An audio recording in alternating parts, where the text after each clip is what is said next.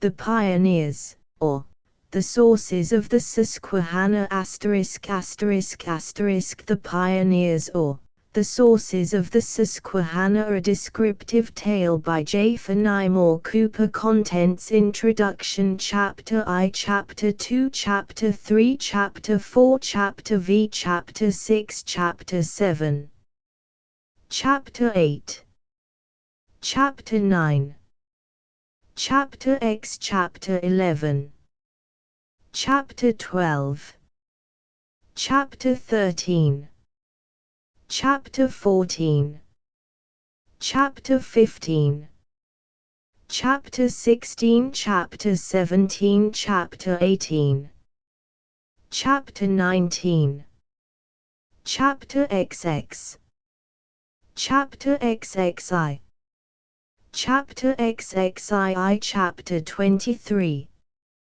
Chapter XIV, Chapter XXV, Chapter XXVI, Chapter XXVIII, Chapter XXVIII, Chapter XXVI, Chapter XXX, Chapter XXXI, Chapter XXI, Chapter XXXII, Chapter XXV, Chapter XXXV, Chapter XXV, Chapter XXVIII, Chapter XXVIII, Chapter XXVI, Chapter XL, Chapter XLI. Introduction. As this work professes, in its title page, to be a descriptive tale, they who will take the trouble to read it may be glad to know how much of its contents is literal fact, and how much is intended to represent a general picture. The author is very sensible that, had he confined himself to the latter, always the most effective, as it is the most valuable, mode of conveying knowledge of this nature, he would have made a far better book.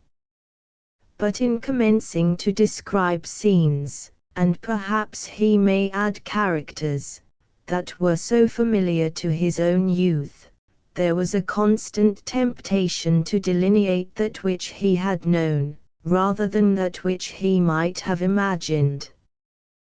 This rigid adhesion to truth, an indispensable requisite in history and travels, destroys the charm of fiction, for all that is necessary to be conveyed to the mind by the latter had better be done by delineations of principles, and of characters in their classes, than by a too fastidious attention to originals.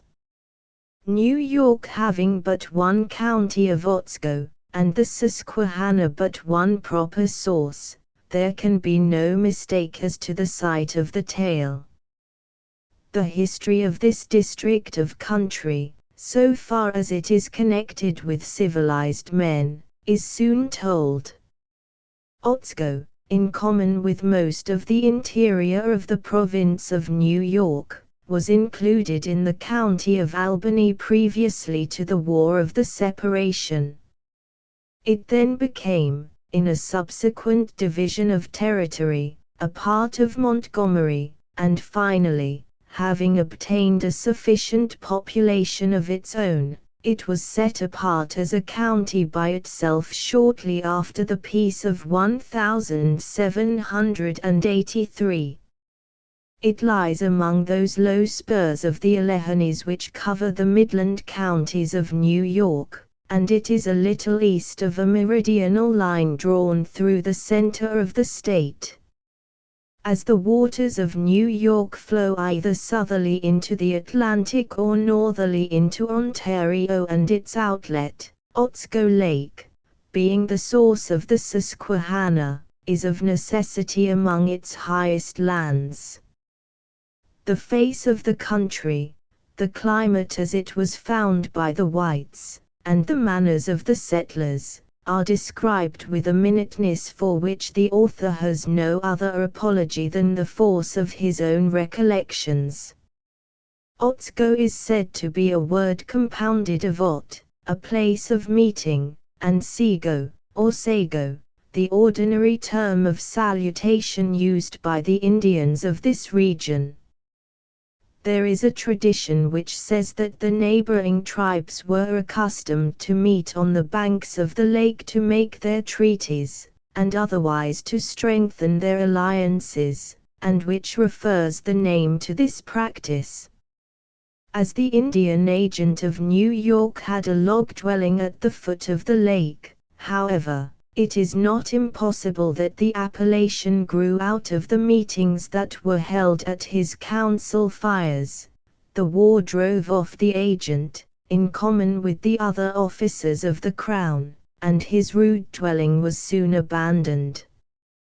The author remembers it, a few years later, reduced to the humble office of a smoke-house. In 1779 an expedition was sent against the hostile Indians, who dwelt about 100 miles west of Otsko, on the banks of the Cayuga. The whole country was then a wilderness, and it was necessary to transport the baggage of the troops by means of the rivers, a devious but practicable route. One brigade ascended the Mohawk until it reached the point nearest to the sources of the Susquehanna, whence it cut a lane through the forest to the head of the Otsko. The boats and baggage were carried over this portage and the troops proceeded to the other extremity of the lake, where they disembarked and encamped. The Susquehanna, a narrow though rapid stream at its source, was much filled with floodwood or fallen trees, and the troops adopted a novel expedient to facilitate their passage. The Otsko is about 9 miles in length, varying in breadth from half a mile to 1.5 miles. The water is of great depth, limpid, and supplied from 1,000 springs. At its foot the banks are rather less than 30 feet high, the remainder of its margin being in mountains, intervals, and points. The outlet, or the Susquehanna, flows through a gorge in the low banks just mentioned, which may have a width of 200 feet. This gorge was dammed and the waters of the lake collected. The Susquehanna was converted into a rill. When all was ready the troops embarked, the dam was knocked away, the Otsko poured out its torrent, and the boats went merrily down with the current. General James Clinton, the brother of George Clinton, then governor of New York, and the father of DeWitt Clinton, who died governor of the same state in 1827, commanded the brigade employed on this duty. During the stay of the troops at the foot of the Otsko a soldier was shot for desertion. The grave of this unfortunate man was the first place of human interment that the author ever beheld, as the smoke-house was the first ruin. The swivel alluded to in this work was buried and abandoned by the troops on this occasion, and it was subsequently found in digging the cellars of the author's paternal residence. Soon after the close of the war, Washington, accompanied by many distinguished men, visited the scene of this tale, it is said with a view to examine the facilities for opening a communication by water with other points of the country. He stayed but a few hours. In 1785 the author's father, who had an interest in extensive tracts of land in this wilderness, arrived with a party of surveyors. The manner in which the scene met his eye is described by Judge Temple. At the commencement of the following year the settlement began, and from that time to this the country has continued to flourish. It is a singular feature in American life that at the beginning of this century, when the proprietor of the estate had occasion for settlers on a new settlement and in a remote county, he was enabled to draw them from among the increase of the former colony. Although the settlement of this part of Otsego a little preceded the birth of the author, it was not sufficiently advanced to render it desirable that an event so important to himself should take place in the wilderness. Perhaps his mother had a reasonable distrust of the practice of Dr. Todd, who must then have been in the novitiate of his experimental acquirements. Be that as it may, the author was brought an infant into this valley, and all his first impressions were here obtained. He has inhabited it ever since, at intervals, and he thinks he can answer for the faithfulness of the picture he has drawn. Otsego has now become one of the most populous districts of New York. It sends forth its emigrants like any other old region, and it is pregnant with industry and enterprise. Its manufacturers are prosperous, and it is worthy of remark that one of the most ingenious machines known in European art is derived from the keen ingenuity which is exercised in this remote region. In order to prevent mistake, it may be well to say that the incidents of this tale are purely a fiction. The literal facts are chiefly connected with the natural and artificial objects and the customs of the inhabitants.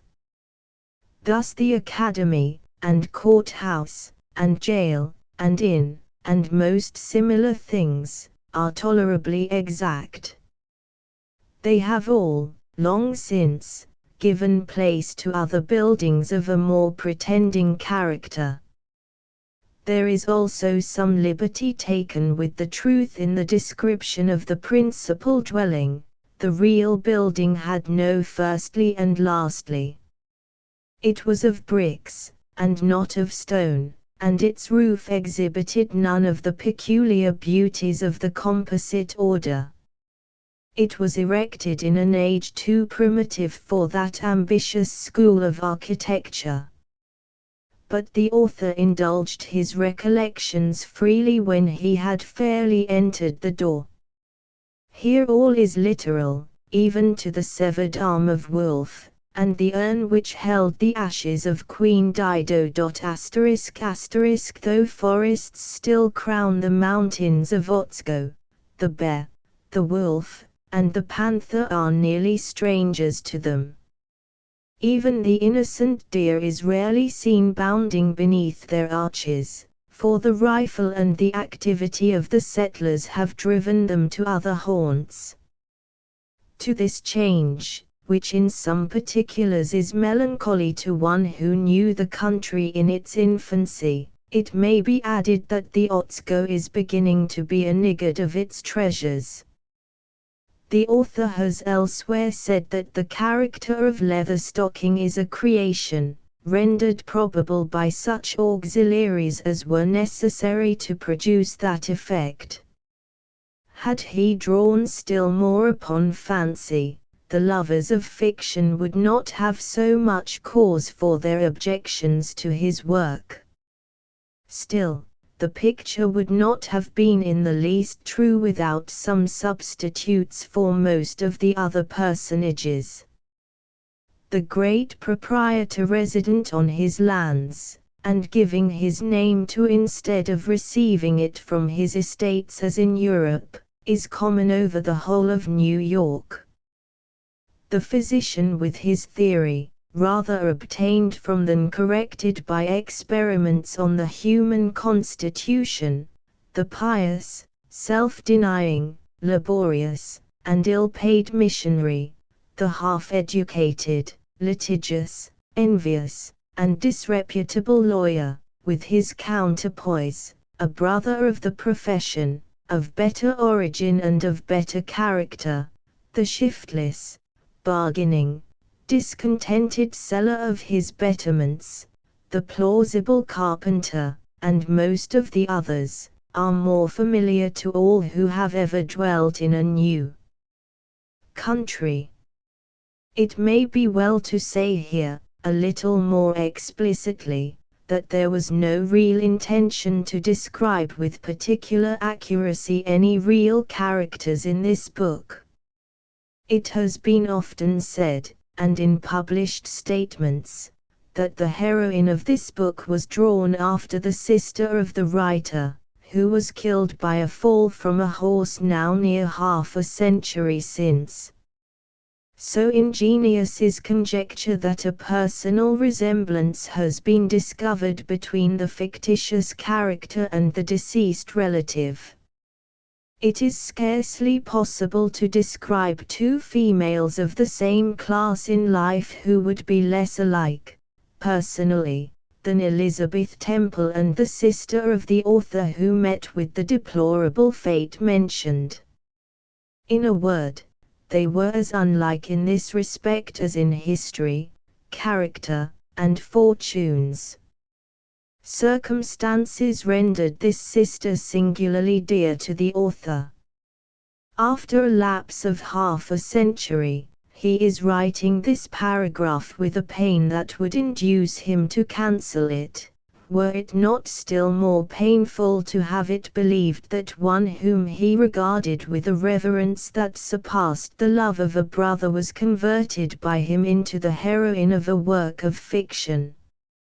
From circumstances which, after this introduction, will be obvious to all, the author has had more pleasure in writing The Pioneers than the book will probably ever give any of its readers.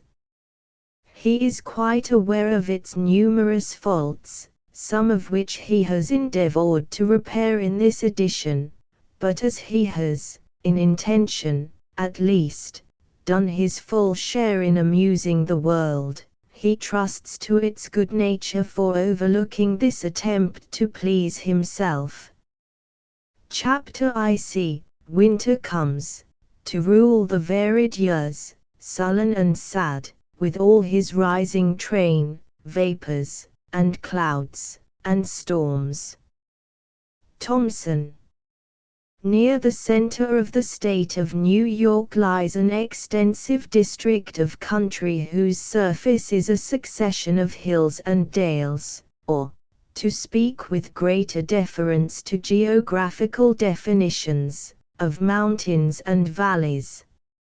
It is among these hills that the Delaware takes its rise, and flowing from the limpid lakes and thousand springs of this region the numerous sources of the Susquehanna meander through the valleys until, uniting their streams, they form one of the proudest rivers of the United States. The mountains are generally arable to the tops, although instances are not wanting where the sides are jutted with rocks that aid greatly in giving to the country that romantic and picturesque character which it so eminently possesses. The vales are narrow, rich, and cultivated, with a stream uniformly winding through each. Beautiful and thriving villages are found interspersed along the margins of the small lakes, or situated at those points of the streams which are favorable for manufacturing, and neat and comfortable farms, with every indication of wealth about them, are scattered profusely through the vales, and even to the mountain tops. Roads diverge in every direction from the even and graceful bottoms of the valleys to the most rugged and intricate passes of the hills. Academies and minor edifices of learning meet the eye of the stranger at every few miles as he wins his way through this uneven territory, and places for the worship of God abound with that frequency which characterize a moral and reflecting people, and with that variety of exterior and canonical government which flows from unfettered liberty of conscience. In short, the whole district is hourly exhibiting how much can be done, in even a rugged country and with a severe climate, under the dominion of mild laws, and where every man feels a direct interest in the prosperity of a commonwealth of which he knows himself to form a part. The expedients of the pioneers who first broke ground in the settlement of this country are succeeded by the permanent improvements of the yeoman who intends to leave his remains to moulder under the sod which he tills, or perhaps of the son, who, born in the land, piously wishes to linger around the grave of his father. Only 40 years have passed since this territory was a wilderness. Our tale begins in 1793, about 7 years after the commencement of one of the earliest of those settlements which have conduced to effect that magical change in the power and condition of the state to which we have alluded. Very soon after the establishment of the independence of the states by the Peace of 1783, the enterprise of their citizens was directed to a development of the natural advantages of their widely extended dominions. Before the War of the Revolution, the inhabited parts of the colony of New York were limited to less than a tenth of its possessions, a narrow belt of country, extending for a short distance on either side of the Hudson, with a similar occupation of 50 miles on the banks of the Mohawk, together with the islands of Nassau and Staten, and a few insulated settlements on chosen land along the margins of streams, composed the country, which was then inhabited by less than 200,000 souls. Within the short period we have mentioned, the population has spread itself over 5 degrees of latitude and 7 of longitude, and has swelled to 1.5 million of inhabitants, who are maintained in abundance, and can look forward to ages before the evil day must arrive when their possessions shall become unequal to their wants. It was near the setting of the sun, on a clear, cold day in December, when a sleigh was moving slowly up one of the mountains in the district we have described. The day had been fine for the season, and but 2 or 3 large clouds, whose color seemed brightened by the light reflected from the mass of snow that covered the earth, floated in a sky of the purest blue. The road wound along the brow of a precipice, and on one side was upheld by a foundation of logs piled one upon the other, while a narrow excavation in the mountain in the opposite direction had made a passage of sufficient width for the ordinary traveling of that day. But logs, excavation, and everything that did not reach several feet above the earth lay alike buried beneath the snow. A single track, barely wide enough to receive the sleigh, denoted the route of the highway, and this was sunk nearly 2 feet below the surrounding surface.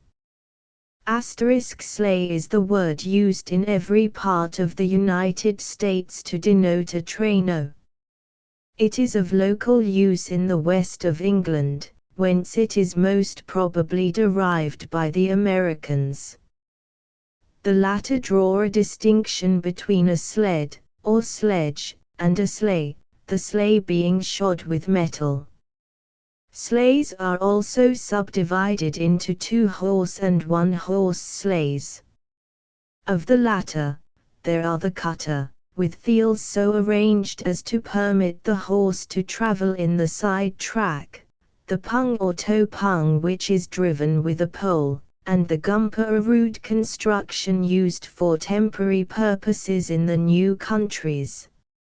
Many of the American sleighs are elegant, though the use of this mode of conveyance is much lessened with the melioration of the climate consequent to the clearing of the forests.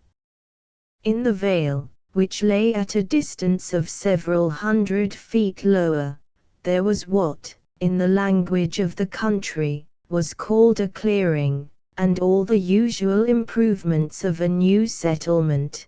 These even extended up the hill to the point where the road turned short and ran across the level land, which lay on the summit of the mountain, but the summit itself remained in the forest.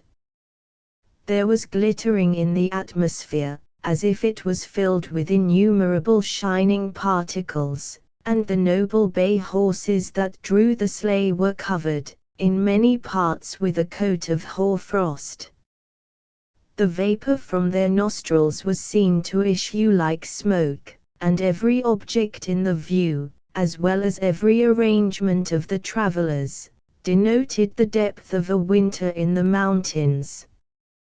The harness, which was of a deep, dull black, differing from the glossy varnishing of the present day, was ornamented with enormous plates and buckles of brass, that shone like gold in those transient beams of the sun which found their way obliquely through the tops of the trees. Huge saddles, studded with nails and fitted with cloth that served as blankets to the shoulders of the cattle, supported 4 high, square-topped turrets, through which the stout reins led from the mouths of the horses to the hands of the driver, who was a Negro, of apparently 20 years of age. His face, which nature had colored with a glistening black, was now mottled with the cold, and his large shining eyes filled with tears, a tribute to its power that the keen frosts of those regions always extracted from one of his African origin.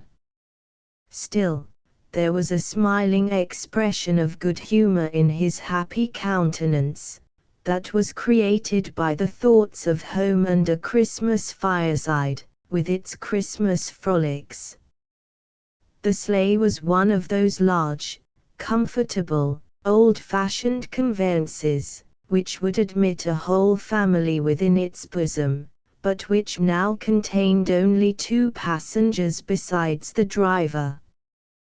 The color of its outside was a modest green, and that of its inside a fiery red.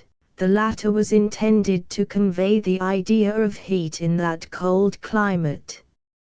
Large buffalo skins trimmed around the edges with red cloth cut into festoons, covered the back of the sleigh, and were spread over its bottom and drawn up around the feet of the travelers, one of whom was a man of middle age and the other a female just entering upon womanhood. The former was of a large stature, but the precautions he had taken to guard against the cold left but little of his person exposed to view. A great coat, that was abundantly ornamented by a profusion of furs, enveloped the whole of his figure excepting the head, which was covered with a cap of marten skins lined with morocco, the sides of which were made to fall, if necessary, and were now drawn close over the ears and fastened beneath his chin with a black ribbon. The top of the cap was surmounted with the tail of the animal whose skin had furnished the rest of the materials, which fell back, not ungracefully, a few inches behind the head.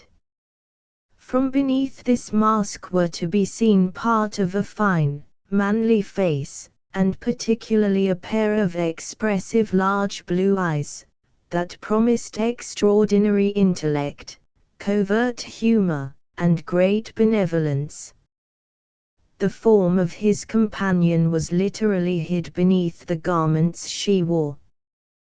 There were furs and silks peeping from under a large camlet cloak with a thick flannel lining, that by its cut and size was evidently intended for a masculine wearer. A huge hood of black silk, that was quilted with down, concealed the whole of her head, except at a small opening in front for breath, through which occasionally sparkled a pair of animated jet-black eyes. Both the father and daughter, for such was the connection between the two travelers, were too much occupied with their reflections to break a stillness that derived little or no interruption from the easy gliding of the sleigh by the sound of their voices. The former was thinking of the wife that had held this their only child to her bosom, when, 4 years before, she had reluctantly consented to relinquish the society of her daughter in order that the latter might enjoy the advantages of an education which the city of New York could only offer at that period. A few months afterward death had deprived him of the remaining companion of his solitude, but still he had enough real regard for his child not to bring her into the comparative wilderness in which he dwelt, until the full period had expired to which he had limited her juvenile labors. The reflections of the daughter were less melancholy, and mingled with a pleased astonishment at the novel scenery she met at every turn in the road. The mountain on which they were journeying was covered with pines that rose without a branch some 70 or 80 feet, and which frequently doubled that height by the addition of the tops. Through the innumerable vistas that opened beneath the lofty trees, the eye could penetrate until it was met by a distant inequality in the ground, or was stopped by a view of the summit of the mountain which lay on the opposite side of the valley to which they were hastening. The dark trunks of the trees rose from the pure white of the snow in regularly formed shafts, until, at a great height, their branches shot forth horizontal limbs, that were covered with the meager foliage of an evergreen, affording a melancholy contrast to the torpor of nature below. To the travelers there seemed to be no wind, but these pines waved majestically at their topmost boughs, sending forth a dull, plaintive sound that was quite in consonance with the rest of the melancholy scene. The sleigh had glided for some distance along the even surface, and the gaze of the female was bent in inquisitive and, perhaps, timid glances into the recesses of the forest, when a loud and continued howling was heard, pealing under the long arches of the woods like the cry of a numerous pack of hounds. The instant the sounds reached the ear of the gentleman he cried aloud to the black, "Hole up, Aggie, there is old Hector, I should know his bay among 10,000. The leather stocking has put his hounds into the hills this clear day, and they have started their game. There is a deer track a few rods ahead, and now, Bess, if thou canst muster courage enough to stand fire, I will give thee a saddle for thy Christmas dinner." The black drew up, with a cheerful grin upon his chilled features, and began thrashing his arms together in order to restore the circulation of his fingers, while the speaker stood erect and, throwing aside his outer covering, stepped from the sleigh upon a bank of snow which sustained his weight without yielding. In a few moments the speaker succeeded in extricating a double-barreled fowling piece from among a multitude of trunks and bandboxes. After throwing aside the thick mittens which had encased his hands, there now appeared a pair of leather gloves tipped with fur. He examined his priming, and was about to move forward, when the light bounding noise of an animal plunging through the woods was heard, and a fine buck darted into the path a short distance ahead of him. The appearance of the animal was sudden, and his flight inconceivably rapid, but the traveler appeared to be too keen a sportsman to be disconcerted by either. As it came first into view he raised the fowling piece to his shoulder and, with a practiced eye and steady hand, drew a trigger. The deer dashed forward undaunted, and apparently unhurt. Without lowering his piece, the traveler turned its muzzle toward his victim, and fired again. Neither discharge, however, seemed to have taken effect. The whole scene had passed with a rapidity that confused the female, who was unconsciously rejoicing in the escape of the buck, as he rather darted like a meteor than ran across the road, when a sharp, quick sound struck her ear, quite different from the full, round reports of her father's gun, but still sufficiently distinct to be known as the concussion produced by firearms.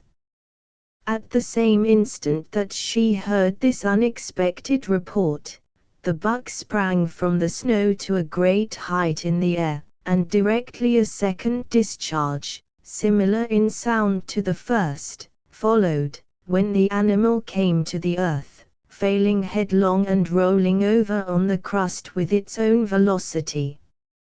A loud shout was given by the unseen marksman, and a couple of men instantly appeared from behind the trunks of two of the pines, where they had evidently placed themselves in expectation of the passage of the deer. "Ha! Natty, had I known you were in ambush, I should not have fired," cried the traveler, moving toward the spot where the deer lay, near to which he was followed by the delighted black, with his sleigh, but the sound of old Hector was too exhilarating to be quiet, though I hardly think I struck him, either. "No, no, Judge," returned the hunter, with an inward chuckle, and with that look of exultation that indicates a consciousness of superior skill, "you burned your powder only to warm your nose this cold evening. Did ye think to stop a full-grown buck, with Hector and the slut open upon him within sound, with that pop-gun in your hand?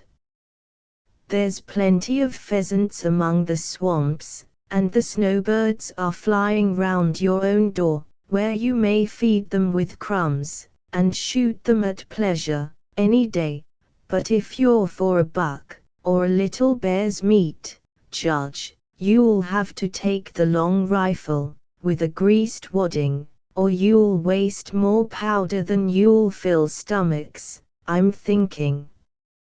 As the speaker concluded he drew his bare hand across the bottom of his nose, and again opened his enormous mouth with a kind of inward laugh. "The gun scatters well, Natty, and it has killed a deer before now," said the traveler, smiling good-humoredly. "One barrel was charged with buckshot, but the other was loaded for birds only. Here are two hurts, one through the neck, and the other directly through the heart. It is by no means certain, Natty, but I gave him one of the two." "Let who will kill him," said the hunter, rather surlily. "I suppose the creature is to be eaten." So saying, he drew a large knife from a leathern sheath, which was stuck through his girdle, or sash, and cut the throat of the animal. "If there are two balls through the deer, I would ask if there weren't two rifles fired. Besides, whoever saw such a ragged hole from a smoothbore as this through the neck? And you will own yourself, Judge, that the buck fell at the last shot, which was sent from a trill and a younger hand than your or mine either, but, for my part, although I am a poor man I can live without the venison, but I don't love to give up my lawful dues in a free country. Though, for the matter of that, might often makes right here, as well as in the old country, for what I can see. An air of sullen dissatisfaction pervaded the manner of the hunter during the whole of his speech, yet he thought it prudent to utter the close of the sentence in such an undertone as to leave nothing audible but the grumbling sounds of his voice. "Nay, Natty," rejoined the traveller, with undisturbed good humour, "it is for the honour that I contend. A few dollars will pay for the venison, but what will requite me for the lost honour of a buck's tail in my cap? Think, Natty, how I should triumph over that quizzing dog, Dick Jones, who has failed 7 times already this season, and has only brought in 1 woodchuck and a few grey squirrels. Ah! The game is becoming hard to find, indeed, Judge, with your clearings and betterments," said the old hunter, with a kind of compelled resignation. "The time has been when I have shot 13 deer without counting the fans standing in the door of my own hut, and for bear's meat, if one wanted a ham or so, he had only to watch a nights, and he could shoot one by moonlight, through the cracks of the logs, no fear of his oversleeping himself neither, for the howling of the wolves was certain to keep his eyes open. There's old Hector, patting with affection a tall hound of black and yellow spots, with white belly and legs, that just then came in on the scent, accompanied by the slut he had mentioned. See where the wolves bit his throat, the night I drove them from the venison that was smoking on the chimney top. That dog is more to be trusted than many a Christian man, for he never forgets a friend, and loves the hand that gives him bread." There was a peculiarity in the manner of the hunter that attracted the notice of the young female, who had been a close and interested observer of his appearance and equipments, from the moment he came into view. He was tall, and so meagre as to make him seem above even the 6 feet that he actually stood in his stockings.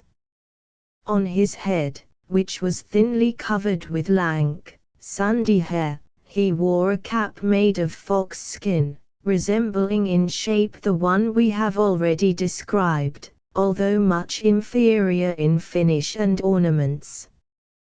His face was skinny and thin almost to emaciation, but yet it bore no signs of disease. On the contrary, it had every indication of the most robust and enduring health.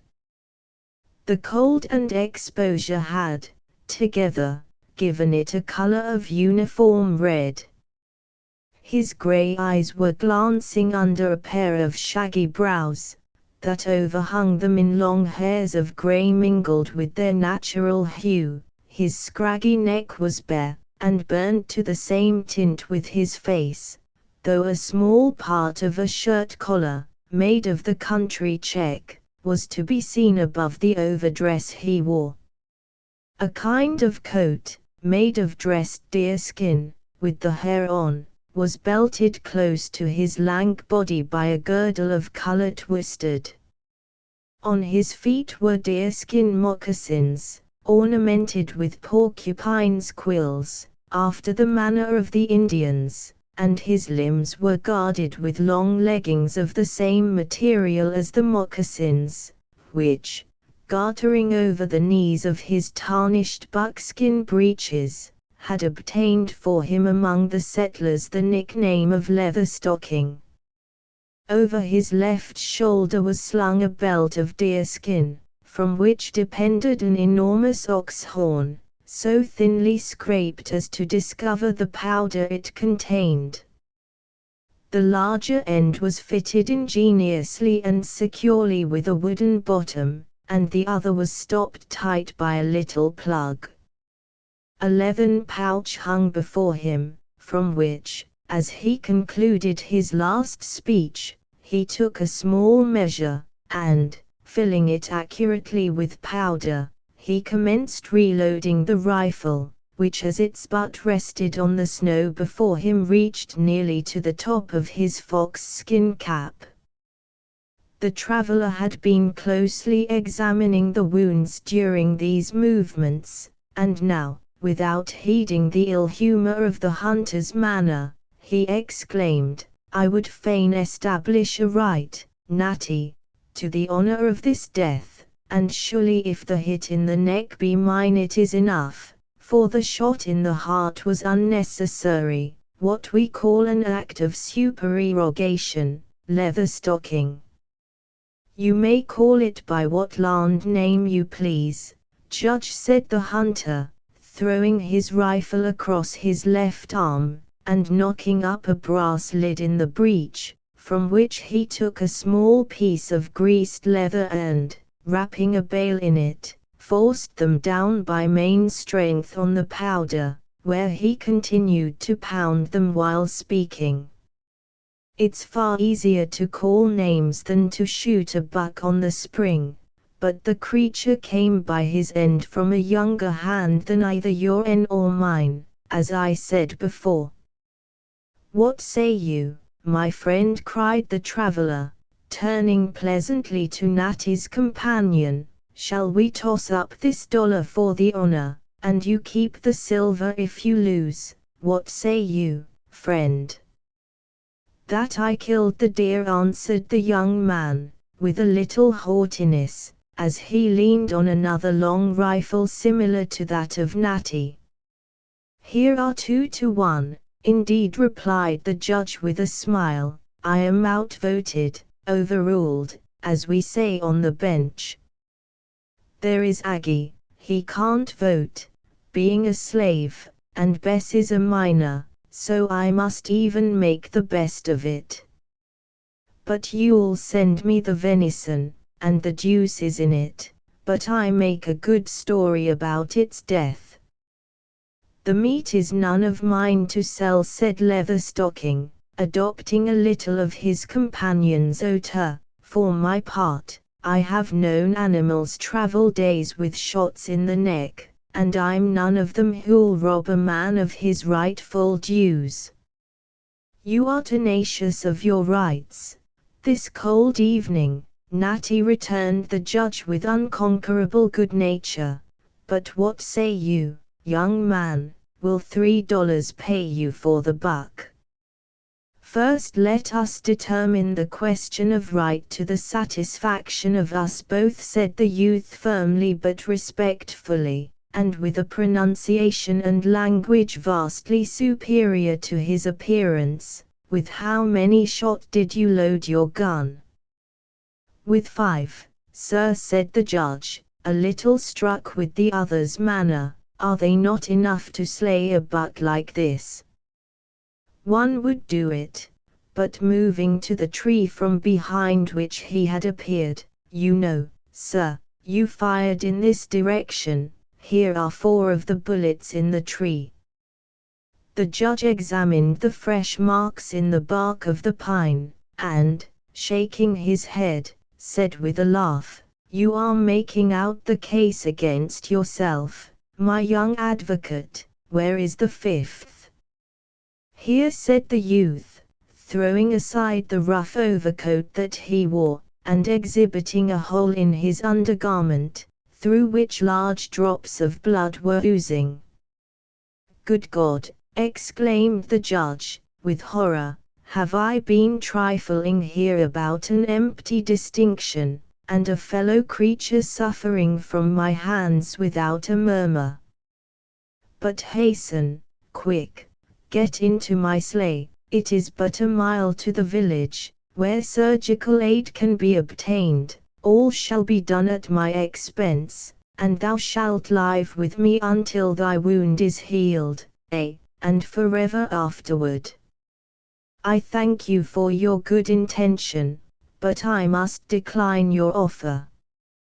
I have a friend who would be uneasy were he to hear that I am hurt and away from him.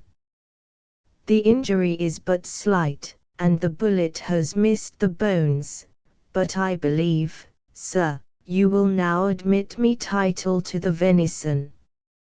Admit it, repeated the agitated judge. I here give thee a right to shoot deer, or bears, or anything thou pleasest in my woods, forever. Leatherstocking is the only other man that I have granted the same privilege to, and the time is coming when it will be of value. But I buy your deer, here, this bill will pay thee, both for thy shot and my own. The old hunter gathered his tall person up into an air of pride during this dialogue, but he waited until the other had done speaking. There's them living who say that Nathaniel Bumppo's right to shoot on these hills is of older date than Marmaduke Temple's right to forbid him, he said. But if there's a law about it at all, though who ever heard of a law that a man shouldn't kill deer where he pleased, but if there is a law at all, it should be to keep people from the use of smoothbores. A body never knows where his lead will fly, when he pulls the trigger of one of them uncertain firearms. Without attending to the soliloquy of Natty, the youth bowed his head silently to the offerer of the banknote, and replied, "Excuse me, I have need of the venison." "But this will buy you many deer," said the judge. "Take it, I entreat you," and, lowering his voice to a whisper, he added, "It is for $100. For an instant only the youth seemed to hesitate, and then, blushing even through the high color that the cold had given to his cheeks, as if with inward shame at his own weakness, he again declined the offer. During this scene the female arose, and regardless of the cold air, she threw back the hood which concealed her features, and now spoke, with great earnestness. Surely, young man, sir, you would not pain my father so much as to have him think that he leaves a fellow creature in this wilderness whom his own hand has injured. I entreat you will go with us, and receive medical aid." Whether his wound became more painful, or there was something irresistible in the voice and manner of the fair pleader for her father's feelings, we know not, but the distance of the young man's manner was sensibly softened by this appeal, and he stood in apparent doubt, as if reluctant to comply with and yet unwilling to refuse her request. The judge, for such being his office must in future be his title, watched with no little interest the display of this singular contention in the feelings of the youth, and, advancing, kindly took his hand, and, as he pulled him gently toward the sleigh, urged him to enter it. "There is no human aid nearer than Templeton," he said, "and the hut of Natty is full 3 miles from this. Come, my young friend, go with us, and let the new doctor look to this shoulder of thine. Here is Natty will take the tidings of thy welfare to thy friend, and shouldst thou require it, thou shalt return home in the morning."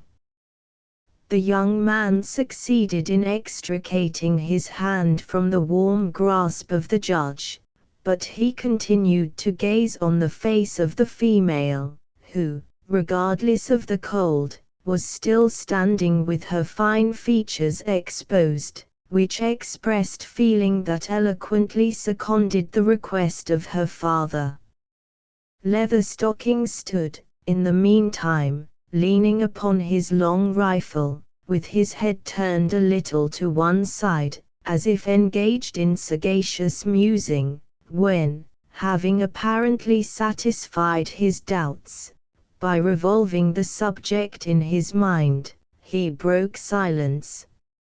"It may be best to go, lad, after all, for, if the shot hangs under the skin, my hand is getting too old to be cutting into human flesh, as I once used to, though some 30 years agone, in the old war, when I was out under Sir William, I travelled 70 miles alone in the howling wilderness, with a rifle bullet in my thigh, and then cut it out with my own jackknife.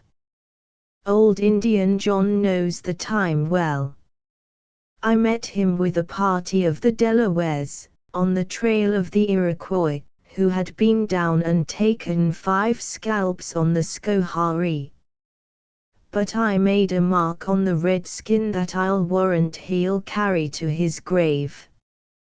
I took him on the posterium, saving the lady's presence, as he got up from the ambushment, and rattled 3 buckshot into his naked hide, so close that you might have laid a broad jaw upon them all." Here Natty stretched out his long neck, and straightened his body, as he opened his mouth, which exposed a single tusk of yellow bone, while his eyes, his face, even his whole frame seemed to laugh, although no sound was emitted except a kind of thick hissing, as he inhaled his breath in quavers. I had lost my bullet mold in crossing the Oneida outlet, and had to make shift with the buckshot, but the rifle was true, and didn't scatter like your 2-legged thing there, Judge, which don't do, I find, to hunt in company with. Natty's apology to the delicacy of the young lady was unnecessary, for, while he was speaking, she was too much employed in helping her father to remove certain articles of baggage to hear him. Unable to resist the kind urgency of the travelers any longer, the youth, though still with an unaccountable reluctance, suffered himself to be persuaded to enter the sleigh. The black, with the aid of his master, threw the buck across the baggage, and entering the vehicle themselves, the judge invited the hunter to do so likewise. "No, no," said the old roan, shaking his head, "I have work to do at home this Christmas Eve. Drive on with the boy, and let your doctor look to the shoulder, though if he will only cut out the shot, I have yarbs that will heal the wound quicker than all his foreign ointments." He turned, and was about to move off, when, suddenly recollecting himself, he again faced the party, and added, "If you see anything of Indian John, about the foot of the lake, you had better take him with you, and let him lend the doctor a hand, for, old as he is curious at cuts and bruises, and it's likelier than not he'll be in with brooms to sweep your Christmas hearths." "Stop, stop," cried the youth, catching the arm of the black as he prepared to urge his horses forward. "Natty, you need say nothing of the shot, nor of where I am going. Remember, Natty, as you love me." "Trust old Leatherstocking," returned the hunter significantly. "He hasn't lived 50 years in the wilderness, and not learned from the savages how to hold his tongue. Trust to me, lad, and remember old Indian John." "And, Natty," said the youth eagerly, still holding the black by the arm, "I will just get the shot extracted, and bring you up tonight a quarter of the buck for the Christmas dinner." He was interrupted by the hunter, who held up his finger with an expressive gesture for silence. He then moved softly along the margin of the road, keeping his eyes steadfastly fixed on the branches of a pine. When he had obtained such a position as he wished, he stopped, and, cocking his rifle, threw one leg far behind him, and stretching his left arm to its utmost extent along the barrel of his piece, he began slowly to raise its muzzle in a line with the straight trunk of the tree. The eyes of the group in the sleigh naturally preceded the movement of the rifle, and they soon discovered the object of Natty's aim. On a small dead branch of the pine, which, at the distance of 70 feet from the ground, shot out horizontally, immediately beneath the living members of the tree, sat a bird, that in the vulgar language of the country was indiscriminately called a pheasant or a partridge.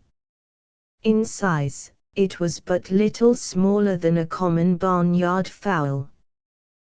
The baying of the dogs, and the conversation that had passed near the root of the tree on which it was perched, had alarmed the bird, which was now drawn up near the body of the pine, with a head and neck so erect as to form nearly a straight line with its legs. As soon as the rifle bore on the victim, Natty drew his trigger, and the partridge fell from its height with a force that buried it in the snow. "Lie down, you old villain!" exclaimed Leatherstocking, shaking his ramrod at Hector as he bounded toward the foot of the tree. "Lie down, I say!" The dog obeyed, and Natty proceeded with great rapidity, though with the nicest accuracy, to reload his piece.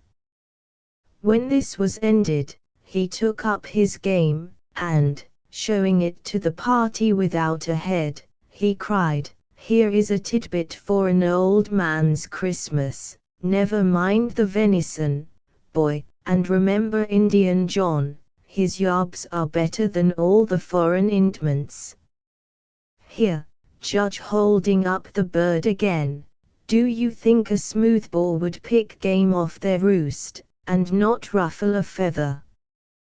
The old man gave another of his remarkable laughs, which partook so largely of exultation, mirth, and irony, and, shaking his head, he turned, with his rifle at a trail, and moved into the forest with steps that were between a walk and a trot. At each movement he made his body lowered several inches, his knees yielding with an inclination inward, but, as the sleigh turned at a bend in the road, the youth cast his eyes in quest of his old companion, and he saw that he was already nearly concealed by the trunks of the tree, while his dogs were following quietly in his footsteps, occasionally scenting the deer track, that they seemed to know instinctively was now of no further use to them. Another jerk was given to the sleigh, and Leatherstocking was hid from view.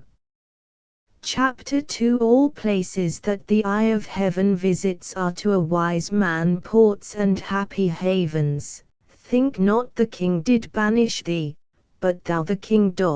Richard II, an ancestor of Marmaduke Temple, had, about 120 years before the commencement of our tale, come to the colony of Pennsylvania, a friend and co-religionist of its great patron, Old Marmaduke, for this formidable praenomen was a kind of appellative to the race, brought with him, to that asylum of the persecuted, an abundance of the good things of this life.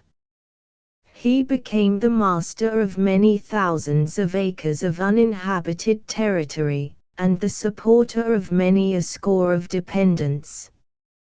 He lived greatly respected for his piety, and not a little distinguished as a sectary, was entrusted by his associates with many important political stations, and died just in time to escape the knowledge of his own poverty. It was his lot to share the fortune of most of those who brought wealth with them into the new settlements of the middle colonies. The consequence of an emigrant into these provinces was generally to be ascertained by the number of his white servants or dependents, and the nature of the public situations that he held. Taking this rule as a guide, the ancestor of our judge must have been a man of no little note. It is, however, a subject of curious inquiry at the present day, to look into the brief records of that early period, and observe how regular, and with few exceptions how inevitable, were the gradations, on the one hand, of the masters to poverty, and on the other, of their servants to wealth. Accustomed to ease, and unequal to the struggles incident to an infant society, the affluent emigrant was barely enabled to maintain his own rank by the weight of his personal superiority and acquirements, but, the moment that his head was laid in the grave, his indolent and comparatively uneducated offspring were compelled to yield precedency to the more active energies of a class whose exertions had been stimulated by necessity. This is a very common course of things, even in the present state of the Union, but it was peculiarly the fortunes of the two extremes of society, in the peaceful and unenterprising colonies of Pennsylvania and New Jersey.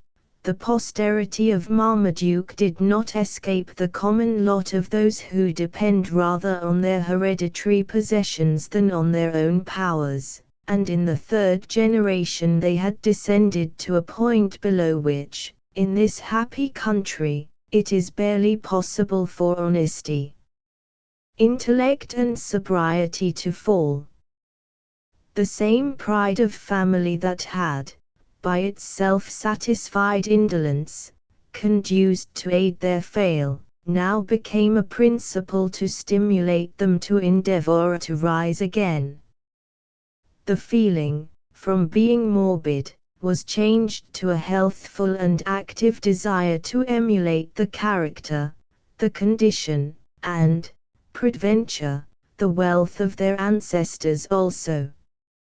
It was the father of our new acquaintance, the judge, who first began to reascend in the scale of society, and in this undertaking he was not a little assisted by a marriage, which aided in furnishing the means of educating his only son in a rather better manner than the low state of the common schools of Pennsylvania could promise, or than had been the practice in the family for the 2 or 3 preceding generations.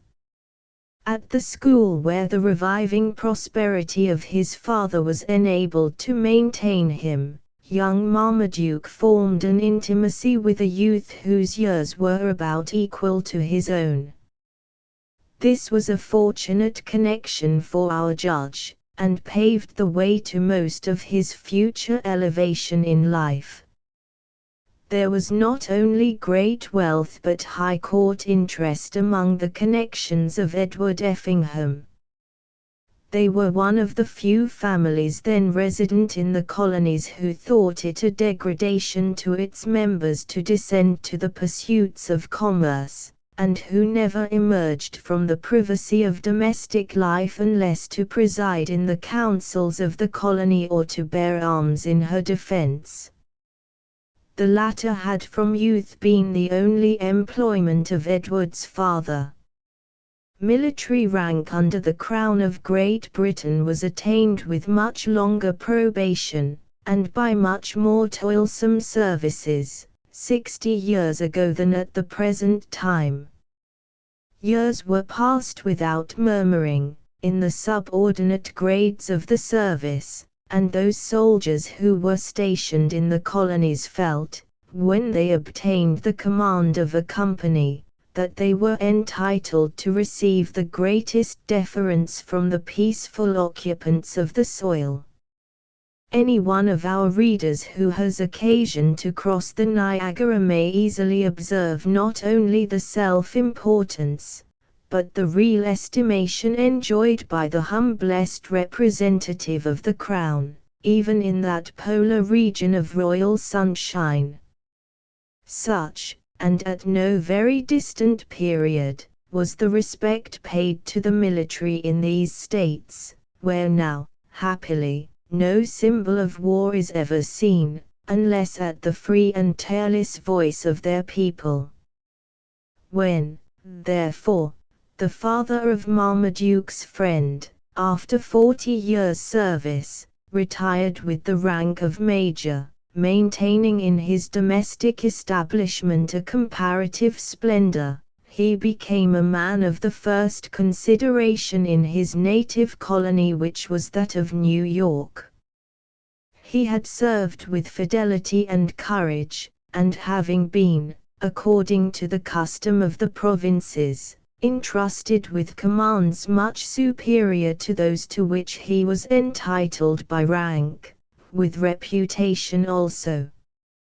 When Major Effingham yielded to the claims of age, he retired with dignity, refusing his half-pay or any other compensation for services that he felt he could no longer perform.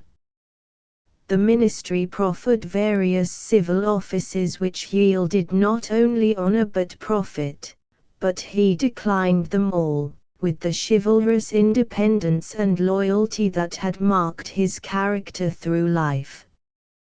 The veteran soon caused this set of patriotic disinterestedness to be followed by another of private munificence, that, however little it accorded with prudence, was in perfect conformity with the simple integrity of his own views. The friend of Marmaduke was his only child, and to this son, on his marriage with a lady to whom the father was particularly partial, the major gave a complete conveyance of his whole estate, consisting of money in the funds, a town and country residence, sundry valuable farms in the old parts of the colony, and large tracts of wild land in the new, in this manner throwing himself upon the filial piety of his child for his own future maintenance. Major Effingham, in declining the liberal offers of the British ministry, had subjected himself to the suspicion of having attained his dotage, by all those who throng the avenues to court patronage, even in the remotest corners of that vast empire, but, when he thus voluntarily stripped himself of his great personal wealth, the remainder of the community seemed instinctively to adopt the conclusion also that he had reached a second childhood. This may explain the fact of his importance rapidly declining, and, if privacy was his object, the veteran had soon a free indulgence of his wishes. Whatever views the world might entertain of this act of the major, to himself and to his child it seemed no more than a natural gift by a father of those immunities which he could no longer enjoy or improve, to a son, who was formed, both by nature and education, to do both. The younger Effingham did not object to the amount of the donation, for he felt that while his parent reserved a moral control over his actions, he was relieving himself of a fatiguing burden. Such, indeed, was the confidence existing between them, that to neither did it seem anything more than removing money from one pocket to another. One of the first acts of the young man, on coming into possession of his wealth, was to seek his early friend, with a view to offer any assistance that it was now in his power to bestow. The death of Marmaduke's father, and the consequent division of his small estate, rendered such an offer extremely acceptable to the young Pennsylvanian. He felt his own powers, and saw, not only the excellences, but the foibles in the character of his friend. Effingham was by nature indolent, confiding, and at times impetuous and indiscreet, but Marmaduke was uniformly equable, penetrating, and full of activity and enterprise. To the latter, therefore, the assistance, or rather connection that was proffered to him, seemed to produce a mutual advantage. It was cheerfully accepted, and the arrangement of its conditions was easily completed. A mercantile house was established in the metropolis of Pennsylvania, with the avails of Mr. Effingham's personal property, all, or nearly all, of which was put into the possession of Temple, who was the only ostensible proprietor in the concern, while, in secret, the other was entitled to an equal participation in the profits. This connection was thus kept private for two reasons, one of which, in the freedom of their intercourse, was frankly avowed to Marmaduke, while the other continued profoundly hid in the bosom of his friend. The last was nothing more than pride. To the descendant of a line of soldiers, commerce, even in that indirect manner, seemed a degrading pursuit, but an insuperable obstacle to the disclosure existed in the prejudices of his father. We have already said that Major Effingham had served as a soldier with reputation. On one occasion, while in command on the western frontier of Pennsylvania against a league of the French and Indians, not only his glory, but the safety of himself and his troops were jeoparded by the peaceful policy of that colony. To the soldier, this was an unpardonable offense. He was fighting in their defense.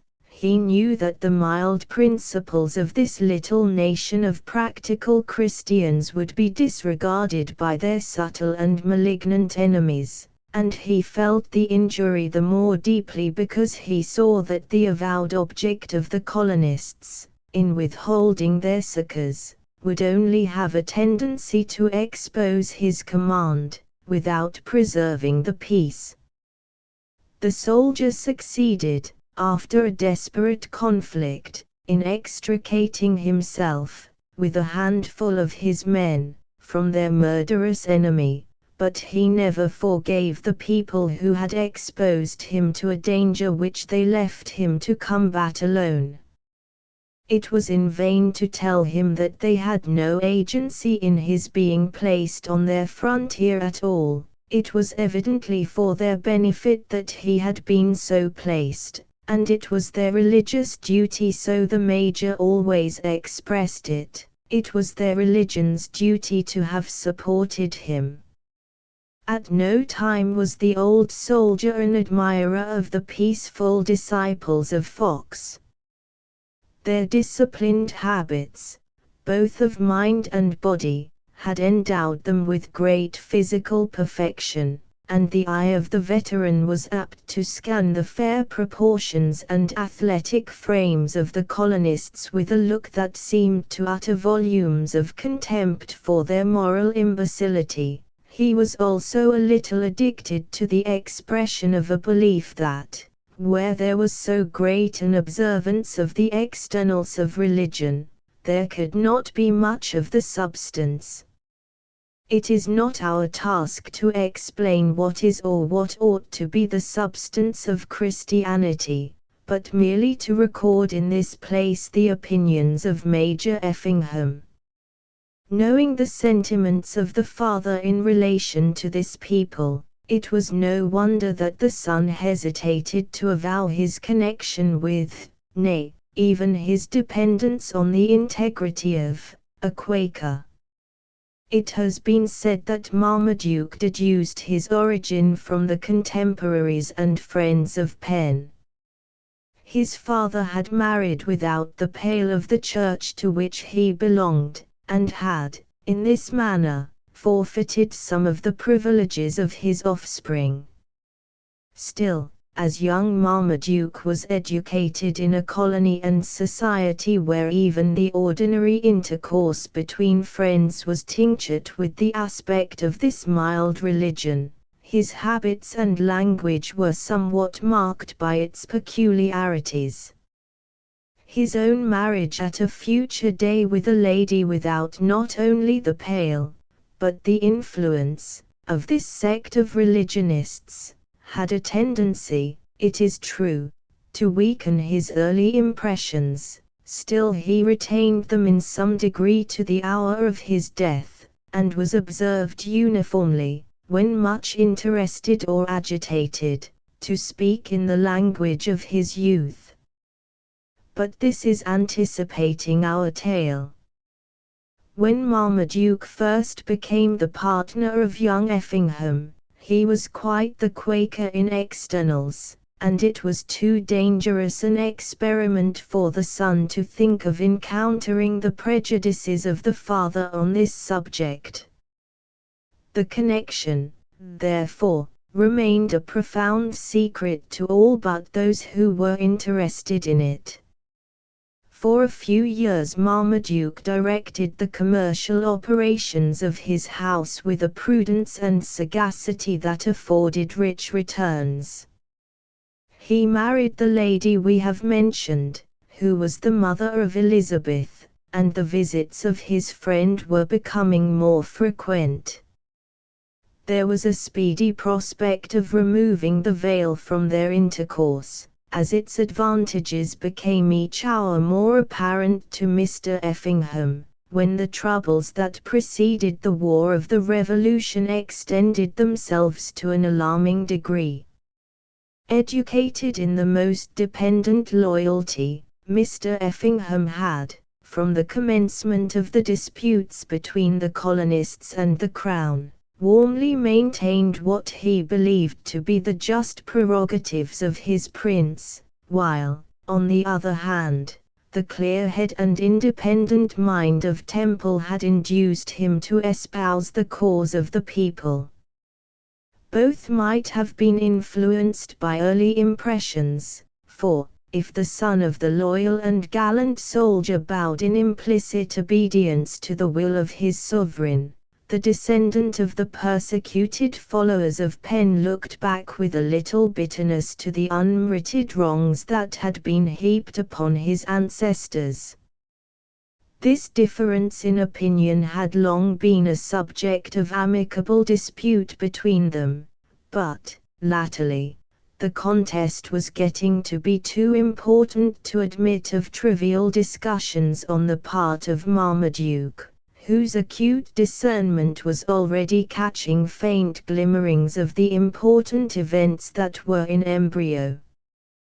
The sparks of dissension soon kindled into a blaze, and the colonies, or rather, as they quickly declared themselves, the states, became a scene of strife and bloodshed for years. A short time before the Battle of Lexington, Mr. Effingham, already a widower, transmitted to Marmaduke, for safekeeping, all his valuable effects and papers, and left the colony without his father. The war had, however, scarcely commenced in earnest, when he reappeared in New York, wearing the livery of his king, and, in a short time, he took the field at the head of a provincial corps.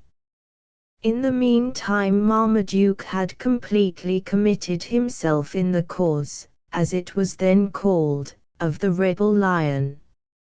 Of course, all intercourse between the friends ceased. On the part of Colonel Effingham it was unsought, and on that of Marmaduke there was a cautious reserve.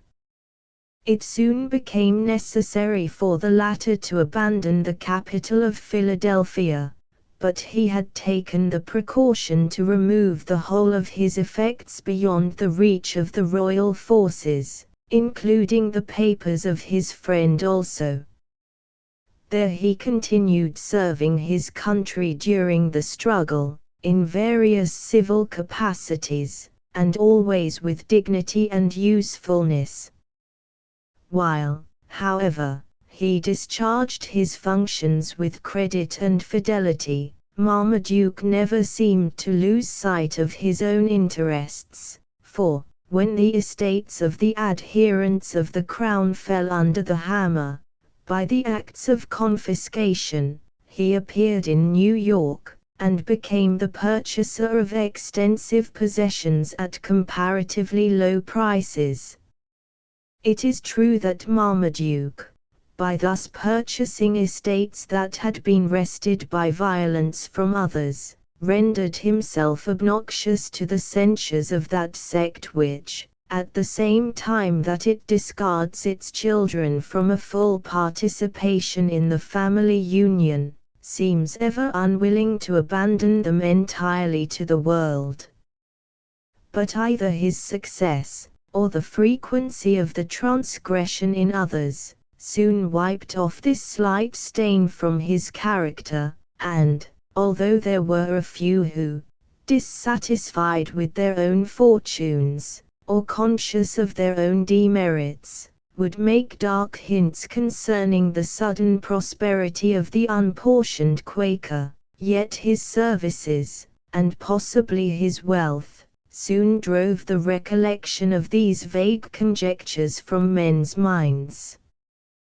When the war ended, and the independence of the states was acknowledged, Mr. Temple turned his attention from the pursuit of commerce, which was then fluctuating and uncertain, to the settlement of those tracts of land which he had purchased.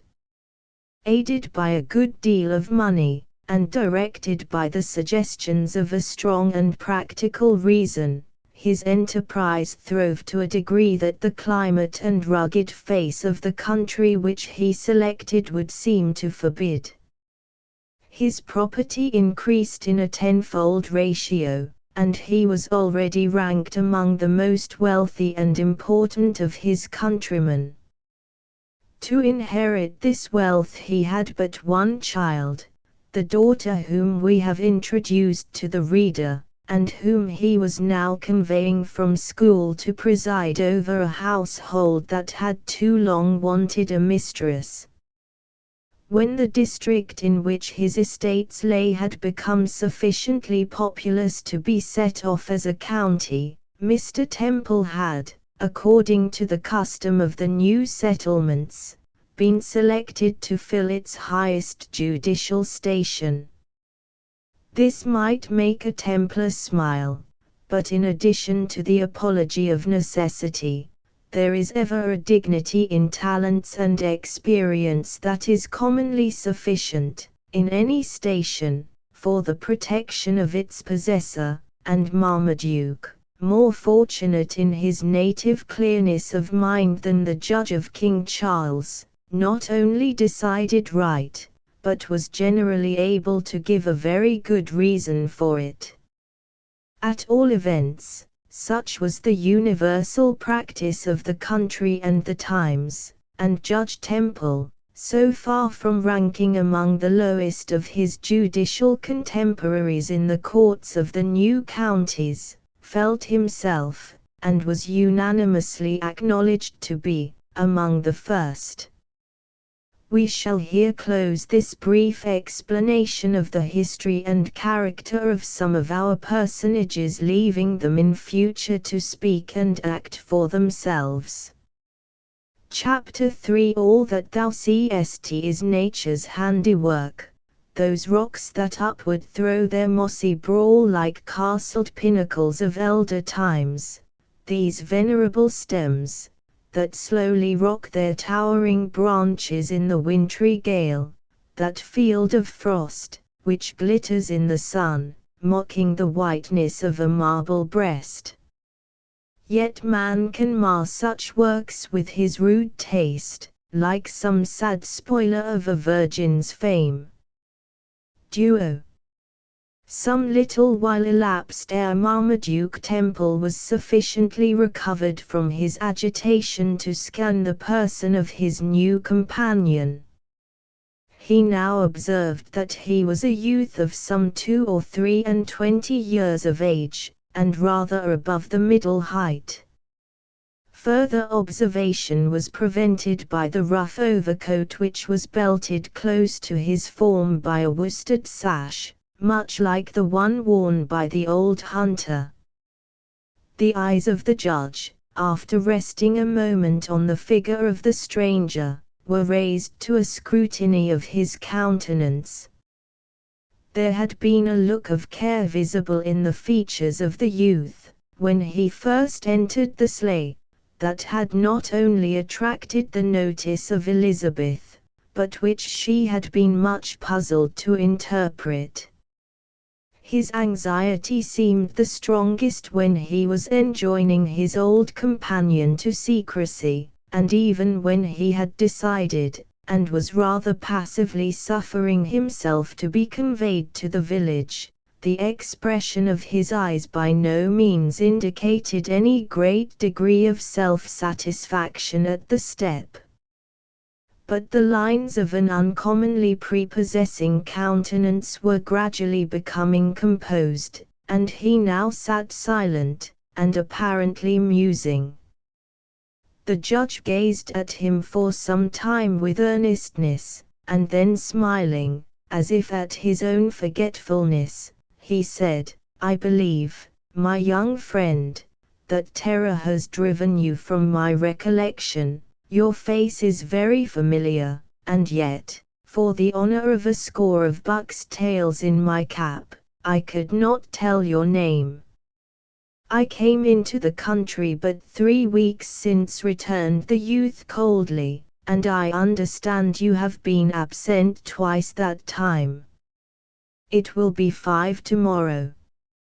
"Yet your face is one that I have seen, though it would not be strange, such has been my affright, should I see thee in thy winding sheet walking by my bedside tonight.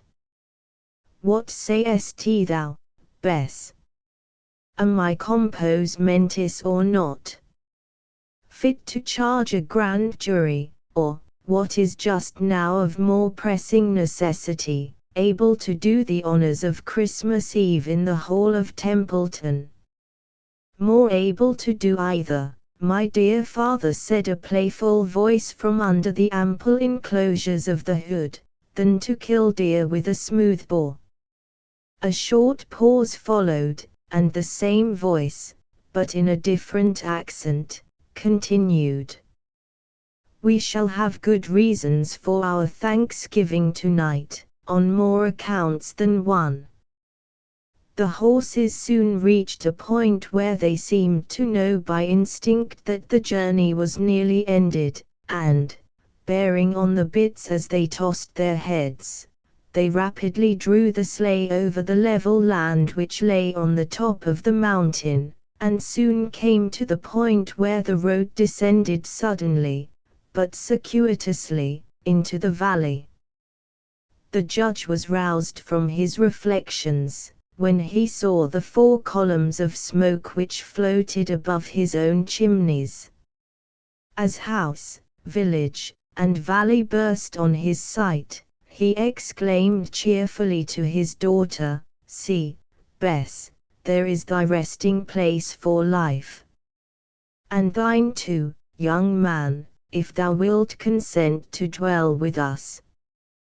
The eyes of his auditors involuntarily met, and, if the color that gathered over the face of Elizabeth was contradicted by the cold expression of her eye, the ambiguous smile that again played about the lips of the stranger seemed equally to deny the probability of his consenting to form one of this family group.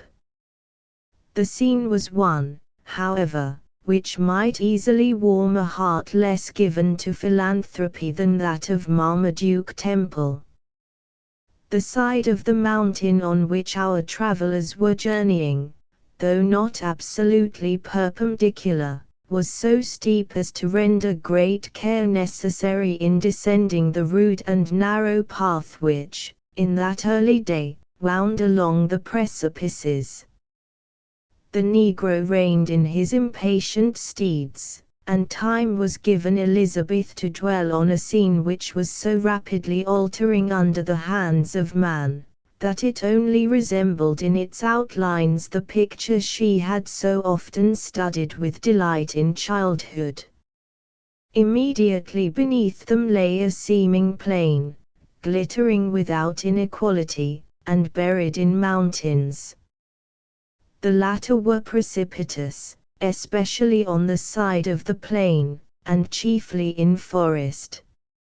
Here and there the hills fell away in long, low points, and broke the sameness of the outline, or setting to the long and wide field of snow, which, without house, tree, fence, or any other fixture, resembled so much spotless cloud settled to the earth.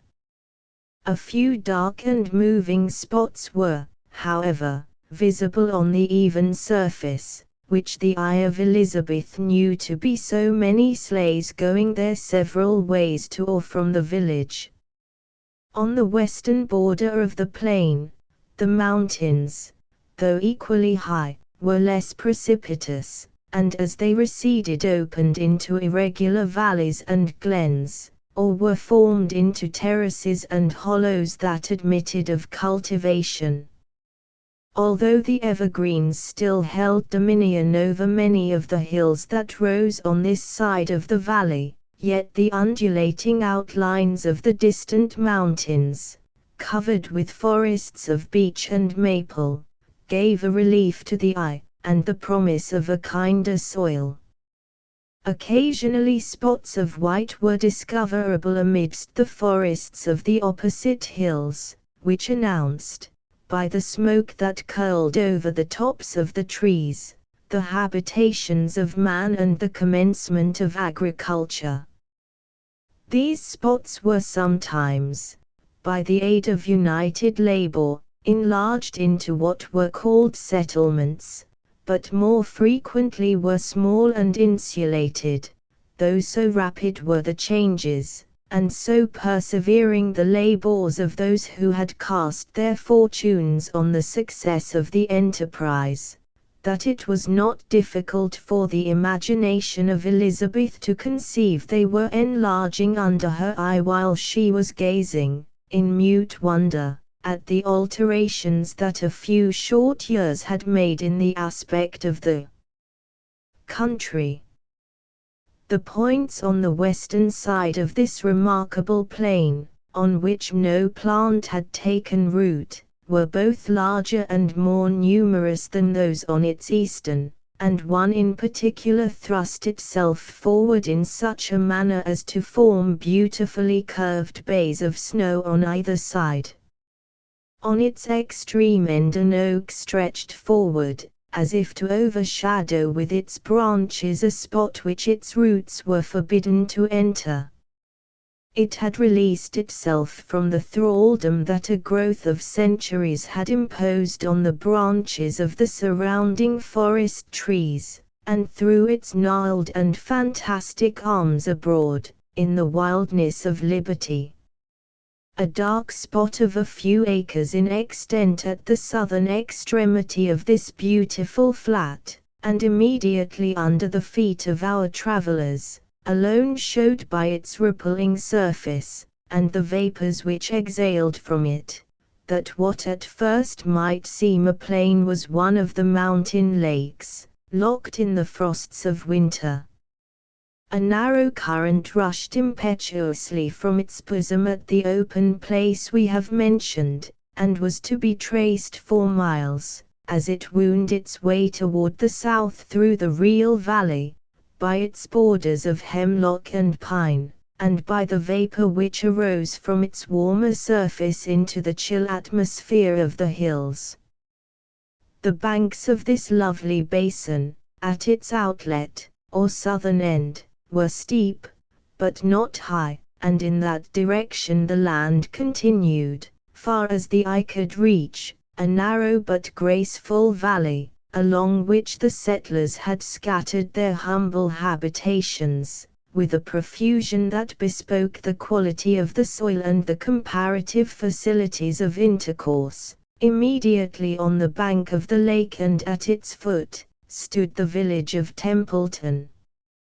It consisted of some 50 buildings, including those of every description, chiefly built of wood, and which, in their architecture, bore no great marks of taste, but which also, by the unfinished appearance of most of the dwellings, indicated the hasty manner of their construction.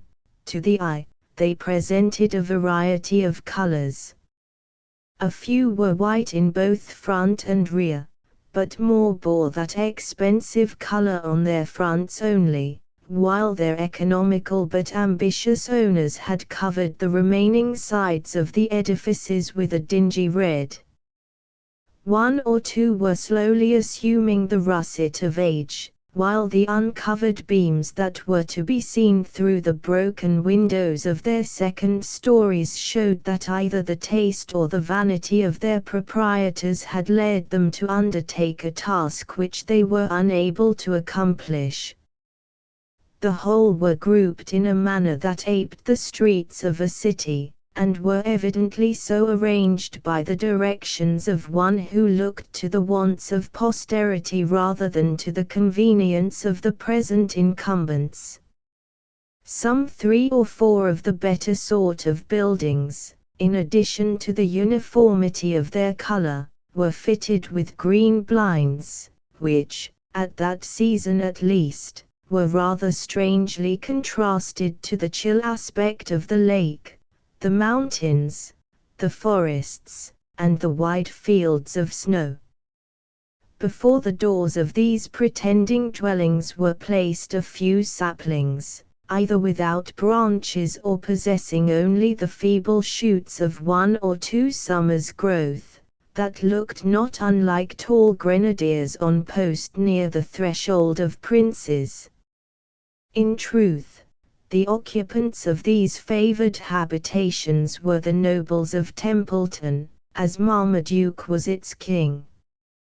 They were the dwellings of 2 young men who were cunning in the law, an equal number of that class who chaffered to the wants of the community under the title of storekeepers, and a disciple of Aesculapius, who, for a novelty, brought more subjects into the world than he sent out of it. In the midst of this incongruous group of dwellings rose the mansion of the judge, towering above all its neighbors. It stood in the center of an enclosure of several acres, which was covered with fruit trees. Some of the latter had been left by the Indians, and began already to assume the moss and inclination of age, therein forming a very marked contrast to the infant plantations that peered over most of the picketed fences of the village. In addition to this show of cultivation were 2 rows of young Lombardy poplars, a tree but lately introduced into America, formerly lining either side of a pathway which led from a gate that opened on the principal street to the front door of the building. The house itself had been built entirely under the superintendence of a certain Mr. Richard Jones, whom we have already mentioned, and who, from his cleverness in small matters, and an entire willingness to exert his talents, added to the circumstance of their being sisters' children, ordinarily superintended all the minor concerns of Marmaduke Temple. Richard was fond of saying that this child of invention consisted of nothing more nor less than what should form the groundwork of every clergyman's discourse, viz., a firstly and a lastly. He had commenced his labors, in the first year of their residence, by erecting a tall, gaunt edifice of wood, with its gable toward the highway. In this shelter, for it was little more, the family resided 3 years. By the end of that period, Richard had completed his design. He had availed himself, in this heavy undertaking, of the experience of a certain wandering Eastern mechanic, who, by exhibiting a few soiled plates of English architecture, and talking learnedly of friezes, entablatures, and particularly of the composite order, had obtained a very undue influence over Richard's taste in everything that pertained to that branch of the fine arts. Not that Mr. Jones did not affect to consider Hiram Doolittle a perfect empiric in his profession, being in the constant habit of listening to his treatises on architecture with a kind of indulgent smile, yet, either from an inability to oppose them by anything plausible from his own stores of learning or from secret admiration, Richard generally submitted to the arguments of his coadjutor. Together, they had not only erected a dwelling for Marmaduke, but they had given a fashion to the architecture of the whole county. The composite order, Mr. Doolittle would contend, was an order composed of many others, and was intended to be the most useful of all, for it admitted into its construction such alterations as convenience or circumstances might require. To this proposition Richard usually assented, and when rival geniuses who monopolize not only all the reputation but most of the money of a neighborhood, are of a mind, it is not uncommon to see them lead the fashion, even in graver matters. In the present instance, as we have already hinted, the castle, as Judge Templeton's dwelling was termed in common parlance, came to be the model, in some one or other of its numerous excellences, for every aspiring edifice within 20 miles of it. The house itself, or the lastly, was of stone, large, square, and far from uncomfortable.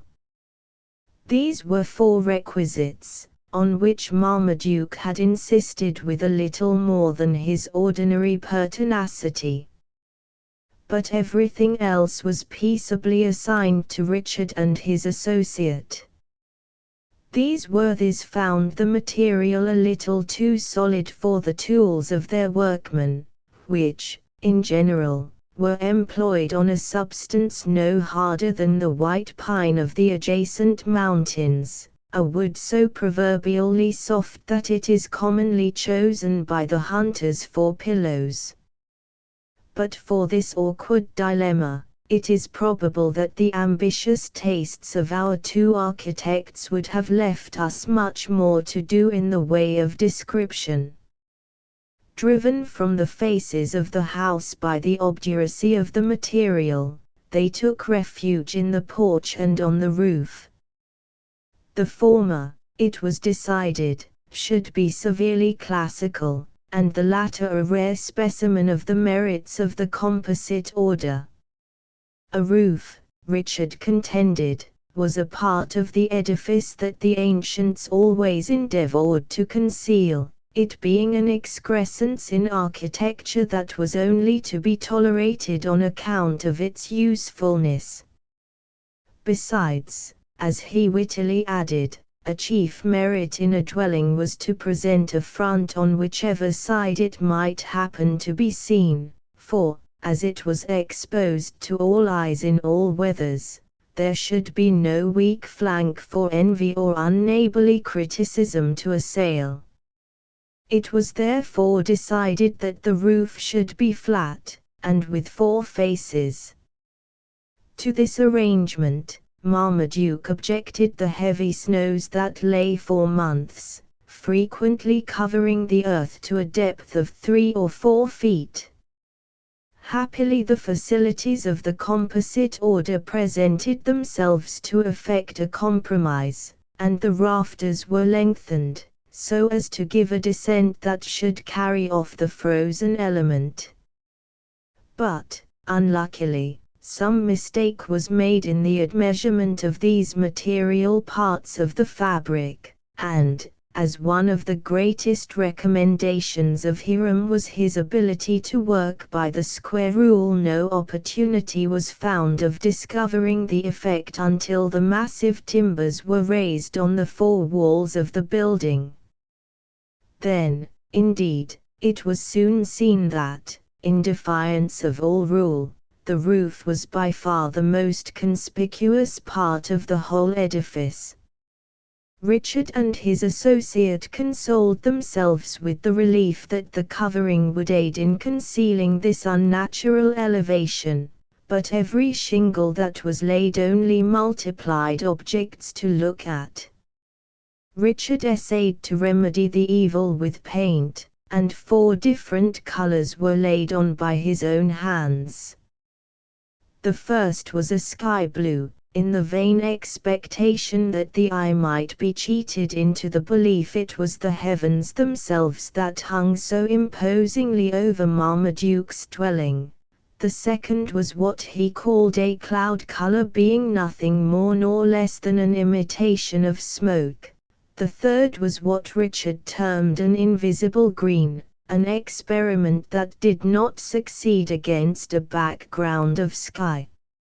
Abandoning the attempt to conceal, our architects drew upon their invention for means to ornament the offensive shingles. After much deliberation and 2 or 3 essays by moonlight, Richard ended the affair by boldly covering the whole beneath a color that he christened sunshine, a cheap way, as he assured his cousin the judge, of always keeping fair weather over his head. The platform, as well as the caves of the house, were surmounted by gaudily painted railings, and the genius of Hiram was exerted in the fabrication of divers urns and mouldings, that were scattered profusely around this part of their labors. Richard had originally a cunning expedient, by which the chimneys were intended to be so low, and so situated, as to resemble ornaments on the balustrades, but comfort required that the chimneys should rise with the roof, in order that the smoke might be carried off, and they thus became 4 extremely conspicuous objects in the view. As this roof was much the most important architectural undertaking in which Mr. Jones was ever engaged, his failure produced a correspondent degree of mortification at first. He whispered among his acquaintances that it proceeded from ignorance of the square rule on the part of Hiram, but, as his eye became gradually accustomed to the object, he grew better satisfied with his labors, and instead of apologizing for the defects, he commenced praising the beauties of the mansion house. He soon found hearers, and, as wealth and comfort are at all times attractive, it was, as has been said, made a model for imitation on a small scale. In less than 2 years from its erection, he had the pleasure of standing on the elevated platform, and of looking down on 3 humble imitators of its beauty. Thus it is ever with fashion, which even renders the faults of the great subjects of admiration. Marmaduke bore this deformity in his dwelling with great good nature, and soon contrived, by his own improvements, to give an air of respectability and comfort to his place of residence. Still, there was much of incongruity, even immediately about the mansion house. Although poplars had been brought from Europe to ornament the grounds, and willows and other trees were gradually springing up nigh the dwelling, yet many a pile of snow betrayed the presence of the stump of a pine, and even, in 1 or 2 instances, unsightly remnants of trees that had been partly destroyed by fire were seen rearing their black, glistening columns 20 or 30 feet above the pure white of the snow. These, which in the language of the country are termed stubs, abounded in the open fields adjacent to the village, and were accompanied, occasionally, by the ruin of a pine or a hemlock that had been stripped of its bark, and which waved in melancholy grandeur its naked limbs to the blast, a skeleton of its former glory. But these and many other unpleasant additions to the view were unseen by the delighted Elizabeth, who, as the horses moved down the side of the mountain, saw only engross the cluster of houses that lay like a map at her feet, the 50 smokes that were curling from the valley to the clouds, the frozen lake as it lay embedded in mountains of evergreen, with the long shadows of the pines on its white surface, lengthening in the setting sun, the dark ribbon of water that gushed from the outlet, and was winding its way toward the distant Chesapeake, the altered, though still remembered, scenes of her childhood. 5 years had wrought greater changes than a century would produce in countries where time and labor have given permanency to the works of man. To our young hunter and the judge the scene had less novelty, though none ever emerge from the dark forests of that mountain, and witness the glorious scenery of that beauteous valley, as it bursts unexpectedly upon them, without a feeling of delight. The former cast one admiring glance from north to south, and sank his face again beneath the folds of his coat, while the latter contemplated, with philanthropic pleasure, the prospect of affluence and comfort that was expanding around him, the result of his own enterprise, and much of it the fruits of his own industry. The cheerful sound of sleigh bells, however, attracted the attention of the whole party, as they came jingling up the sides of the mountain, at a rate that announced a powerful team and a hard driver. The bushes which lined the highway interrupted the view, and the 2 sleighs were close upon each other before either was seen. Chapter 4 How now, whose mare's dead, what's the matter? Falstaff, a large lumber sleigh, drawn by 4 horses, was soon seen dashing through the leafless bushes which fringed the road. The leaders were of grey, and the pole horses of a jet black. Bells innumerable were suspended from every part of the harness where one of the tinkling balls could be placed, while the rapid movement of the equipage, in defiance of the steep ascent, announced the desire of the driver to ring them to the utmost. The first glance at this singular arrangement acquainted the judge with the character of those in the sleigh. It contained 4 male figures. On one of those stools that are used at writing desks, lashed firmly to the sides of the vehicle, was seated a little man, enveloped in a greatcoat fringed with fur, in such a manner that no part of him was visible, except a face of an unvarying red color. There was an habitual upward look about the head of this gentleman, as if dissatisfied with its natural proximity to the earth, and the expression of his countenance was that of busy care. He was the charioteer, and he guided the mettled animals along the precipice with a fearless eye and a steady hand. Immediately behind him, with his face toward the other 2, was a tall figure, to whose appearance not even the duplicate overcoats which he wore, aided by the corner of a horse blanket, could give the appearance of strength. His face was protruding from beneath a woolen nightcap, and, when he turned to the vehicle of Marmaduke as the sleighs approached each other, it seemed formed by nature to cut the atmosphere with the least possible resistance. The eyes alone appeared to create any obstacle, for from either side of his forehead their light blue, glassy balls projected. The sallow of his countenance was too permanent to be affected even by the intense cold of the evening.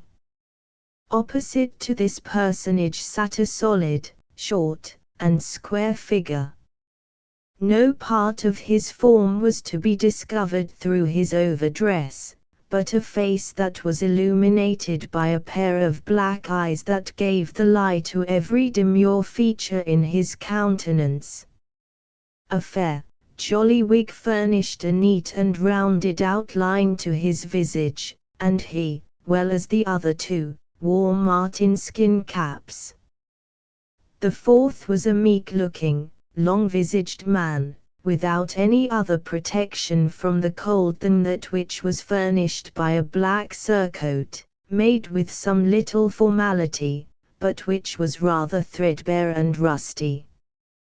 He wore a hat of extremely decent proportions, though frequent brushing had quite destroyed its nap.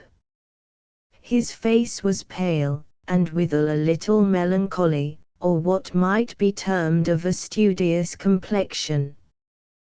The air had given it, just now, a light and somewhat feverish flush. The character of his whole appearance, especially contrasted to the air of humor in his next companion, was that of habitual mental care. No sooner had the two sleighs approached within speaking distance, than the driver of this fantastic equipage shouted aloud, "Draw up in the quarry, draw up, thou king of the Greeks, draw into the quarry, Agamemnon, or I shall never be able to pass you.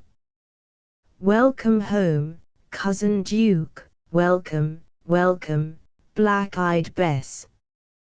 Thou seest, Marina Duke, that I have taken the field with an assorted cargo, to do thee honor. Monsieur Le Croix has come out with only one cap, old Fritz would not stay to finish the bottle, and Mr. Grant has got to put the lastly to his sermon, yet. Even all the horses would come. By the by, Judge, I must sell the blacks for you immediately. They interfere, and the nigh one is a bad goer in double harness. I can get rid of them too. Sell what thou wilt. Dickon interrupted the cheerful voice of the judge, so that thou leavest me my daughter and my lands. And Fritz, my old friend, this is a kind compliment, indeed, for 70 to pay to 45. Monsieur Le Croix, I am your servant. Mr. Grant lifting his cap, I feel indebted to your attention. Gentlemen, I make you acquainted with my child. Yours are names with which she is very familiar. Welcome, welcome Chooch, said the elder of the party, with a strong German accent. Miss Betsy will owe me a kiss. And cheerfully will I pay it, my good sir, cried the soft voice of Elizabeth, which sounded, in the clear air of the hills, like tones of silver, amid the loud cries of Richard. I have always a kiss for my old friend, Major Hartmann. By this time the gentleman in the front seat, who had been addressed as Monsieur Le Croix, had arisen with some difficulty, owing to the impediment of his overcoats, and steadying himself by placing one hand on the stool of the charioteer, with the other he removed his cap, and bowing politely to the judge and profoundly to Elizabeth, he paid his compliments. Cover thy pole, Gaul, cover thy pole, cried the driver, who was Mr. Richard Jones, cover thy pole, or the frost will pluck out the remnant of thy locks. Had the hairs on the head of Absalom been as scarce as thine, he might have been living to this day.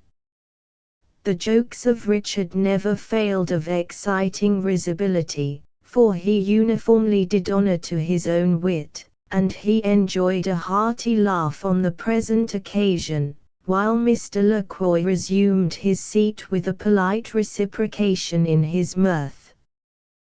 The clergyman, for such was the office of Mr. Grant, modestly, though quite affectionately, exchanged his greetings with the travellers also, when Richard prepared to turn the heads of his horses homeward. It was in the quarry alone that he could effect this object, without ascending to the summit of the mountain. A very considerable excavation had been made in the side of the hill, at the point where Richard had succeeded in stopping the sleighs, from which the stones used for building in the village were ordinarily quarried, and in which he now attempted to turn his team. Passing itself was a task of difficulty, and frequently of danger, in that narrow road, but Richard had to meet the additional risk of turning his four-in-hand. The black civilly volunteered his services to take off the leaders, and the judge very earnestly seconded the measure with his advice. Richard treated both proposals with great disdain. "Why, and wherefore? Cousin Duke," he exclaimed, a little angrily, "the horses are gentle as lambs. You know that I broke the leaders myself, and the pole horses are too near my whip to be restive. Here is Mr. Lacroix, now, who must know something about driving, because he has rode out so often with me. I will leave it to Mr. Lacroix whether there is any danger." It was not in the nature of the Frenchman to disappoint expectations so confidently formed, although he kept looking down the precipice which fronted him, as Richard turned his leaders into the quarry, with a pair of eyes that stood out like those of lobsters. The German's muscles were unmoved, but his quick sight scanned each movement. Mr. Grant placed his hands on the side of the sleigh, in preparation for a spring, but moral timidity deterred him from taking the leap that bodily apprehension strongly urged him to attempt. Richard, by a sudden application of the whip, succeeded in forcing the leaders into the snowbank that covered the quarry, but the instant that the impatient animals suffered by the crust, through which they broke at each step, they positively refused to move an inch farther in that direction. On the contrary, finding that the cries and blows of their driver were redoubled at this juncture, the leaders backed upon the pole horses, who in their turn backed the sleigh. Only a single log lay above the pile which upheld the road on the side toward the valley, and this was now buried in the snow. The sleigh was easily breed across so slight an impediment, and before Richard became conscious of his danger one half of the vehicle was projected over a precipice, which fell perpendicularly more than 100 feet.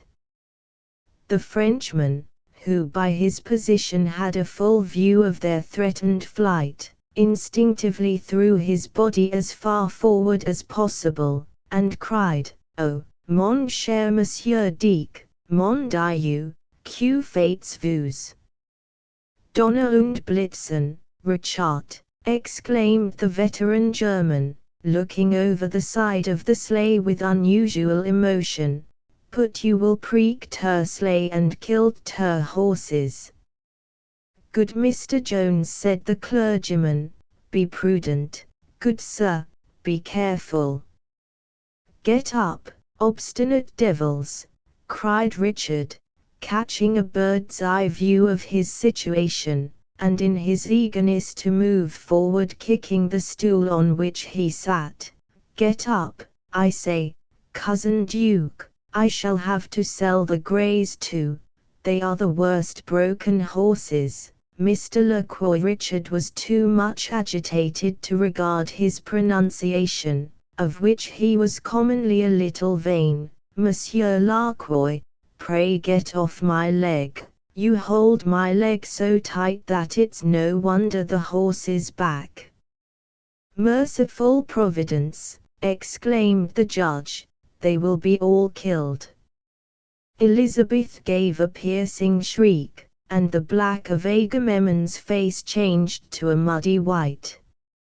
At this critical moment, the young hunter, who during the salutations of the parties had sat in rather sullen silence, sprang from the sleigh of Marmaduke to the heads of the refractory leaders.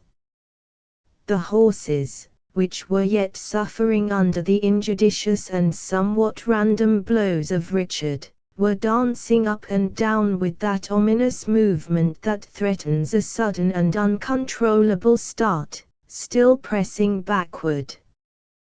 The youth gave the leaders a powerful jerk, and they plunged aside, and re-entered the road in the position in which they were first halted. The sleigh was whirled from its dangerous position, and upset, with the runners outward. The German and the divine were thrown, rather unceremoniously, into the highway, but without danger to their bones. Richard appeared in the air, describing the segment of a circle, of which the reins were the radii, and landed, at the distance of some 15 feet, in that snowbank which the horses had dreaded, right end uppermost. Here, as he instinctively grasped the reins, as drowning men seize at straws, he admirably served the purpose of an anchor. The Frenchman, who was on his legs, in the act of springing from the sleigh, took an aerial flight also, much in the attitude which boys assume when they play leapfrog, and, flying off in a tangent to the curvature of his course, came into the snowbank head foremost, where he remained, exhibiting 2 lathy legs on high, like scarecrows waving in a cornfield. Major Hartman, whose self-possession had been admirably preserved during the whole evolution, was the first of the party that gained his feet and his voice. "Ter Devil, Richard," he exclaimed in a voice half serious, half comical, "but you unload your sleigh very haughtily." It may be doubtful whether the attitude in which Mr. Grant continued for an instant after his overthrow was the one into which he had been thrown, or was assumed, in humbling himself before the power that he reverenced, in thanksgiving at his escape. When he rose from his knees, he began to gaze about him, with anxious looks, after the welfare of his companions, while every joint in his body trembled with nervous agitation. There was some confusion in the faculties of Mr. Jones also, but as the mist gradually cleared from before his eyes, he saw that all was safe, and, with an air of great self-satisfaction, he cried, "Well, that was neatly saved, anyhow. It was a lucky thought in me to hold on to the reins, or the fiery devils would have been over the mountain by this time. How well I recovered myself, Duke! Another moment would have been too late, but I knew just the spot where to touch the off-leader, that blow under his right flank, and the sudden jerk I gave the rein, brought them round quite in rule, I must own myself. Asterisk. The spectators, from immemorial usage, have a right to laugh at the casualties of a sleigh ride, and the judge was no sooner certain that no one was done than he made full use of the privilege. "Thou jerk, thou recover thyself, Dickon," he said, but for that brave lad yonder, thou and thy horses, or rather mine, would have been dashed to pieces. But where is Monsieur Le Croix?" "Oh, mon cher judge, mon ami," cried a smothered voice, "praise be God, I live. Will you, Mr. Agamemnon, be please come down and help me on my leg." The divine and the Negro seized the incarcerated Gaul by his legs and extricated him from a snowbank of 3 feet in depth, whence his voice had sounded as from the tombs. The thoughts of Mr. Le Croix, immediately on his liberation, were not extremely collected, and, when he reached the light, he threw his eyes upward, in order to examine the distance he had fallen. His good humor returned, however, with a knowledge of his safety, though it was some little time before he clearly comprehended the case.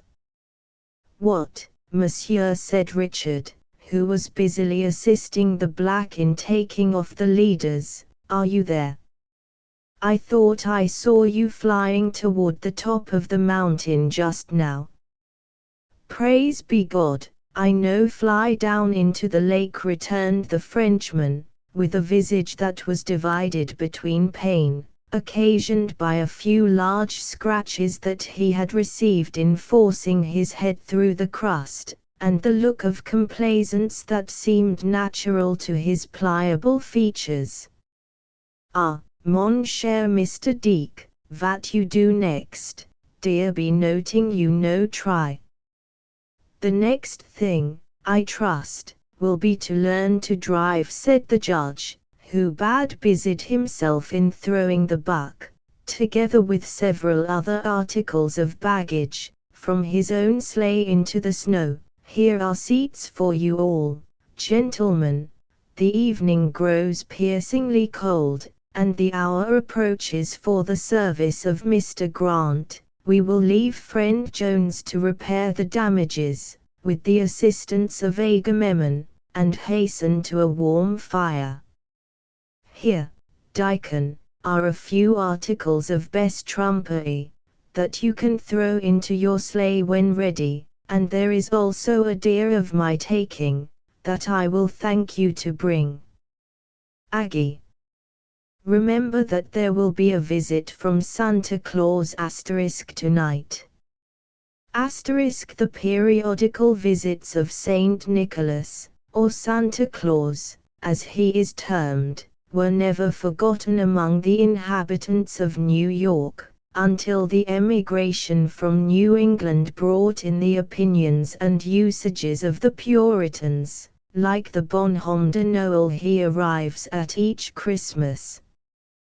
The black grinned, conscious of the bribe that was offered him for silence on the subject of the deer, while Richard, without in the least waiting for the termination of his cousin's speech, began his reply. "Learn to drive, sayest thou, cousin Duke? Is there a man in the county who knows more of horse flesh than myself? Who broke in the filly, that no one else dare mount, though your coachman did pretend that he had tamed her before I took her in hand, but anybody could see that he lied, he was a great liar, that John, what's that, a buck?" Richard abandoned the horses, and ran to the spot where Marmaduke had thrown the deer. "It is a buck. I am amazed. Yes, here are 2 holes in him, he has fired both barrels, and hit him each time, egod! How Marmaduke will brag! He is a prodigious bragger about any small matter like this now. Well, to think that Duke has killed a buck before Christmas! There will be no such thing as living with him. They are both bad shots though, mere chance. Now, I never fired twice at a cloven foot in my life, it is hit or miss with me, dead or run away. Had it been a bear, or a wild cat, a man might have wanted both barrels. Here, you Aggie. How far off was the judge when this buck was shot? Oh, Massa Richard, maybe a 10-rod, cried the black, bending under one of the horses, with the pretense of fastening a buckle, but in reality to conceal the grin that opened a mouth from ear to ear. 10-rod, echoed the other. Way, Aggie, the deer I killed last winter was at 20, yes, if anything it was nearer 30 than 20. I wouldn't shoot at a deer at 10-rod, besides, you may remember, Aggie, I only fired once. Yes, Massa Richard, I 'member Natty Bumpo fired the gun. You know, sir, all folks say Natty kill him. The folks lie, you black devil, exclaimed Richard in great heat. I have not shot even a grey squirrel these 4 years, to which that old rascal has not laid claim, or someone else for him. This is a damned envious world that we live in. People are always for dividing the credit at a thing, in order to bring down merit to their own level. Now they have a story about the patent asterisk that Hiram Doolittle helped to plan the steeple to St. Paul's, when Hiram knows that it is entirely mine, a little taken front a print of his namesake in London, I own, but essentially, as to all points of genius, my own.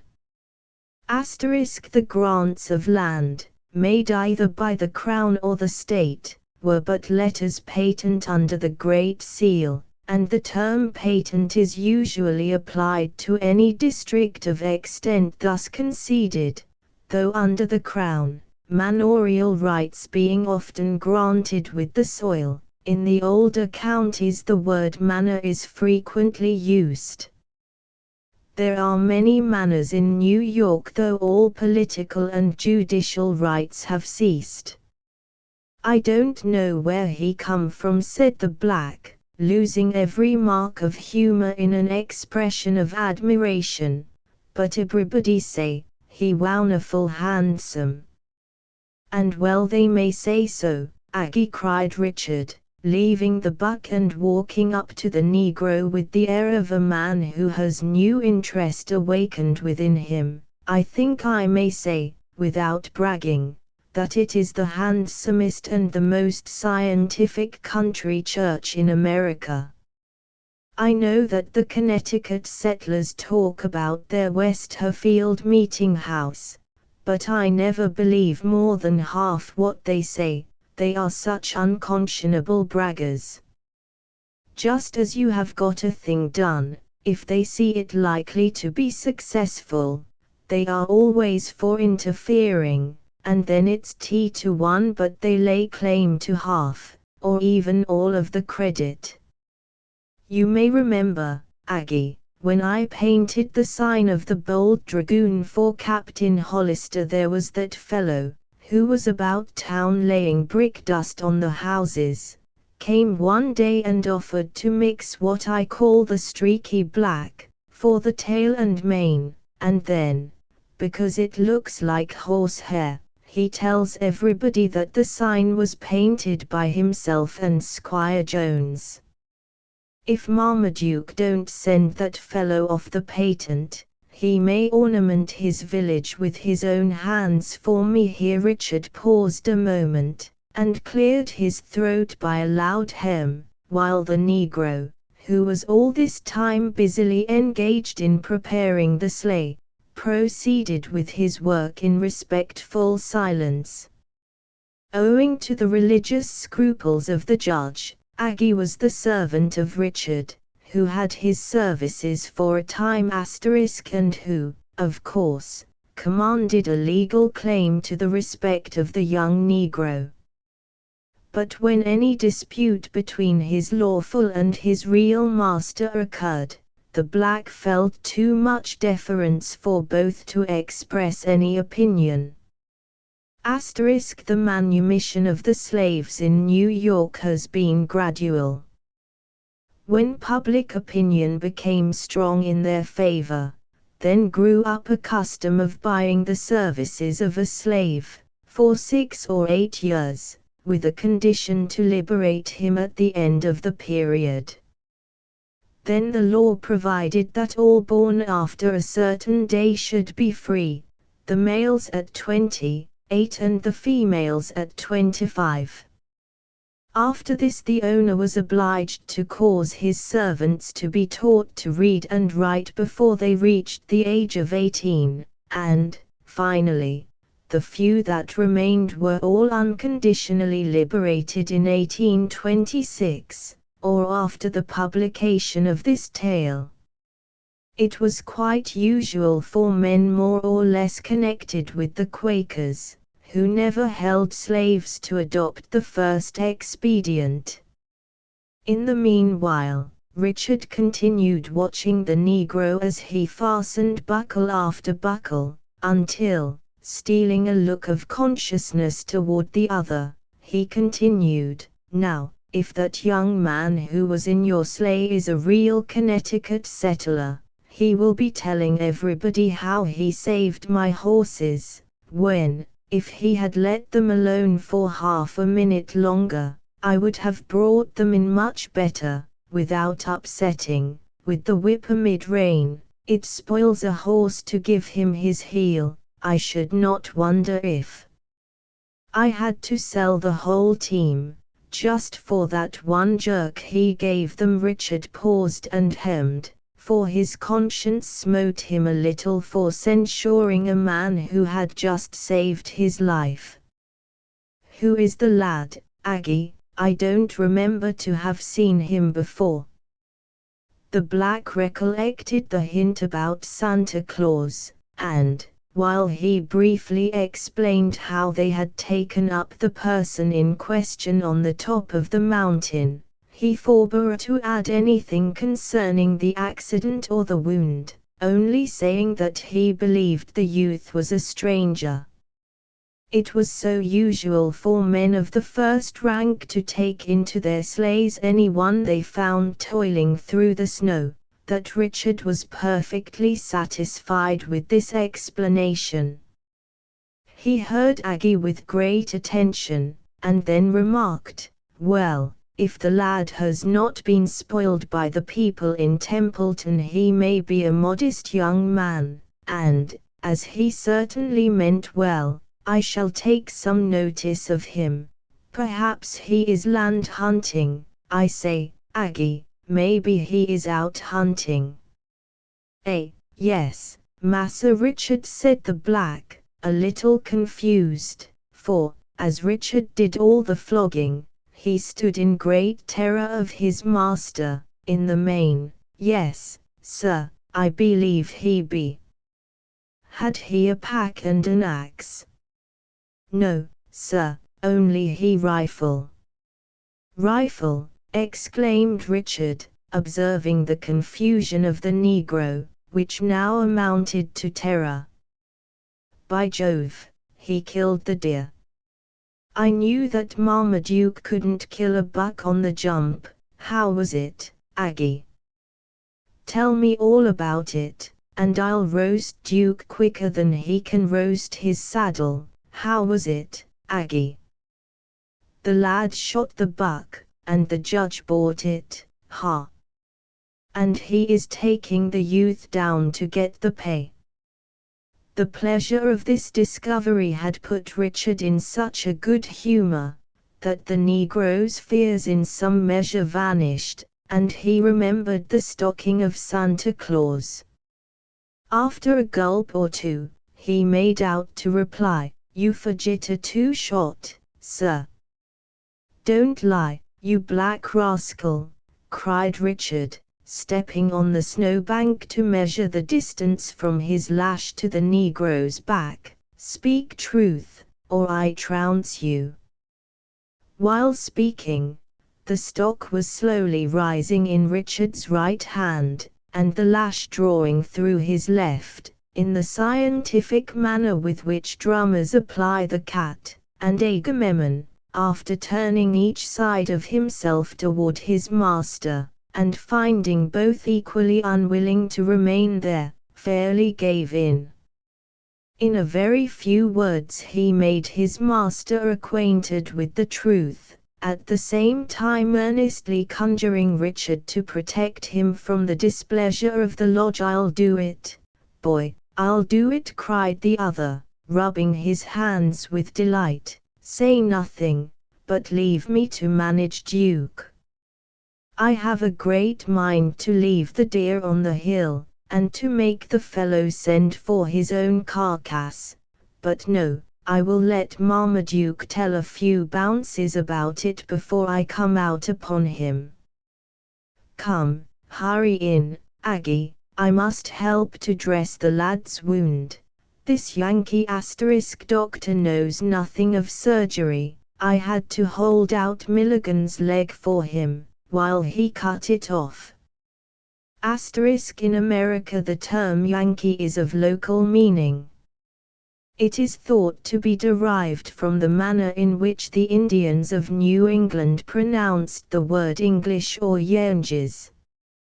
New York being originally a Dutch province, the term of course was not known there, and farther south different dialects among the natives themselves probably produced a different pronunciation. Marmaduke and his cousin, being Pennsylvanians by birth, were not Yankees in the American sense of the word. Richard was now seated on the stool again, and, the black taking the hind seat, the steeds were put in motion toward home. As they dashed down the hill on a fast trot, the driver occasionally turned his face to Aggie, and continued speaking, for, notwithstanding their recent rupture, the most perfect cordiality was again existing between them. "This goes to prove that I turned the horses with the reins, for no man who is shot in the right shoulder can have strength enough to bring round such obstinate devils.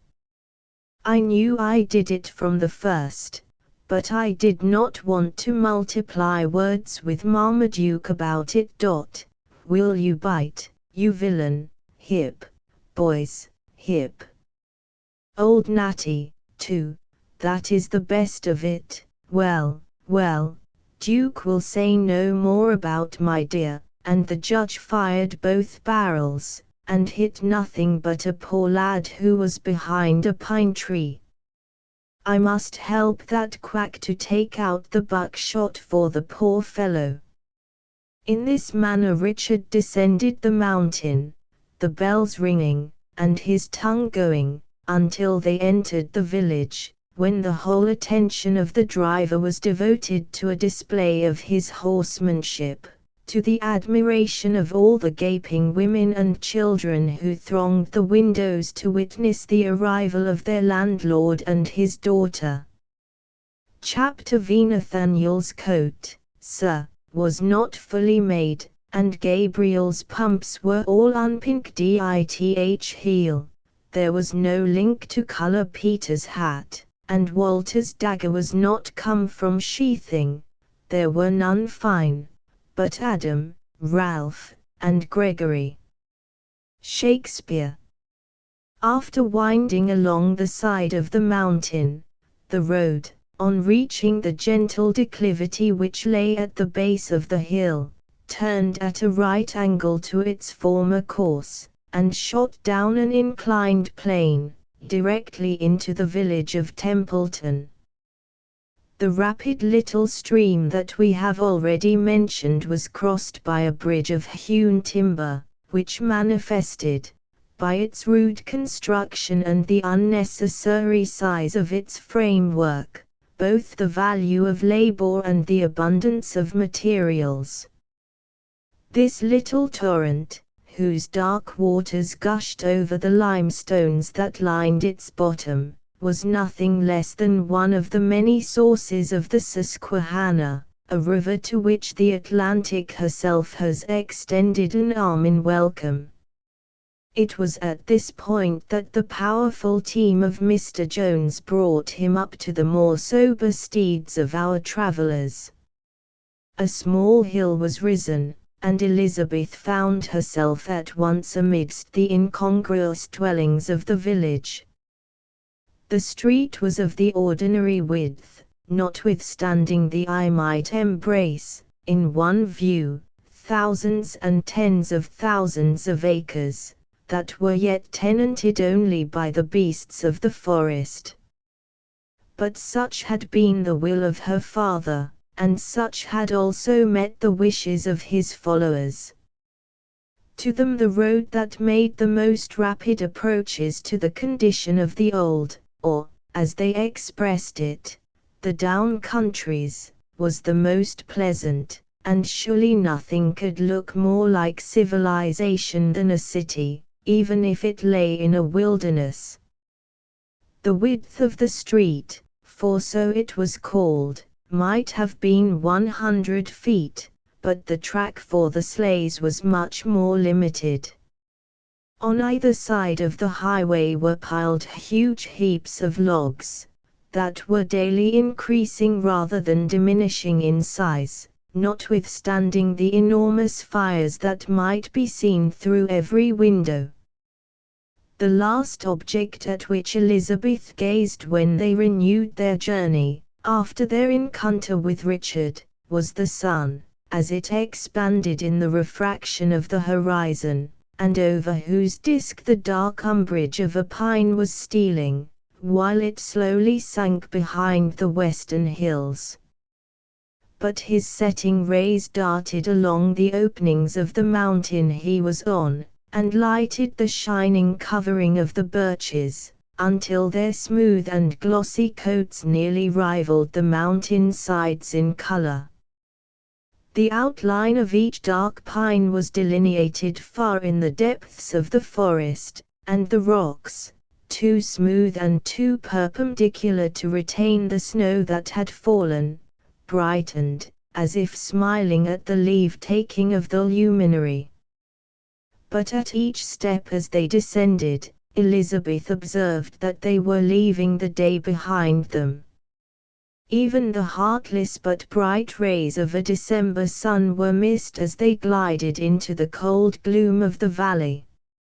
Along the summits of the mountains in the eastern range, it is true, the light still lingered, receding step by step from the earth into the clouds that were gathering with the evening mist, about the limited horizon, but the frozen lake lay without a shadow on its bosom. The dwellings were becoming already gloomy and indistinct, and the woodcutters were shouldering their axes and preparing to enjoy, throughout the long evening before them, the comforts of those exhilarating fires that their labor had been supplying with fuel.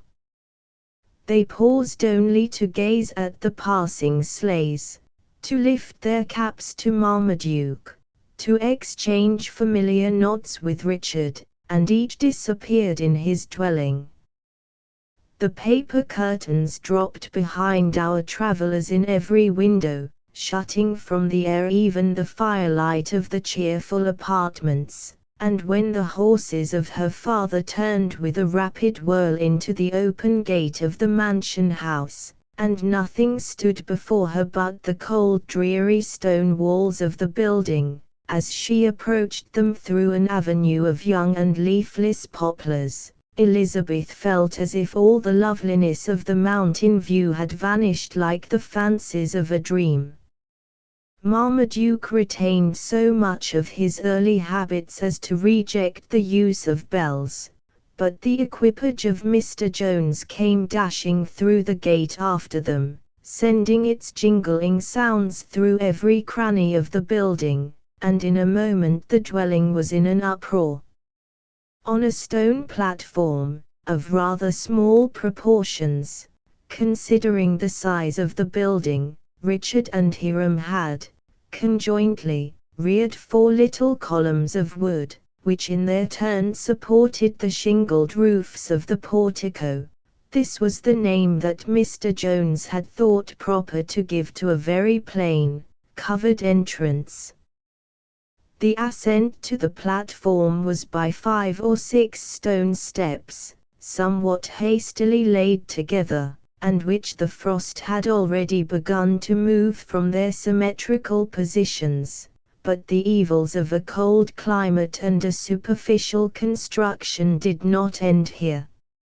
As the steps lowered, the platform necessarily fell also, and the foundations actually left the superstructure suspended in the air, leaving an open space of a foot between the base of the pillars and the stones on which they had originally been placed.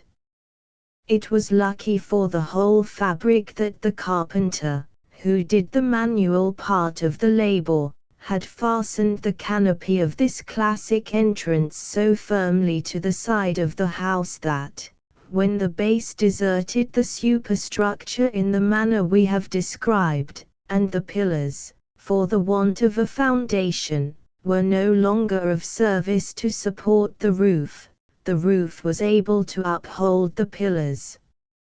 Here was, indeed, an unfortunate gap left in the ornamental part of Richard's column, but, like the window in Aladdin's palace, it seemed only left in order to prove the fertility of its master's resources.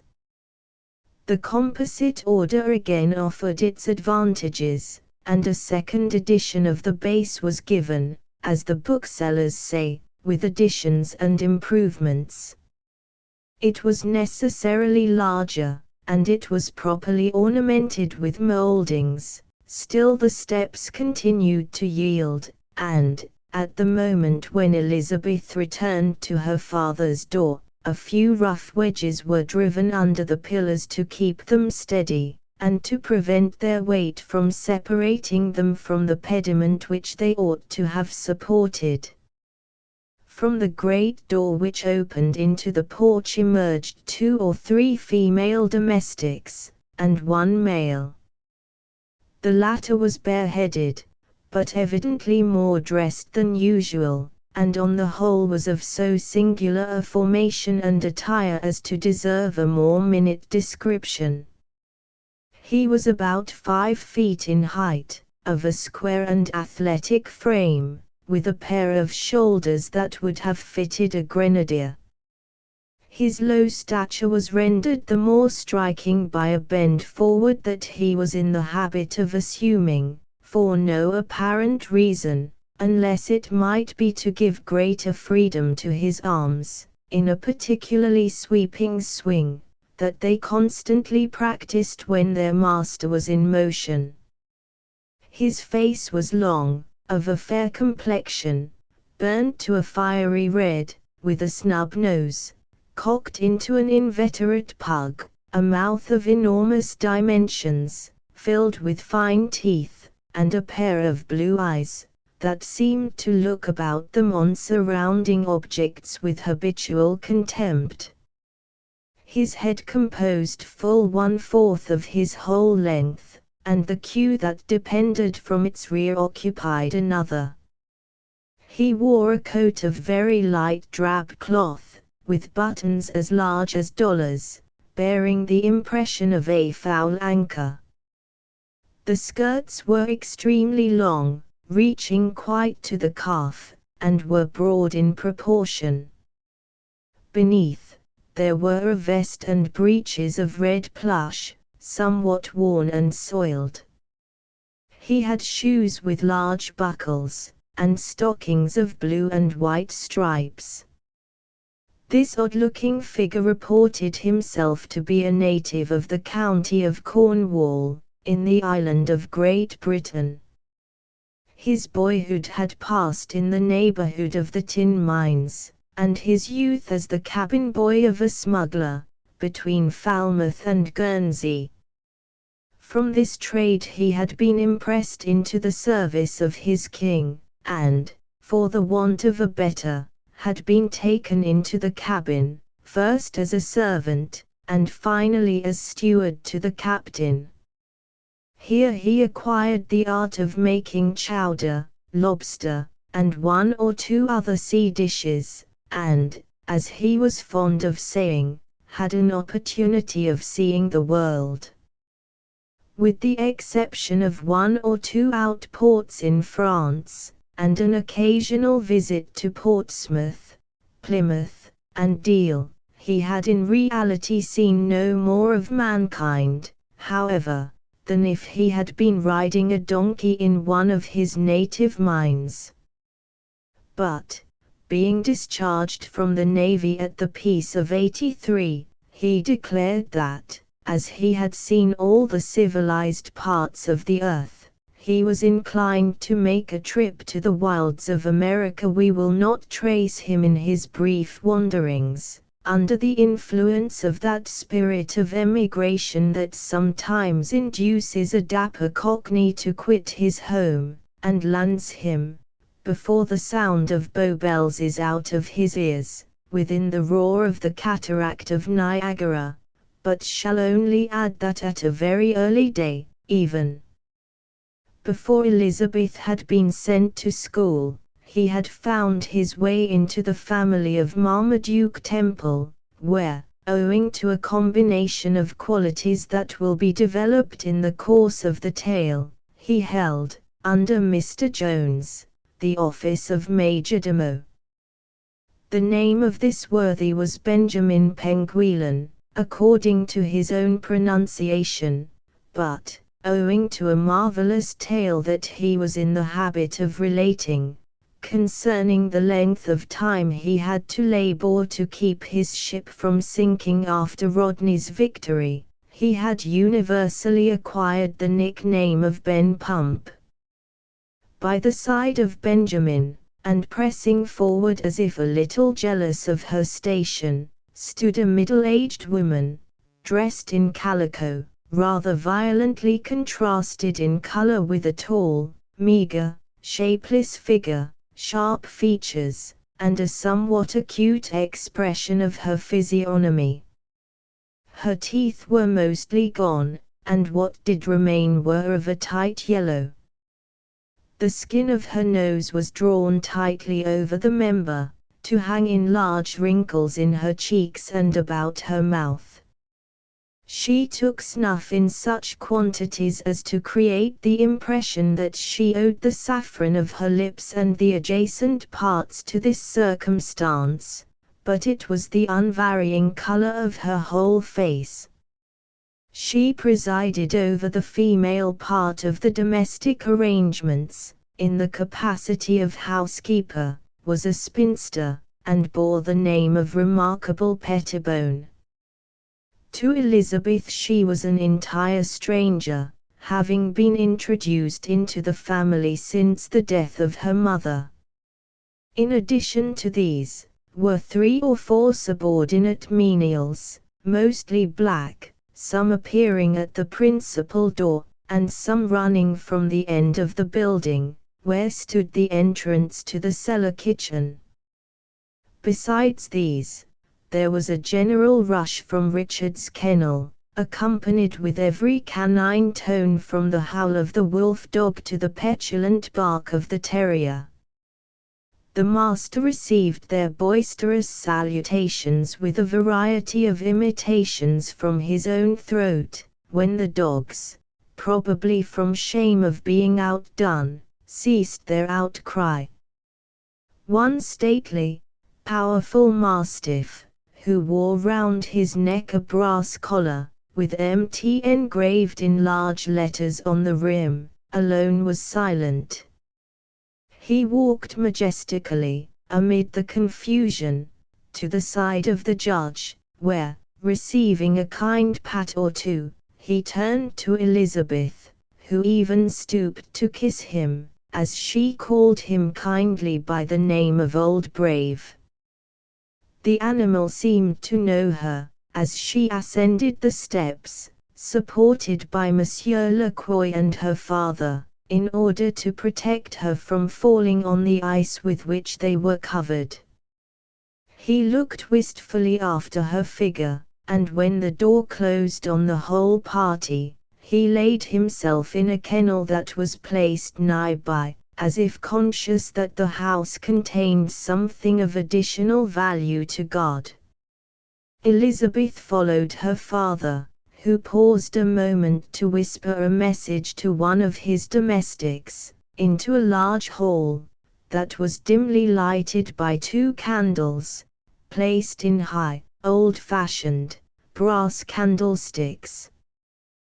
The door closed, and the party were at once removed from an atmosphere that was nearly at 0, to one of 60 degrees above. In the center of the hall stood an enormous stove, the sides of which appeared to be quivering with heat, from which a large, straight pipe, leading through the ceiling above, carried off the smoke. An iron basin, containing water, was placed on this furnace, for such only it could be called, in order to preserve a proper humidity in the apartment. The room was carpeted, and furnished with convenient, substantial furniture, some of which was brought from the city, the remainder having been manufactured by the mechanics of Templeton. There was a sideboard of mahogany, inlaid with ivory, and bearing enormous handles of glittering brass, and groaning under the piles of silver plate. Near it stood a set of prodigious tables, made of the wild cherry, to imitate the imported wood of the sideboard, but plain and without ornament of any kind. Opposite to these stood a smaller table, formed from a lighter colored wood, through the grains of which the wavy lines of the curled maple of the mountains were beautifully undulating. Near to this, in a corner, stood a heavy, old-fashioned, brass-faced clock, encased in a high box, of the dark hue of the black walnut from the seashore. An enormous settee, or sofa, covered with light chintz, stretched along the walls for nearly 20 feet on one side of the hall, and chairs of wood, painted a light yellow, with black lines that were drawn by no very steady hand, were ranged opposite, and in the intervals between the other pieces of furniture. A Fahrenheit thermometer in a mahogany case, and with a barometer annexed, was hung against the wall, at some little distance from the stove, which Benjamin consulted, every half-hour, with prodigious exactitude. 2 small glass chandeliers were suspended at equal distances between the stove and outer doors, one of which opened at each end of the hall, and gilt lustres were affixed to the framework of the numerous side doors that led from the apartment. Some little display in architecture had been made in constructing these frames and casings, which were surmounted with pediments, that bore each a little pedestal in its center. On these pedestals were small busts in blacked plaster of Paris. The style of the pedestals as well as the selection of the busts were all due to the taste of Mr. Jones. On one stood Homer, a most striking likeness, Richard affirmed, as any one might see, for it was blind. Another bore the image of a smooth-visaged gentleman with a pointed beard, whom he called Shakespeare. A third ornament was an urn, which, from its shape, Richard was accustomed to say, intended to represent itself as holding the ashes of Dido. A fourth was certainly old Franklin, in his cap and spectacles. A fifth as surely bore the dignified composure of the face of Washington.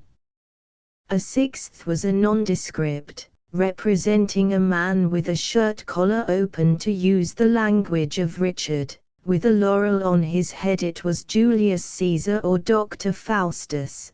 There were good reasons for believing either. The walls were hung with a dark lead-colored English paper that represented Britannia weeping over the tomb of Wolfe. The hero himself stood at a little distance from the mourning goddess, and at the edge of the paper.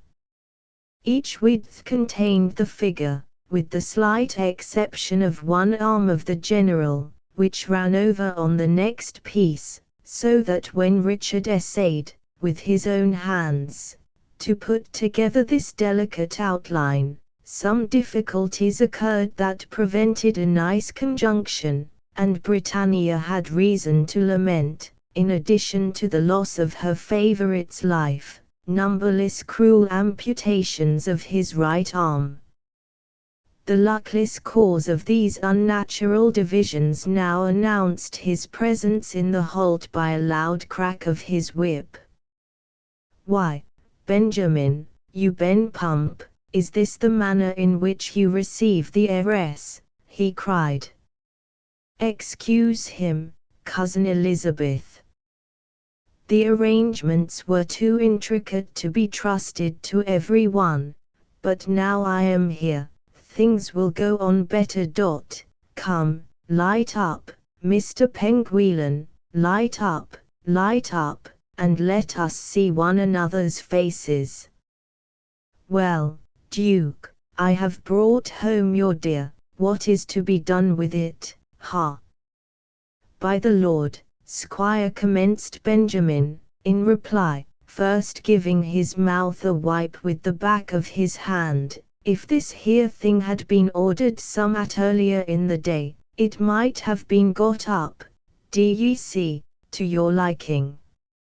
I had mustered all hands and was exercising candles, when you hove in sight, but when the women heard your bells they started an end, as if they were riding the boatswain's colt, and if so be there is that man in the house who can bring up a parcel of women when they have got headway on them, until they've run out the end of their rope, his name is not Benjamin Pump. But Miss Betsy here must have altered more than a privateer in disguise, since she has got on her woman's duds, if she will take offense with an old fellow for the small matter of lighting a few candles." Elizabeth and her father continued silent, for both experienced the same sensation on entering the hall. The former had resided 1 year in the building before she left home for school, and the figure of its lamented mistress was missed by both husband and child. But candles had been placed in the chandeliers and lustres, and the attendants were so far recovered from surprise as to recollect their use. The oversight was immediately remedied, and in a minute the apartment was in a blaze of light. The slight melancholy of our heroine and her father was banished by this brilliant interruption, and the whole party began to lay aside the numberless garments they had worn in the air. During this operation Richard kept up a desultory dialogue with the different domestics, occasionally throwing out a remark to the judge concerning the deer, but as his conversation at such moments was much like an accompaniment on a piano, a thing that is heard without being attended to, we will not undertake the task of recording his diffused discourse. The instant that remarkable Pettibone had executed her portion of the labor in illuminating, she returned to a position near Elizabeth, with the apparent motive of receiving the clothes that the other threw aside, but in reality to examine, with an air of curiosity, not unmixed with jealousy, the appearance of the lady who was to supplant her in the administration of their domestic economy. The housekeeper felt a little appalled, when, after cloaks, coats, shawls, and socks had been taken off in succession, the large black hood was removed, and the dark ringlets, shining like the raven's wing, fell from her head, and left the sweet but commanding features of the young lady exposed to view. Nothing could be fairer and more spotless than the forehead of Elizabeth, and preserve the appearance of life and health. Her nose would have been called Grecian, but for a softly rounded swell, that gave in character to the feature what it lost in beauty. Her mouth, at first sight, seemed only made for love, but, the instant that its muscles moved, every expression that womanly dignity could utter played around it with the flexibility of female grace. It spoke not only to the ear, but to the eye. So much, added to a form of exquisite proportions, rather full and rounded for her years, and of the tallest medium height, she inherited from her mother. Even the color of her eye, the arched brows, and the long silken lashes, came from the same source, but its expression was her father's. Inert and composed, it was soft, benevolent, and attractive, but it could be roused, and that without much difficulty. At such moments it was still beautiful, though it was a little severe.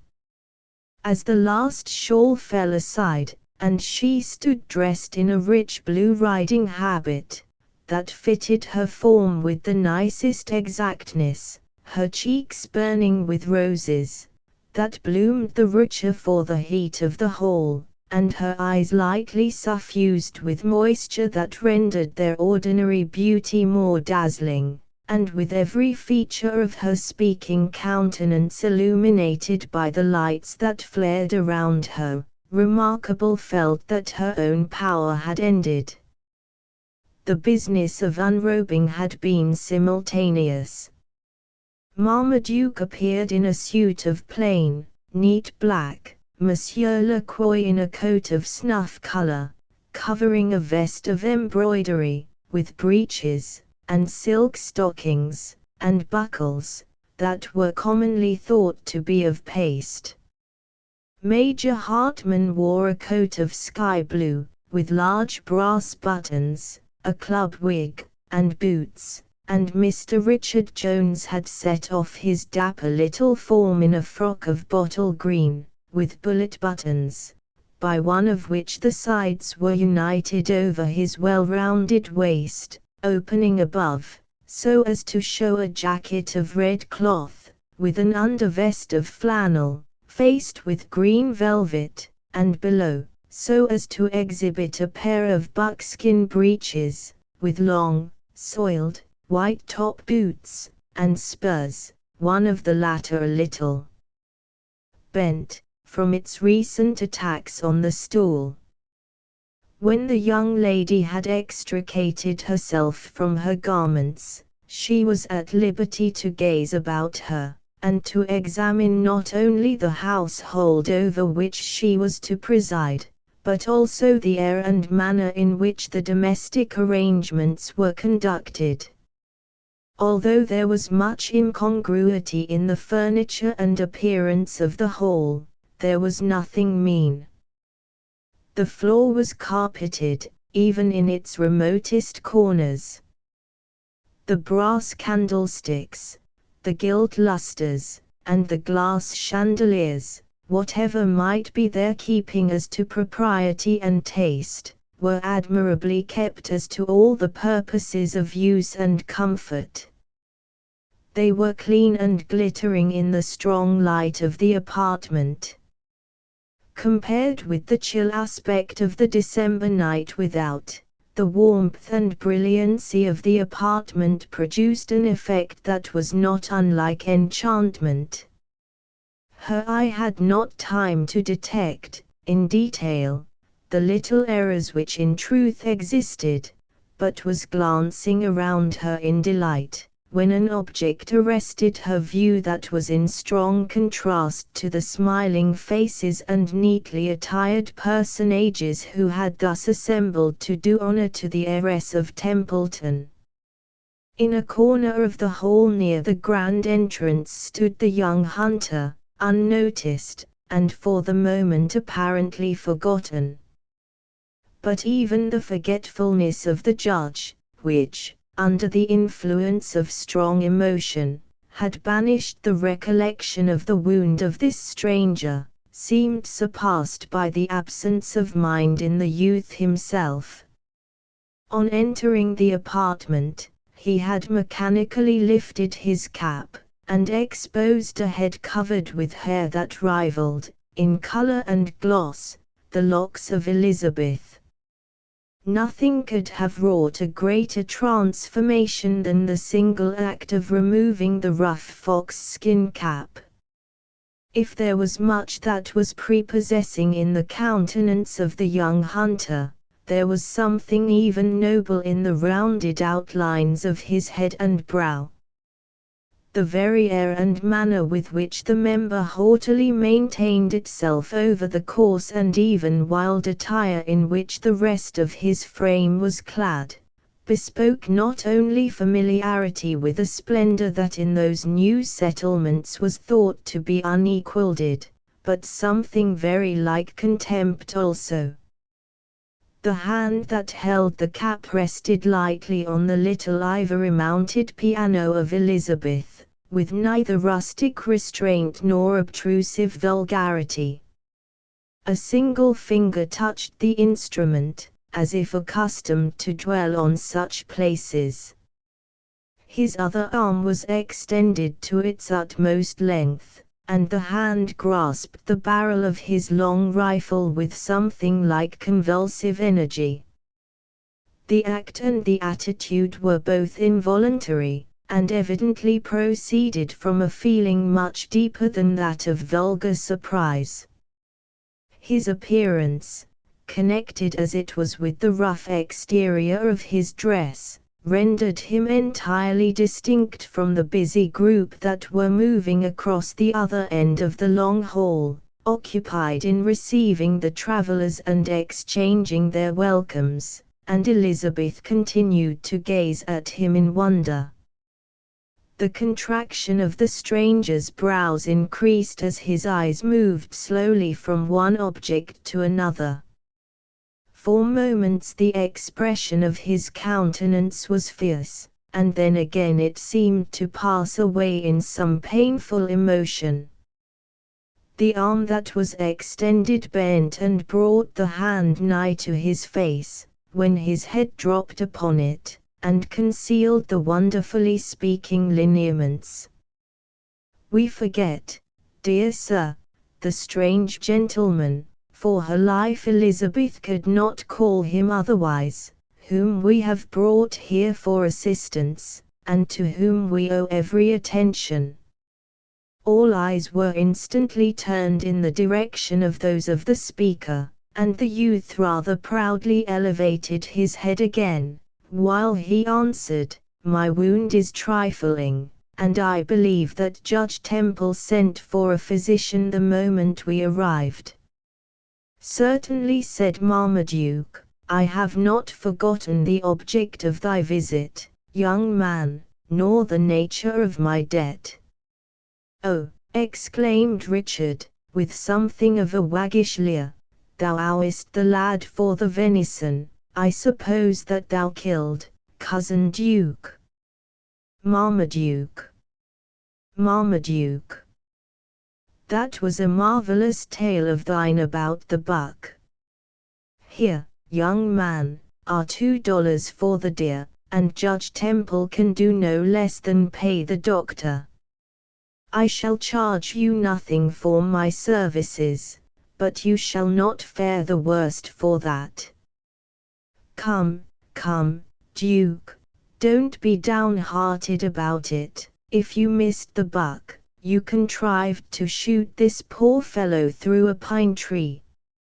Now I own that you have beat me. I never did such a thing in all my life. And I hope never will," returned the judge, "if you are to experience the uneasiness that I have suffered. But be of good cheer, my young friend. The injury must be small, as thou movest thy arm with apparent freedom. Don't make the matter worse, Duke, by pretending to talk about surgery, interrupted Mr. Jones, with a contemptuous wave of the hand. It is a science that can only be learned by practice. You know that my grandfather was a doctor, but you haven't got a drop of medical blood in your veins. These kind of things run in families. All my family by my father's side had a knack at physic. There was my uncle that was killed at Brandywine. He died as easy again as any other man the regiment, just from knowing how to hold his breath naturally. Few men know how to breathe naturally. I doubt not, Deacon, returned the judge, meeting the bright smile which, in spite of himself, stole over the stranger's features, that thy family thoroughly understand the art of letting life slip through their lingers.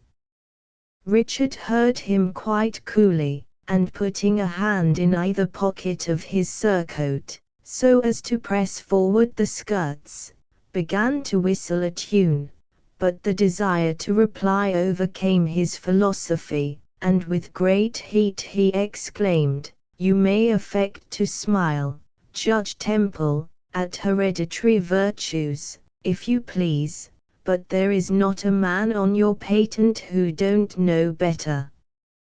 Here, even this young man, who has never seen anything but bears, and deer, and woodchucks, knows better than to believe virtues are not transmitted in families. Don't you, friend?" "I believe that vice is not," said the stranger abruptly, his eye glancing from the father to the daughter. "The squire is right, Judge," observed Benjamin, with a knowing nod of his head toward Richard, that bespoke the cordiality between them. "Now, in the old country, the King's Majesty touches for the evil, and that is a disorder that the greatest doctor in the fleet, or for the matter of that admiral either, can't cure, only the King's Majesty or a man that's been hanged." "Yes, the squire is right, for if so be that he wasn't, how is it that the seventh son always is a doctor, whether he ships for the cockpit or not? Now when we fell in with the Mountshires, under de Grasse, d'ye see, we hid aboard of us a doctor." "Very well," Benjamin interrupted Elizabeth, glancing her eyes from the hunter to Monsieur Lacroix, who was most politely attending to what fell from each individual in succession. "You shall tell me of that, and all your entertaining adventures together. Just now, a room must be prepared, in which the arm of this gentleman can be dressed." "I will attend to that myself, Cousin Elizabeth," observed Richard, somewhat haughtily. "The young man will not suffer because Marmaduke chooses to be a little obstinate. Follow me, my friend, and I will examine the hurt myself." "It will be well to wait for the physician," said the hunter coldly. "He cannot be distant." Richard paused and looked at the speaker, a little astonished at the language, and a good deal appalled at the refusal.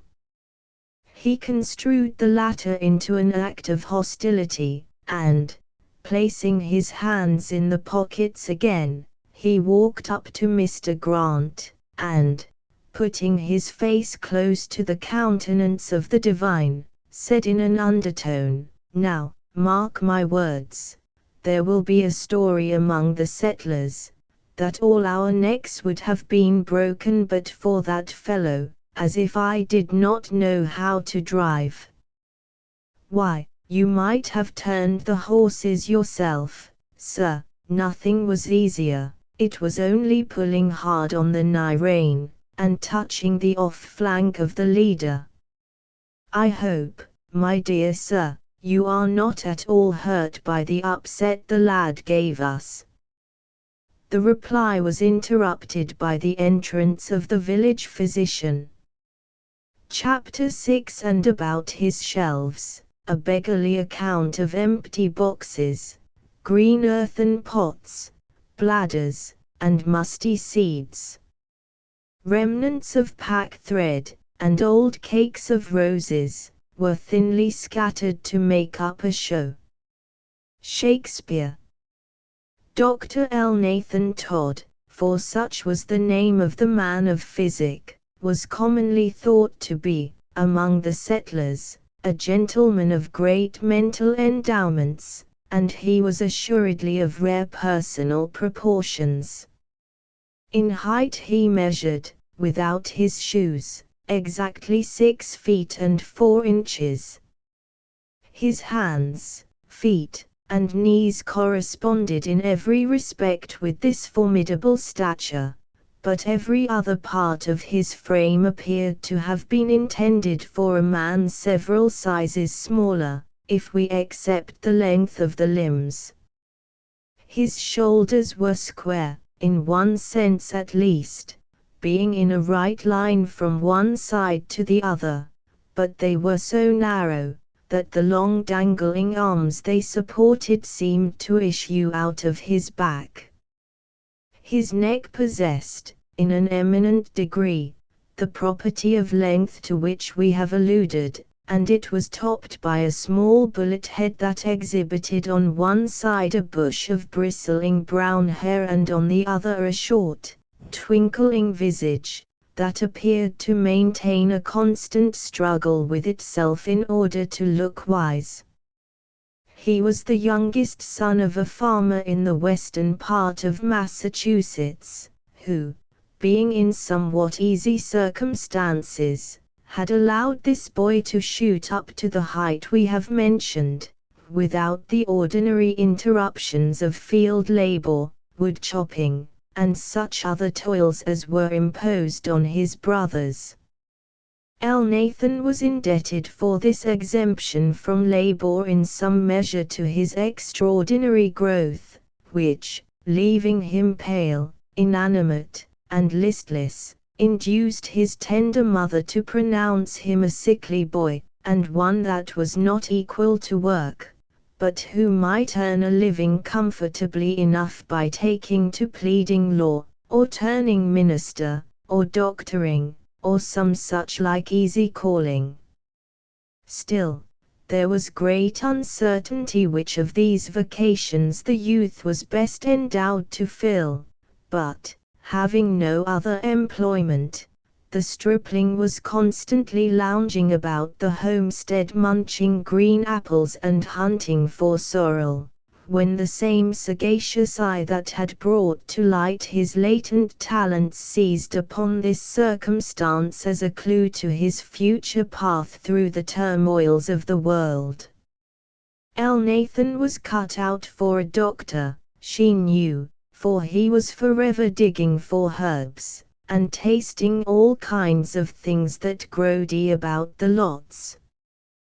Then again he had a natural love for doctor stuff, for when she had left the bilious pills out for her man, all nicely covered with maple sugar just ready to take, Nathan had come in and swallowed them for all the world as if they were nothing, while Ishabod, her husband, could never get one down without making such desperate faces that it was awful to look on. This discovery decided the matter. Elnathan, then about 15, was, much like a wild colt, caught and trimmed by clipping his bushy locks, dressed in a suit of homespun, dyed in the butternut bark, furnished with a New Testament and a Webster's spelling book and sent to school. As the boy was by nature quite shrewd enough, and had previously, at odd times, laid the foundations of reading, writing, and arithmetic, he was soon conspicuous in the school for his learning. The delighted mother had the gratification of hearing, from the lips of the master, that her son was a prodigious boy, and far above all his class. He also thought that the youth had a natural love for doctoring, as he had known him frequently advise the smaller children against eating too much, and, once or twice, when the ignorant little things had persevered in opposition to Elnathan's advice, he had known her son empty the school baskets with his own mouth, to prevent the consequences. Soon after this comfortable declaration from his schoolmaster, the lad was removed to the house of the village doctor, a gentleman whose early career had not been unlike that of our hero, where he was to be seen sometimes watering a horse, at others watering medicines, blue, yellow, and red. Then again he might be noticed lolling under an apple tree, with Ruddiman's Latin grammar in his hand, and a corner of Denman's midwifery sticking out of a pocket, for his instructor held it absurd to teach his pupil how to dispatch a patient regularly from this world, before he knew how to bring him into it.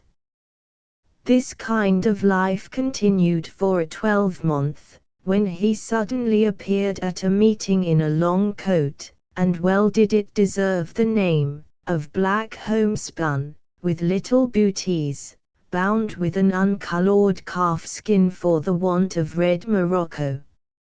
Soon after he was seen shaving with a dull razor. 3 or 4 months had scarce elapsed before several elderly ladies were observed hastening toward the house of a poor woman in the village, while others were running to and fro in great apparent distress. 1 or 2 boys were mounted, bareback, on horses, and sent off at speed in various directions. Several indirect questions were put concerning the place where the physician was last seen, but all would not do, and at length Elnathan was seen issuing from his door with a very grave air, preceded by a little white-headed boy, out of breath, trotting before him. The following day the youth appeared in the street, as the highway was called, and the neighborhood was much edified by the additional gravity of his air. The same week he bought a new razor, and the succeeding Sunday he entered the meeting house with a red silk handkerchief in his hand, and with an extremely demure countenance. In the evening he called upon a young woman of his own class in life, for there were no others to be found, and, when he was left alone with the fair, he was called, for the first time in his life, Dr. Todd, by her prudent mother. The ice once broken in this manner, Elnathan was greeted from every mouth with his official appellation. Another year passed under the superintendence of the same master, during which the young physician had the credit of riding with the old doctor, although they were generally observed to travel different roads. At the end of that period, Dr. Todd attained his legal majority. He then took a jaunt to Boston to purchase medicines, and, as some intimated, to walk the hospital. We know not how the latter might have been, but, if true, he soon walked through it, for he returned within a fortnight, bringing with him a suspicious-looking box, that smelled powerfully of brimstone. The next Sunday he was married, and the following morning he entered a one-horse sleigh with his bride, having before him the box we have mentioned, with another filled with home-made household linen, a paper-covered trunk with a red umbrella lashed to it, a pair of quite new saddle-bags, and a hand-box. The next intelligence that his friends received of the bride and bridegroom was, that the latter was settled in the new countries, and well-to-do as a doctor in Templeton, in York State. If a Templar would smile at the qualifications of Marmaduke to fill the judicial seat he occupied, we are certain that a graduate of Lydon or Edinburgh would be extremely amused with this true narration of the servitude of Elnathan in the temple of Aesculapius. But the same consolation was afforded to both the jurist and the leech, for Dr. Todd was quite as much on a level with his own peers of the profession in that country, as was Marmaduke with his brethren on the bench. Time and practice did wonders for the physician. He was naturally humane, but possessed of no small share of moral courage, or, in other words, he was chary of the lives of his patients, and never tried uncertain experiments on such members of society as were considered useful, but, once or twice, when a luckless vagrant had come under his care, he was a little addicted to trying the effects of every file in his saddle-bags on the stranger's constitution. Happily their number was small, and in most cases their natures innocent. By these means Elnathan had acquired a certain degree of knowledge in fevers and agues, and could talk with judgment concerning intermittents, remittents, tertians, quotidians, etc. In certain cutaneous disorders very prevalent in new settlements, he was considered to be infallible, and there was no woman on the patent but would as soon think of becoming a mother without a husband as without the assistance of Dr. Todd. In short, he was rearing, on this foundation of sound, a superstructure cemented by practice, though composed of somewhat brittle materials. He, however, occasionally renewed his elementary studies, and, with the observation of a shrewd mind, was comfortably applying his practice to his theory. In surgery, having the least experience, and it being a business that spoke directly to the senses, he was most apt to distrust his own powers, but he had applied oils to several burns, cut round the roots of sundry defective teeth, and sewed up the wounds of numberless wood-choppers, with considerable eclat, when an unfortunate jobber suffered a fracture of his leg by the tree that he had been felling. It was on this occasion that our hero encountered the greatest trial his nerves and moral feeling had ever sustained. In the hour of need, however, he was not found wanting.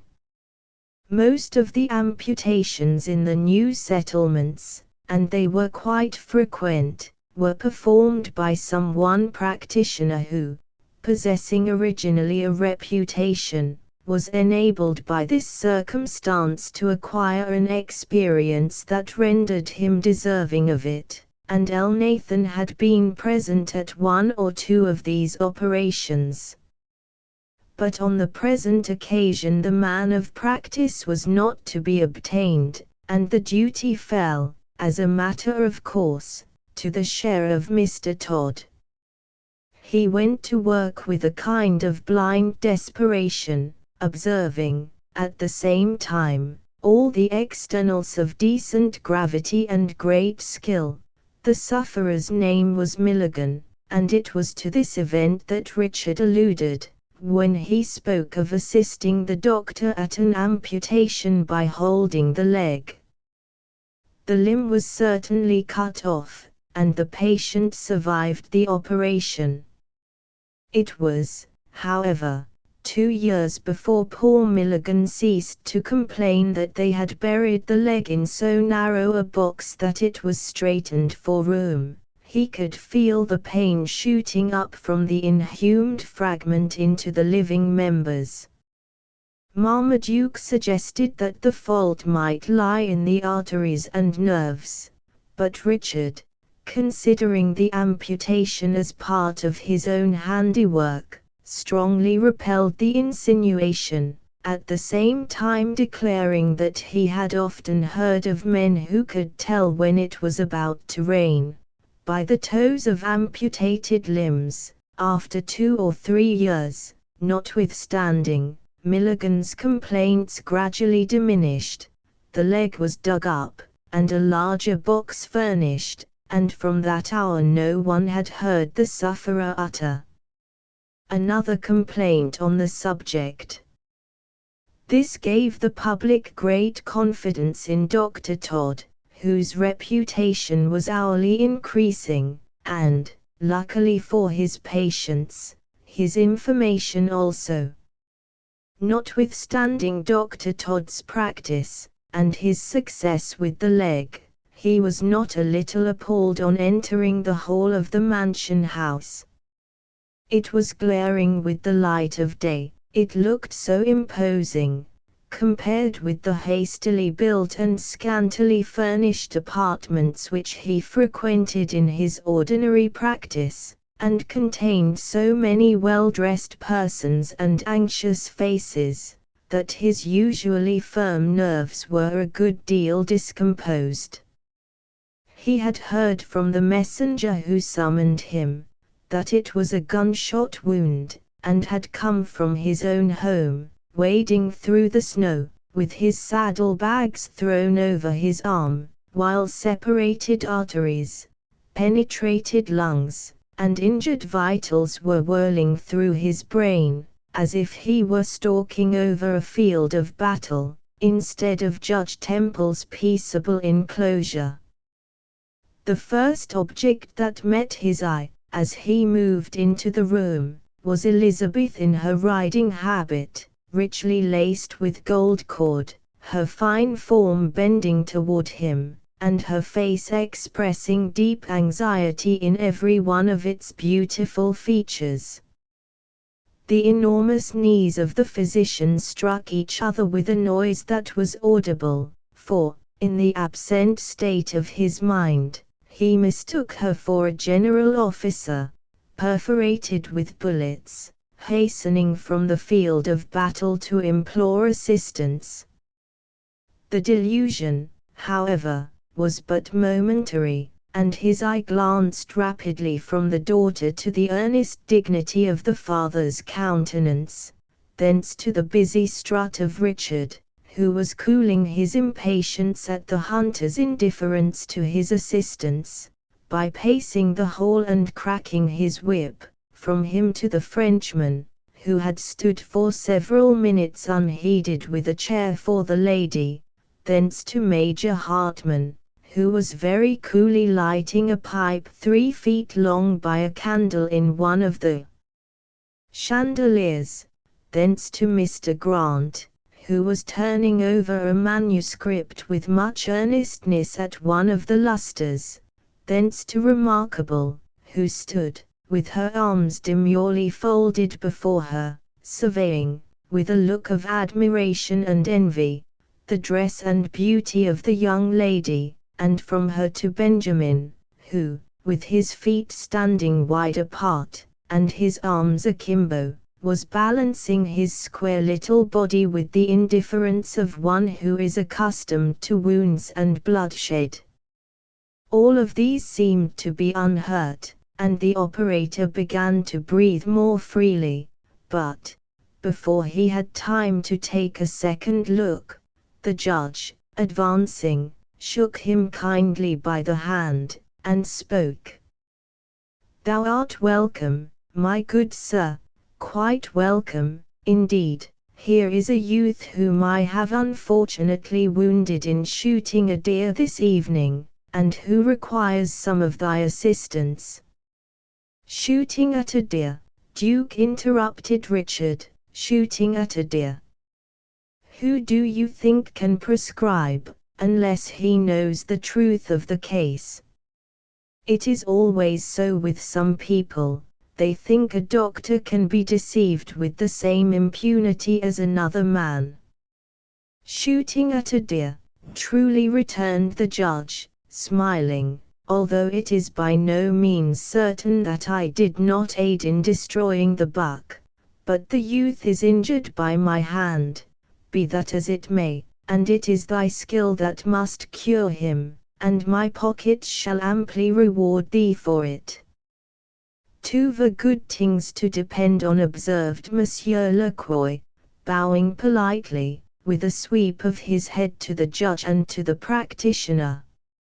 "I thank you, monsieur," returned the judge, "but we keep the young man in pain." "Remarkable. Thou wilt please to provide linen for lint and bandages." This remark caused a cessation of the compliments, and induced the physician to turn an inquiring eye in the direction of his patient. During the dialogue the young hunter had thrown aside his overcoat, and now stood clad in a plain suit of the common, light-colored homespun of the country, that was evidently but recently made. His hand was on the lapels of his coat, in the attitude of removing the garment, when he suddenly suspended the movement, and looked toward the commiserating Elizabeth, who was standing in an unchanged posture, too much absorbed with her anxious feelings to heed his actions. A slight color appeared on the brow of the youth. "Possibly the sight of blood may alarm the lady. I will retire to another room while the wound is dressing." "By no means," said Dr. Todd, who, having discovered that his patient was far from being a man of importance, felt much emboldened to perform the duty. "The strong light of these candles is favorable to the operation, and it is seldom that we hard students enjoy good eyesight." While speaking, Elnathan placed a pair of large iron-rimmed spectacles on his face, where they dropped, as it were by long practice, to the extremity of his slim pug nose, and, if they were of no service as assistants to his eyes, neither were they any impediment to his vision, for his little grey organs were twinkling above them like two stars emerging from the envious cover of a cloud. The action was unheeded by all but Remarkable, who observed to Benjamin, "Dr. Todd is a comely man to look on, and deputy pretty. How well he seems in spectacles! I declare, they give a grand look to a body's face. I have quite a great mind to try them myself." The speech of the stranger recalled the recollection of Miss Temple, who started as if from deep abstraction, and, coloring excessively, she motioned to a young woman who served in the capacity of maid, and retired with an air of womanly reserve. The field was now left to the physician and his patient, while the different personages who remained gathered around the latter, with faces expressing the various degrees of interest that each one felt in his condition. Major Hartman alone retained his seat, where he continued to throw out vast quantities of smoke, now rolling his eyes up to the ceiling, as if musing on the uncertainty of life, and now bending them on the wounded man, with an expression that bespoke some consciousness of his situation. In the meantime Elnathan, to whom the sight of a gunshot wound was a perfect novelty, commenced his preparations with a solemnity and care that were worthy of the occasion. An old shirt was procured by Benjamin, and placed in the hand of the other, who tore divers bandages from it, with an exactitude that marked both his own skill and the importance of the operation. When this preparatory measure was taken, Dr. Todd selected a piece of the shirt with great care, and handing to Mr. Jones, without moving a muscle, said, "Here, Squire Jones, you are well acquainted with these things, will you please to scrape the lint? It should be fine and soft, you know, my dear sir, and be cautious that no cotton gets in, or it may poison the wound. The shirt has been made with cotton thread, but you can easily pick it out." Richard assumed the office, with a nod at his cousin, that said quite plainly, "You see this fellow can't get along without me," and began to scrape the linen on his knee with great diligence. A table was now spread with phials, boxes of salve, and divers surgical instruments. As the latter appeared in succession, from a case of red morocco, their owner held up each implement to the strong light of the chandelier, near to which he stood, and examined it with the nicest care. A red silk handkerchief was frequently applied to the glittering steel, as if to remove from the polished surfaces the least impediment which might exist to the most delicate operation. After the rather scantily furnished pocket case which contained these instruments was exhausted, the physician turned to his saddle bags, and produced various phials, filled with liquids of the most radiant colors. These were arranged in due order by the side of the murderous saws, knives, and scissors, when Elnathan stretched his long body to its utmost elevation, placing his hand on the small of his back as if for support, and looked about him to discover what effect this display of professional skill was likely to produce on the spectators. "Upon my word," Tarkter observed Major Hartman, with a roguish roll of his little black eyes, but with every other feature of his face in a state of perfect rest, "Put you have a very pretty pocket-book of tools here, and your Tarkter stuff glitters as if it was better for ter eyes as for ter pelly." Elnathan gave a hem, one that might have been equally taken for that kind of noise which cowards are said to make in order to awaken their dormant courage, or for a natural effort to clear the throat, if for the latter it was successful, for, turning his face to the veteran German, he said, "Very true, Major Hartman, very true, sir. A prudent man will always strive to make his remedies agreeable to the eyes, though they may not altogether suit the stomach. It is no small part of our art, sir," and he now spoke with the confidence of a man who understood his subject, "to reconcile the patient to what is for his own good, though at the same time it may be unpalatable." Sartin. "Dr. Todd is right," said Remarkable, "and has scripture for what he says. The Bible tells us how things may be sweet to the mouth, and bitter to the inwards." "True, true," interrupted the judge, a little impatiently, "but here is a youth who needs no deception to lure him to his own benefit. I see, by his eye, that he fears nothing more than delay." The stranger had, without assistance, bared his own shoulder, when the slight perforation produced by the passage of the buckshot was plainly visible. The intense cold of the evening had stopped the bleeding, and Dr. Todd, casting a furtive glance at the wound, thought it by no means so formidable an affair as he had anticipated. Thus encouraged, he approached his patient, and made some indication of an intention to trace the route that had been taken by the lead.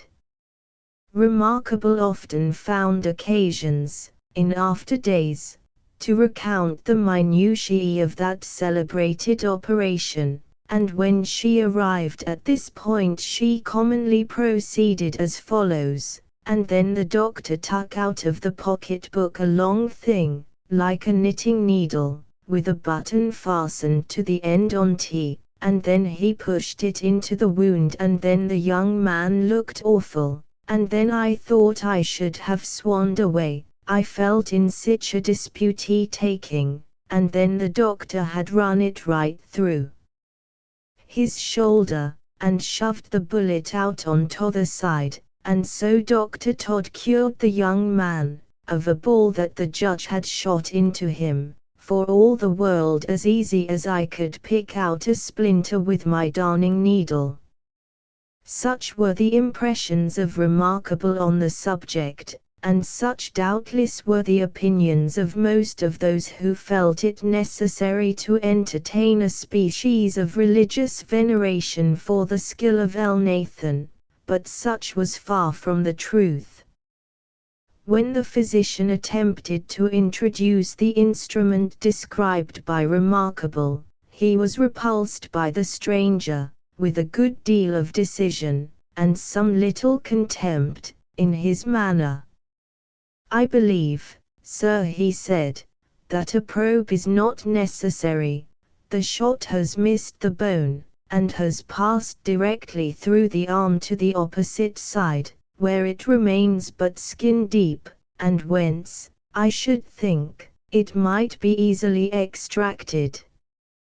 "The gentleman knows best," said Dr. Todd, laying down the probe with the air of a man who had assumed it merely in compliance with forms, and, turning to Richard, he fingered the lint with the appearance of great care and foresight.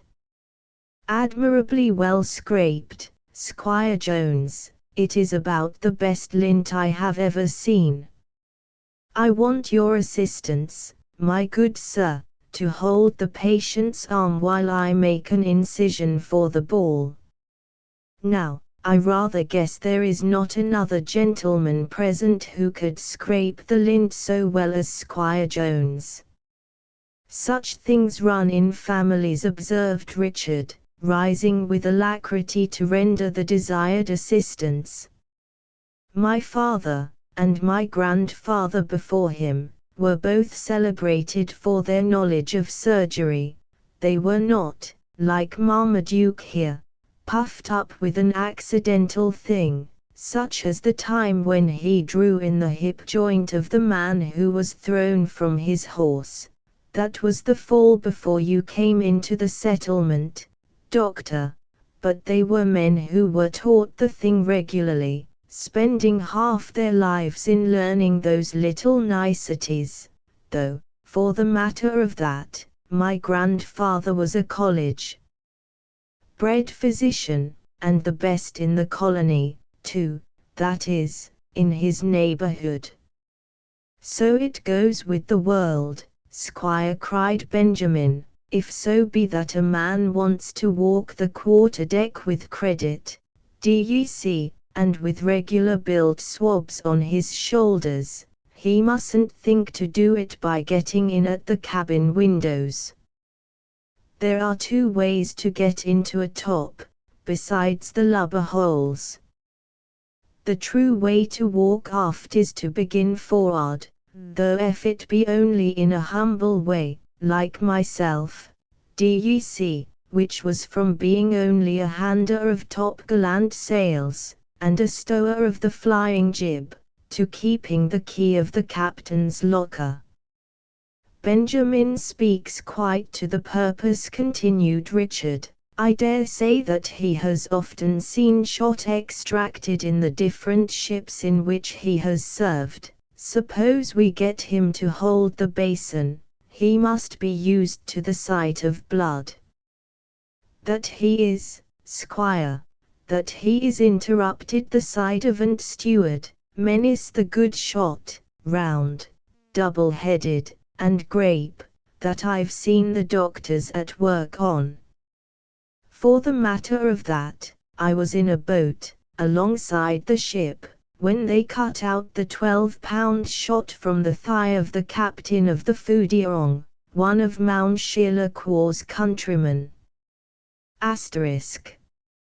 It is possible that the reader may start at this declaration of Benjamin, but those who have lived in the new settlements of America are too much accustomed to hear of these European exploits to doubt it.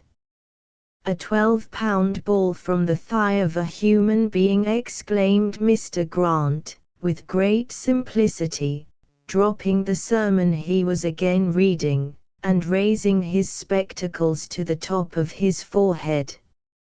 A 12-pounder, echoed Benjamin, staring around him with much confidence. A 12-pounder, a 24-pound shot can easily be taken from a man's body, if so be a doctor only knows how.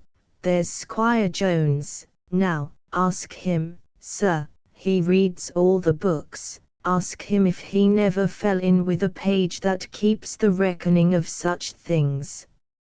Certainly, more important operations than that have been performed, observed Richard.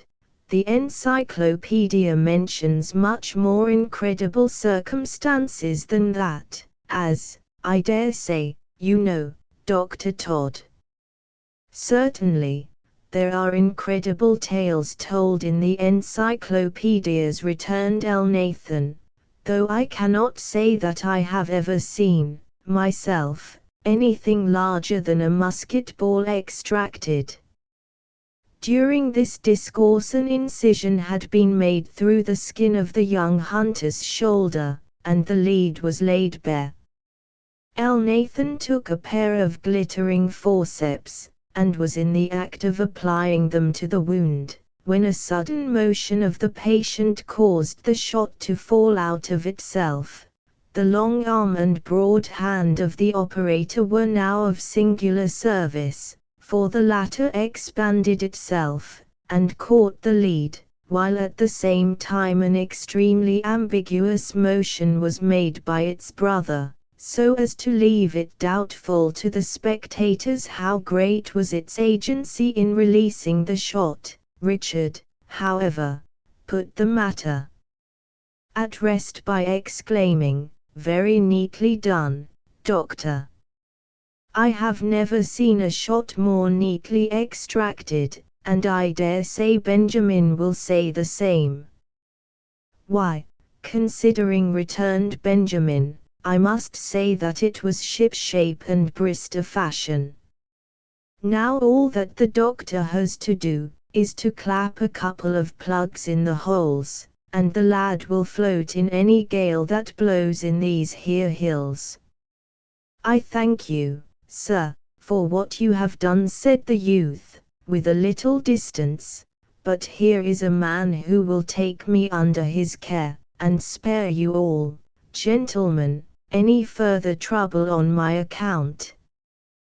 The whole group turned their heads in surprise, and beheld, standing at one of the distant doors of the hall, the person of Indian John. Chapter 7.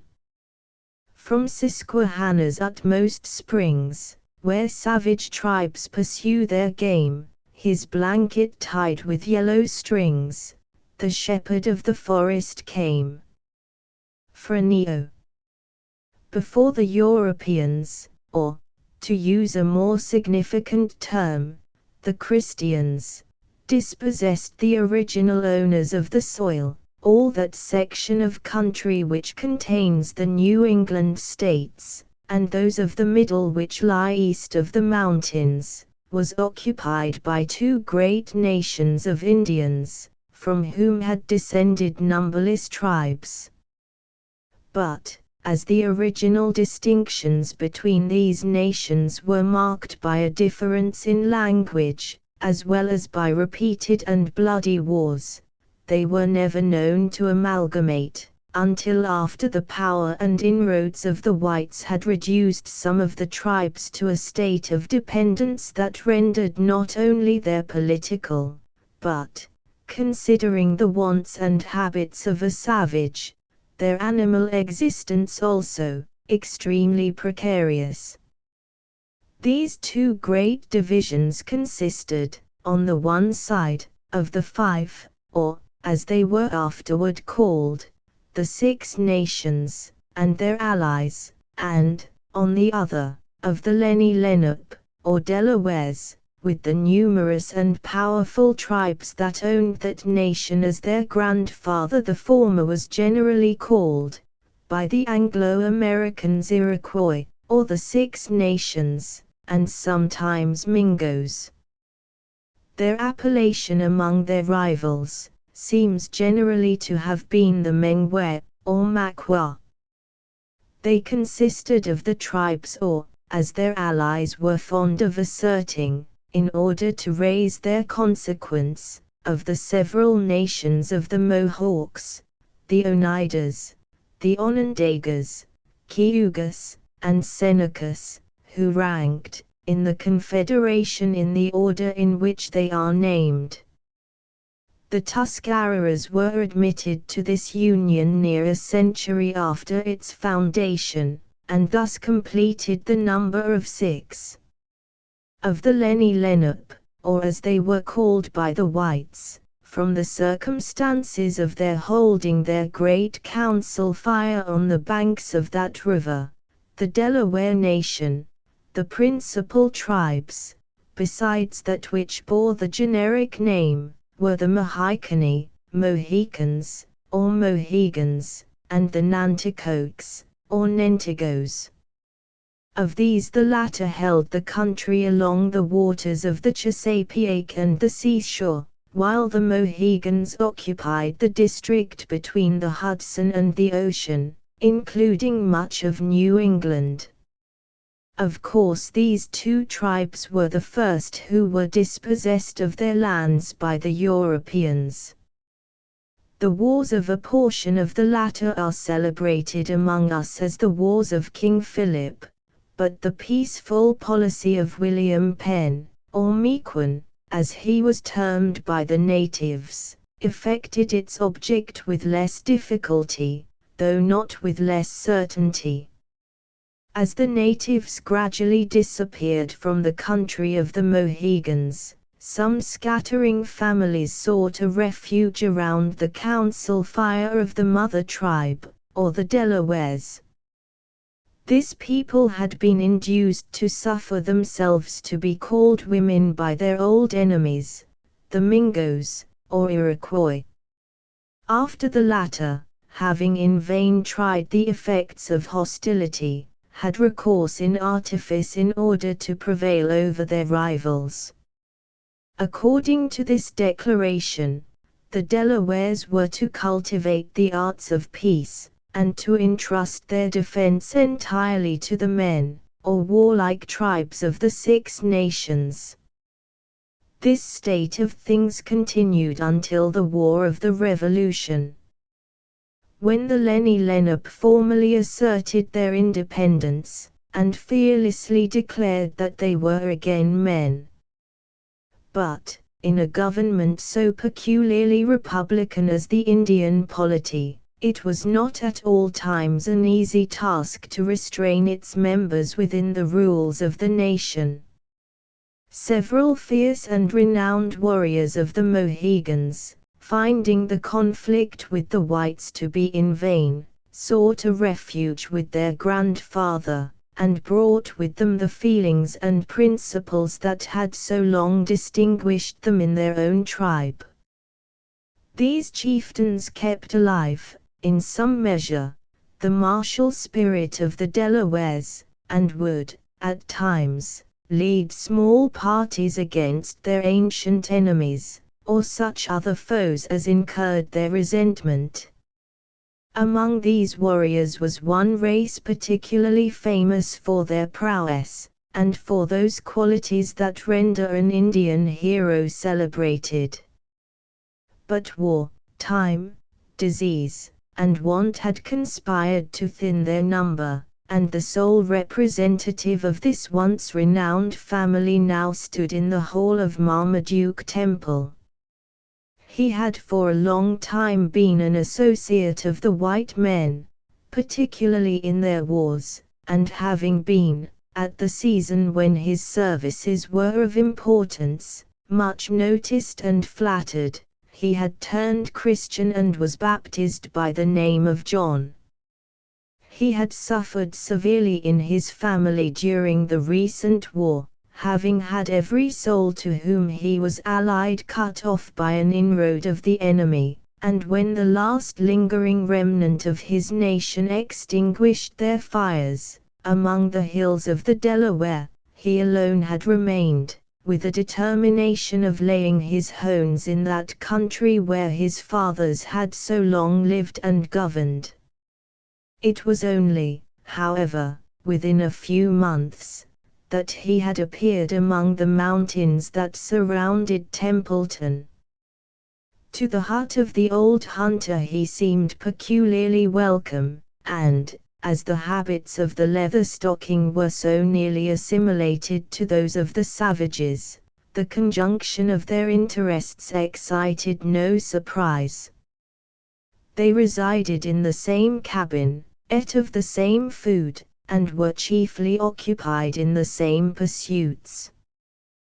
We have already mentioned the baptismal name of this ancient chief, but in his conversation with Natty, held in the language of the Delawares, he was heard uniformly to call himself Chingachgook, which, interpreted, means the Great Snake.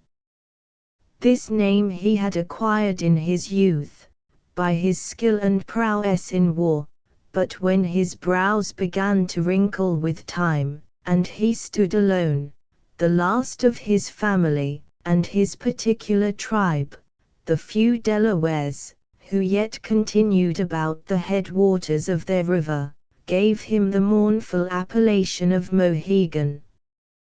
Perhaps there was something of deep feeling excited in the bosom of this inhabitant of the forest by the sound of a name that recalled the idea of his nation in ruins, for he seldom used it himself, never, indeed, excepting on the most solemn occasions, but the settlers had united, according to the Christian custom, his baptismal with his national name, and to them he was generally known as John Mohegan, or, more familiarly, as Indian John.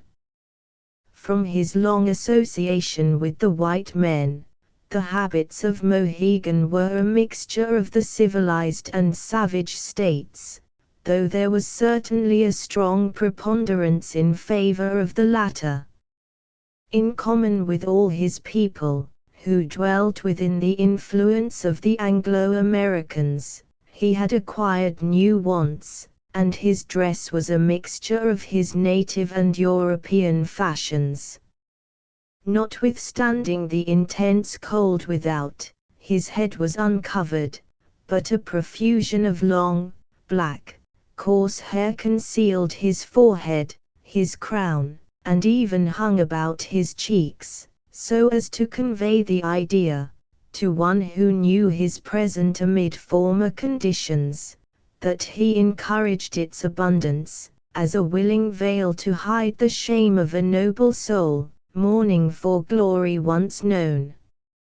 His forehead, when it could be seen, appeared lofty, broad, and noble. His nose was high, and of the kind called Roman, with nostrils that expanded, in his 70th year, with the freedom that had distinguished them in youth. His mouth was large, but compressed, and possessing a great share of expression and character, and, when opened, it discovered a perfect set of short, strong, and regular teeth. His chin was full, though not prominent, and his face bore the infallible mark of his people, in its square, high cheekbones. The eyes were not large, but their black orbs glittered in the rays of the candles, as he gazed intently down the hall, like two balls of fire. The instant that Mohegan observed himself to be noticed by the group around the young stranger, he dropped the blanket which covered the upper part of his frame, from his shoulders, suffering it to fall over his leggings of untanned deerskin, where it was retained by a belt of bark that confined it to his waist. As he walked slowly down the long aisle, the dignified and deliberate tread of the Indian surprised the spectators. His shoulders, and body to his waist, were entirely bare, with the exception of a silver medallion of Washington, that was suspended from his neck by a thong of buckskin, and rested on his high chest, amid many scars.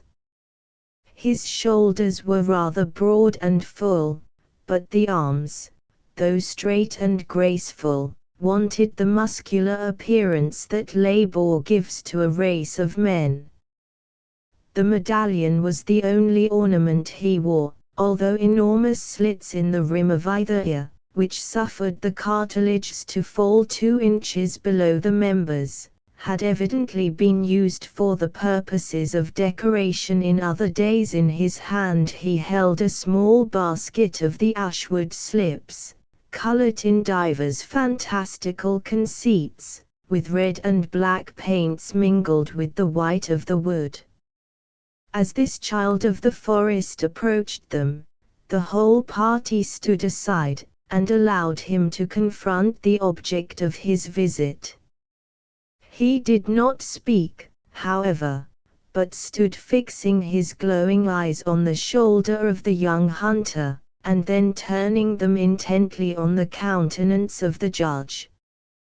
The latter was a good deal astonished at this unusual departure from the ordinarily subdued and quiet manner of the Indian, but he extended his hand, and said, "Thou art welcome, John.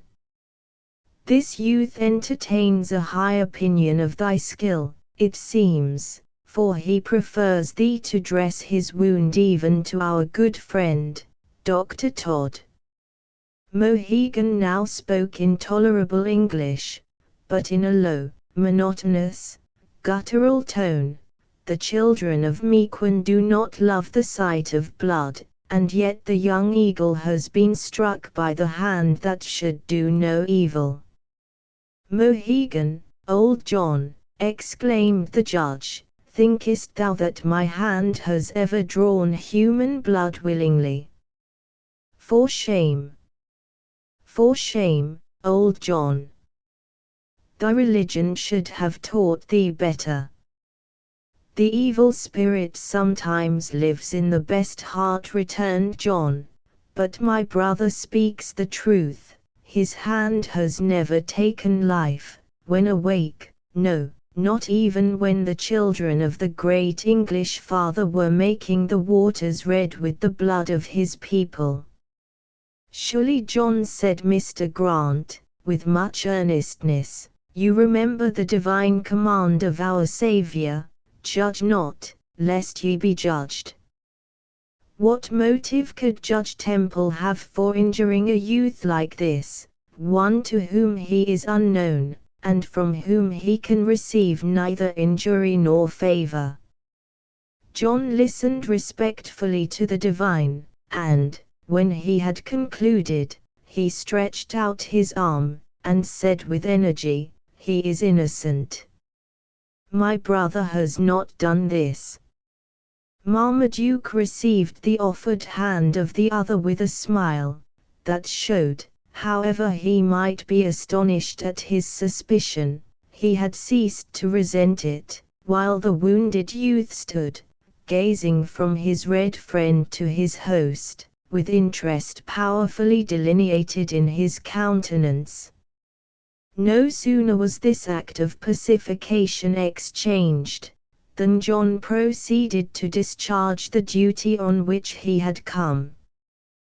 Dr. Todd was far from manifesting any displeasure at this invasion of his rights, but made way for the new leech with an air that expressed a willingness to gratify the humors of his patient, now that the all-important part of the business was so successfully performed, and nothing remained to be done but what any child might effect. Indeed, he whispered as much to Monsieur Lacroix, when he said, "It was fortunate that the ball was extracted before this Indian came in, but any old woman can dress the wound." The young man, I hear, lives with John and Natty Bumppo, and it's always best to humor a patient, when it can be done discreetly. I say, discreetly, monsieur. Certainement, returned the Frenchman. You seem very happy, Mr. Todd, in your practice. I think the elder lady might very well finish what you so skillfully begin.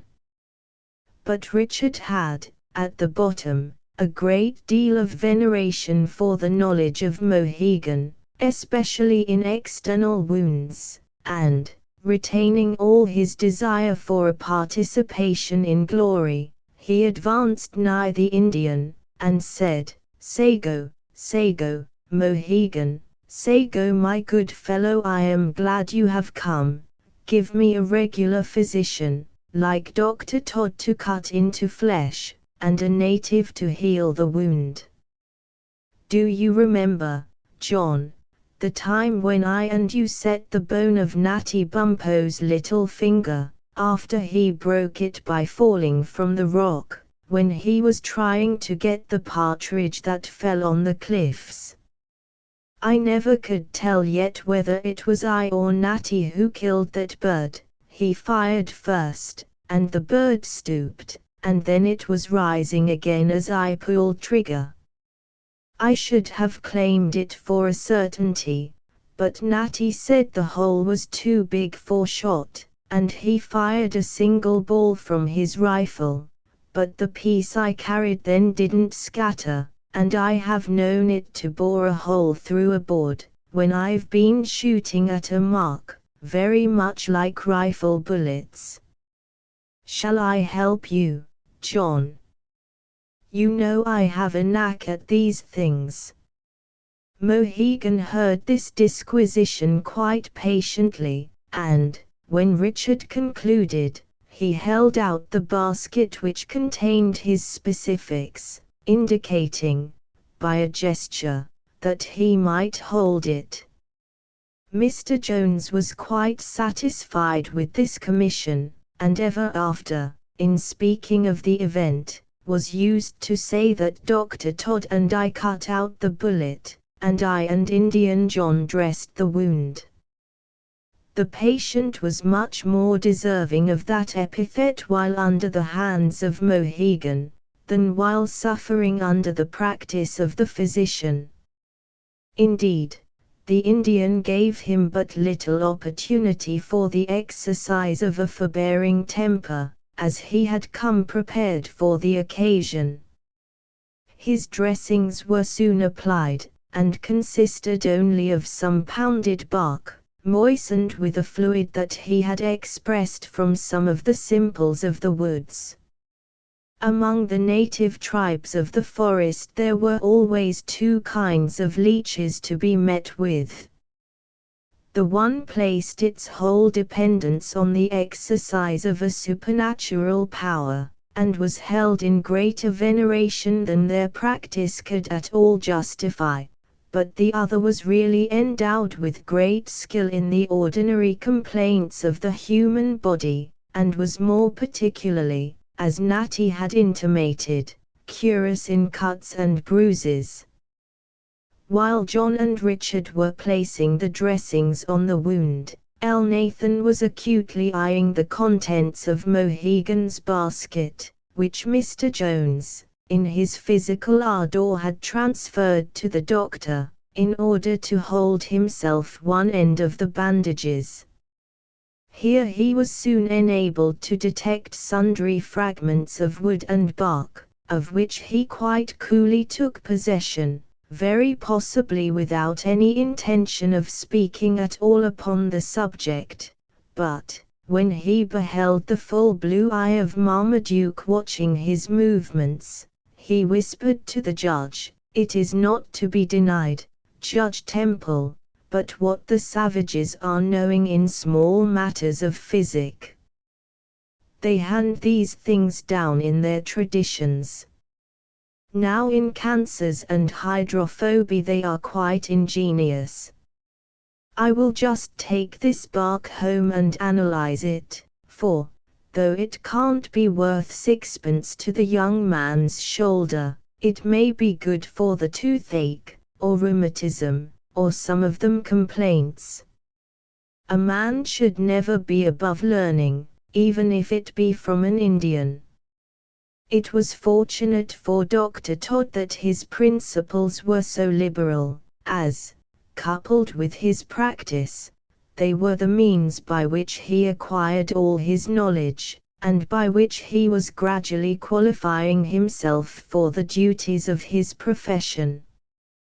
The process to which he subjected the specific differed, however, greatly from the ordinary rules of chemistry, for instead of separating he afterward united the component parts of Mohegan's remedy, and was thus able to discover the tree whence the Indian had taken it.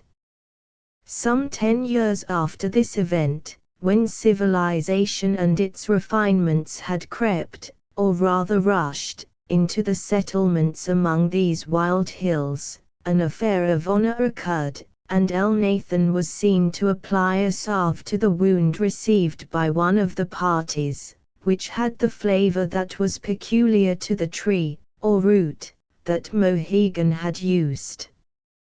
10 years later still, when England and the United States were again engaged in war, and the hordes of the western parts of the state of New York were rushing to the field, Elnathan, presuming on the reputation obtained by these 2 operations, followed in the rear of a brigade of militia as its surgeon. When Mohegan had applied the bark, he freely relinquished to Richard the needle and thread that were used in sewing the bandages, for these were implements of which the native but little understood the use, and, stepping back with decent gravity, awaited the completion of the business by the other. "Reach me the scissors," said Mr. Jones, when he had finished, and finished for the second time, after tying the linen in every shape and form that it could be placed. "Reach me the scissors, for here is a thread that must be cut off, or it might get under the dressings, and inflame the wound. See, John, I have put the lint I scraped between 2 layers of the linen, for though the bark is certainly best for the flesh, yet the lint will serve to keep the cold air from the wound. If any lint will do it good, it is this lint. I scraped it myself, and I will not turn my back at scraping lint to any man on the patent. I ought to know how, if anybody ought, for my grandfather was a doctor, and my father had a natural turn that way. Here, Squire, is the scissors," said Remarkable, producing from beneath her petticoat of green marine a pair of dull-looking shears. "Well, upon my say-so, you have sewed on the rags as well as a woman." "As well as a woman," echoed Richard with indignation. "What do women know of such matters? And you are proof of the truth of what I say. Who ever saw such a pair of shears used about a wound?" "Dr. Todd, I will thank you for the scissors from the case. Now, young man, I think you'll do. The shot has been neatly taken out, although, perhaps, seeing I had a hand in it, I ought not to say so, and the wound is admirably dressed. You will soon be well again, though the jerk you gave my leaders must have a tendency to inflame the shoulder, yet you will do, you will do. You were rather flurried, I suppose, and not used to horses, but I forgive the accident for the motive, No doubt you had the best of motives. Yes, now you will do. Then, gentlemen, said the wounded stranger, rising, and resuming his clothes, it will be unnecessary for me to trespass longer on your time and patience. There remains but one thing more to be settled, and that is, our respective rights to the deer, Judge Temple. I acknowledge it to be thine, said Marmaduke, and much more deeply am I indebted to thee than for this piece of venison. But in the morning thou wilt call here, and we can adjust this, as well as more important matters. Elizabeth, for the young lady, being apprised that the wound was dressed, had re-entered the hall. Thou wilt order a repast for this youth before we proceed to the church, and Aggie will have a sleigh prepared to convey him to his friend. But, sir, I cannot go without a part of the deer, returned the youth, seemingly struggling with his own feelings. I have already told you that I needed the venison for myself. Oh, we will not be particular, exclaimed Richard. The judge will pay you in the morning for the whole deer, and, remarkable, give the lad all the animal excepting the saddle. So, on the whole, I think you may consider yourself as a very lucky young man. You have been shot without being disabled, have had the wound dressed in the best possible manner here in the woods, as well as it would have been done in the Philadelphia hospital, if not better, have sold your deer at a high price, and yet can keep most of the carcass, with the skin in the bargain. Marquis, tell Tom to give him the skin too, and in the morning bring the skin to me, and I will give you $50 for it, or at least 3 6/6. I want just such a skin to cover the pillion that I am making for Cousin Bess. I thank you, sir, for your liberality, and, I trust, am also thankful for my escape, returned the stranger, but you reserve the very part of the animal that I wished for my own use. I must have the saddle myself. Must, echoed Richard. Must is harder to be swallowed than the horns of the buck. Yes, must, repeated the youth, when, turning his head proudly around him, as if to see who would dare to controvert his rights, he met the astonished gaze of Elizabeth, and proceeded more mildly, that is, if a man is allowed the possession of that which his hand hath killed, and the law will protect him in the enjoyment of his own. The law will do so, said Judge Temple, with an air of mortification mingled with surprise. Benjamin, see that the whole deer is placed in the sleigh, and have this youth conveyed to the hut of Leatherstocking. But, young man, thou hast a name, and I shall see you again, in order to compensate thee for the wrong I have done thee. I am called Edwards, returned the hunter, Oliver Edwards. I am easily to be seen, sir, for I live nigh by, and am not afraid to show my face, having never injured any man. It is we who have injured you, sir, said Elizabeth, and the knowledge that you decline our assistance would give my father great pain. He would gladly see you in the morning. The young hunter gazed at the fair speaker until his earnest look brought the blood to her temples, when, recollecting himself, he bent his head, dropping his eyes to the carpet, and replied, in the morning, then, will I return, and see Judge Temple, and I will accept his offer of the sleigh in token of amity. Amity, repeated Marmaduke. There was no malice in the act that injured thee, young man. there should be none in the feelings which it may engender. Forgive our trespasses as we forgive those who trespass against us, observed Mr. Grant, is the language used by our Divine Master himself, and it should be the golden rule with us, his humble followers. The stranger stood a moment lost in thought, and then, glancing his dark eyes rather wildly around the hall, he bowed low to the divine, and moved from the apartment with an air that would not admit of detention. "'Tis strange that one so young should harbor such feelings of resentment," said Marmaduke, when the door closed behind the stranger, "but while the pain is recent, and the sense of the injury so fresh, he must feel more strongly than in cooler moments.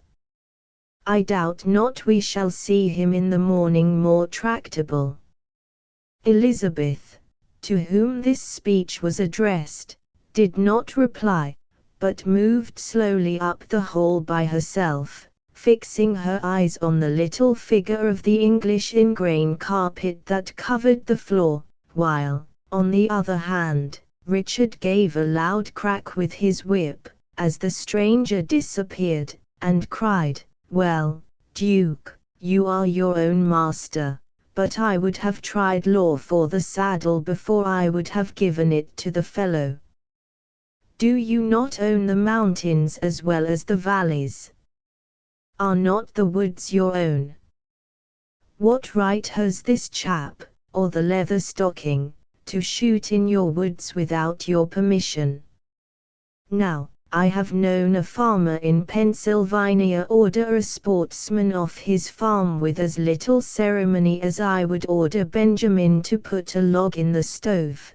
By the by, Benjamin, see how the thermometer stands.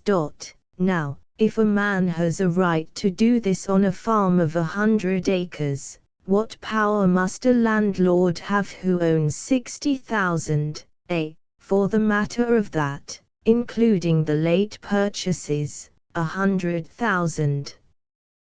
There is Mohegan, to be sure, he may have some right, being a native, but it's little the poor fellow can do now with his rifle. How is this managed in France, Monsieur Lecroix? Do you let everybody run over your land in that country helter-skelter, as they do here, shooting the game, so that a gentleman has but little or no chance with his gun? Bah, diable, no, Mr. Deek, replied the Frenchman, we give, in France, no liberty except to the laddie. Yes, yes, to the women, I know, said Richard, that is your Salic law. I read, sir, all kinds of books, of France, as well as England, of Greece, as well as Rome. But if I were in Duke's place, I would stick up advertisements tomorrow morning, forbidding all persons to shoot, or trespass in any manner, on my woods. I could write such an advertisement myself, in an hour, as would put a stop to the thing at once.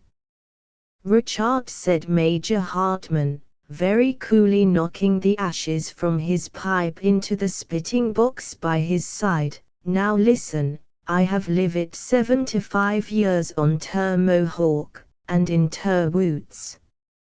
You had better metal as MIT Ter Devil, as MIT Ter Hunters, tell you live MIT Ter Gun, and a rifle is better as Ter Law. Ain't Marmaduke a judge, said Richard indignantly. Where is the use of being a judge, or having a judge, if there is no law? Damn the fellow. I have a great mind to sue him in the morning myself, before Squire Doolittle, for meddling with my leaders. I am not afraid of his rifle. I can shoot, too. I have hit $1 many a time at 50 rods. Thou'st missed more dollars than ever thou'st hit, Deacon, exclaimed the cheerful voice of the judge. But we will now take our evening's repast, which I perceive, by Remarkable's physiognomy, is ready. Monsieur Lacroix, Miss Temple has a hand at your service. Will you lead the way, my child? Ah, Marchere mamselle, comme je suis enchanté, said the Frenchman. Il n'y manque que les dames de faire un paradis de Templeton. Mr. Grant and Mohegan continued in the hall, while the remainder of the party withdrew to an eating parlor, if we except Benjamin, who civilly remained to close the rear after the clergyman and to open the front door for the exit of the Indian. John, said the divine, when the figure of Judge Temple disappeared, the last of the group, tomorrow is the festival of the Nativity of our blessed Redeemer, when the Church has appointed prayers and thanksgivings to be offered up by her children, and when all are invited to partake of the mystical elements. As you have taken up the cross, and become a follower of good and an eschewer of evil, I trust I shall see you before the altar, with a contrite heart and a meek spirit. John will come, said the Indian, betraying no surprise, though he did not understand all the terms used by the other. Yes, continued Mr. Grant, laying his hand gently on the tawny shoulder of the aged chief, but it is not enough to be there in the body, you must come in the spirit and in truth. The Redeemer died for all, for the poor Indian as well as for the white man. Heaven knows no difference in color, nor must earth witness a separation of the Church. It is good and profitable, John, to freshen the understanding, and support the wavering, by the observance of our holy festivals, but all form is but stench in the nostrils of the Holy One, unless it be accompanied by a devout and humble spirit. The Indian stepped back a little, and, raising his body to its utmost powers of erection, he stretched his right arm on high, and dropped his forefinger downward, as if pointing from the heavens.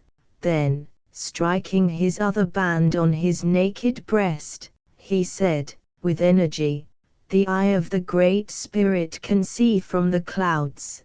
The bosom of Mohegan is bare. It is well, John, and I hope you will receive profit and consolation from the performance of this duty.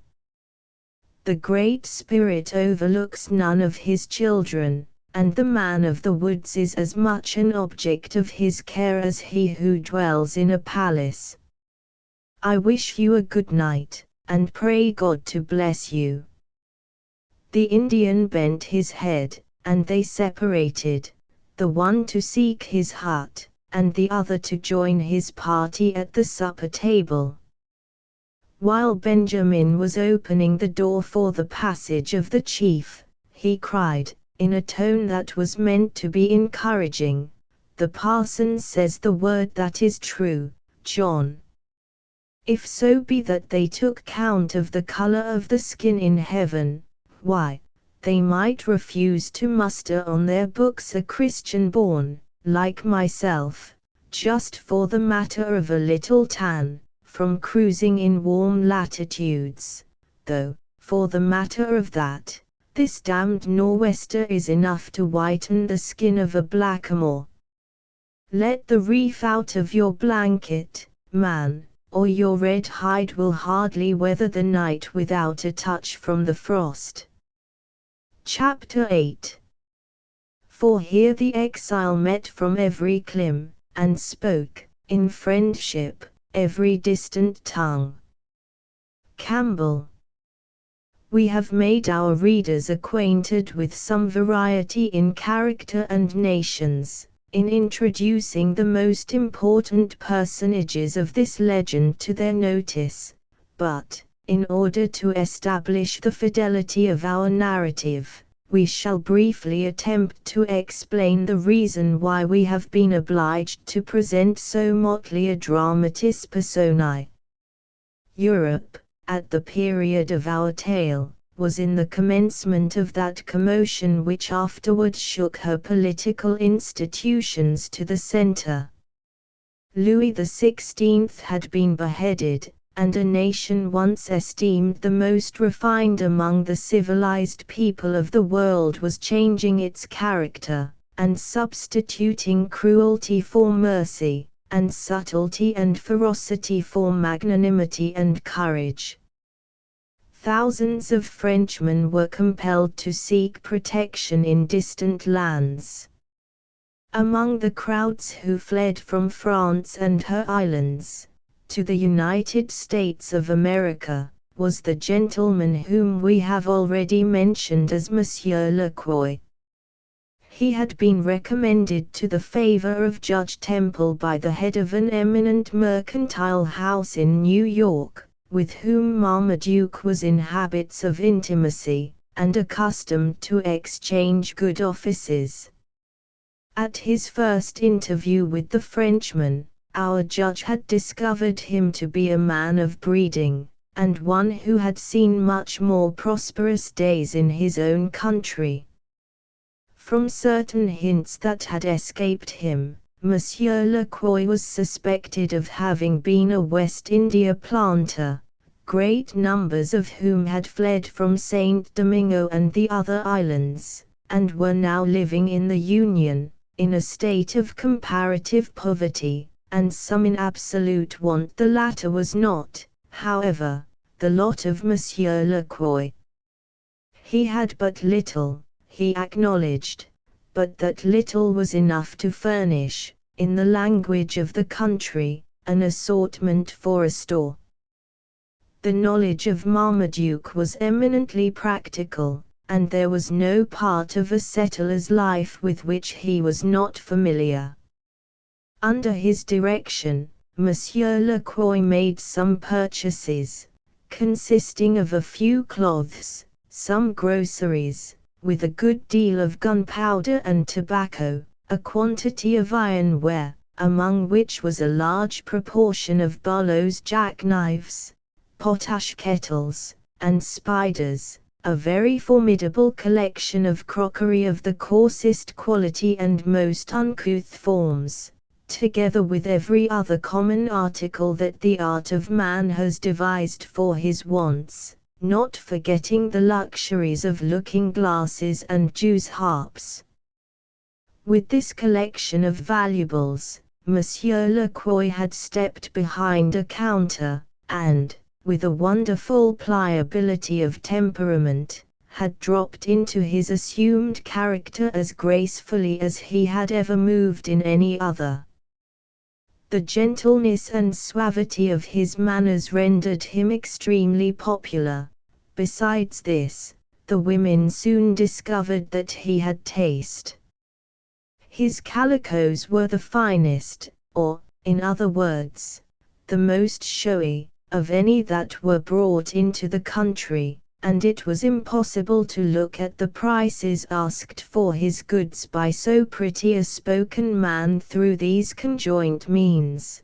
The affairs of Monsieur Le Croix were again in a prosperous condition, and he was looked up to by the settlers as the second best man on the patent.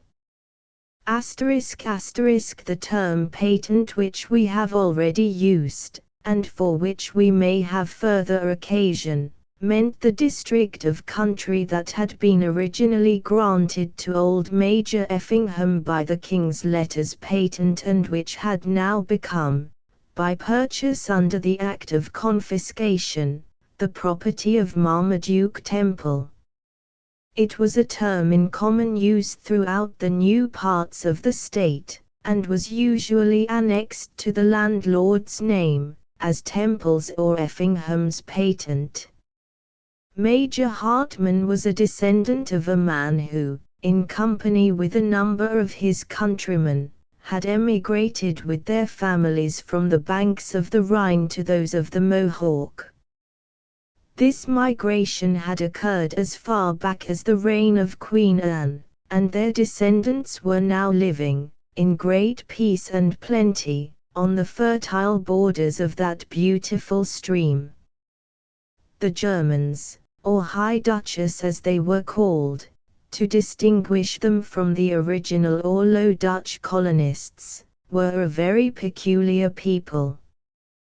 They possessed all the gravity of the latter, without any of their phlegm, and like them, the High Dutchess were industrious, honest, and economical. Fritz, or Frederick Hartmann, was an epitome of all the vices and virtues, foibles and excellences, of his race. He was passionate though silent, obstinate, and a good deal suspicious of strangers, of immovable courage, inflexible honesty, and undeviating in his friendships. Indeed, there was no change about him, unless it were from grave to gay. He was serious by months, and jolly by weeks. He had, early in their acquaintance, formed an attachment for Marmaduke Temple, who was the only man that could not speak High Dutch that ever gained his entire confidence 4 times in each year. At periods equidistant, he left his low stone dwelling on the banks of the Mohawk, and travelled 30 miles, through the hills, to the door of the mansion house in Templeton. Here he generally stayed a week, and was reputed to spend much of that time in riotous living, greatly countenanced by Mr. Richard Jones. But every one loved him, even to remarkable Pettibone, to whom he occasioned some additional trouble. He was so frank, so sincere, and, at times, so mirthful. He was now on his regular Christmas visit, and had not been in the village an hour when Richard summoned him to fill a seat in the sleigh to meet the landlord and his daughter. Before explaining the character and situation of Mr. Grant, it will be necessary to recur to times far back in the brief history of the settlement.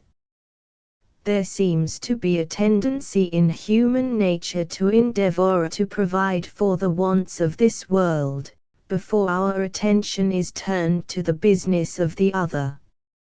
Religion was a quality but little cultivated amid the stumps of Temple's patent for the first few years of its settlement, but, as most of its inhabitants were from the moral states of Connecticut and Massachusetts, when the wants of nature were satisfied, they began seriously to turn their attention to the introduction of those customs and observances which had been the principal care of their forefathers.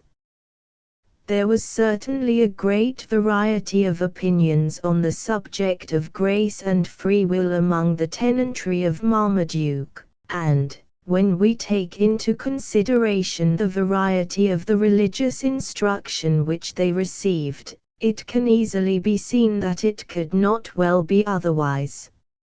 Soon after the village had been formally laid out into the streets and blocks that resembled a city, a meeting of its inhabitants had been convened, to take into consideration the propriety of establishing an academy. This measure originated with Richard, who, in truth, was much disposed to have the institution designated a university, or at least a college. Meeting after meeting was held, for this purpose, year after year. The resolutions of these assemblages appeared in the most conspicuous columns of a little blue-looking newspaper, that was already issued weekly from the garret of a dwelling house in the village, and which the traveller might as often see stuck into the fissure of a stake, erected at the point where the footpath from the log cabin of some settler entered the highway, as a post office for an individual.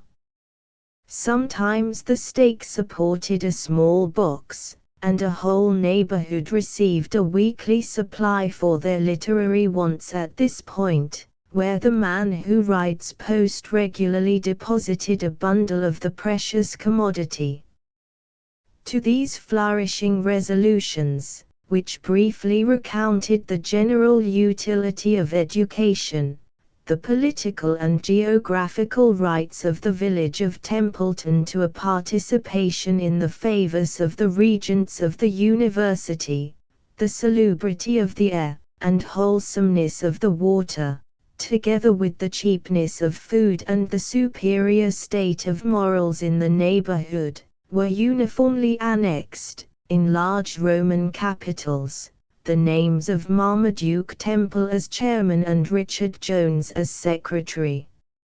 Happily for the success of this undertaking, the regents were not accustomed to resist these appeals to their generosity, whenever there was the smallest prospect of a donation to second the request. Eventually Judge Temple concluded to bestow the necessary land, and to erect the required edifice at his own expense.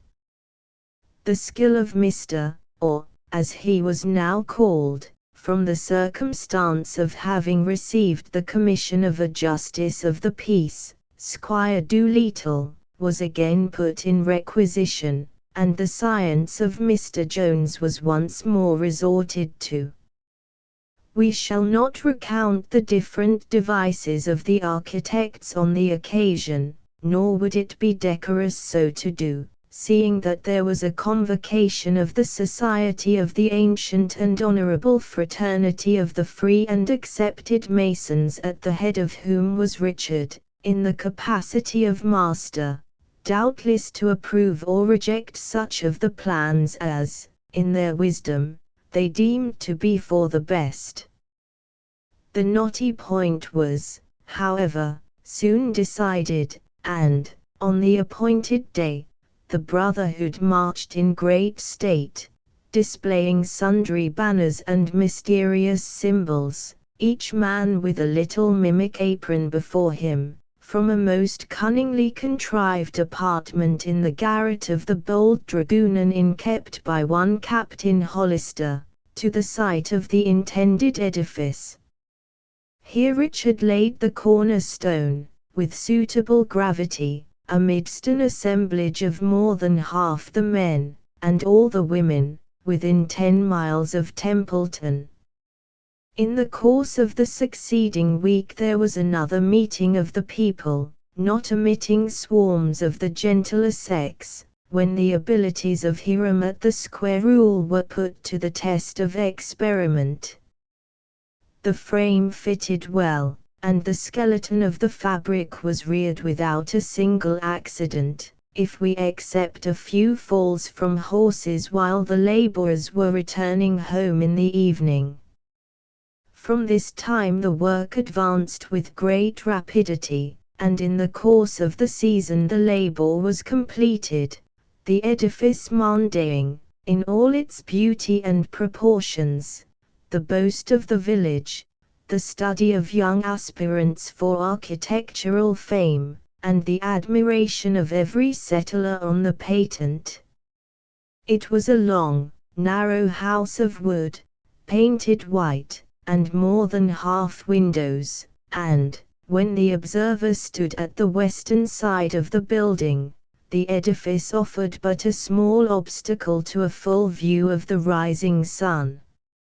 It was, in truth, but a very comfortless open place, through which the daylight shone with natural facility. On its front were divers ornaments in wood, designed by Richard and executed by Hiram, but a window in the center of the second story, immediately over the door or grand entrance, and the steeple were the pride of the building. The former was, we believe, of the composite order, for it included in its composition a multitude of ornaments and a great variety of proportions.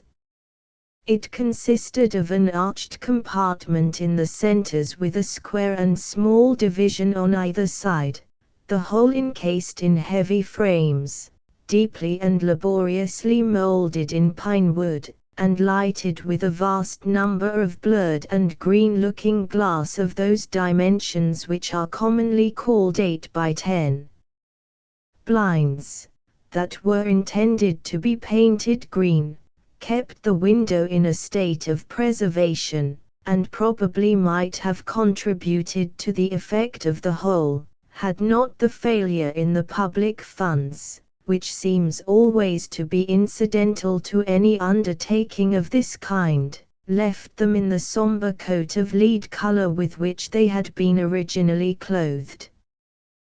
The steeple was a little cupola, reared on the very center of the roof, on 4 tall pillars of pine that were fluted with a gouge, and loaded with moldings.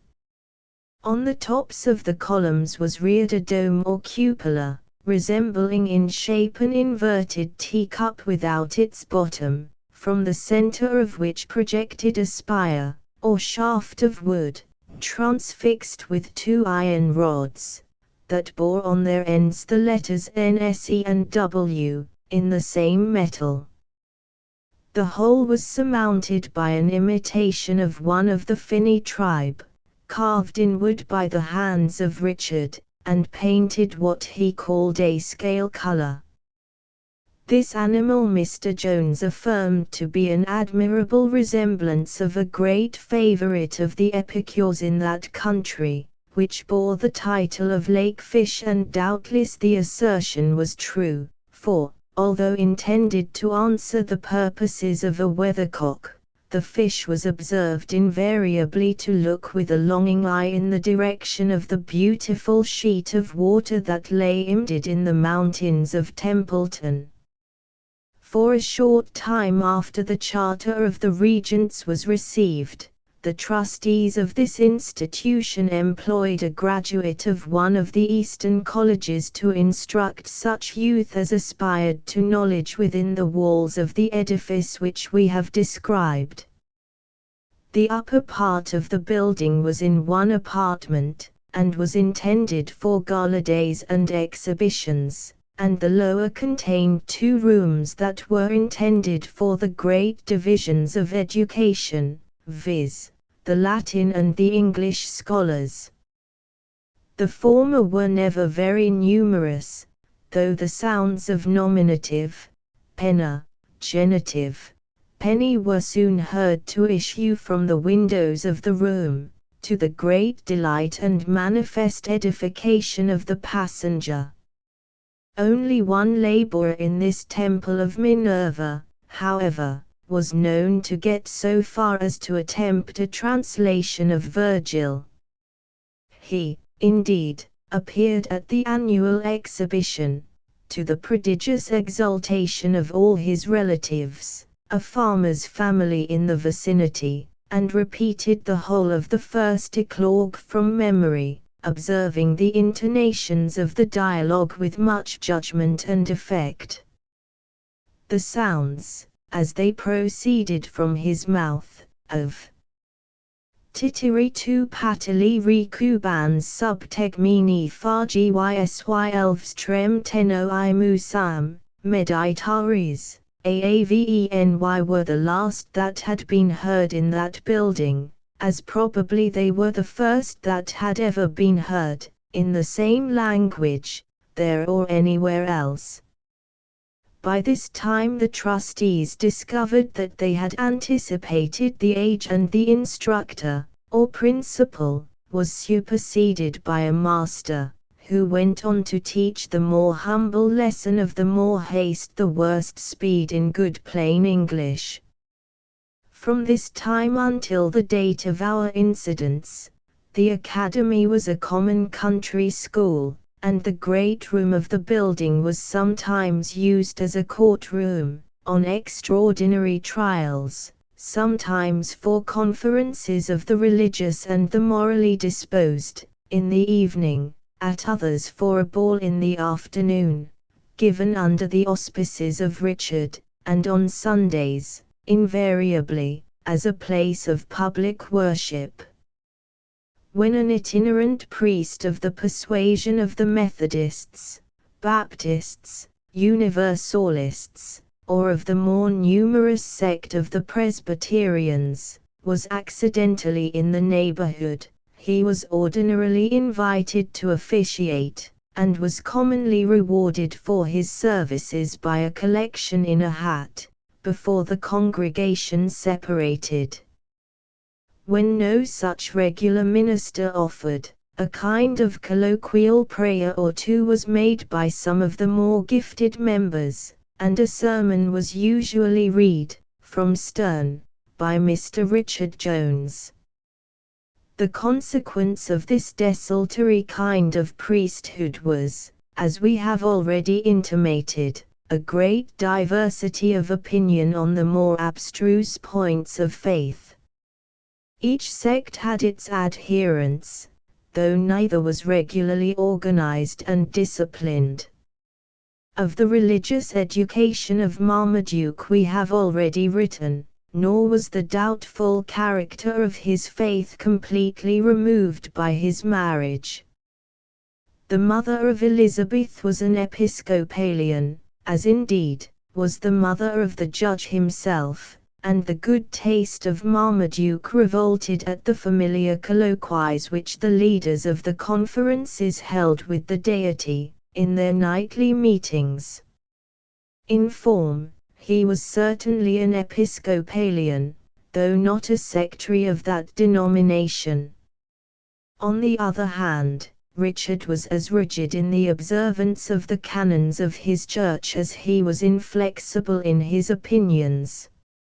Indeed, he had once or twice essayed to introduce the episcopal form of service, on the Sundays that the pulpit was vacant, but Richard was a good deal addicted to carrying things to an excess, and then there was something so papal in his air that the greater part of his hearers deserted him on the second Sabbath. On the third his only auditor was Ben Pump, who had all the obstinate and enlightened orthodoxy of a high churchman.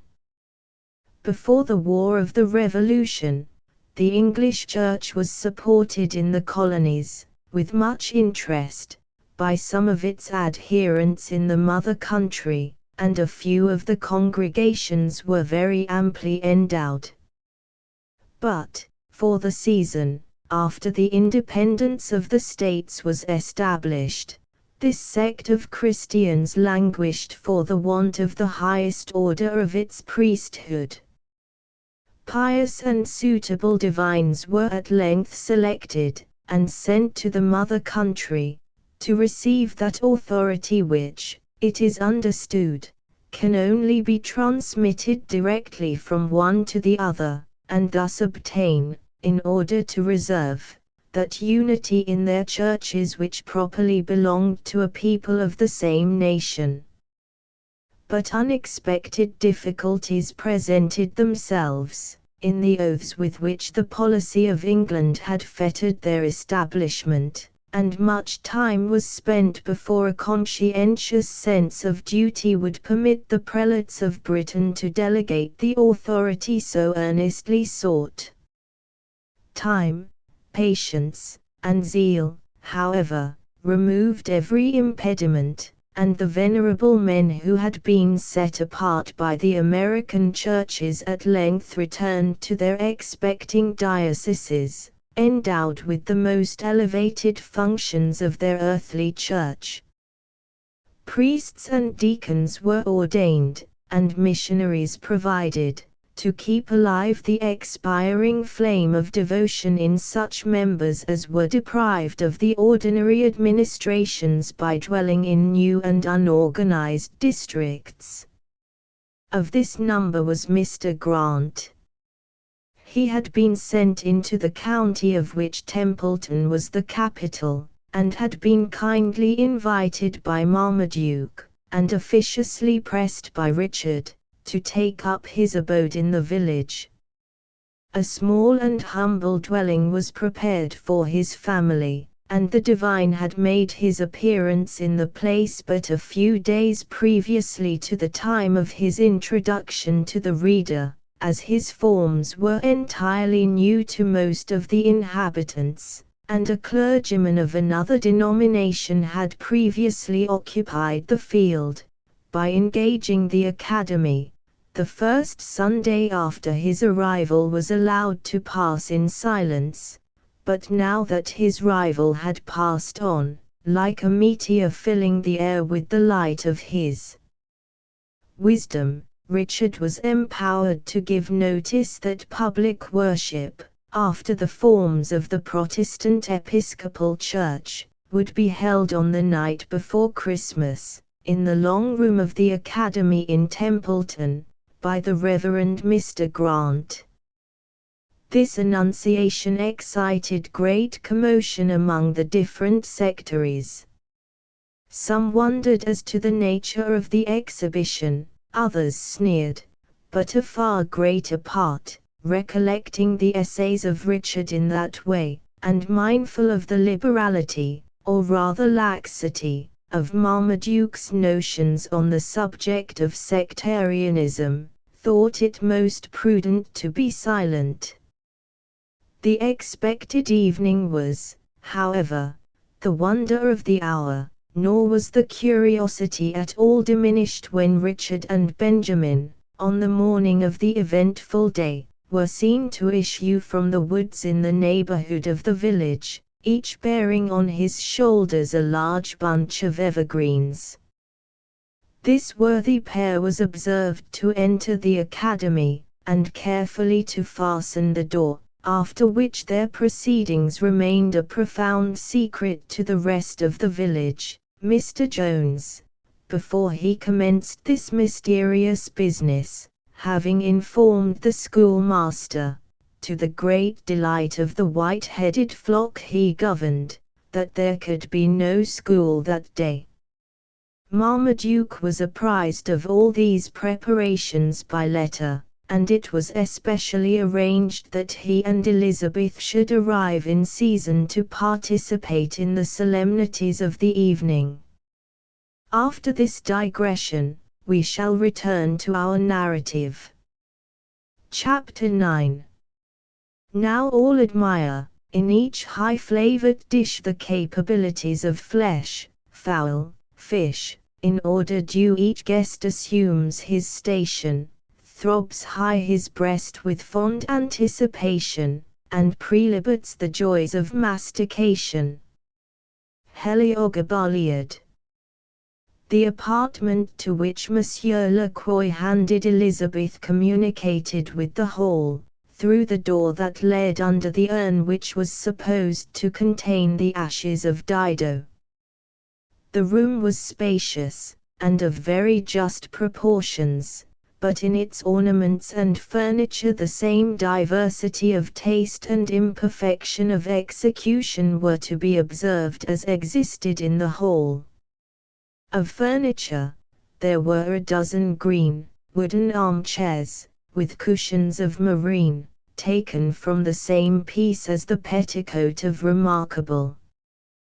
The tables were spread, and their materials and workmanship could not be seen, but they were heavy and of great size. An enormous mirror, in a gilt frame, hung against the wall, and a cheerful fire, of the hard or sugar maple, was burning on the hearth. The latter was the first object that struck the attention of the judge, who on beholding it exclaimed, rather angrily, to Richard, "How often have I forbidden the use of the sugar maple in my dwelling? The sight of that sap, as it exudes with the heat, is painful to me, Richard. Really, it behooves the owner of woods so extensive as mine, to be cautious what example he sets his people, who are already felling the forests as if no end could be found to their treasures, nor any limits to their extent. If we go on in this way, 20 years hence we shall want fuel." "Fuel in these hills, cousin Duke!" exclaimed Richard, in derision. "Fuel? Why, you might as well predict that the fish will die for the want of water in the lake, because I intend, when the frost gets out of the ground, to lead one or two of the spring, through logs, into the village." "But you are always a little wild on such subject, Marmaduke." "Is it wildness," returned the judge earnestly, "to condemn a practice which devotes these jewels of the forest, these precious gifts of nature, these mines of corn, forest and wealth, to the common uses of a fireplace? But I must, and will, the instant the snow is off the earth, send out a party into the mountains to explore for coal." "Coal," echoed Richard. "Who the devil do you think will dig for coal when, in hunting for a bushel, he would have to rip up more of trees than would keep him in fuel for a 12-month? Pot! Pot! Marmaduke, you should leave the management of these things to me, who have a natural turn that way. It was I that ordered this fire, and a noble one it is, to warm the blood of my pretty cousin Bess." "The motive, then, must be your apology," Dick said the judge. "But, gentlemen, we are waiting. Elizabeth, my child, take the head of the table. Richard, I see, means to spare me the trouble of carving, by sitting opposite to you." "To be sure I do," cried Richard. "Here is a turkey to carve, and I flatter myself that I understand carving a turkey, or, for that matter, a goose, as well as any man alive. Mr. Grant." "Where's Mr. Grant?" "Will you please to say grace, sir? Everything in getting cold. Take a thing from the fire this cold weather, and it will freeze in 5 minutes. Mr. Grant, we want you to say grace. For what we are about to receive, the Lord make us thankful. Come, sit down, sit down. Do you eat wing or breast, cousin Bess?" But Elizabeth had not taken her seat, nor was she in readiness to receive either the wing or breast. Her laughing eyes were glancing at the arrangements of the table, and the quality and selection of the food. The eyes of the father soon met the wondering looks of his daughter, and he said, with a smile, "You perceive, my child, how much we are indebted to Remarkable for her skill in housewifery. She has indeed provided a noble repast, such as well might stop the cravings of hunger." "Law," said Remarkable, "I'm glad if the judge is pleased, but I'm notional that you'll find the sassy overdone. I thought, as Elizabeth was coming home, that a body could do no less than make things agreeable. My daughter has now grown to woman's estate, and is from this moment mistress of my house," said the judge. "It is proper that all who live with me address her as Miss Temple." "Do tell," exclaimed Remarkable, a little aghast. "Well, whoever here heard of a young woman's being called Miss?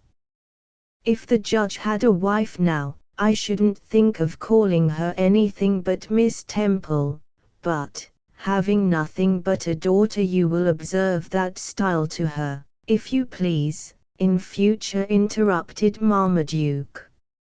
As the judge looked seriously displeased, and, at such moments, carried a particularly commanding air with him, the wary housekeeper made no reply, and, Mr. Grant entering the room, the whole party were seated at the table.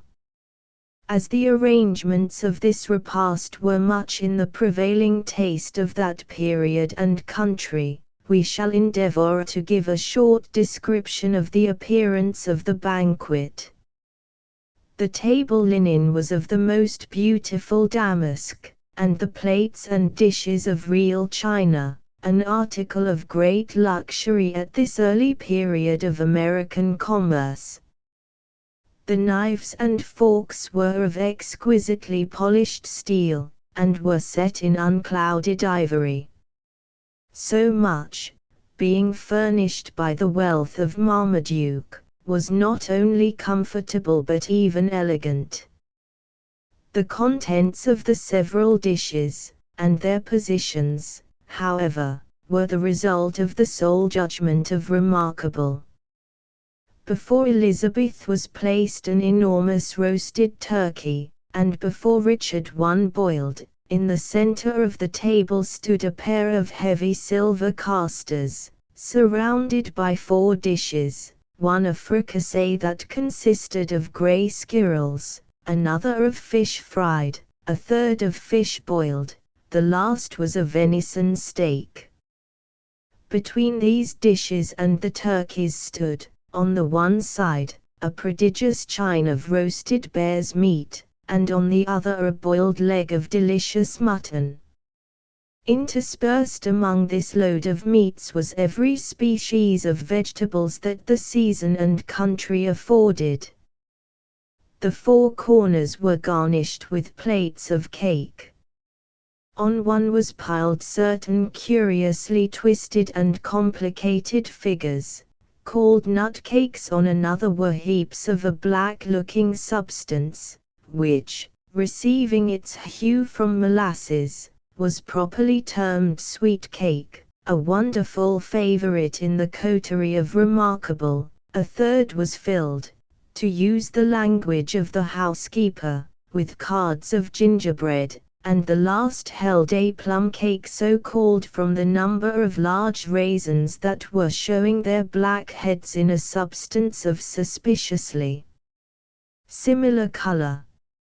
At each corner of the table stood saucers, filled with a thick fluid of somewhat equivocal color and consistence, variegated with small dark lumps of a substance that resembled nothing but itself, which Remarkable termed her sweetmeats. At the side of each plate, which was placed bottom upward, with its knife and fork most accurately crossed above it, stood another, of smaller size, containing a motley-looking pie, composed of triangular slices of apple, mince, pumpkin, cranberry, and custard so arranged as to form an entire whole, decanters of brandy, rum, gin, and wine, with sundry pitchers of cider, beer, and one hissing vessel of flip were put wherever an opening would admit of their introduction. Notwithstanding the size of the tables, there was scarcely a spot where the rich damask could be seen, so crowded were the dishes, with their associated bottles, plates, and saucers. The object seemed to be profusion, and it was obtained entirely at the expense of order and elegance. All the guests, as well as the judge himself, seemed perfectly familiar with this description of fare, for each one commenced eating, with an appetite that promised to do great honor to Remarkable's taste and skill. What rendered this attention to the repast a little surprising, was the fact that both the German and Richard had been summoned from another table to meet the judge, but Major Hartman both ate and drank without any rule, when on his excursions, and Mr. Jones invariably made it a point to participate in the business in hand, let it be what it would. The host seemed to think some apology necessary for the warmth he had betrayed on the subject of the firewood, and when the party were comfortably seated, and engaged with their knives and forks, he observed. The wastefulness of the settlers with the noble trees of this country is shocking, Monsieur Lacroix, as doubtless you have noticed. I have seen a man fell a pine, when he has been in want of fencing stuff, and roll his first cuts into the gap, where he left it to rot, though its top would have made rails enough to answer his purpose, and its butt would have sold in the Philadelphia market for $20. And how the devil, I beg your pardon, Mr. Grant interrupted Richard, but how is the poor devil to get his logs to the Philadelphia market? Pray, put them in his pocket, as you would a handful of chestnuts, or a bunch of chickaberries. I should like to see you walking up High Street, with a pine log in each pocket, Pot. Cousin Duke, there are trees enough for us all, and some to spare. Why, I can hardly tell which way the wind blows, when I'm out in the clearings. They are so thick and so tall, I couldn't at all, if it wasn't for the clouds, and I happen to know all the points of the compass, as it were, by heart. Squire, cried Benjamin, who had now entered and taken his place behind the judge's chair, a little aside withal, in order to be ready for any observation like the present. Look aloft, sir, look aloft. The old seamen say, that the devil wouldn't make a sailor, unless he looked aloft as for the compass. Why, there is no such thing as steering without one. I'm sure I never lose sight of the main top, as I call the squire's lookout on the roof, but I set my compass, d'ye see, and take the bearings and distance of things, in order to work out my course, if so be that it should cloud up, or the tops of the trees should shut out the light of heaven. The steeple of St. Paul's, now that we have got it on end, is a great help to the navigation of the woods, for, by the Lord Harry. As was, it is well, Benjamin interrupted Marmaduke, observing that his daughter manifested displeasure at the majordomo's familiarity, but you forget there is a lady in company, and the women love to do most of the talking themselves. The judge says the true word, cried Benjamin, with one of his discordant laughs. Now here is Mistress Remarkable Pettibones, just take the stopper off her tongue, and you'll hear a gabbling worse like than if you should happen to fall to leeward in crossing a French privateer, or some such thing, mayhap, as a dozen monkeys stowed in one bag. It were impossible to say how perfect an illustration of the truth of Benjamin's assertion the housekeeper would have furnished, if she had dared, but the judge looked sternly at her, and unwilling to incur his resentment, yet unable to contain her anger, she threw herself out of the room with a toss of the body that nearly separated her frail form in the center. Richard, said Marmaduke, observing that his displeasure had produced the desired effect, can you inform me of anything concerning the youth whom I so unfortunately wounded? I found him on the mountain hunting in company with the Leatherstocking, as if they were of the same family, but there is a manifest difference in their manners. The youth delivers himself in chosen language, such as is seldom heard in these hills, and such as occasions great surprise to me, how one so meanly clad, and following so lowly a pursuit, could attain. Mohegan also knew him. Doubtless he is a tenant of Natty's hut. Did you remark the language of the lad, Monsieur Lacroix? Certainement, Monsieur Temple, returned the Frenchman, he did converse in de excellent Anglaise. The boy is no miracle, exclaimed Richard. I've known children that were sent to school early, talk much better before they were 12 years old. There was Zaridko, old Nehemiah's son, who first settled on the Beaver Dam meadow. He could write almost as good hand as myself, when he was 14, though it's true, I helped to teach him a little in the evenings. But this shooting gentleman ought to be put in the stocks, if he ever takes a rein in his hand again. He is the most awkward fellow about a horse I ever met with. I dare say he never drove anything but oxen in his life. There, I think, Dickon, you do the lad injustice, said the judge. He uses much discretion in critical moments. Dost thou not think so, Bess? There was nothing in this question particularly to excite blushes, but Elizabeth started from the reverie into which she had fallen, and coloured to her forehead as she answered, to me, dear sir, he appeared extremely skilful, and prompt, and courageous, but perhaps cousin Richard will say I am as ignorant as the gentleman himself. Gentlemen, echoed Richard, do you call such chaps gentlemen, at school, Elizabeth? Every man is a gentleman that knows how to treat a woman with respect and consideration, returned the young lady promptly, and a little smartly. So much for hesitating to appear before the heiress in his shirt sleeves, cried Richard, winking at Monsieur Lacroix, who returned the wink with one eye, while he rolled the other, with an expression of sympathy, toward the young lady.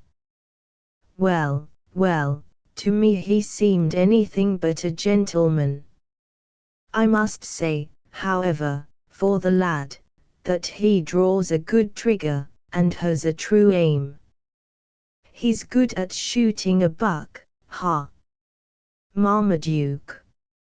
Richard, said Major Hartman, turning his grave countenance toward the gentleman he addressed, with much earnestness, ter poe is gut. He save your life, and my life, and ter life of Minnie Grant, and ter life of ter Frenchman, and, Richard, he shall never want a pet to sleep in while old Fritz Hartman has a shingle to cover his hetmit. Well, well, as you please, old gentleman, returned Mr. Jones, endeavoring to look indifferent. Put him into your own stone house, if you will, Major.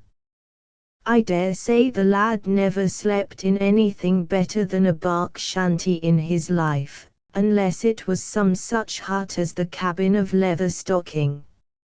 I prophesy you will soon spoil him. Any one could see how proud he grew, in a short time, just because he stood by my horses' heads while I turned them into the highway. No, no, my old friend, cried Marmaduke, it shall be my task to provide in some manner for the youth. I owe him a debt of my own, besides the service he has done me through my friends. And yet I anticipate some little trouble in inducing him to accept of my services. He showed a marked dislike, I thought, Bess, to my offer of a residence within these walls for life. Really, dear sir, said Elizabeth, projecting her beautiful underlip, I have not studied the gentleman so closely as to read his feelings in his countenance. I thought he might very naturally feel pain from his wound, and therefore pitied him, but, and as she spoke she glanced her eye, with suppressed curiosity, toward the majordomo, I dare say, sir, that Benjamin can tell you something about him. He cannot have been in the village, and Benjamin not have seen him often.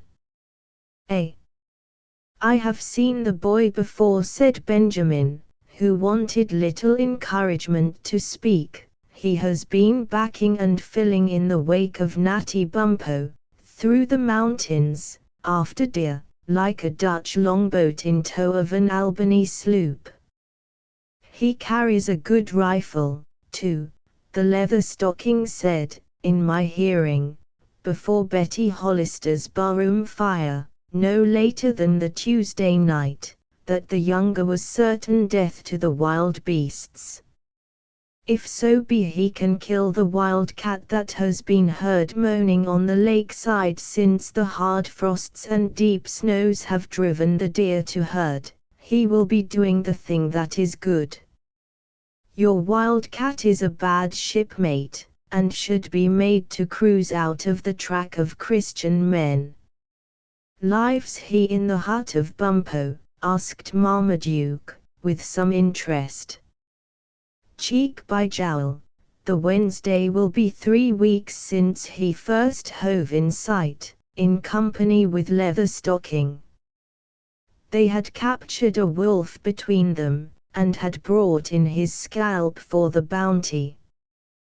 That Mr. Bumppo has a handy turn with him in taking off a scalp, and there's them, in this here village, who say he'll learned the trade by working on Christian men. If so be that there is truth in the saying, and I commanded along shore here, as your honour does, why, d'ye see, I'd bring him to the gangway for it, yet.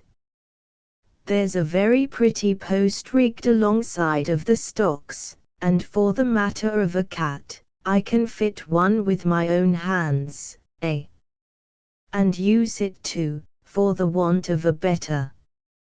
You are not to credit the idle tales you hear of Natty. He has a kind of natural right to gain a livelihood in these mountains, and if the idlers in the village take it into their heads to annoy him, as they sometimes do reputed rogues, they shall find him protected by the strong arm of the law. Ter rifle is better as ter law, said the Major sententiously.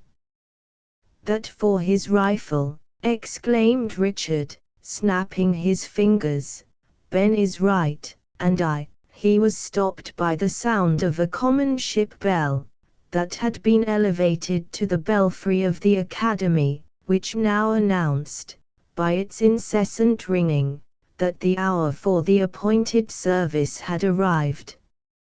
For this and every other instance of his goodness, I beg pardon, Mr. Grant, will you please to return thanks, sir?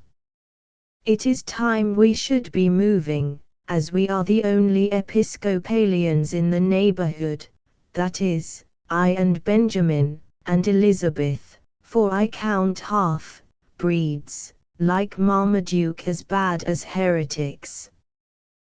The divine arose and performed the office meekly and fervently, and the whole party instantly prepared themselves for the church, or rather academy. Chapter X. And calling sinful man to pray, loud, long, and deep the bell had tolled, Scottsburger, while Richard and Monsieur Lacroix, attended by Benjamin, proceeded to the academy by a footpath through the snow. The judge, his daughter, the divine, and the major took a more circuitous route to the same place by the streets of the village. The moon had risen, and its orb was shedding a flood of light over the dark outline of pines which crowned the eastern mountain. In many climates the sky would have been thought clear and lucid for a noontide. The stars twinkled in the heavens, like the last glimmerings of distant fire, so much were they obscured by the overwhelming radiance of the atmosphere, the rays from the moon striking upon the smooth, white surfaces of the lake and fields, reflecting upward a light that was brightened by the spotless color of the immense bodies of snow which covered the earth. Elizabeth employed herself with reading the signs, one of which appeared over almost every door, while the sleigh moved steadily, and at an easy gait, along the principal street. Not only new occupations, but names that were strangers to her ears, met her gaze at every step they proceeded. The very houses seemed changed. This had been altered by an addition, that had been painted, another had been erected on the site of an old acquaintance, which had been banished from the earth almost as soon as it made its appearance on it. All were, however, pouring forth their inmates, who uniformly held their way toward the point where the expected exhibition of the conjoint taste of Richard and Benjamin was to be made. After viewing the buildings, which really appeared to some advantage under the bright but mellow light of the moon, our heroine turned her eyes to a scrutiny of the different figures they passed, in search of any form that she knew. But all seemed alike, as muffled in cloaks, hoods, coats, or tippets, they glided along the narrow passages in the snow which led under the houses, half hid by the bank that had been thrown up in excavating the deep path in which they trod. Once or twice she thought there was a statue or a gate that she recollected, but the person who owned it instantly disappeared behind one of those enormous piles of wood that lay before most of the doors. It was only as they turned from the main street into another that intersected it at right angles, and which led directly to the place of meeting, that she recognized a face and building that she knew. The house stood at one of the principal corners in the village, and by its well-trodden doorway, as well as the sign that was swinging with a kind of doleful sound in the blasts that occasionally swept down the lake, was clearly one of the most frequented inns in the place. The building was only of one story, but the dormer windows in the roof, the paint, the window shutters, and the cheerful fire that shone through the open door, gave it an air of comfort that was not possessed by many of its neighbors. The sign was suspended from a common alehouse post, and represented the figure of a horseman, armed with saber and pistols, and surmounted by a bearskin cap, with a fiery animal that he bestrode rampant. All these particulars were easily to be seen by the aid of the moon, together with a row of somewhat illegible writing in black paint, but in which Elizabeth, to whom the whole was familiar, read with facility, "The Bold Dragoon." A man and a woman were issuing from the door of this habitation as the sleigh was passing. The former moved with a stiff, military step, that was a good deal heightened by a limp in one leg, but the woman advanced with a measure and an air that seemed not particularly regardful of what she might encounter. The light of the moon fell directly upon her full, broad, and red visage, exhibiting her masculine countenance, under the mockery of a ruffled cap that was intended to soften the lineaments of features that were by no means squeamish. A small bonnet of black silk, and of a slightly formal cut, was placed on the back of her head, but so as not to shade her visage in the least. The face, as it encountered the rays of the moon from the east, seemed not unlike sun rising in the west. She advanced with masculine strides to intercept the sleigh, and the judge, directing the namesake of the Grecian king, who held the lines, to check his horse, the parties were soon near to each other. "Good luck to ye, and a welcome home, Duke," cried the female, with a strong Irish accent, "and I'm sure it's to me that ye're always welcome." "Sure. And there's Miss Lizzie, and a fine young woman she is grown. What a heartache would she be giving the young men now, if there was sick a thing as a regiment in the town. Ark! But it's idle to talk of sick vanities, while the bell is calling us to mating just as we shall be called away unexpectedly some day, when we are the least calculating. Good even, Major, will I make the bowl of gin toddy the night, or it's likely ye'll stay at the big house the Christmas Eve, and the very night of your getting there." "I am glad to see you, Mrs. Hollister," returned Elizabeth. "I have been trying to find a face that I knew since we left the door of the mansion house, but none have I seen except your own.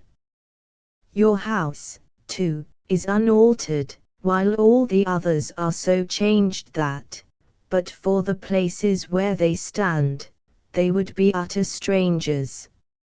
I observe you also keep the dear sign that I saw Cousin Richard paint, and even the name at the bottom, about which, you may remember, you had the disagreement. It is the Boat Dragoon, ye mean. And what name would he have, who never was known by any other, as my husband here, the captain, can testify? He was a pleasure to wait upon, and was ever the foremost in need.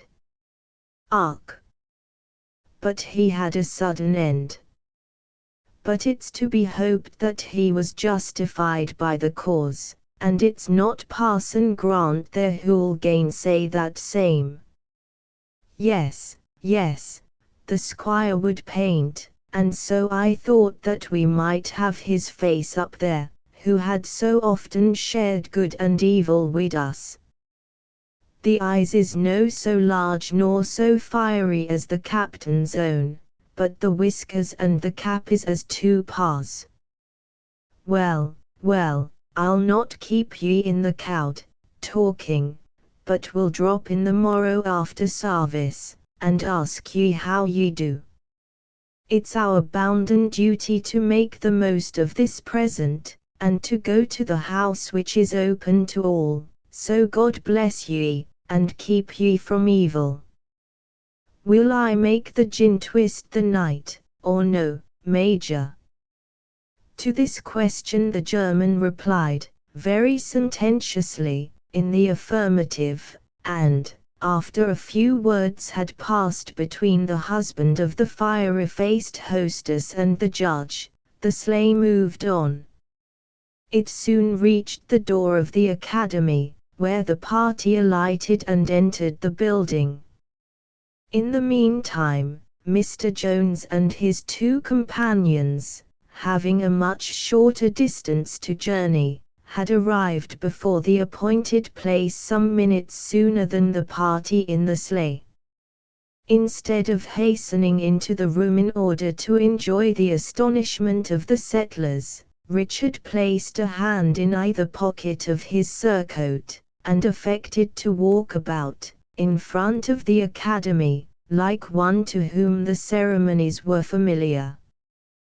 The villagers proceeded uniformly into the building, with a decorum and gravity that nothing could move, on such occasions, but with a haste that was probably a little heightened by curiosity.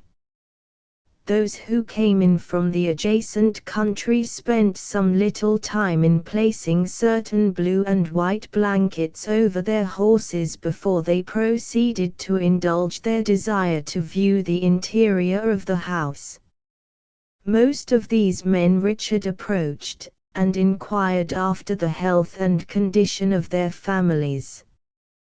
The readiness with which he mentioned the names of even the children, showed how very familiarly acquainted he was with their circumstances, and the nature of the answers he received proved that he was a general favorite.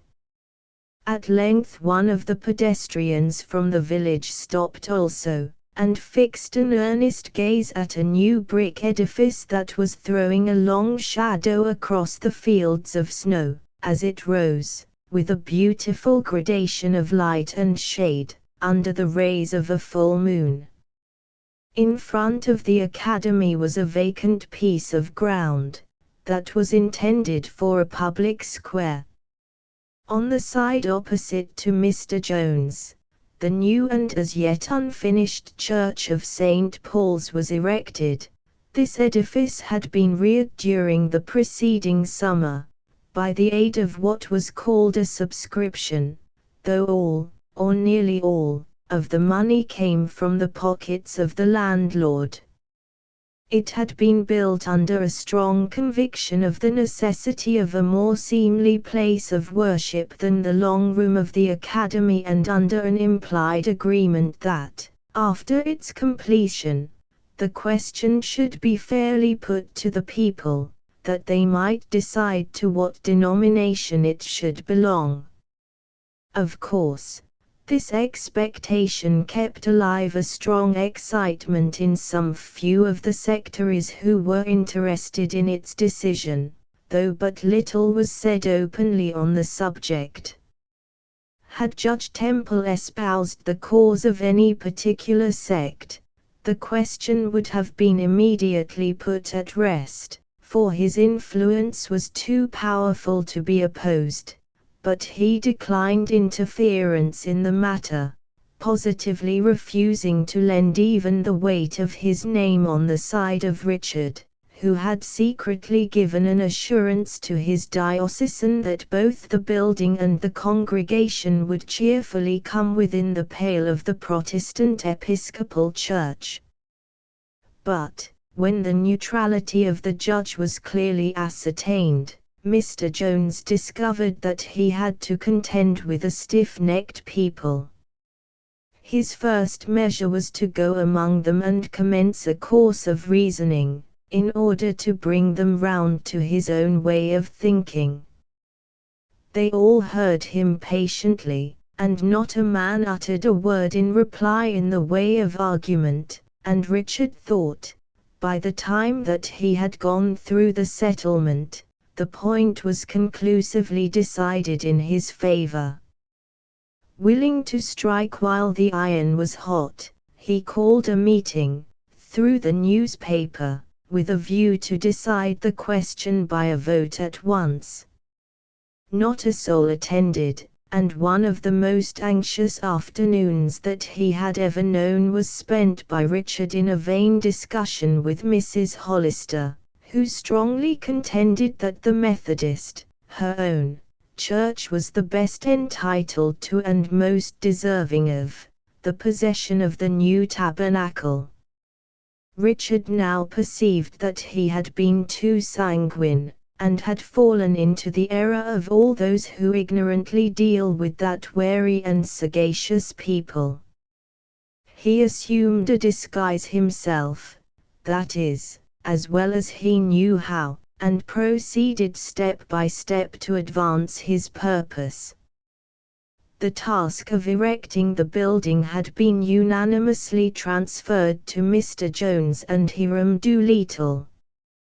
Together they had built the mansion house, the academy, and the jail, and they alone knew how to plan and rear such a structure as was now required.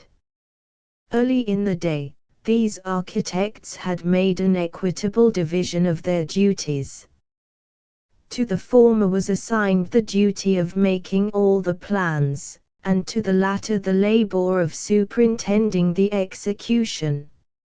Availing himself of this advantage, Richard silently determined that the windows should have the Roman arch, the first positive step in effecting his wishes.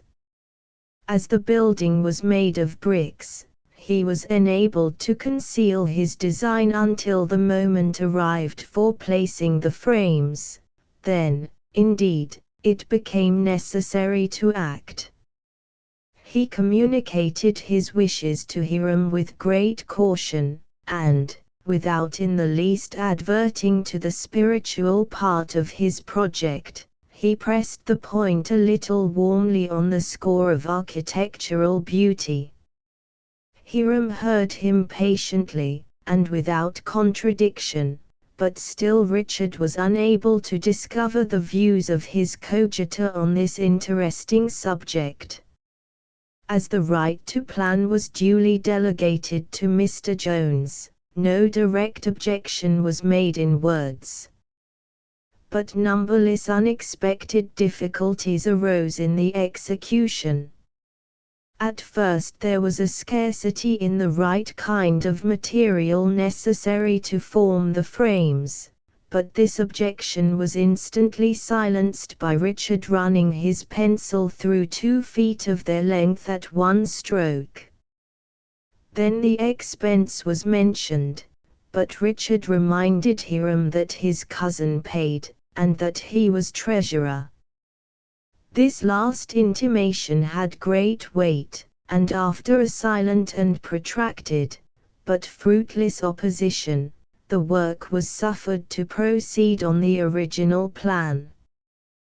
The next difficulty occurred in the steeple, which Richard had modelled after one of the smaller of those spires that adorn the great London Cathedral. The imitation was somewhat lame, it was true, the proportions being but indifferently observed, but, after much difficulty, Mr. Jones had the satisfaction of seeing an object reared that bore in its outlines a striking resemblance to a vinegar cruet. There was less opposition to this model than to the windows, for the settlers were fond of novelty, and their steeple was without a precedent. Here the labour ceased for the season, and the difficult question of the interior remained for further deliberation. Richard well knew that, when he came to propose a reading desk and a chancel, he must unmask, for these were arrangements known to no church in the country but his own. Presuming, however, on the advantages he had already obtained, he boldly styled the building St. Paul's, and Hiram prudently acquiesced in this appellation, making, however, the slight addition of calling it New St. Paul's, feeling less aversion to a name taken from the English cathedral than from the saint. The pedestrian whom we have already mentioned, as pausing to contemplate this edifice, was no other than the gentleman so frequently named as Mr. or Squire Doolittle. He was of a tall, gaunt formation, with rather sharp features, and a face that expressed formal propriety mingled with low cunning. Richard approached him, followed by Monsieur Lacroix and the majordomo. "Good evening, Squire," said Richard, bobbing his head, but without moving his hands from his pockets. "Good evening, Squire," echoed Hiram, turning his body in order to turn his head also. "A cold night, Mr. Doolittle, a cold night, sir." "Coolish, a tedious spell on tea." "What, looking at our church, ha? It looks well, by moonlight, how the tin of the cupola glistens. I warrant you the dome of the other St. Paul's never shines so in the smoke of London." "It is a pretty meeting house to look on," returned Hiram, "and I believe that Monsieur Lacroix and Mr. Penguillium will allow it." "Certainly," exclaimed the complaisant Frenchman, "it is very fine. I thought the monsieur would say so. The last molasses that we had was excellent good. It isn't likely that you have any more of it on hand." "Is, sir," returned Monsieur Lacroix, with a slight shrug of his shoulder, and a trifling grimace, dear is more. I feel very happy that you love it. I hope that Madame Dolet is in good health. Why, so as to be stirring, said Hiram. The squire hasn't finished the plans for the inside of the meeting house yet. No, no, no, returned Richard, speaking quickly, but making a significant pause between each negative. It requires reflection. There is a great deal of room to fill up, and I am afraid we shall not know how to dispose of it to advantage. There will be a large vacant spot around the pulpit, which I do not mean to place against the wall, like a sentry box stuck up on the side of a fort. It is rulable to put the deacon's box under the pulpit, said Hiram, and then, as if he had ventured too much, he added, but there's different fashions in different countries. That there is, cried Benjamin. Now, in running down the coast of Spain and Portugal, you may see a nunnery stuck out on every headland, with more steeples and outriggers such as dog vanes and weathercocks, than you'll find aboard of a three-masted schooner. If so be that a well-built church is wanting, old England, after all, is the country to go to after your models and fashion pieces. As to Paul's, though I've never seen it, being that it's a long way uptown from Radcliffe Highway and the docks, yet everybody knows that it's the grandest place in the world now. I've no opinion but this here church over there is as like one end of it as a grampus is to a whale, and that's only a small difference in bulk. Monsieur Lacroix, here, has been in foreign parts, and though that is not the same as having been at home, yet he must have seen churches in France too, and can form a small idea of what a church should be. Now I ask the Monsieur to his face if it is not a clever little thing, taking it by and large. It is very apropos of circumstance, said the Frenchman, the judgment. But it is in the Catholic country that they build the, what you call, la grande cathedral, the big church. Saint Paul, Londres, is the fine, the belle, the grand, what you call big, but, Monsieur Ben, pardonnez-moi, it is no vort so much as Notre Dame. Ha, Monsieur, what is that you say? Cried Benjamin. St. Paul's Church is not worth so much as a dam. Mayhap you may be thinking too that the Royal Billy isn't so good a ship as the Billy de Paris, but she would have licked two of her any day, and in all weathers. As Benjamin had assumed a very threatening kind of attitude, flourishing an arm with a bunch at the end of it that was half as big as Monsieur Lacroix's head, Richard thought it time to interpose his authority. Hush, Benjamin, hush, he said, you both misunderstand Monsieur Lacroix and forget yourself. But here comes Mr. Grant, and the service will commence.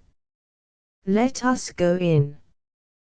The Frenchman, who received Benjamin's reply with a well-bred good humor that would not admit of any feeling but pity for the other's ignorance, bowed in acquiescence and followed his companion. Hiram and the majordomo brought up the rear, the latter grumbling as he entered the building, if so be that the King of France had so much as a house to live in that would lay alongside of Paul's, one might put up with their jaw.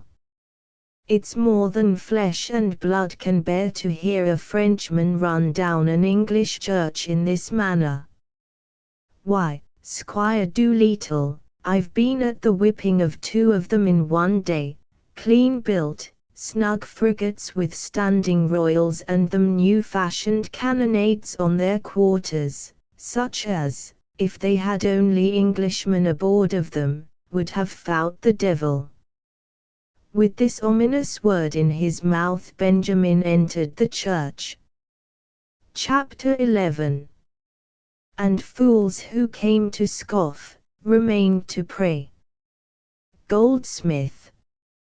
Notwithstanding the united labours of Richard and Benjamin, the long room was but an extremely inartificial temple. Benches, made in the coarsest manner, and entirely with a view to usefulness, were arranged in rows for the reception of the congregation, while a rough, unpainted box was placed against the wall, in the centre of the length of the apartment, as an apology for a pulpit. Something like a reading desk was in front of this rostrum, and a small mahogany table from the mansion house, covered with a spotless damask cloth, stood a little on one side, by the way of an altar. Branches of pines and hemlocks were stuck in each of the fissures that offered in the unseasoned and hastily completed woodwork of both the building and its furniture, while festoons and hieroglyphics met the eye in vast profusion along the brown sides of the scratch-coated walls.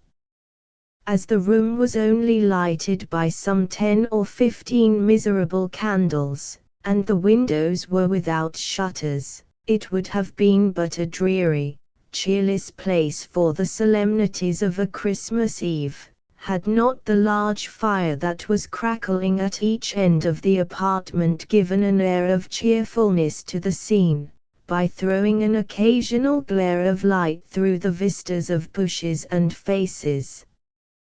The two sexes were separated by an area in the center of the room immediately before the pulpit, amid a few benches lined this space, that were occupied by the principal personages of the village and its vicinity. This distinction was rather a gratuitous concession made by the poorer and less polished part of the population than a right claimed by the favored few. One bench was occupied by the party of Judge Temple, including his daughter, and, with the exception of Dr. Todd, no one else appeared willing to incur the imputation of pride, by taking a seat in what was, literally, the high place of the tabernacle. Richard filled the chair that was placed behind another table, in the capacity of clerk, while Benjamin, after heaping sundry logs on the fire, posted himself nigh by, in reserve for any movement that might require co-operation. It would greatly exceed our limits to attempt a description of the congregation, for the dresses were as various as the individuals. Some one article of more than usual finery, and perhaps the relic of other days, was to be seen about most of the females, in connection with the coarse attire of the woods. This wore a faded silk, that had gone through at least 3 generations, over coarse, woolen black stockings, that, a shawl, whose dyes were as numerous as those of the rainbow, over an awkwardly fitting gown of rough brown woman's wear. In short, each one exhibited some favorite article, and all appeared in their best, both men and women, while the groundworks in dress, in either sex, were the coarse fabrics manufactured within their own dwellings. One man appeared in the dress of a volunteer company of artillery, of which he had been a member in the down countries precisely for no other reason than because it was the best suit he had. Several, particularly of the younger men, displayed pantaloons of blue, edged with red cloth down the seams, part of the equipments of the Templeton Light Infantry, from a little vanity to be seen in boughten clothes. There was also one man in a rifle frock with its fringes and folds of spotless white, striking a chill to the heart with the idea of its coolness, although the thick coat of brown homemade that was concealed beneath preserved a proper degree of warmth. There was a marked uniformity of expression in countenance, especially in that half of the congregation who did not enjoy the advantages of the polish of the village.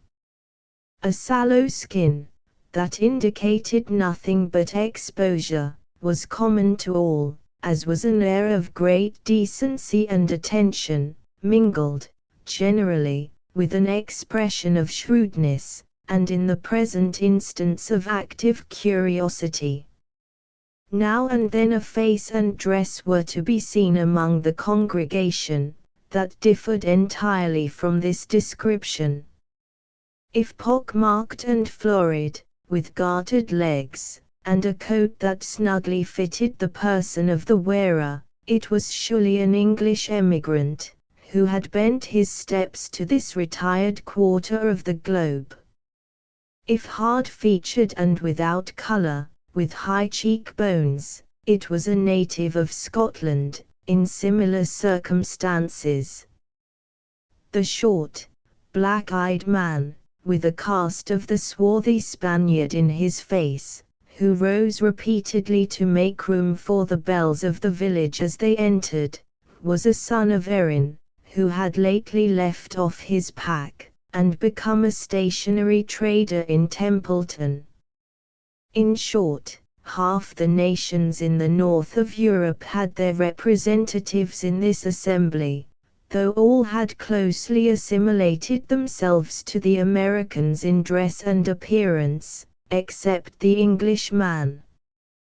He, indeed, not only adhered to his native customs in attire and living, but usually drove his plough among the stumps in the same manner as he had before done on the plains of Norfolk, until dear-bought experience taught him the useful lesson that a sagacious people knew what was suited to their circumstances better than a casual observer, or a sojourner who was, perhaps, too much prejudiced to compare and, peradventure, too conceited to learn. Elizabeth soon discovered that she divided the attention of the congregation with Mr. Grant. Timidity, therefore, confined her observation of the appearances which we have described to Stoll's glances, but, as the stamping of feet was now becoming less frequent, and even the coughing, and other little preliminaries of a congregation settling themselves down into reverential attention, were ceasing, she felt emboldened to look around her. Gradually all noises diminished, until the suppressed cough denoted that it was necessary to avoid singularity, and the most profound stillness pervaded the apartment. The snapping of the fires, as they threw a powerful heat into the room, was alone heard, and each face and every eye were turned on the divine. At this moment, a heavy stamping of feet was heard in the passage below, as if a newcomer was releasing his limbs from the snow that was necessarily clinging to the legs of a pedestrian. It was succeeded by no audible tread, but directly Mohegan, followed by the leather stocking and the young hunter, made his appearance. Their footsteps would not have been heard, as they trod the apartment in their moccasins, but for the silence which prevailed. The Indian moved with great gravity across the floor, and, observing a vacant seat next to the judge, he took it, in a manner that manifested his sense of his own dignity. Here, drawing his blanket closely around him so as partly to conceal his countenance. He remained during the service immovable, but deeply attentive. Natty passed the place that was so freely taken by his red companion, and seated himself on one end of a log that was lying near the fire, where he continued, with his rifle standing between his legs, absorbed in reflections seemingly of no very pleasing nature. The youth found a seat among the congregation, and another silence prevailed.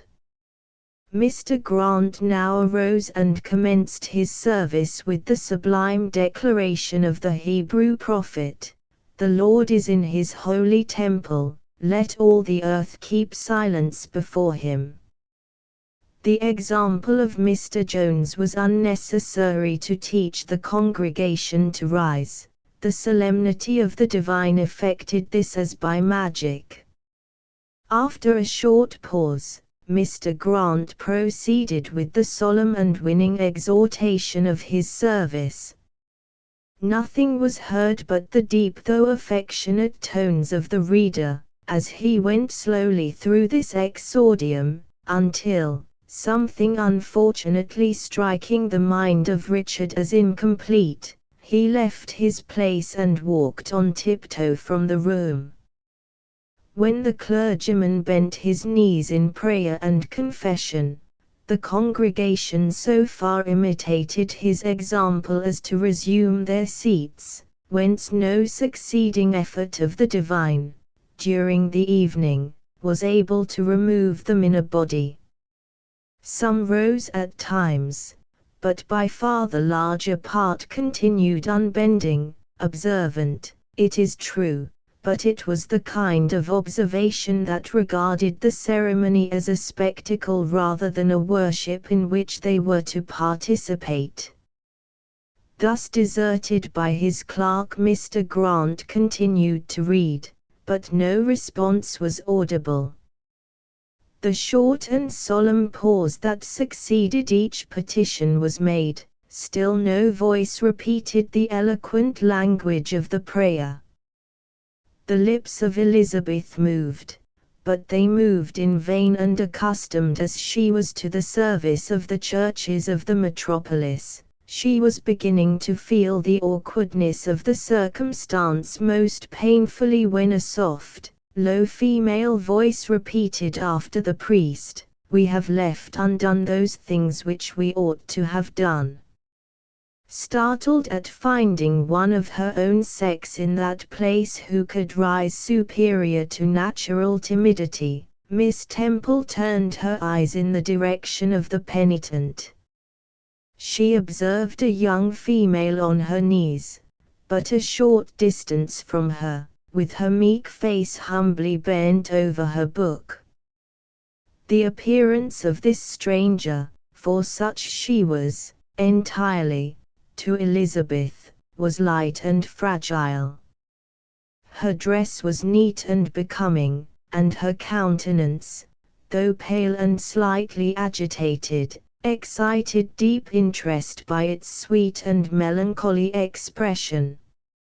A second and third response was made by this juvenile assistant, when the manly sounds of a male voice proceeded from the opposite part of the room. Miss Temple knew the tones of the young hunter instantly, and struggling to overcome her own diffidence, she added her low voice to the number. All this time Benjamin stood thumbing the leaves of a prayer book with great industry, but some unexpected difficulties prevented his finding the place.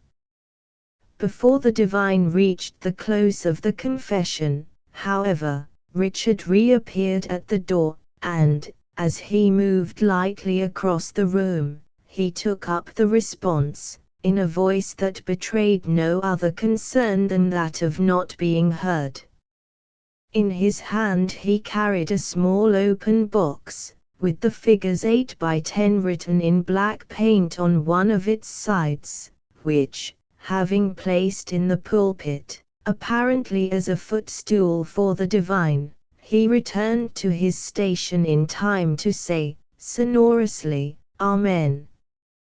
The eyes of the congregation, very naturally, were turned to the windows, as Mr. Jones entered with his singular load, and then, as if accustomed to his general agency, were again bent on the priest, in close and curious attention.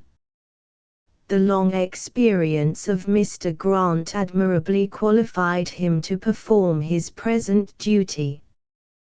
He well understood the character of his listeners, who were mostly a primitive people in their habits, and who, being a good deal addicted to subtleties and nice distinctions in their religious opinions, viewed the introduction of any such temporal assistance as form into their spiritual worship not only with jealousy, but frequently with disgust.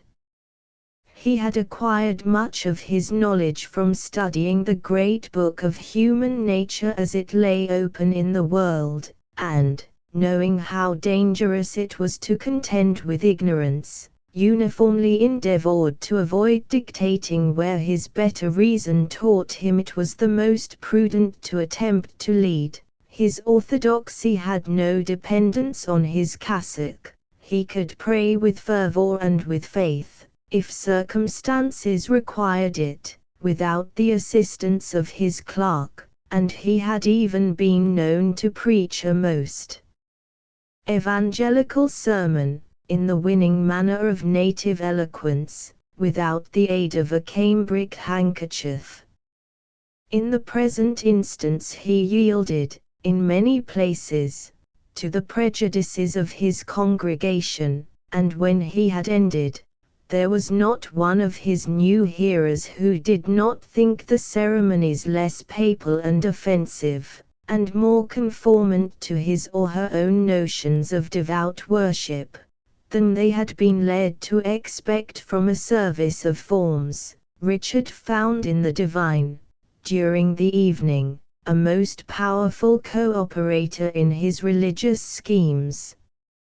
In preaching, Mr. Grant endeavored to steer a middle course between the mystical doctrines of those sublimated creeds which daily involve their professors in the most absurd contradictions, and those fluent rôles of moral government which would reduce the Saviour to a level with the teacher of a school of ethics. Doctrine it was necessary to preach, for nothing less would have satisfied the disputatious people who were his listeners, and who would have interpreted silence on his part into a tacit acknowledgment of the superficial nature of his creed. We have already said that, among the endless variety of religious instructors, the settlers were accustomed to hear every denomination urge its own distinctive precepts, and to have found one indifferent to this interesting subject would have been destructive to his influence. But Mr. Grant so happily blended the universally received opinions of the Christian faith with the dogmas of his own church that, although none were entirely exempt from the influence of his reasons, very few took any alarm at the innovation. When we consider the great diversity of the human character, influenced as it is by education, by opportunity, and by the physical and moral conditions of the creature, my dear hearers, he earnestly concluded, it can excite no surprise that creeds so very different in their tendencies should grow out of a religion revealed, it is true, but whose revelations are obscured by the lapse of ages, and whose doctrines were, after the fashion of the countries in which they were first promulgated, frequently delivered in parables, and in a language abounding in metaphors and loaded with figures. On points where the learned have, in purity of heart, been compelled to differ, the unlettered will necessarily be at variance. But, Happily for us, my brethren, the fountain of divine love flows from a source too pure to admit of pollution in its course. It extends, to those who drink of its vivifying waters, the peace of the righteous, and life everlasting. It endures through all time, and it pervades creation. If there be mystery in its workings, it is the mystery of a divinity. With a clear knowledge of the nature, the might, and the majesty of God, there might be conviction, but there could be no faith. If we are required to believe in doctrines that seem not in conformity with the deductions of human wisdom, let us never forget that such is the mandate of a wisdom that is infinite. It is sufficient for us that enough is developed to point our path aright, and to direct our wandering steps to that portal which shall open on the light of an eternal day. Then, indeed, it may be humbly hoped that the film which has been spread by the subtleties of earthly arguments will be dissipated by the spiritual light of heaven, and that our hour of probation, by the aid of divine grace, being once passed in triumph, will be followed by an eternity of intelligence and endless ages of fruition. All that is now obscure shall become plain to our expanded faculties, and what to our present senses may seem irreconcilable to our limited notions of mercy, of justice, and of love, shall stand irradiated by the light of truth, confessedly the suggestions of omniscience, and the acts of an all-powerful benevolence. What a lesson of humility, my brethren, might not each of us obtain from a review of his infant hours, and the recollection of his juvenile passions!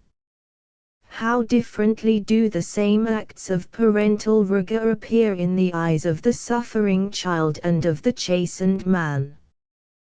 When the sophist would supplant, with the wild theories of his worldly wisdom, the positive mandates of inspiration, let him remember the expansion of his own feeble intellects, and pause. Let him feel the wisdom of God in what is partially concealed as well as that which is revealed. In short, let him substitute humility for pride of reason, let him have faith, and live.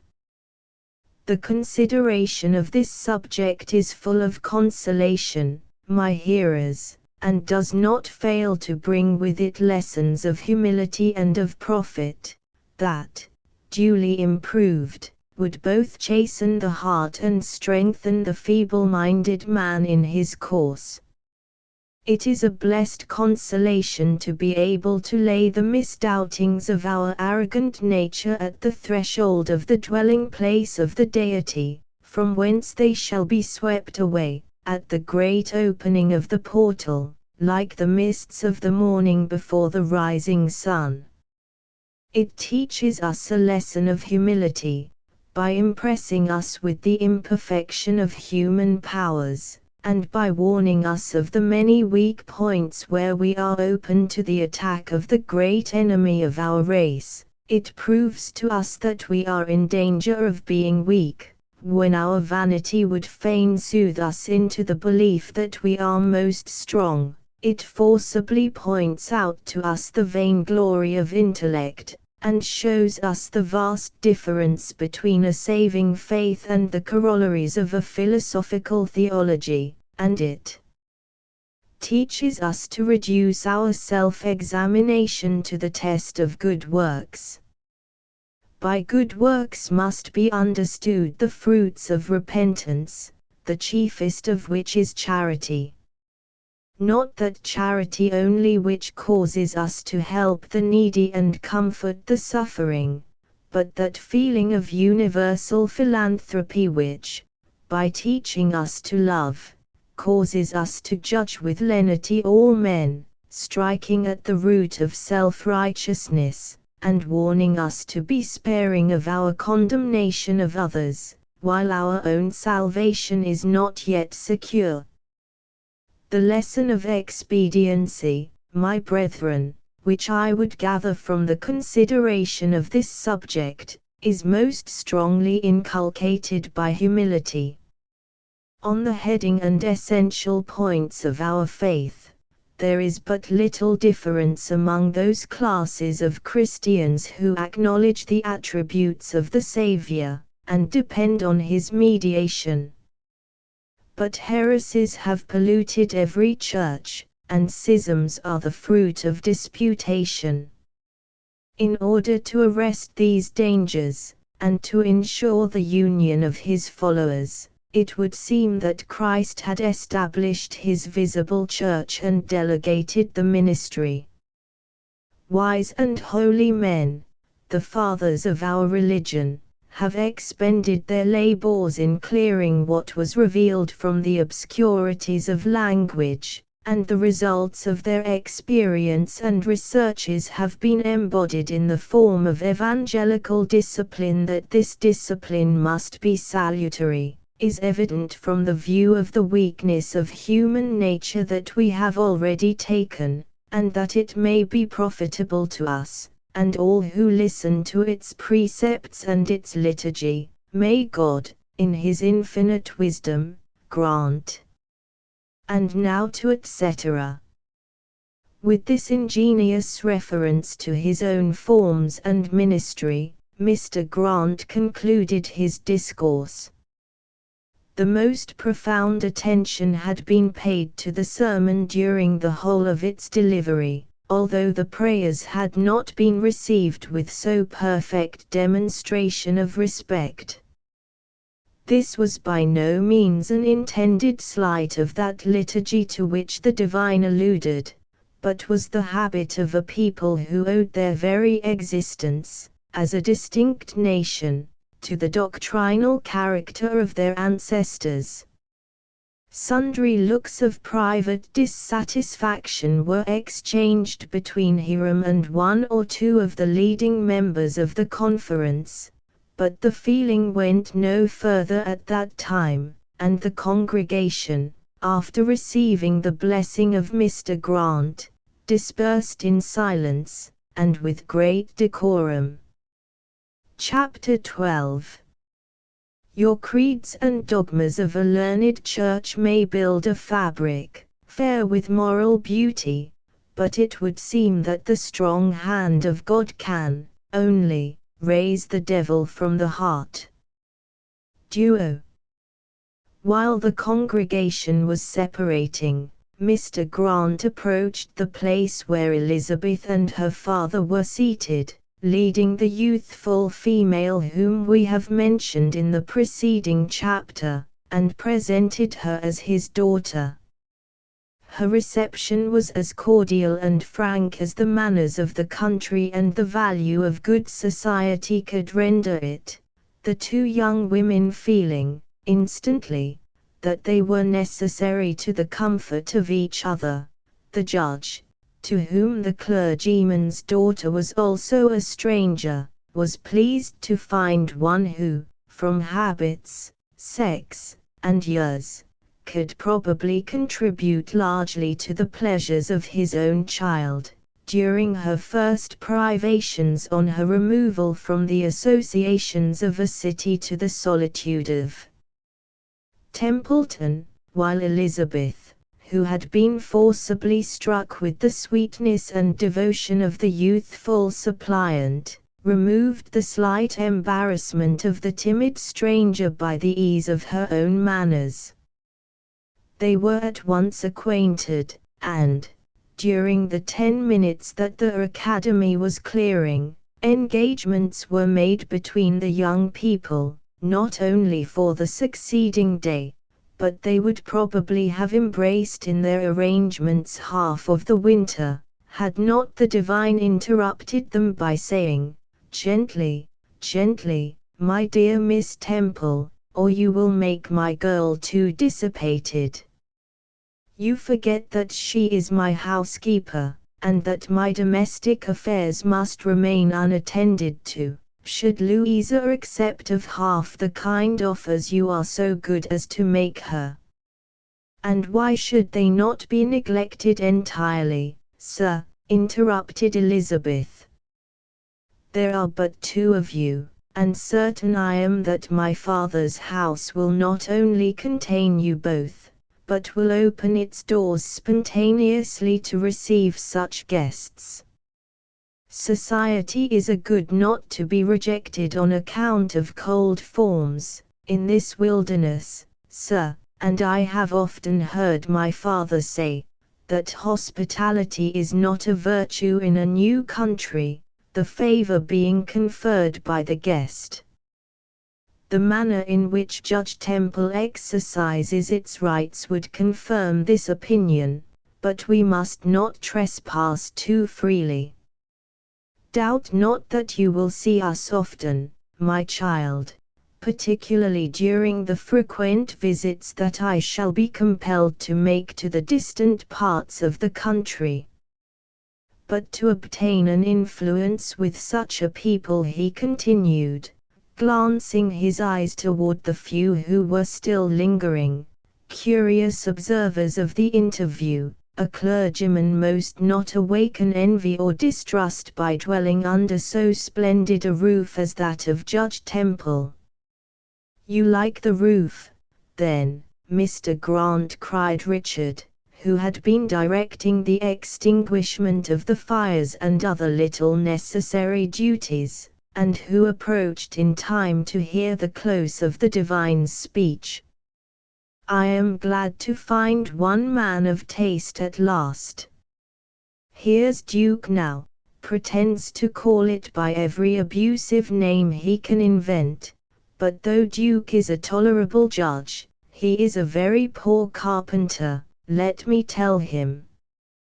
Well, sir, well, I think we may say, without boasting, that the service was as well performed this evening as you often see, I think, quite as well as I ever knew it to be done in Old Trinity, that is, if we except the organ. But there is the schoolmaster leads the psalm with a very good air. I used to lead myself, but latterly I have sung nothing but bass. There is a good deal of science to be shown in the bass, and it affords a fine opportunity to show off a full, deep voice. Benjamin, too, sings a good bass, though he is often out in the words. Did you ever hear Benjamin sing the Bay of Biscay? I believe he gave us part of it this evening, said Marmaduke, laughing.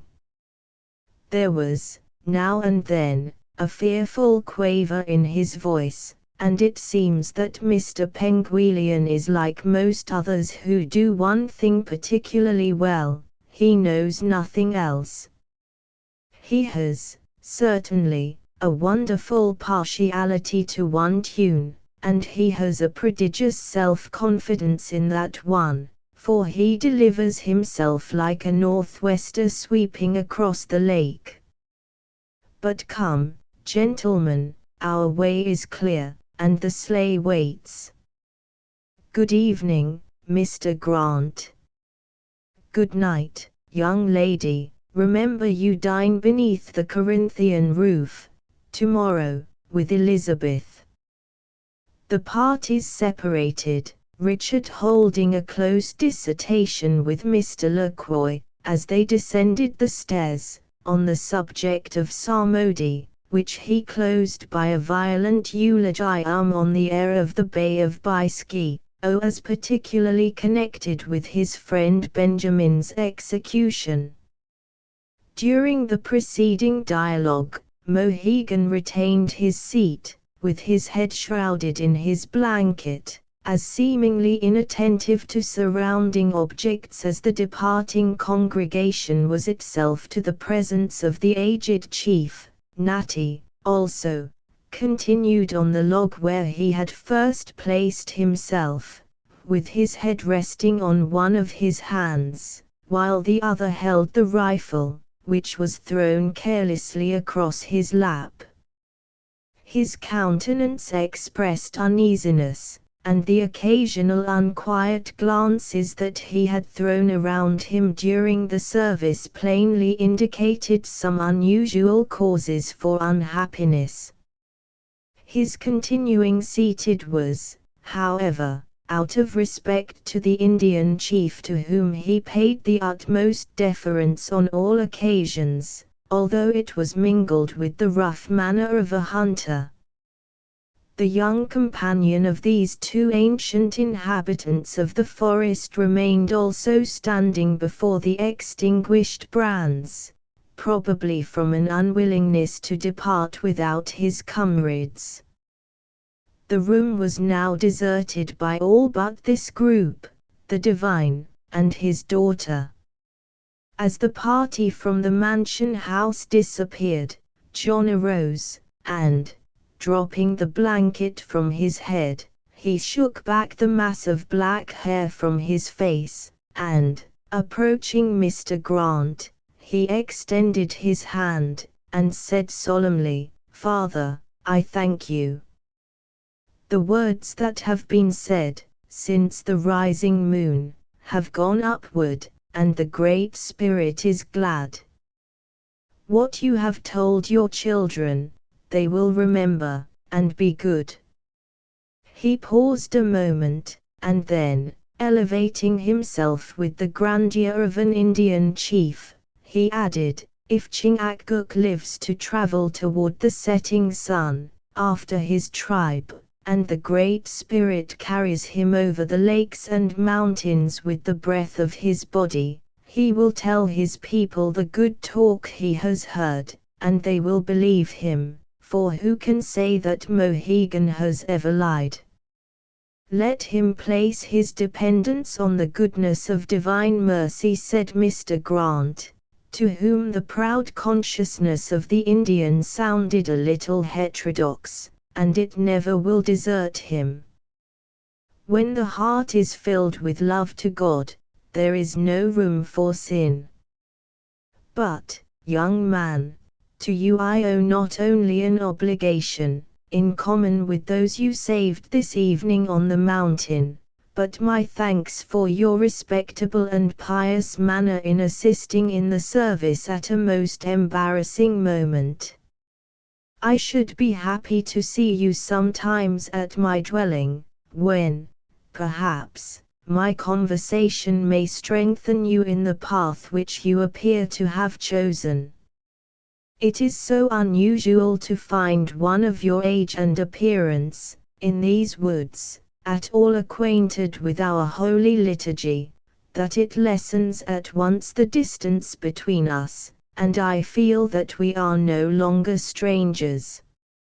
You seem quite at home in the service. I did not perceive that you had even a book, although good Mr. Jones had laid several in different parts of the room.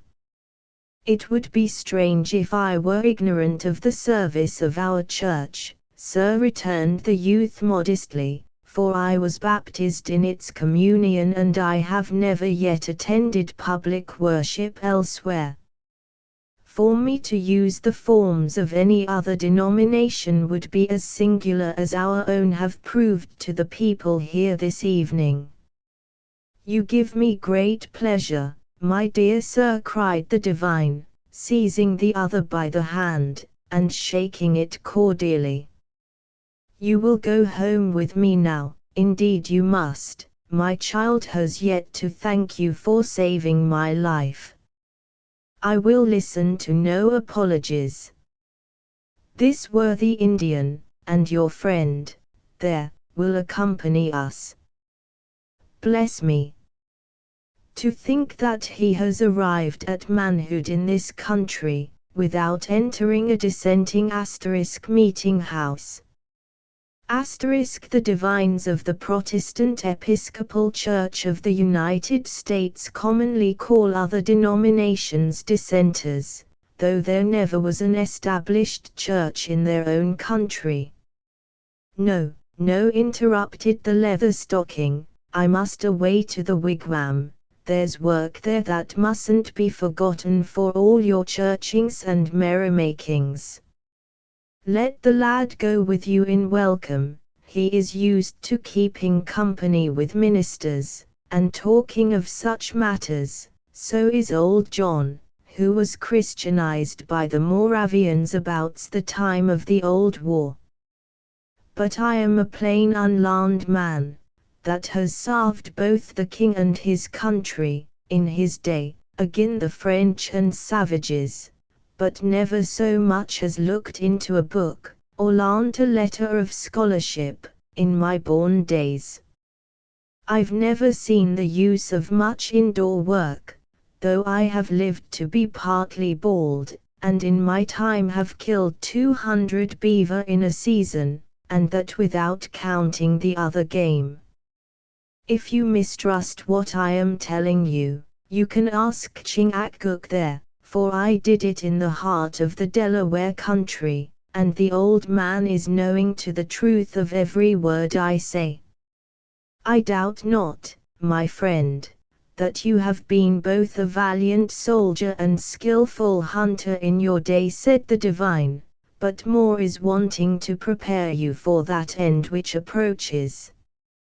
You may have heard the maxim, that young men may die, but that old men must. I'm sure I never was so great a fool as to expect to live forever, said Natty, giving one of his silent laughs. No man need do that who trails the savages through the woods, as I have done, and lives, for the hot months, on the lake streams. I've a strong constitution, I must say that for myself, as is plain to be seen, for I've drunk the Onondaga water 100 times, while I've been watching the deer licks, when the fever and ague seeds was to be seen in it as plain and as plenty as you can see the rattlesnakes on old Crumhorn. But then I never expected to hold out forever, though there's them living who have seen the German flats a wilderness, eh? And them that's learned, and acquainted with religion, too, though you might look a week, now, and not find even the stump of a pine on them, and that's a wood that lasts in the ground the better part of 100 years after the tree is dead. This is but time, my good friend, returned Mr. Grant, who began to take an interest in the welfare of his new acquaintance, but I would have you prepare for eternity. It is incumbent on you to attend places of public worship, as I am pleased to see that you have done this evening. Would it not be heedless in you to start on a day's toil of hard hunting, and leave your ramrod and flint behind? It must be a young hand in the woods, interrupted Natty, with another laugh, that didn't know how to dress a rod out of an ash sapling or find a firestone in the mountains. No, no, I never expected to live forever, but I see, times be altering in these mountains from what they was 30 years ago, or, for that matter, 10 years. But might makes right, and the law is stronger than an old man, whether he is one that has much laming, or only like me, that is better now at standing at the passes than in following the hounds, as I once used to could. Hi-ho! I never knowed preaching come into a settlement, but it made game scarce, and raised the price of gunpowder, and that's a thing that's not as easily made as a ramrod or an Indian flint.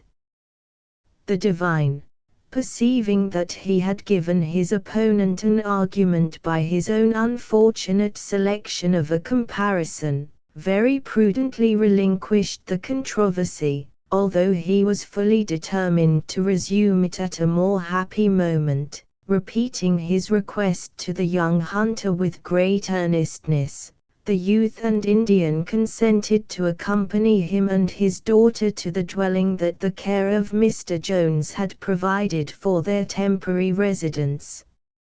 Leatherstocking persevered in his intention of returning to the hut, and at the door of the building they separated. After following the course of one of the streets of the village a short distance, Mr. Grant, who led the way, turned into a field, through a pair of open bars, and entered a footpath, of but sufficient width to admit one person to walk in at a time. The moon had gained a height that enabled her to throw her rays perpendicularly on the valley, and the distinct shadows of the party flitted along on the banks of the silver snow, like the presence of aerial figures, gliding to their appointed place of meeting. The night still continued intensely cold, although not a breath of wind was felt.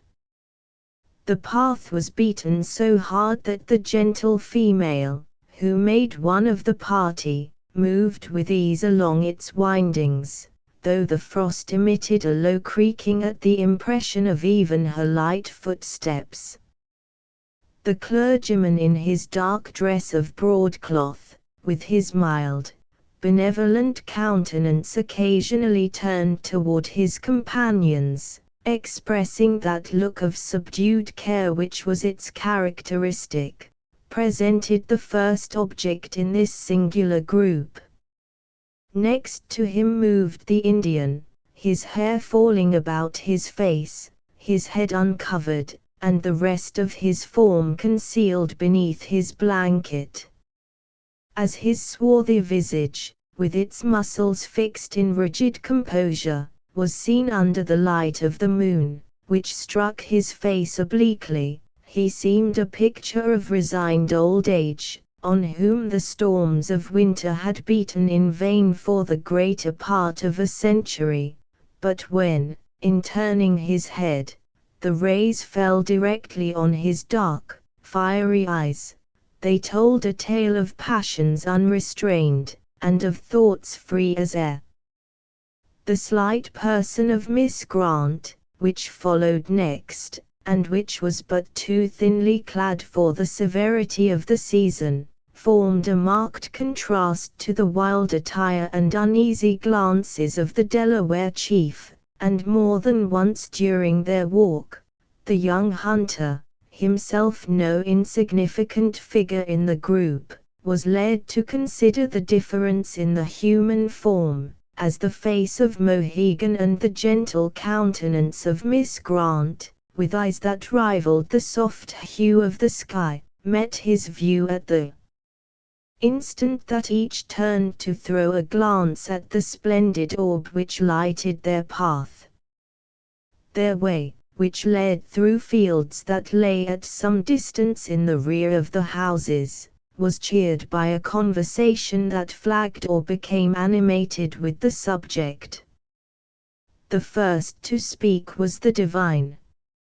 "Really," he said, "it is so singular a circumstance to meet with one of your age, that has not been induced by idle curiosity to visit any other church than the one in which he has been educated, that I feel a strong curiosity to know the history of a life so fortunately regulated.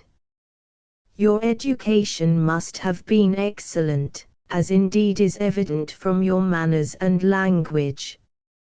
Of which of the states are you a native, Mr. Edwards?" "For such, I believe, was the name that you gave Judge Temple." "Of this." "Of this.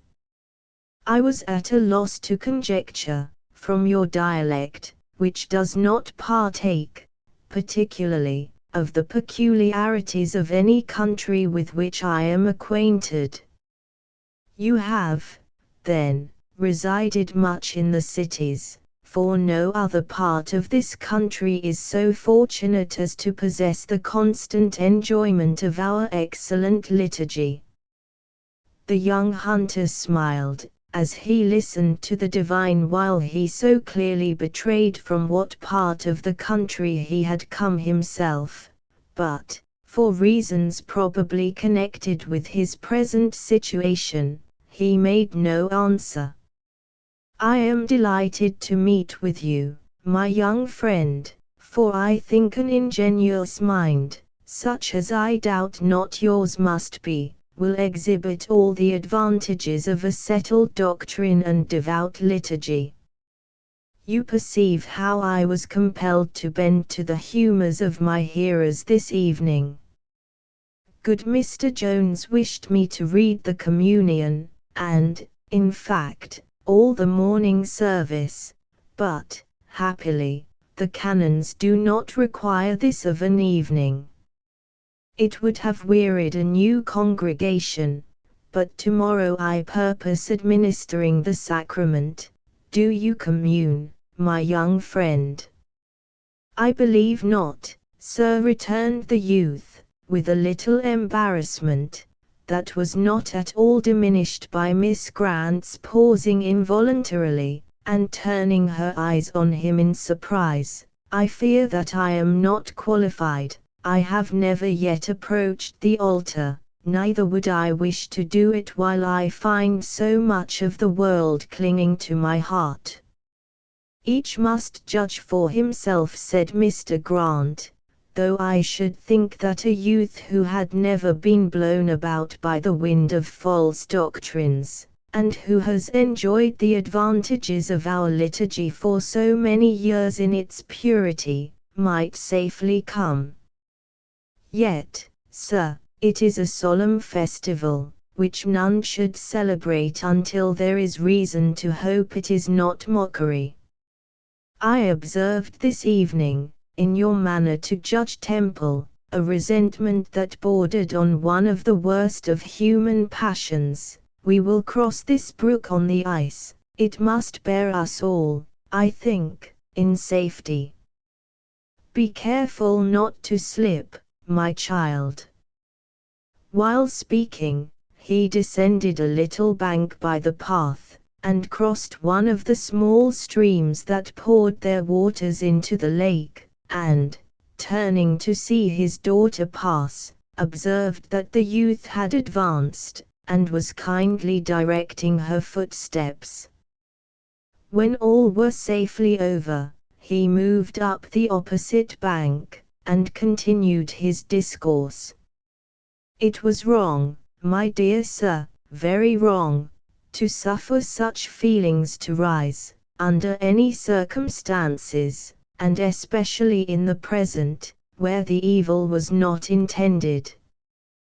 "There is good in the talk of my father," said Mohegan, stopping short, and causing those who were behind him to pause also. "It is the talk of Mequon. The white man may do as his fathers have told him, but the young eagle has the blood of a Delaware chief in his veins. It is red, and the stain it makes can only be washed out with the blood of a Mingo." Mr. Grant was surprised by the interruption of the Indian, and, stopping, faced the speaker.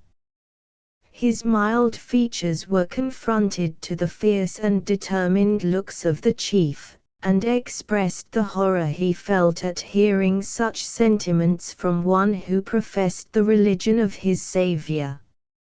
Raising his hands to a level with his head, he exclaimed, "John, John, is this the religion that you have learned from the Moravians? But no, I will not be so uncharitable as to suppose it. They are a pious, a gentle, and a mild people, and could never tolerate these passions. Listen to the language of the Redeemer. But I say unto you, love your enemies, bless them that curse you, do good to them that hate you, pray for them that despitefully use you and persecute you. This is the command of God, John, and, without striving to cultivate such feelings, no man can see him." The Indian heard the divine with attention. The unusual fire of his eye gradually softened, and his muscles relaxed into their ordinary composure, but, slightly shaking his head, he motioned with dignity for Mr. Grant to resume his walk, and followed himself in silence. The agitation of the divine caused him to move with unusual rapidity along the deep path, and the Indian, without any apparent exertion, kept an equal pace, but the young hunter observed the female to linger in her steps, until a trifling distance intervened between the two former and the latter. Struck by the circumstance, and not perceiving any new impediment to retard her footstep, the youth made a tender of his assistance. "You are fatigued, Miss Grant," he said. "The snow yields to the foot, and you are unequal to the strides of us men. Step on the crust, I entreat you, and take the help of my arm. Yonder light is, I believe, the house of your father, but it seems yet at some distance." "I am quite equal to the walk," returned a low, tremulous voice, "but I am startled by the manner of that Indian. Oh, his eye was horrid, as he turned to the moon, in speaking to my father. But I forgot, sir, he is your friend, and by his language may be your relative, and yet of you I do not feel afraid." The young man stepped on the bank of snow, which firmly sustained his weight, and by a gentle effort induced his companion to follow.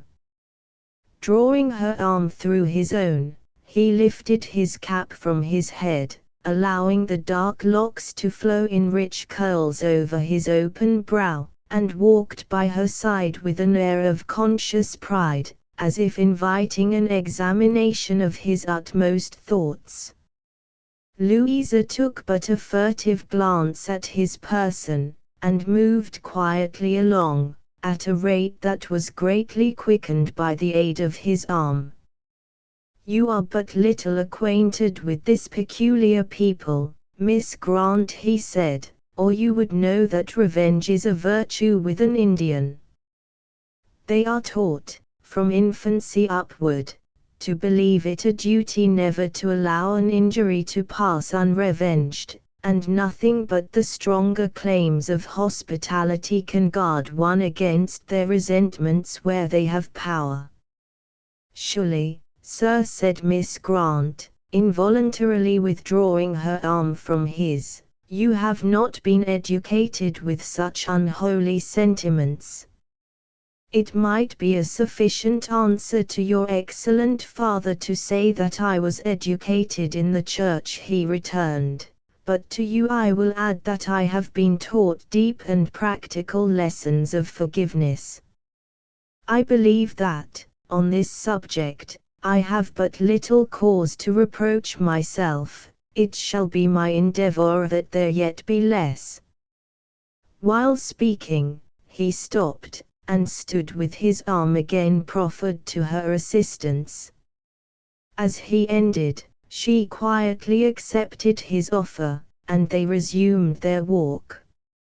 Mr. Grant and Mohegan had reached the door of the former's residence, and stood waiting near its threshold for the arrival of their young companions. The former was earnestly occupied in endeavoring to correct, by his precepts, the evil propensities that he had discovered in the Indian during their conversation, to which the latter listened in profound but respectful attention. On the arrival of the young hunter and the lady, they entered the building. The house stood at some distance from the village, in the center of a field, surrounded by stumps that were peering above the snow, bearing caps of pure white, nearly 2 feet in thickness. Not a tree nor a shrub was nigh it, but the house, externally, exhibited that cheerless, unfurnished aspect which is so common to the hastily erected dwellings of a new country. The uninviting character of its outside was, however, happily relieved by the exquisite neatness and comfortable warmth within. They entered an apartment that was fitted as a parlor, though the large fireplace, with its culinary arrangements, betrayed the domestic uses to which it was occasionally applied.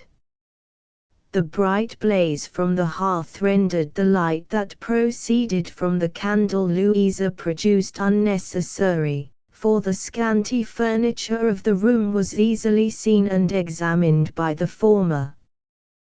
The floor was covered in the center by a carpet made of rags, a species of manufacture that was then, and yet continues to be, much in use in the interior, while its edges, that were exposed to view, were of unspotted cleanliness. There was a trifling air of better life in a tea-table and work-stand, as well as in an old-fashioned mahogany bookcase, but the chairs, the dining table, and the rest of the furniture were of the plainest and cheapest construction. Against the walls were hung a few specimens of needlework and drawing, the former executed with great neatness, though of somewhat equivocal merit in their designs, while the latter were strikingly deficient in both.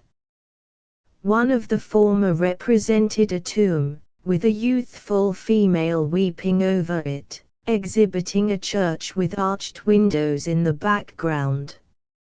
On the tomb were the names, with the dates of the births and deaths, of several individuals, all of whom bore the name of Grant. An extremely cursory glance at this record was sufficient to discover to the young hunter the domestic state of the divine.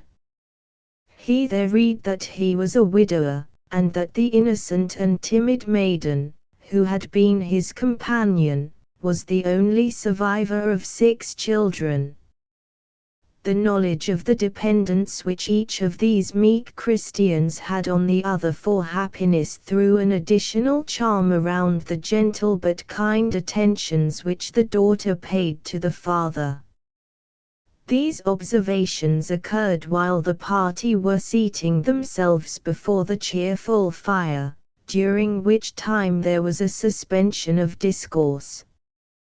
But, when each was comfortably arranged, and Louisa, after laying aside a thin coat of faded silk, and a gypsy hat, that was more becoming to her modest, ingenuous countenance than appropriate to the season, had taken a chair between her father and the youth, the former resumed the conversation.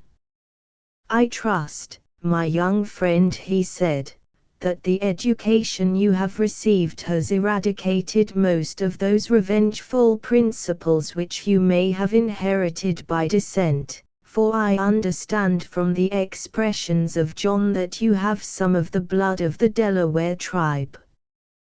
Do not mistake me, I beg, for it is not color nor lineage that constitutes merit, and I know not that he who claims affinity to the proper owners of this soil has not the best right to tread these hills with the lightest conscience." Mohegan turned solemnly to the speaker, and, with the peculiarly significant gestures of an Indian, he spoke, "Father, you are not yet past the summer of life, your limbs are young. Go to the highest hill, and look around you. All that you see, from the rising to the setting sun, from the headwaters of the great spring, to where the crooked river is hid by the hills, is his. He has Delaware blood, and his right is strong. The Susquehanna means crooked river, Hanna or Hannock meant river in many of the native dialects. Thus we find Rappahannock as far south as Virginia. But the brother of Mequon is just, he will cut the country in two parts, as the river cuts the lowlands, and will say to the young eagle child of the Delawares, take it, keep it, and be a chief in the land of your fathers. Never, exclaimed the young hunter, with a vehemence that destroyed the rapt attention with which the divine and his daughter were listening to the Indian. The wolf of the forest is not more rapacious for his prey than that man is greedy of gold, and yet his glidings into wealth are subtle as the movements of a serpent. Forbear, forbear, my son, forbear, interrupted Mr. Grant. These angry passions must be subdued. The accidental injury you have received from Judge Temple has heightened the sense of your hereditary wrongs. But remember that the one was unintentional, and that the other is the effect of political changes, which have, in their course, greatly lowered the pride of kings, and swept mighty nations from the face of the earth. Where now are the Philistines, who so often held the children of Israel in bondage? Or that city of Babylon, which rioted in luxury and vice, and who styled herself the queen of nations in the drunkenness of her pride? Remember the prayer of our holy litany, where we implore the divine power, that it may please thee to forgive our enemies, persecutors, and slanderers, and to turn their hearts. The sin of the wrongs which have been done to the natives is shared by Judge Temple only in common with the whole people, and your arm will speedily be restored to its strength. This arm, repeated the youth, pacing the floor in violent agitation. Think you, sir, that I believe the man a murderer? Oh, no. He is too wily, too cowardly, for such a crime. But let him and his daughter riot in their wealth, a day of retribution will come. No, no, no, he continued, as he trod the floor more calmly, it is for Mohegan to suspect him of an intent to injure me, but the trifle is not worth a second thought. He seated himself, and hid his face between his hands, as they rested on his knees. It is the hereditary violence of a native's passion, my child, said Mr. Grant in a low tone to his affrighted daughter, who was clinging in terror to his arm. He is mixed with the blood of the Indians, you have heard, and neither the refinements of education nor the advantages of our excellent liturgy have been able entirely to eradicate the evil. But care and time will do much for him yet. Although the divine spoke in a low tone, yet what he uttered was heard by the youth, who raised his head, with a smile of indefinite expression, and spoke more calmly. Be not alarmed, Miss Grant, at either the wildness of my manner or that of my dress. I have been carried away by passions that I should struggle to repress. I must attribute it, with your father, to the blood in my veins, although I would not impeach my lineage willingly, for it is all that is left me to boast of. Yes. I am proud of my descent from a Delaware chief, who was a warrior that ennobled human nature. Old Mohegan was his friend, and will vouch for his virtues. Mr. Grant here took up the discourse, and, finding the young man more calm, and the aged chief attentive, he entered into a full and theological discussion of the duty of forgiveness. The conversation lasted for more than an hour, when the visitors arose, and, after exchanging good wishes with their entertainers, they departed. At the door they separated, Mohegan taking the direct route to the village, while the youth moved toward the lake.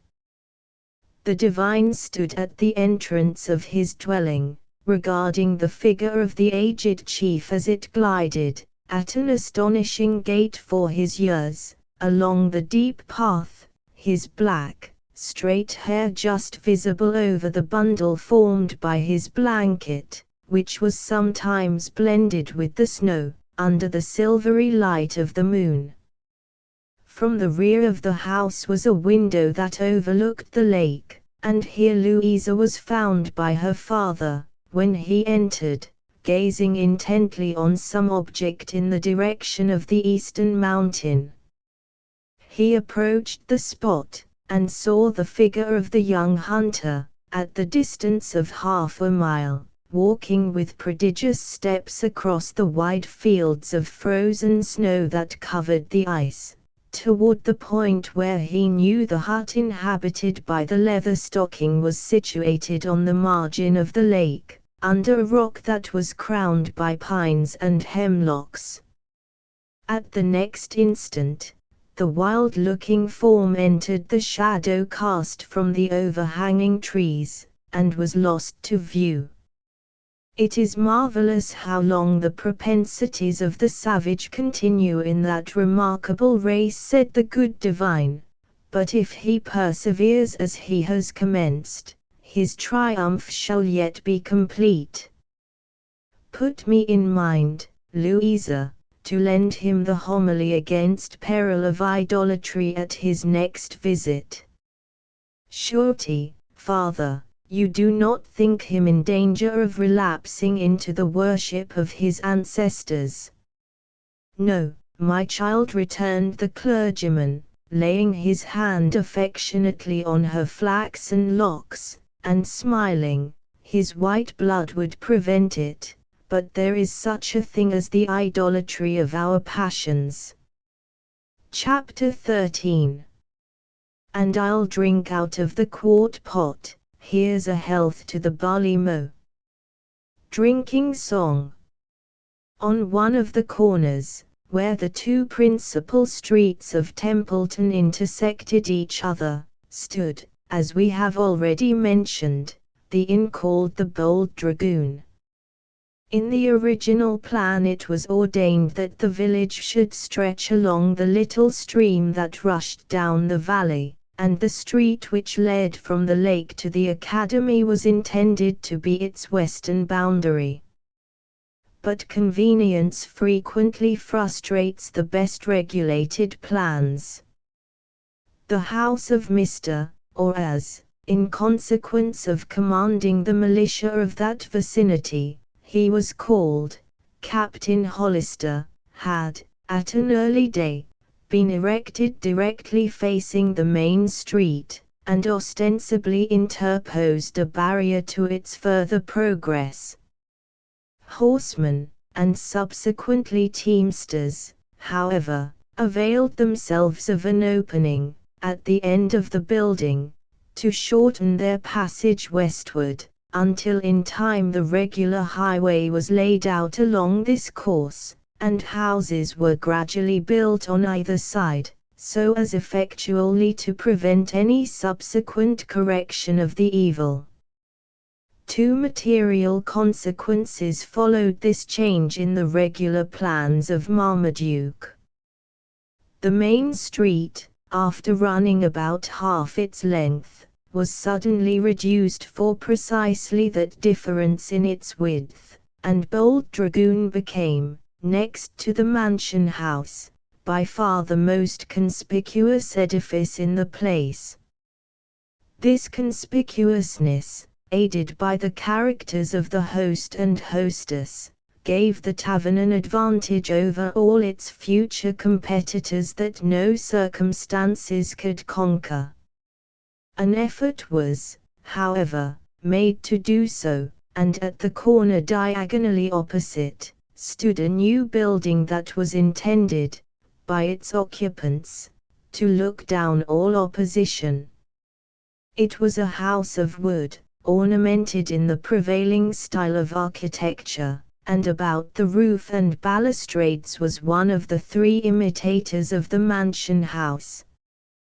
The upper windows were filled with rough boards secured by nails, to keep out the cold air, for the edifice was far from finished, although glass was to be seen in the lower apartments, and the light of the powerful fires within denoted that it was already inhabited. The exterior was painted white on the front and on the end which was exposed to the street, but in the rear, and on the side which was intended to join the neighboring house, it was coarsely smeared with Spanish brown. Before the door stood 2 lofty posts, connected at the top by a beam, from which was suspended an enormous sign, ornamented around its edges with certain curious carvings in pine boards, and on its faces loaded with Masonic emblems. Over these mysterious figures was written, in large letters, "The Templeton Coffee House and Travelers' Hotel," and beneath them, by Habakkuk Foote and Joshua Knapp. This was a fearful rival to the Bold Dragoon, as our readers will the more readily perceive when we add that the same sonorous names were to be seen over a newly erected store in the village, a hatter's shop, and the gates of a tan yard.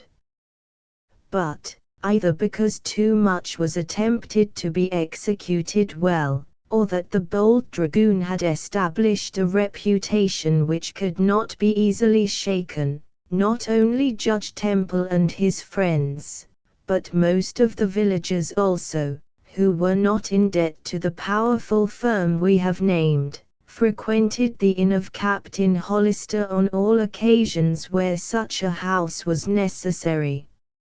On the present evening the limping veteran and his consort were hardly housed after their return from the academy, when the sounds of stamping feet at their threshold announced the approach of visitors, who were probably assembling with a view to compare opinions on the subject of the ceremonies they had witnessed.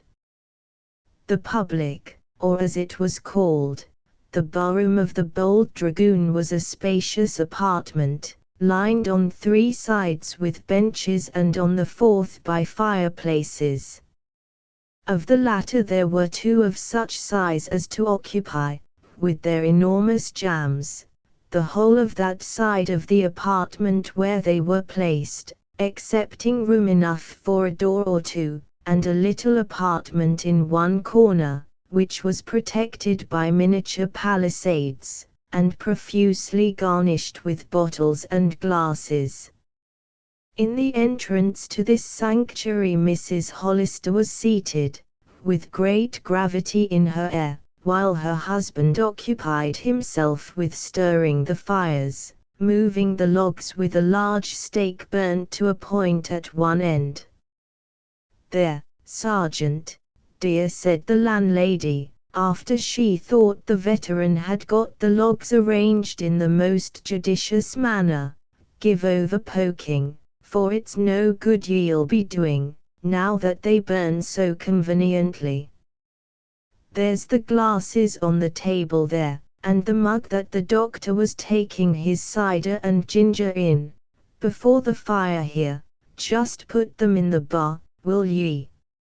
For we'll be having the Duke, and the Major, and Mr. Jones down the night, without reckoning Benjamin Pump, and the lawyers, so ye'll be fixing the room tidy, and put both flip irons in the coals, and tell Jude, the lazy black baste, that if she's no be cleaning up the kitchen I'll turn her out of the house, and she may live with the gentleman that kape the coffee house. Good luck to 'em. Ark, Sergeant, sure it's a great privilege to go to a mating where a body can sit asy, without jumping up and down so often, as this Mr. Grant is doing that same. It's a privilege at all times, Mrs. Hollister, whether we stand or be seated, or, as good Mr. Whitefeld used to do after he had made a wearisome day's march, get on our knees and pray, like Moses of old, with a flanker to the right and left to lift his hands to heaven, returned her husband, who composedly performed what she had directed to be done. It was a very pretty fight, Betty, that the Israelites had on that day with the Amalekites. It seems that they fought on a plain, for Moses is mentioned as having gone on the heights to overlook the battle, and wrestle in prayer, and if I should judge, with my little learning, the Israelites depended mainly on their horse, for it was written that Joshua cut up the enemy with the edge of the sword, from which I infer, not only that they were horse, but well-disciplined troops. Indeed, it says as much as that they were chosen men, quite likely volunteers, for raw dragoons seldom strike with the edge of their swords, particularly if the weapon be any way crooked. Pshaw, why do ye bother yourself with texts, man, about so small a matter? Interrupted the landlady. Sure, it was the Lord who was with them, for he always sided with the Jews, before they fell away, and it's but little matter what kind of men Joshua commanded, so that he was doing the right bidding. Even them cursed Milashi, the Lord forgive me for swearing, that was the death of him, with their cowardice, would have carried the day in old times. There's no reason to be thinking that the soldiers were used to the drill. I must say, Mrs. Hollister, that I have not often seen raw troops fight better than the left flank of the militia, at the time you mention. They rallied handsomely, and that without beat of drum, which is no easy thing to do under fire, and were very steady till he fell.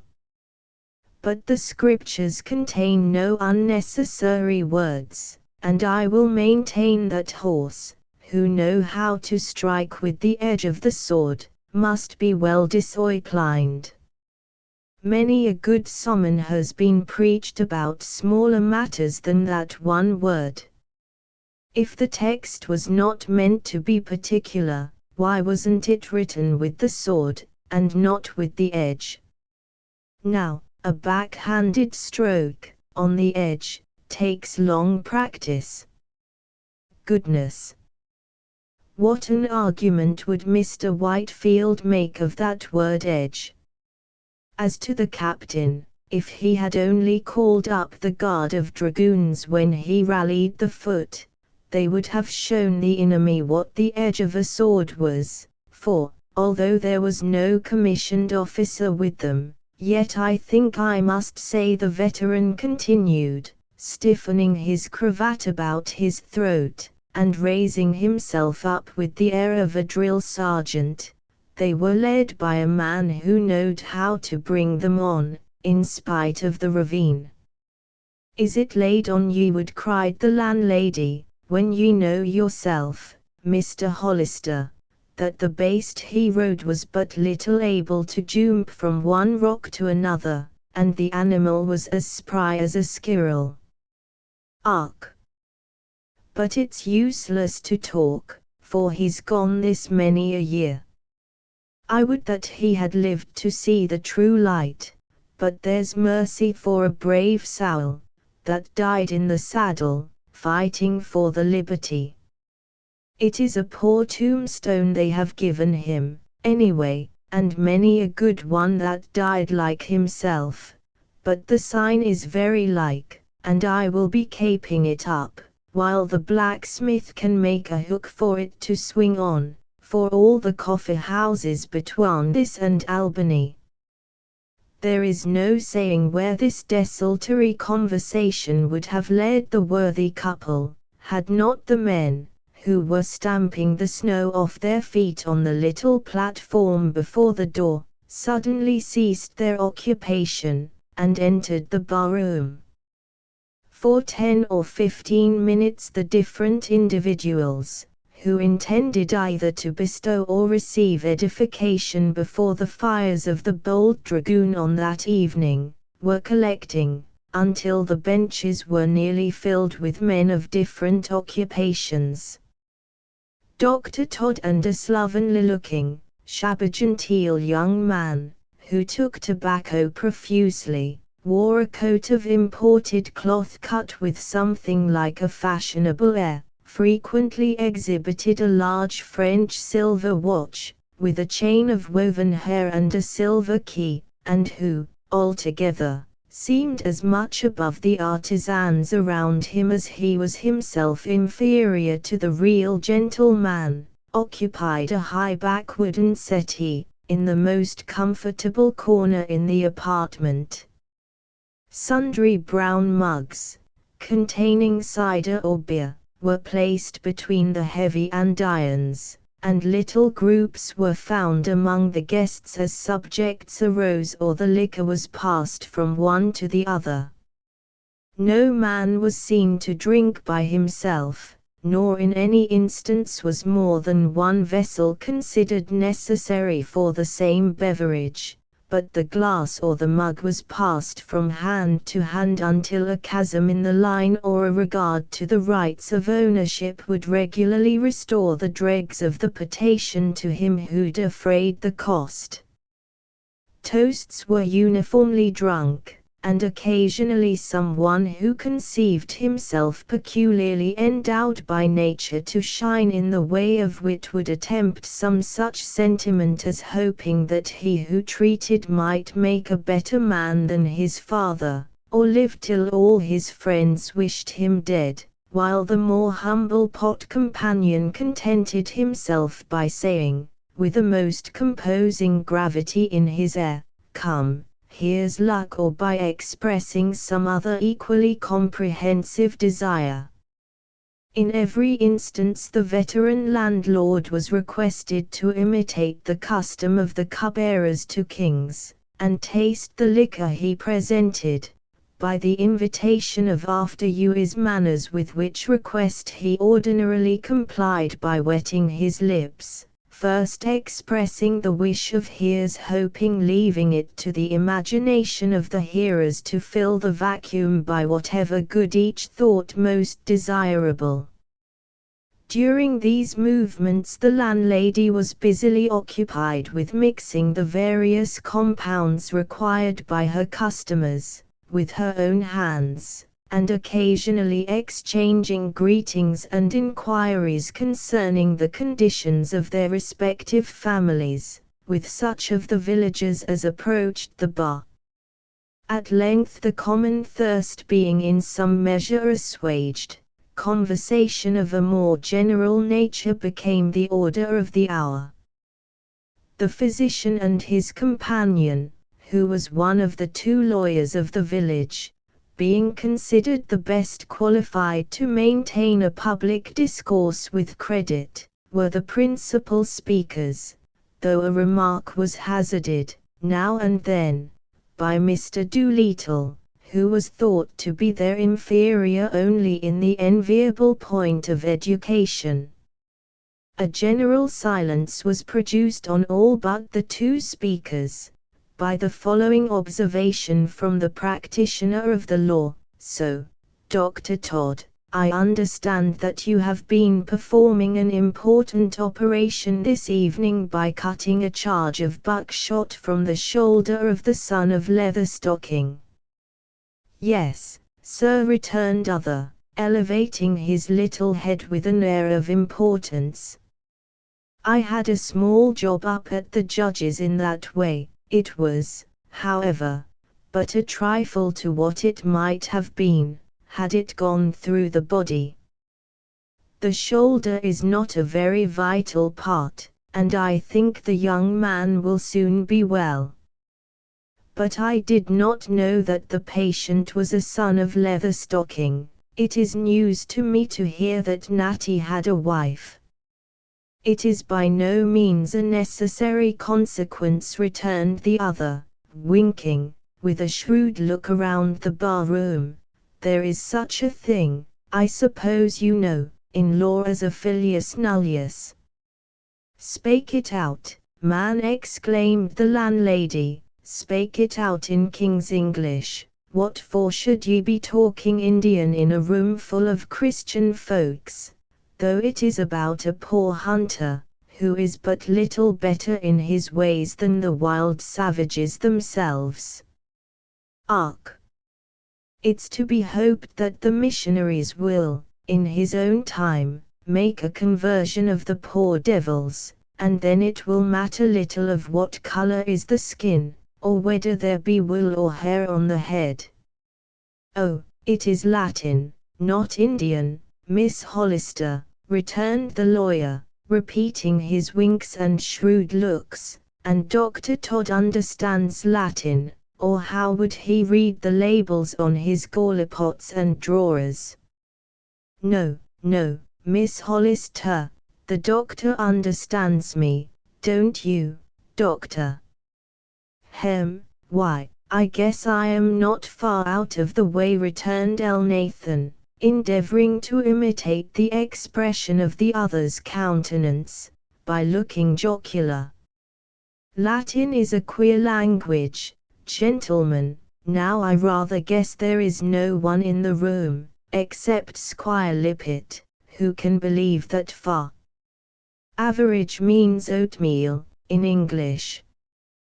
The lawyer in his turn was a good deal embarrassed by this display of learning, for, although he actually had taken his first degree at one of the Eastern universities, he was somewhat puzzled with the terms used by his companion. It was dangerous, however, to appear to be outdone in learning in a public barroom, and before so many of his clients. He therefore put the best face on the matter, and laughed knowingly as if there were a good joke concealed under it, that was understood only by the physician and himself. All this was attentively observed by the listeners, who exchanged looks of approbation, and the expressions of tonguey Marty and I guess Squire Lippett knows if anybody does were heard in different parts of the room, as vouchers for the admiration of his auditors. Thus encouraged, the lawyer rose from his chair, and turning his back to the fire, and facing the company, he continued, "The son of Natty, or the son of nobody, I hope the young man is not going to let the matter drop. This is a country of law, and I should like to see it fairly tried, whether a man who owns, or says he owns, 100,000 acres of land, has any more right to shoot a body than another. What do you think of it, Dr. Todd?" "Oh, sir, I am of opinion that the gentleman will soon be well. As I said before, the wound isn't in a vital part, and as the ball was extracted so soon, and the shoulder was what I call well attended to, I do not think there is as much danger as there might have been. I say, Squire Doolittle," continued the attorney, raising his voice, "you are a magistrate, and know what is law and what is not law.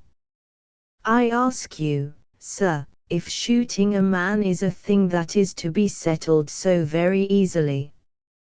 Suppose, sir, that the young man had a wife and family, and suppose that he was a mechanic like yourself, sir, and suppose that his family depended on him for bread, and suppose that the ball, instead of merely going through the flesh, had broken the shoulder blade, and crippled him forever. I ask you all, gentlemen, supposing this to be the case, whether a jury wouldn't give what I call handsome damages?" As the close of this supposititious case was addressed to the company generally, Hiram did not at first consider himself called on for a reply, but finding the eyes of the listeners bent on him in expectation, he remembered his character for judicial discrimination, and spoke, observing a due degree of deliberation and dignity. "Why, if a man should shoot another," he said, "and if he should do it on purpose, and if the law took notice on't, and if a jury should find him guilty, it would be likely to turn out a state prison matter." "It would so, sir," returned the attorney. "The law, gentlemen, is no respecter of persons in a free country. It is one of the great blessings that has been handed down to us from our ancestors, that all men are equal in the eye of the laws, as they are by nature.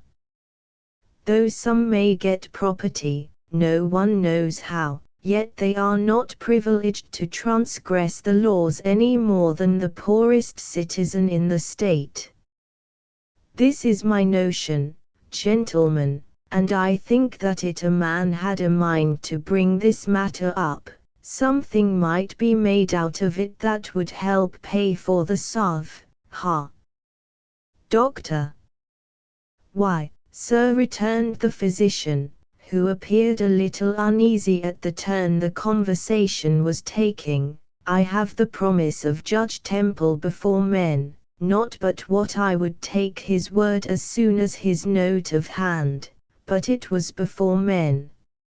Let me see, there was Mount Shilaquo, and Squire Jones, and Major Hartman, and Miss Pettibone, and one or two of the black spy, when he said that his pocket would amply reward me for what I did."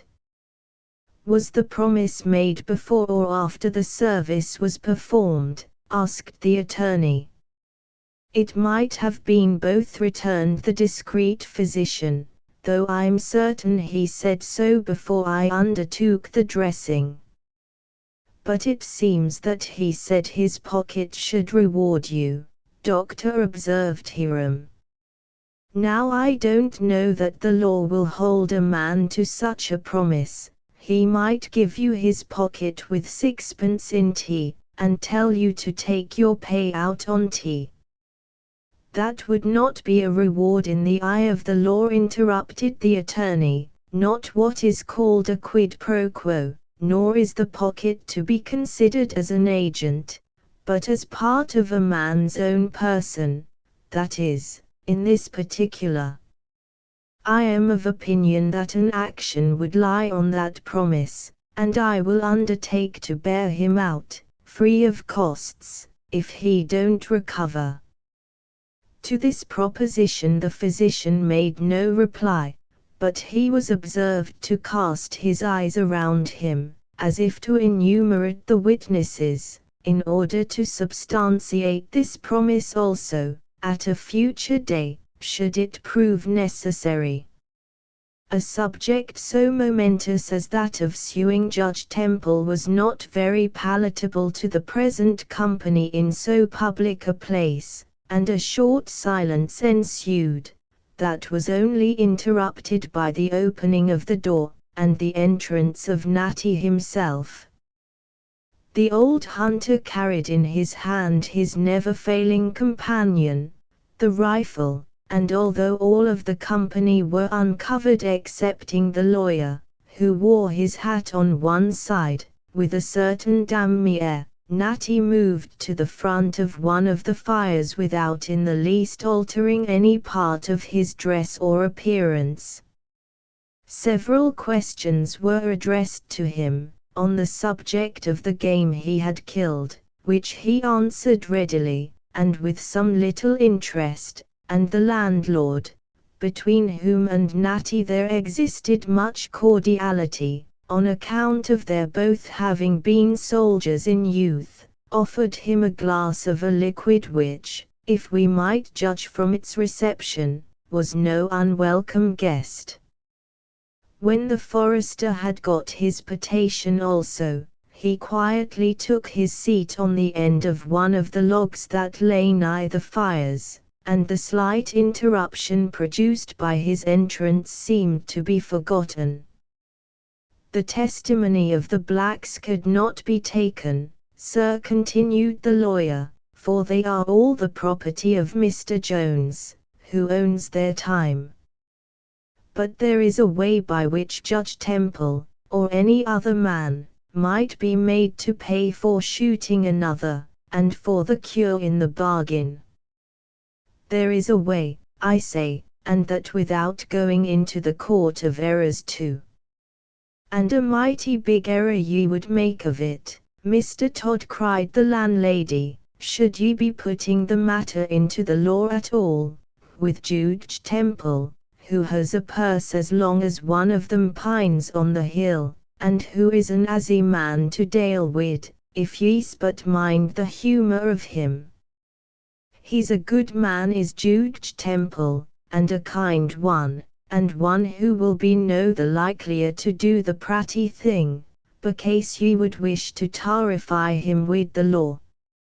I know of but one objection to the same, which is an over carelessness about his soul.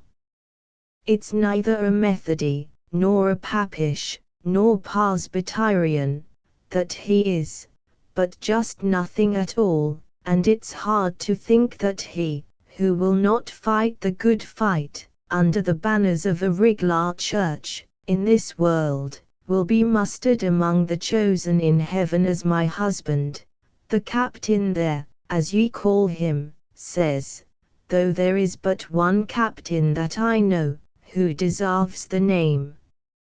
I hopes, Lather Stocking, ye'll no be foolish, and putting the boy up to try the law in the matter, for 'twill be an evil day to ye both, when ye first turn the skin of so paceable an animal as a sheep into a bone of contention.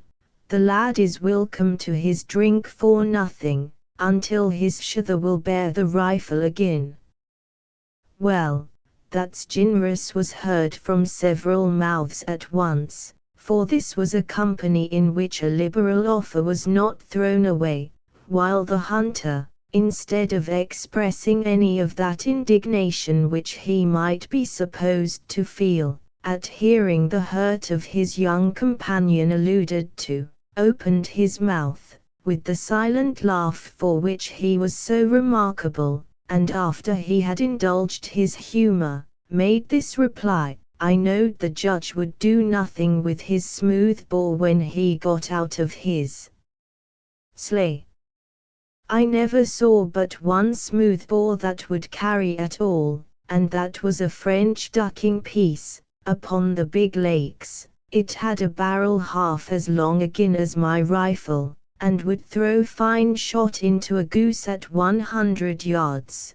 But it made dreadful work with the game, and you wanted a boat to carry it about in. When I went with Sir William agin the French, at Fort Niagara, all the rangers used the rifle, and a dreadful weapon it is, in the hands of one who knows how to charge it, and keep a steady aim. The captain knows, for he says he was a soldier in Shirley's, and, though they were nothing but baggonnet men, he must know how we cut up the French and Iroquois in the scrimmages in that war. Chingachgook, which means big serpent in English, old John Mohegan, who lives up at the hut with me, was a great warrior then, and was out with us. He can tell all about it, too, though he was overhand for the tomahawk, never firing more than once or twice, before he was running in for the scalps. Ah! Times is dreadfully altered since then. Why, doctor, there was nothing but a footpath, or at the most a track for pack horses, along the Mohawk, from the Jarman Flats up to the forts. Now, they say, they talk of running one of them wide roads with gates on it along the river, first making a road, and then fencing it up. I hunted one season back of the Cateskills, nigh hand to the settlements, and the dogs often lost the scent, when they came to them highways. There was so much travel on them, though I can't say that the brutes was of a very good breed. Old Hector will wind a deer, in the fall of the year, across the broadest place in the Otsego, and that is 1.5 miles, for I paced it myself on the ice, when the tract was first surveyed, under the Indian grant. It seems to me, Natty, but a sorry compliment to call your comrade after the evil one, said the landlady, and it's no much like a snake that old John is looking now. Nimrod would be a more becoming name for the lad, and a more Christian, too, seeing that it comes from the Bible.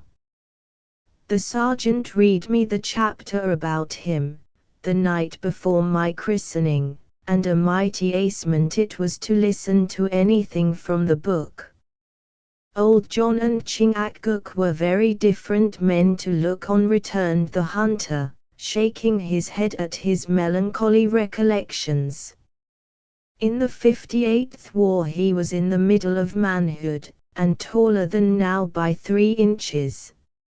If you had seen him, as I did, the morning we beat Dieskau, from behind our log walls, you would have called him as comely a redskin as ye ever set eyes on. He was naked all to his breechcloth and leggins, and you never seed a creature so handsomely painted. One side of his face was red and the other black. His head was shaved clean, all to a few hairs on the crown, where he wore a tuft of eagle's feathers, as bright as if they had come from a peacock's tail.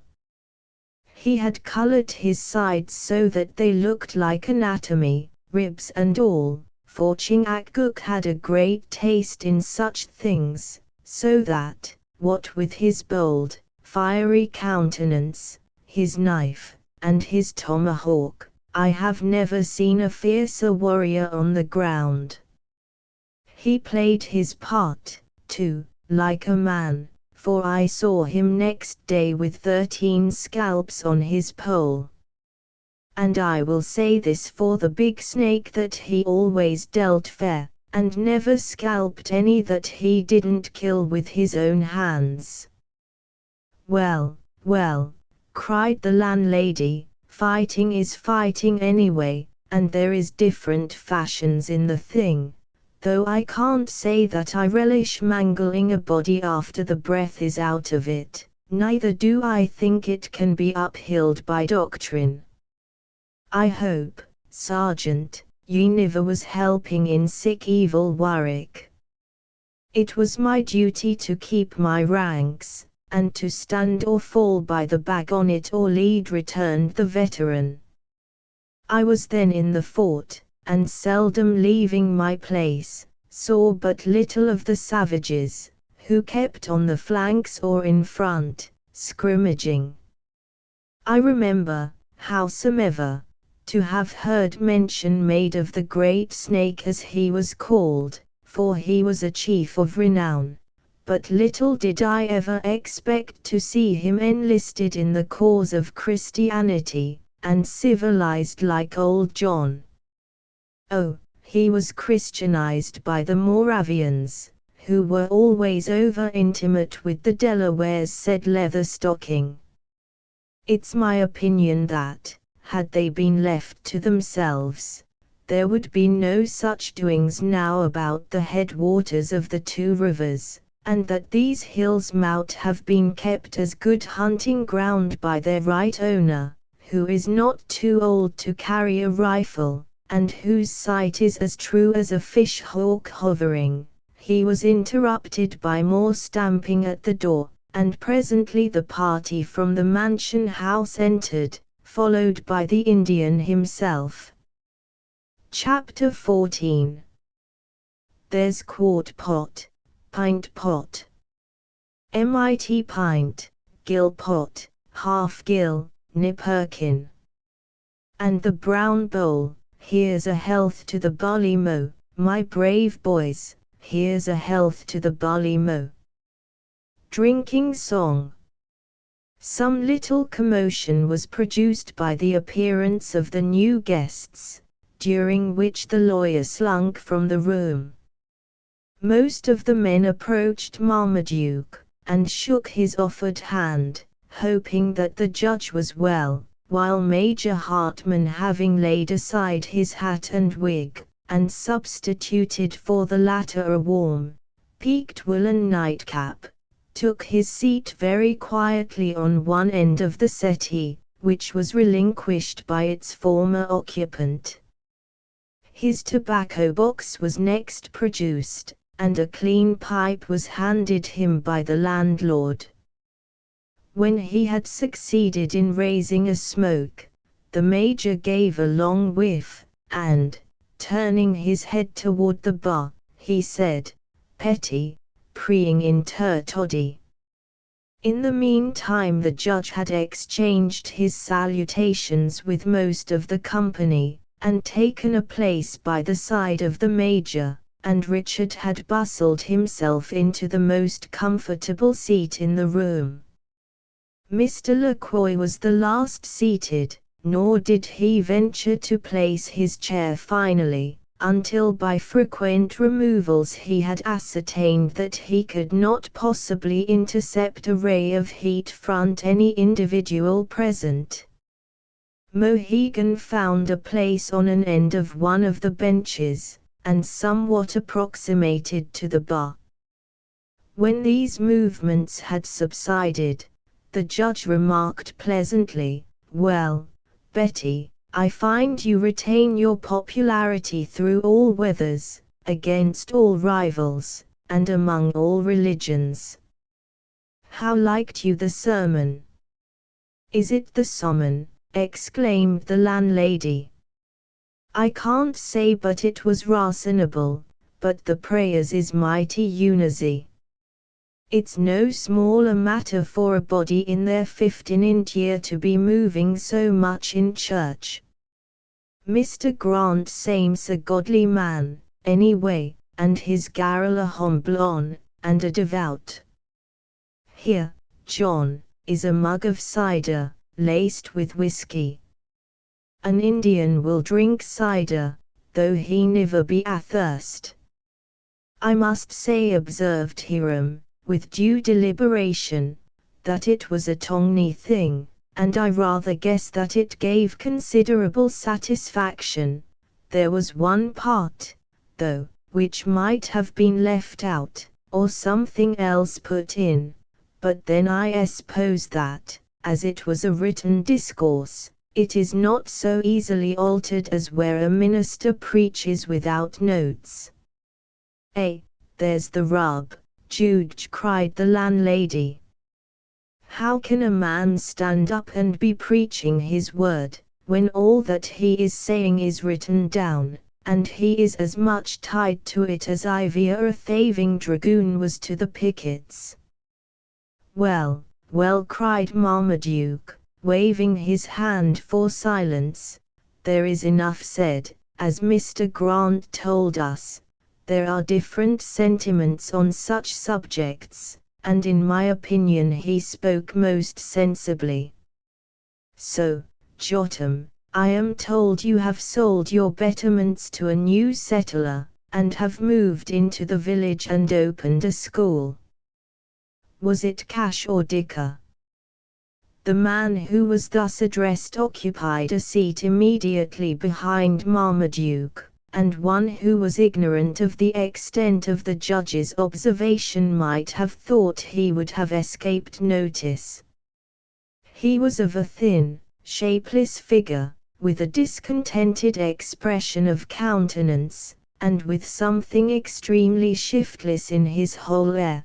Thus spoken to, after turning and twisting a little, by way of preparation, he made a reply, "Why part cash and part dicker? I sold out to a pumfeetman who was so thin-forehanded. He was to give me $10 an acre for the clearing, and $1 an acre over the first cost on the woodland, and we agreed to leave the buildings to men. So I took Asa Montague, and he took Absalom Bimant, and they two took old Squire Napthali Green. And so they had a meeting, and made out a verdict of $80 for the buildings. There was 12 acres of clearing at $10, and 88 at 1, and the whole came to $286.50, after paying the men. Said Marmaduke, what did you give for the place? Why, besides what's coming to the judge, I gin my brother Tim $100 for his bargain, but then there's a new house on T, that cost me 60 more, and I paid Moses $100 for chopping, and logging, and sewing, so that the whole stood to me in about $260. But then I had a great crop oft on T, and as I got $26.50 more than it cost, I conclude I made a pretty good trade on T. Yes, but you forgot that the crop was yours without the trade, and you have turned yourself out of doors for $26. Oh, the judge is clean out, said the man with a look of sagacious calculation. He turned out a span of horses, that is worth $150 of any man's money, with a brand new wagon, $50 in cash, and a good note for 80 more, and a side saddle that was valued at 7.5, so there was just 12 shillings betwixt us. I wanted him to turn out a set of harness, and take the cow and the sap troughs. He wouldn't, but I saw through it. He thought I should have to buy the tackling afore I could use the wagon and horses, but I knowed a thing or two myself. I should like to know of what use is the tackling to him. I offered him to trade back again for 155. But my woman said she wanted to churn, so I took a churn for the change. And what do you mean to do with your time this winter? You must remember that time is money. Why, as master has gone down country to see his mother, who, they say, is going to make a die on tea, I agreed to take the school in hand till he comes back. It times doesn't get worse in the spring. I've some notion of going into trade, or maybe I may move off to the Genese. They say they are carrying on a great stroke of business that way. If the worst comes to the worst, I can but work at my trade, for I was brought up in a shoe manufactory. It would seem that Marmaduke did not think his society of sufficient value to attempt inducing him to remain where he was, for he addressed no further discourse to the man, but turned his attention to other subjects. After a short pause, Hiram ventured a question: what news does the judge bring us from the legislature? It's not likely that Congress has done much this session, or maybe the French haven't fit any more battles lately. The French, since they have beheaded their king, have done nothing but fight, returned the judge. The character of the nation seems changed. I knew many French gentlemen during our war, and they all appeared to me to be men of great humanity and goodness of heart, but these Jacobins are as bloodthirsty as bulldogs. There was one Rochambeau with us down at Yorktown, cried the landlady, a mighty pratty man he was too, and their horse was the very same.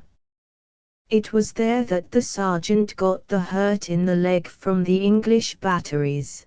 Bad luck to him. Oh, mon pauvre Roy, muttered Monsieur Lacroix.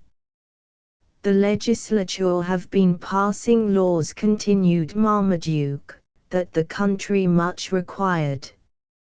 Among others, there is an act prohibiting the drawing of seines, at any other than proper seasons, in certain of our streams and small lakes, and another, to prohibit the killing of deer in the teeming months.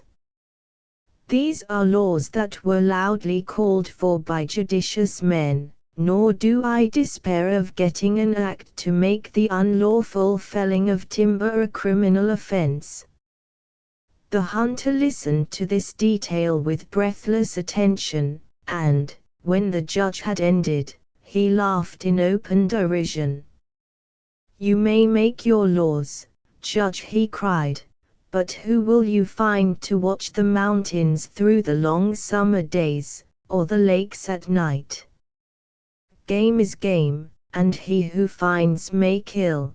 That has been the law in these mountains for 40 years to my certain knowledge, and I think one old law is worth 2 new ones.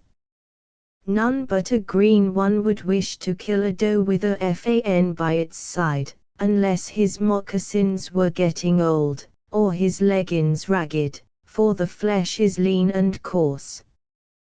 But a rifle rings among the rocks along the lake shore, sometimes, as if 50 pieces were fired at once. It would be hard to tell where the man stood who pulled the trigger." Armed with the dignity of the law, Mr. Bumpo returned the judge, gravely, "A vigilant magistrate can prevent much of the evil that has hitherto prevailed, and which is already rendering the game scarce. I hope to live to see the day when a man's rights in his game shall be as much respected as his title to his farm." "Your titles and your farms are all new together," cried Natty, "but laws should be equal, and not more for one than another. I shot a deer, last Wednesday was a fortnight, and it floundered through the snowbanks till it got over a brush fence. I catched the lock of my rifle in the twigs in following, and was kept back, until finally the creature got off. Now I want to know who is to pay me for that deer, and a fine buck it was. If there hadn't been a fence I should have gotten another shot into it, and I never drawed upon anything that hadn't wings 3 times running, in my born days. No, no, Judge, it's the farmers that makes the game scarce, and not the hunters. Turtle is not so plenty as in the old war, Pumpo," said the Major, who had been an attentive listener, amid clouds of smoke. "Put land is not made as for turtle to live on, put for Christians. Why, Major, I believe you're a friend to justice and the right, though you go so often to the grand house, but it's a hard case to a man to have his honest calling for a livelihood stopped by laws, and that, too, when, if right was done, he might hunt or fish on any day in the week, or on the best flat in the patent, if he was so minded." "I understand you, Letter Stockint," returned the Major, fixing his black eyes, with a look of peculiar meaning, on the hunter, "but you didn't use to be so prudent as to look ahead mit so much care."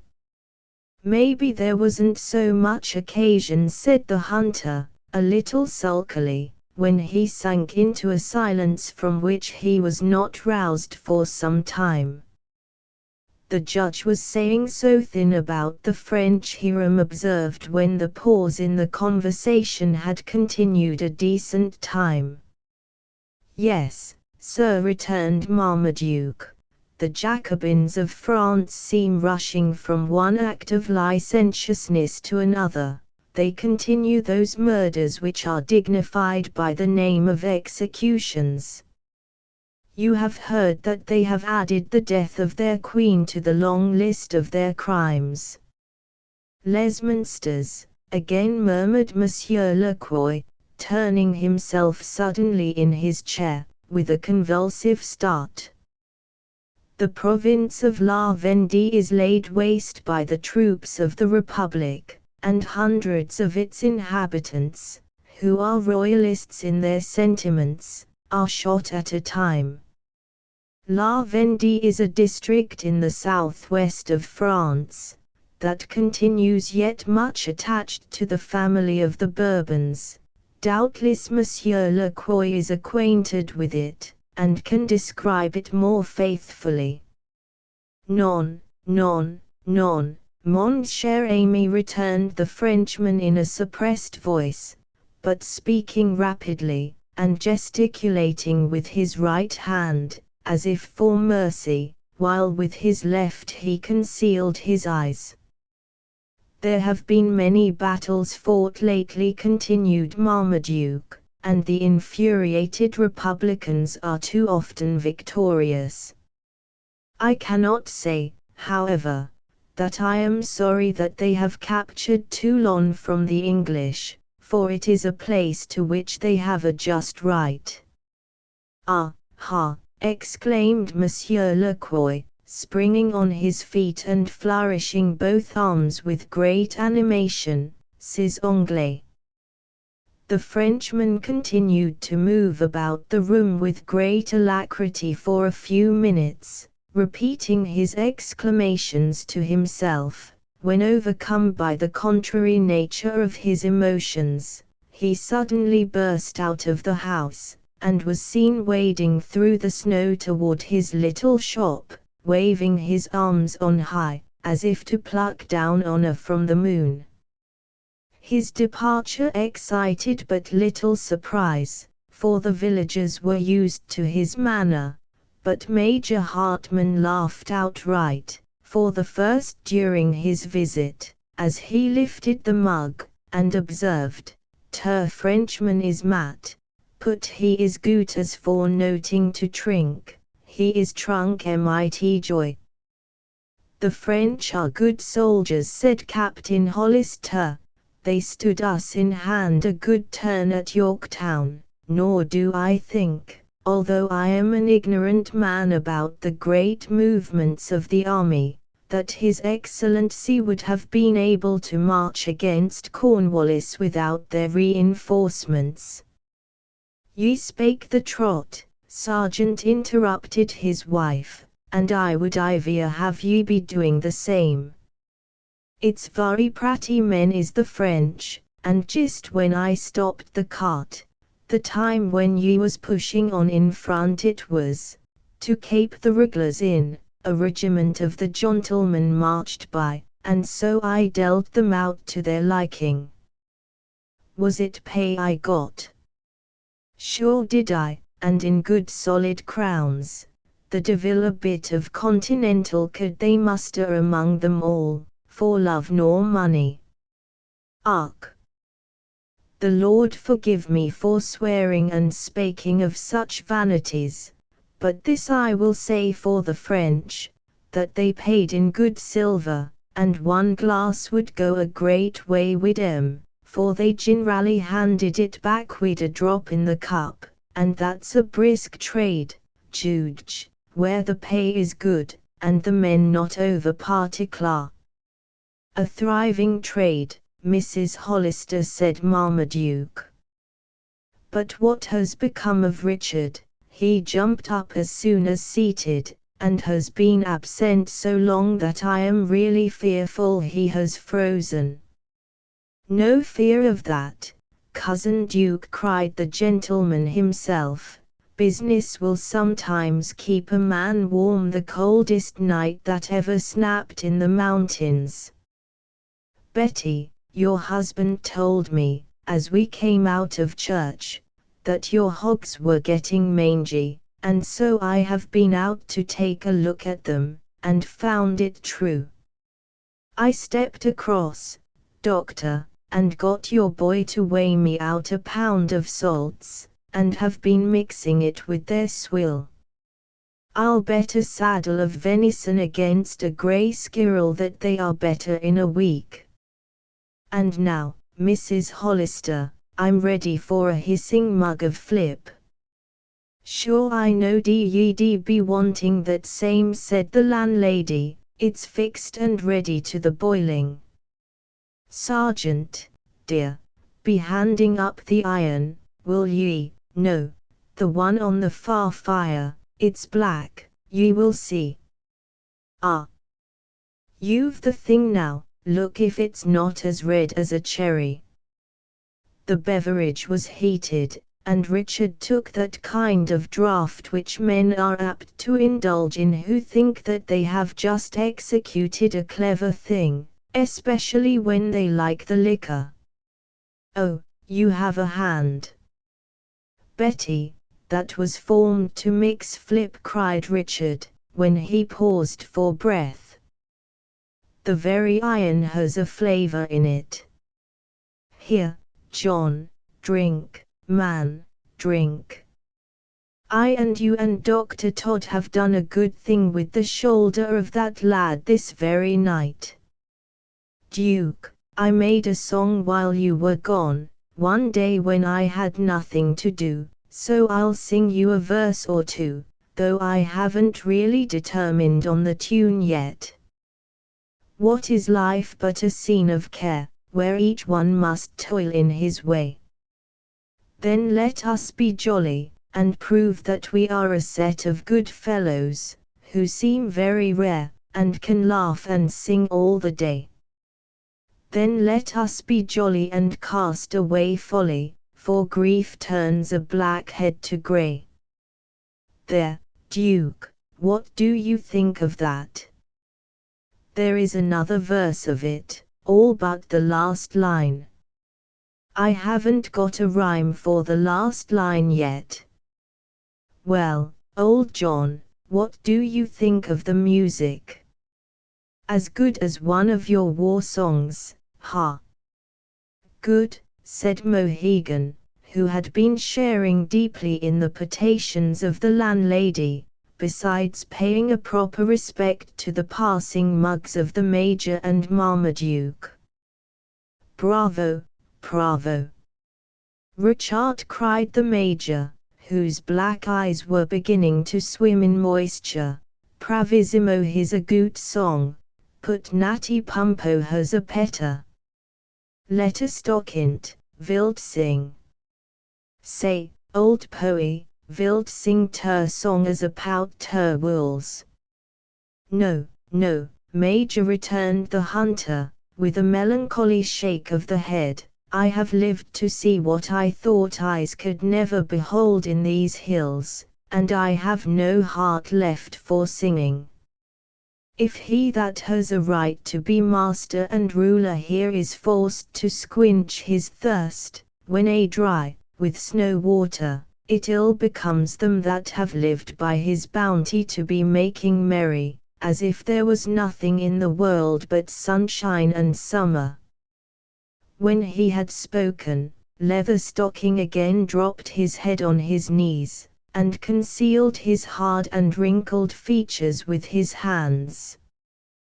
The change from the excessive cold without to the heat of the barroom, coupled with the depth and frequency of Richard's draughts, had already levelled whatever inequality there might have existed between him and the other guests, on the score of spirits, and he now held out a pair of swimming mugs of foaming flip toward the hunter, as he cried, Merry Christmas to you, old boy.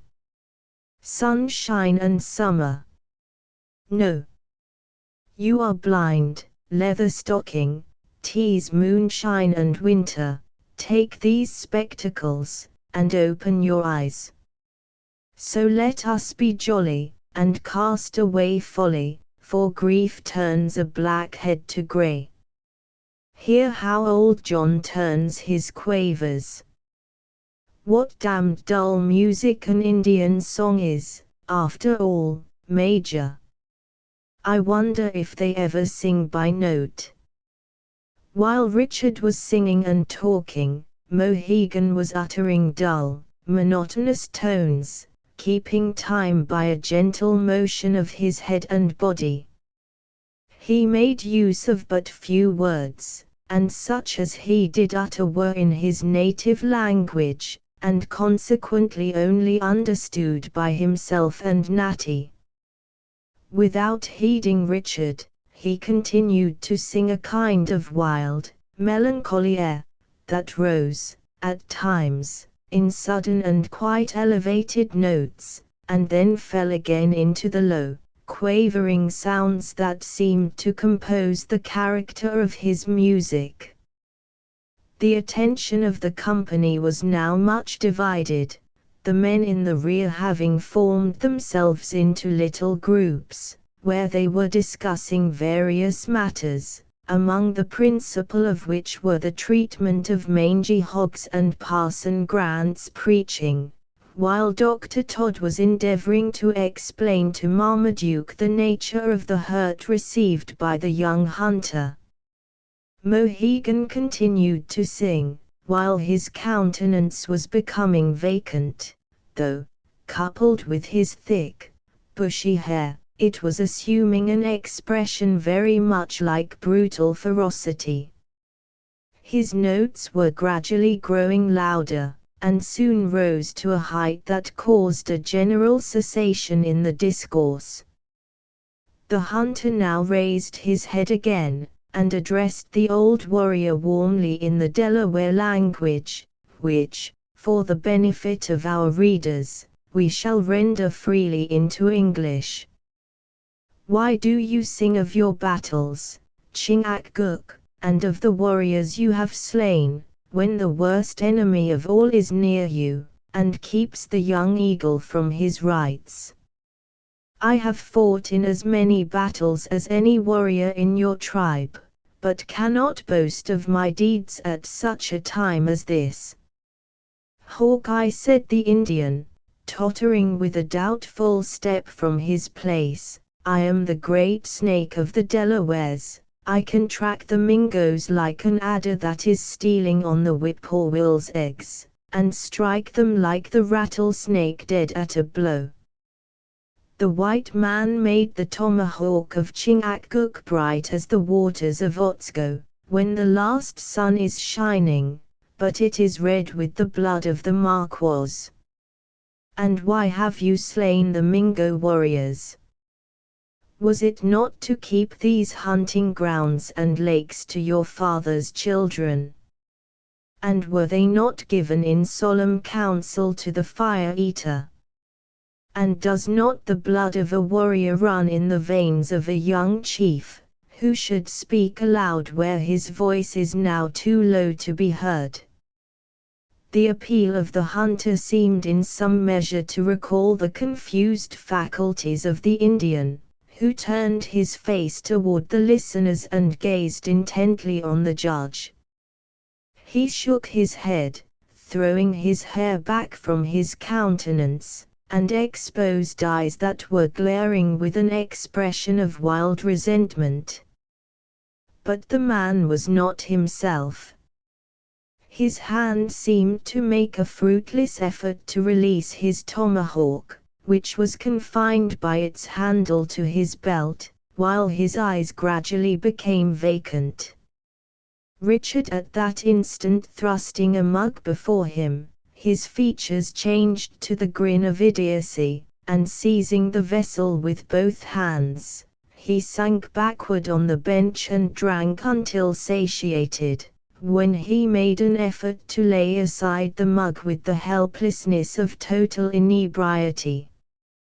"Shed not blood," exclaimed the hunter, as he watched the countenance of the Indian in its moment of ferocity, "but he is drunk and can do no harm. This is the way with all the savages, give them liquor, and they make dogs of themselves. Well, well, the day will come when right will be done, and we must have patience." Natty still spoke in the Delaware language, and of course was not understood. He had hardly concluded before Richard cried, "Well, old John is soon sewed up. Give him a berth, Captain, in the barn, and I will pay for it. I am rich tonight, 10 times richer than Duke, with all his lands, and military lots, and funded debts, and bonds, and mortgages. Come, let us be jolly, and cast away folly, for grief. Drink, King Hiram, drink, Mr. Do Nothing, drink, sir, I say. This is a Christmas Eve, which comes, you know, but once a year.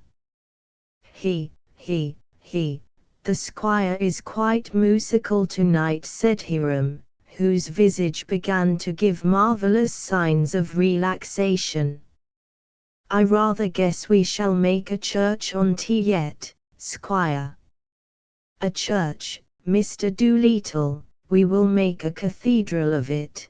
Bishops, priests, deacons, wardens, vestry, and choir, organ, organist, amid bellows. By the Lord Harry, as Benjamin says, we will clap a steeple on the other end of it, and make 2 churches of it. What say you, Duke, will you pay? Ha! My cousin Judge, wilt pay? Thou makest such a noise, Dickon, returned Marmaduke, it is impossible that I can hear what Dr. Todd is saying. I think thou observedst, it is probable the wound will fester, so as to occasion danger to the limb in this cold weather.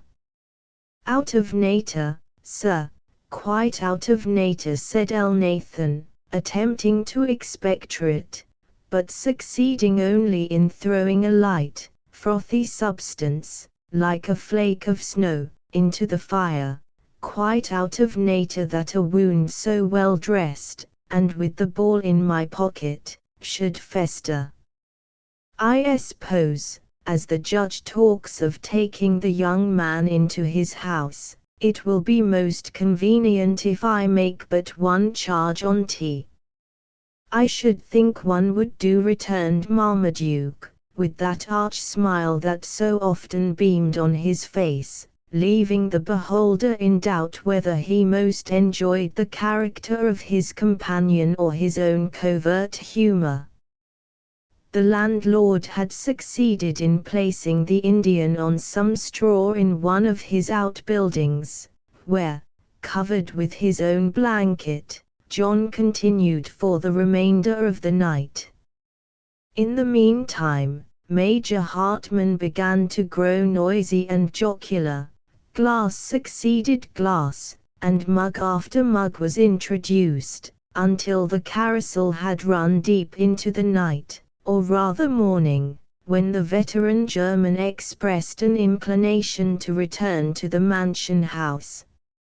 Most of the party had already retired, but Marmaduke knew the habits of his friend too well to suggest an earlier adjournment.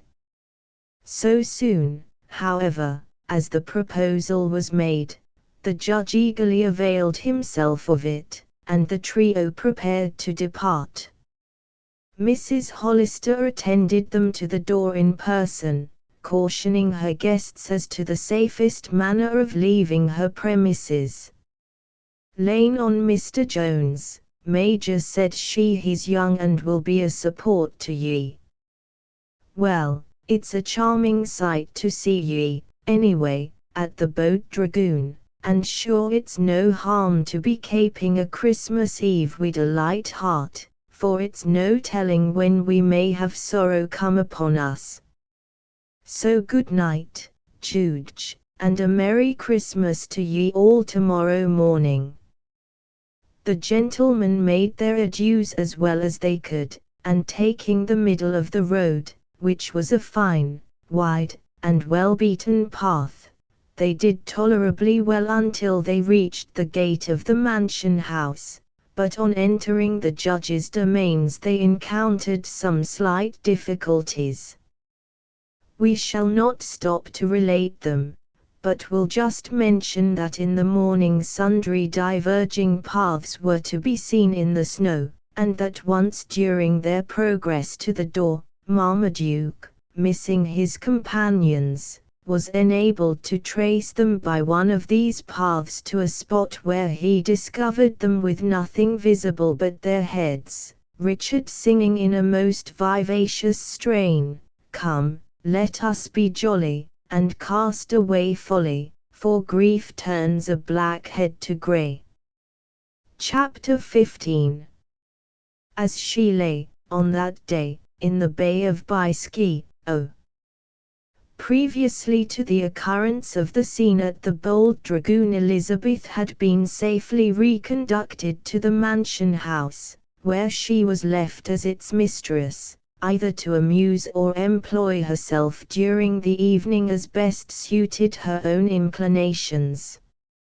Most of the lights were extinguished, but as Benjamin adjusted with great care and regularity 4 large candles, in as many massive candlesticks of brass, in a row on the sideboard, the whole possessed a peculiar air of comfort and warmth, contrasted with the cheerless aspect of the room she had left in the academy. Remarkable had been one of the listeners to Mr. Grant, and returned with her resentment, which had been not a little excited by the language of the judge, somewhat softened by reflection and the worship. She recollected the youth of Elizabeth, and thought it no difficult task, under present appearances, to exercise that power indirectly which hitherto she had enjoyed undisputed. The idea of being governed, or of being compelled to pay the deference of servitude, was absolutely intolerable, and she had already determined within herself, some half-dozen times, to make an effort that should at once bring to an issue the delicate point of her domestic condition. But as often as she met the dark, proud eye of Elizabeth, who was walking up and down the apartment, musing on the scenes of her youth and the change in her condition, and perhaps the events of the day, the housekeeper experienced an awe that she would not own to herself could be excited by anything mortal. It, however, checked her advances, and for some time held her tongue-tied. At length she determined to commence the discourse by entering on a subject that was apt to level all human distinctions, and in which she might display her own abilities. "It was quite a wordy sermon that Parson Grant gave us tonight," said Remarkable. "The church ministers be commonly smart sermonizers, but they write down their edays, which is a great privilege. I don't think that, by nature, they are as tonguey speakers, for an off-hand discourse, as the standing order ministers." "And what denomination do you distinguish as the standing order?" inquired Miss Temple, with some surprise. "Why, the Presbyterians and Congregationals, and Baptists, too, for till now, and all sich as don't go on their knees to prayer." "By that rule, then, you would call those who belong to the persuasion of my father, the sitting order," observed Elizabeth. "I'm sure I've never heard 'em spoken of by any other name than Quakers, so called," returned Remarkable, betraying a slight uneasiness. "I should be the last to call them otherwise, for I never in my life used a disparaging term of the judge, or any of his family. I've always set store by the Quakers. They are so pretty spoken, clever people, and it's a wonderment to me how your father come to marry into a church family, for they are as contrary in religion as can be. One sits still, and, for the most part, says nothing, while the church folks practice all kinds of ways, so that I sometimes think it quite musical to see them, for I went to a church meeting once before, down country. You have found an excellence in the church liturgy that has hitherto escaped me. I will thank you to inquire whether the fire in my room burns. I feel fatigued with my journey, and will retire. Remarkable felt a wonderful inclination to tell the young mistress of the mansion that by opening a door she might see for herself, but prudence got the better of resentment, and after pausing some little time, as a salve to her dignity, she did as desired. The report was favorable, and the young lady, wishing Benjamin, who was filling the stove with wood, and the housekeeper, each a good night, withdrew. The instant the door closed on Miss Temple, Remarkable commenced a sort of mysterious, ambiguous discourse, that was neither abusive nor commendatory of the qualities of the absent personage, but which seemed to be drawing nigh, by regular degrees, to a most dissatisfied description. The majordomo made no reply, but continued his occupation with great industry, which being happily completed, he took a look at the thermometer, and then opening a drawer of the sideboard, he produced a supply of stimulants that would have served to keep the warmth in his system without the aid of the enormous fire he had been building. A small stand was drawn up near the stove, and the bottles and the glasses necessary for convenience were quietly arranged. 2 chairs were placed by the side of this comfortable situation, when Benjamin, for the first time, appeared to observe his companion. "Come," he cried, "come, Mistress Remarkable, bring yourself to an anchor on this chair. It's a peeler without, I can tell you, good woman, but what cares I? Blow high or blow low, do ye see, it's all the same thing to Ben. The niggers are snug stowed below before a fire that would roast an ox whole. The thermometer stands now at 55, but if there's any virtue in good maple wood, I'll weather upon it, before 1 glass, as much as 10 points more, so that the squire, when he comes home from Betty Hollister's warm room, will feel as hot as a hand that has given the rigging a lick with bad tar. Come, mistress, bring up in this here chair, and tell me how you like our new heiress." "Why, to my notion, Mr. Penguilum, pump," interrupted Benjamin, "it's Christmas Eve, Mistress Remarkable, and so, do ye see, you had better call me Pump. It's a shorter name, and as I mean to pump this here decanter till it sucks, why, you may as well call me Pump." "Did you ever?" cried Remarkable, with a laugh that seemed to unhinge every joint in her body. "You're a musical creature, Benjamin, when the notion takes you. But, as I was saying, I rather guess that times will be altered now in this house."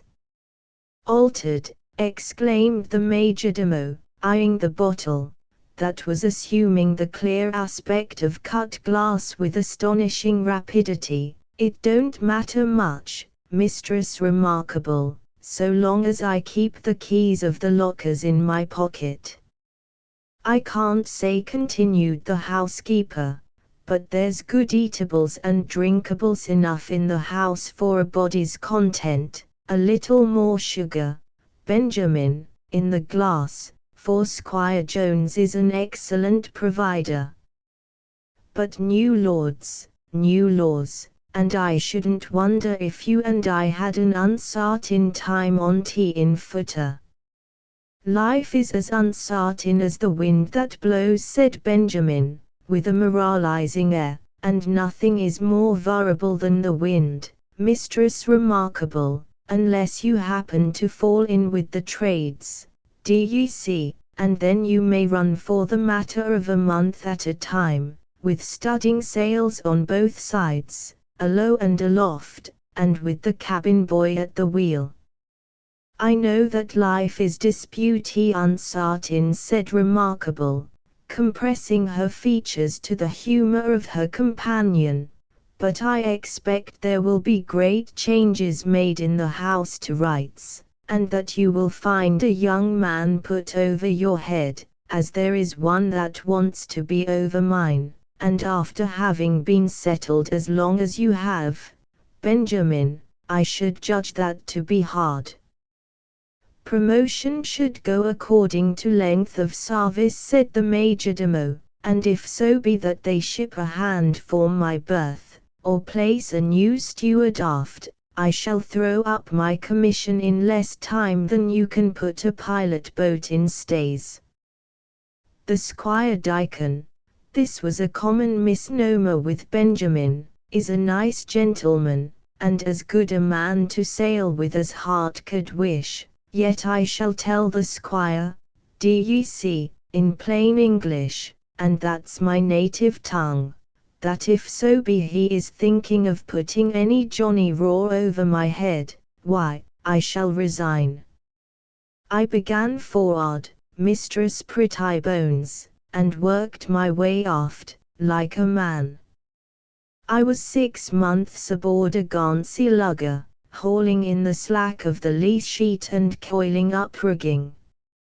From that I went a few trips in a fore and after, in the same trade, which, after all, was but a blind kind of sailing in the dark, where a man learns but little, excepting how to steer by the stars. Well, then, d'ye see, I learned how a topmast should be slushed, and how a topgallant sail was to be becket, and then I did small jobs in the cabin, such as mixing the skipper's grog. 'Twas there I got my taste, which, you must have often seen, is excellent. Well, here's better acquaintance to us.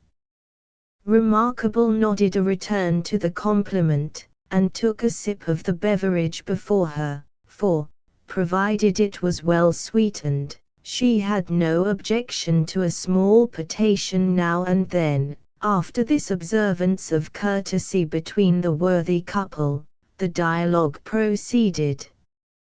You have had great experiences in life, Benjamin, for, as the Scripture says, they that go down to the sea in ships see the works of the Lord. For that matter, they in brigs and schooners, too, and it mout say, the works of the devil. The sea, Mistress Remarkable, is a great advantage to a man, in the way of knowledge, for he sees the fashions of nations and the shape of a country. Now, I suppose, for myself here, who is but an unlearned man to some that follows the seas, I suppose that, taking the coast from Cape La Hawke as low down as Cape Finish there isn't so much as a headland, or an island, that I don't know either the name of it or something more or less about it. Take enough, woman, to color the water. Here's sugar. It's a sweet tooth, that fellow that you hold on upon yet, Mistress Prettybones. But, as I was saying, take the whole coast along. I know it as well as the way from here to the Bold Dragoon, and a devil of acquaintance is that Bay of Biscay. Phew! I wish you could but hear the wind blow there. It sometimes takes two to hold one man's hair on his head. Scudding through the bay is pretty much the same thing as traveling the roads in this country, up one side of a mountain and down the other. Do tell, exclaimed Remarkable, and does the sea run as high as mountains, Benjamin? Well, I will tell, but first let's taste the grog. Hem. It's the right kind of stuff, I must say, that you keep in this country, but then you're so close aboard the West Indies, you make but a small run of it.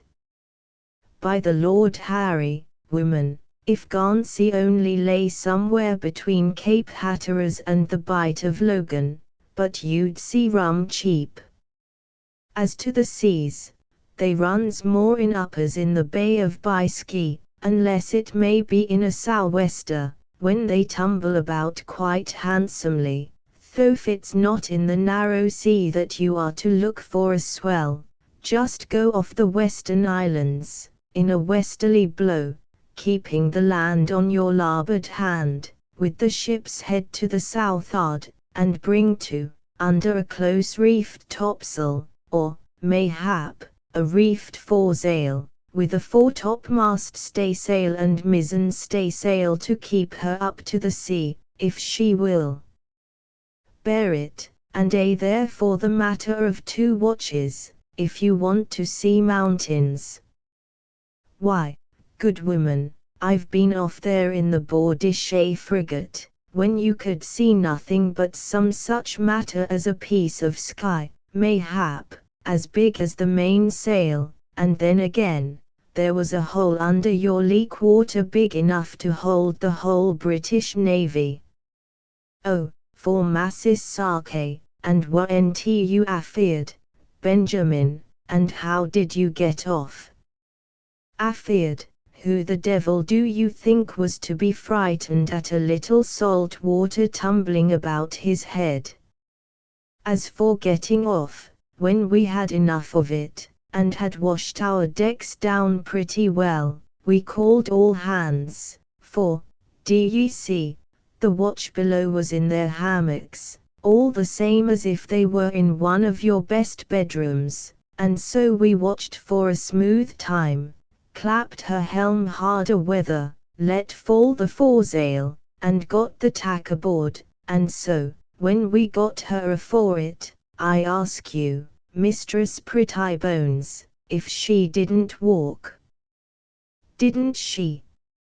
I'm no liar, good woman, when I say that I saw that ship jump from the top of one sea to another, just like one of these squirrels that can fly jumps from tree to tree. What, clean out of the water, exclaimed Remarkable, lifting her 2 lank arms, with their bony hands spread in astonishment. It was no such easy mat, to get out of the water, good woman, for the spray flew so that you couldn't tell which was sea or which was cloud. So there we kept her afore it for the matter of 2 glasses. The first lieutenant he cunned the ship himself, and there was 4 quartermasters at the wheel, besides the master with 6 forecastle men in the gunroom at the relieving tackles. But then she behaved herself so well. Oh! She was a sweet ship, mistress. That one frigate was well worth more, to live in, than the best house in the island. If I was King of England I'd have her hauled up above London Bridge, and fit her up for a palace, because why? If anybody can afford to live comfortably, His Majesty can. Well, but, Benjamin, cried the listener, who was in an ecstasy of astonishment at this relation of the steward's dangers, what did you do? Do, why, we did our duty like hearty fellows. Now if the countrymen of Monsieur Le Quour had been aboard of her, they would have just struck her ashore on some of them small islands, but we run along the land until we found her dead to leeward off the mountains of Pico, and damn me if I know to this day how we got there, whether we jumped over the island or hauled round it, but there we was, and there we lay, under easy sail, for reaching first upon one tack and then upon t'other, so as to poke her nose out now and then and take a look to windward till the gale blowed its pipe out. I wonder, now, exclaimed Remarkable, to whom most of the terms used by Benjamin were perfectly unintelligible, but who had got a confused idea of a raging tempest. It must be an awful life, that going to sea, and I don't feel astonishment that you are so affronted with the thoughts of being forced to quit a comfortable home like this. Not that a body cares much for tea, as there's more houses than one to live in. Why, when the judge agreed with me to come and live with him, I'd no more notion of stopping any time than anything. I happened in just to see how the family did, about a week after Mrs. Temple died, thinking to be back home again night, but the family was in such a distressed way that I couldn't but stop a while and help 'em on. I thought the situation a good one, seeing that I was an unmarried body, and they were so much in want of help, so I tarried. And a long time you've left your anchors down in the same place, mistress. I think you must find that the ship rides easy. How you talk, Benjamin, there's no believing a word you say. I must say that the judge and Squire Jones have both acted quite clever, so long, but I see that now we shall have a specimen to the contrary. I hear en say that's the judge was gone a great broad, and that he meant to bring his daughter home, but I didn't calculate on sick carryings on. To my notion, Benjamin, she's likely to turn out a desputy ugly gal.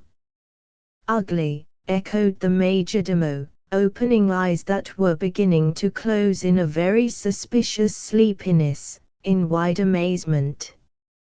By the Lord Harry, woman, I should as soon think of calling the Boadicea a clumsy frigate. What the devil would you have? Aren't her eyes as bright as the morning and evening stars? And isn't her hair as black and glistening as rigging that has just had a lick of tar? Doesn't she move as stately as a first-rate in smooth water, on a bowline? Why, woman, the figurehead of the Boadicea was a fool to her, and that, as I've often heard the captain say, was an image of a great queen, and auntie queens always comely, woman. For who do you think would be a king, and not choose a handsome bedfellow? Talk decent, Benjamin, said the housekeeper, or I won't keep your company.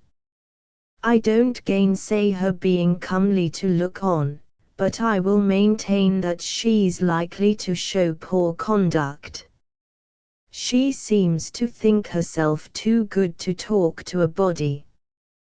From what Squire Jones had told me, I some expected to be quite captivated by her company.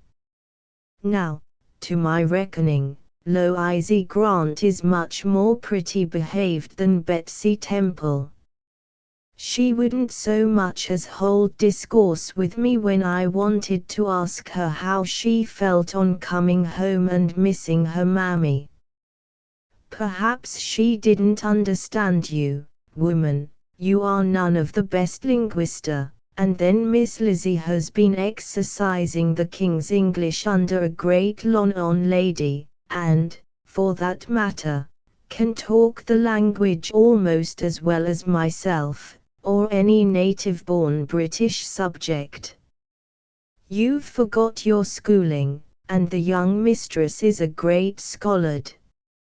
Mistress, cried Remarkable, don't make one out to be a nigger, Benjamin. She's no mistress of mine, and never will be. And as to speech, I hold myself as second to nobody out of New England.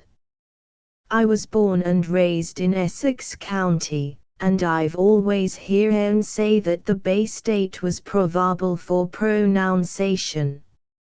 I've often heard of that Bay of State, said Benjamin, but can't say that I've ever been in it, nor do I know exactly where away it is that it lays, but I suppose there is good anchorage in it, and that it's no bad place for the taking of ling, but for size it can't be so much as a yawl to a sloop of war compared with the Bay of Biscay, or, mayhap, Torbay.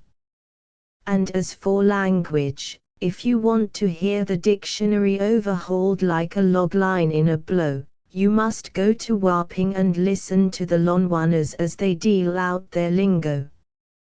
Howsomever, I see no such mighty matter that Miss Lizzie has been doing to you, good woman, so take another drop of your brews and forgive and forget, like an honest soul. No, indeed, and I shan't do sich a thing, Benjamin. This treatment is a newity to me, and what I won't put up with. I have $150 at use, besides a bed and 20 sheep, to good, and I don't crave to live in a house where a body mustn't call a young woman by her given name to her face. I will call her Betsy as much as I please, it's a free country, and no one can stop me. I did intend to stop while summer, but I shall quit tomorrow morning, and I will talk just as I please. For that matter, Mistress Remarkable, said Benjamin, there's none here who will contradict you, for I'm of opinion that it would be as easy to stop a hurricane with a Barcelona handkerchief as to bring up your tongue when the stopper is off. I say, good woman, do they grow many monkeys along the shores of that Bay of State? You're a monkey yourself, Mr. Penguilum, cried the enraged housekeeper, or a bear, a black, beastly bear, and ain't fit for a decent woman to stay with. I'll never keep your company again, sir, if I should live 30 years with the judge. Sich talk is more befitting the kitchen than the keeping room of a house of one who is well-to-do in the world. Look you, Mistress Patty, pretty bones, mayhap I'm some such matter as a bear, as they will find who come to grapple with me, but damn me if I'm a monkey, a thing that chatters without knowing a word of what it says, a parrot, that will hold a dialogue, for what an honest man knows, in a dozen languages, mayhap in the Bay of State lingo, mayhap in Greek or High Dutch. But dost it know what it means itself? Canst answer me that, good woman? Your midshipman can sing out, and pass the word, when the captain gives the order, but just send him adrift by himself, and let him work the ship of his own head, and stop my grog if you don't find all the Johnny Raws laughing at him. Stop your grog, indeed, said Remarkable, rising with great indignation, and seizing a candle. You're groggy now, Benjamin, and I'll quit the room before I hear any misbecoming words from you. The housekeeper retired, with a manner but little less dignified, as she thought, than the air of the heiress, muttering as she drew the door after her, with a noise like the report of a musket, the opprobrious terms of drunkard, sot, and beast. Who's that you say is drunk? Cried Benjamin fiercely, rising and making a movement toward Remarkable. You talk of mustering yourself with a lady, you're just fit to grumble and find fault. Where the devil should you learn behavior and dictionary? In your damned Bay of State, ha! Benjamin here fell back in his chair, and soon gave vent to certain ominous sounds, which resembled not a little the growling of his favorite animal, the bear itself.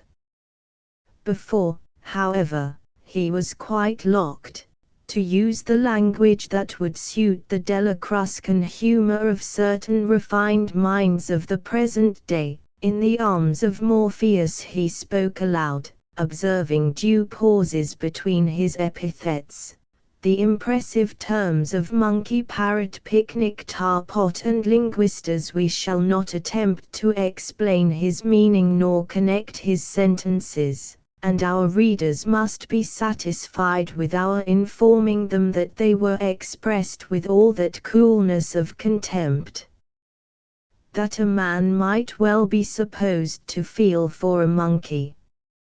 Nearly 2 hours passed in this sleep before the majordomo was awakened by the noisy entrance of Richard, Major Hartman, and the master of the mansion. Benjamin so far rallied his confused faculties as to shape the course of the two former to their respective apartments, when he disappeared himself, leaving the task of securing the house to him who was most interested in its safety. Locks and bars were but little attended to in the early days of that settlement, and so soon as Marmaduke had given an eye to the enormous fires of his dwelling he retired. With this act of prudence closes the first night of our tale. Chapter 16. Watch, aside. Some treason, masters, yet stand close. Much ado about nothing. It was fortunate for more than one of the bacchanalians who left the Bold Dragoon late in the evening that the severe cold of the season was becoming rapidly less dangerous as they threaded the different mazes through the snowbanks that led to their respective dwellings. Then driving clouds began toward morning to flit across the heavens, and the moon set behind a volume of vapor that was impelled furiously toward the north, carrying with it the softer atmosphere from the distant ocean. The rising sun was obscured by denser and increasing columns of clouds, while the southerly wind that rushed up the valley brought the never-failing symptoms of a thaw. It was quite late in the morning before Elizabeth, observing the faint glow which appeared on the eastern mountain long after the light of the sun had struck the opposite hills, ventured from the house, with a view to gratify her curiosity with a glance by daylight at the surrounding objects before the tardy revellers of the Christmas Eve should make their appearance at the breakfast table. While she was drawing the folds of her pelisse more closely around her form, to guard against a cold that was yet great though rapidly yielding, in the small enclosure that opened in the rear of the house on a little thicket of low pines that were springing up where trees of a mightier growth had lately stood, she was surprised at the voice of Mr. Jones. "Merry Christmas! Merry Christmas to you, Cousin Bess," he shouted. "Ah, ha, an early riser, I see, but I knew I should steal a march on you.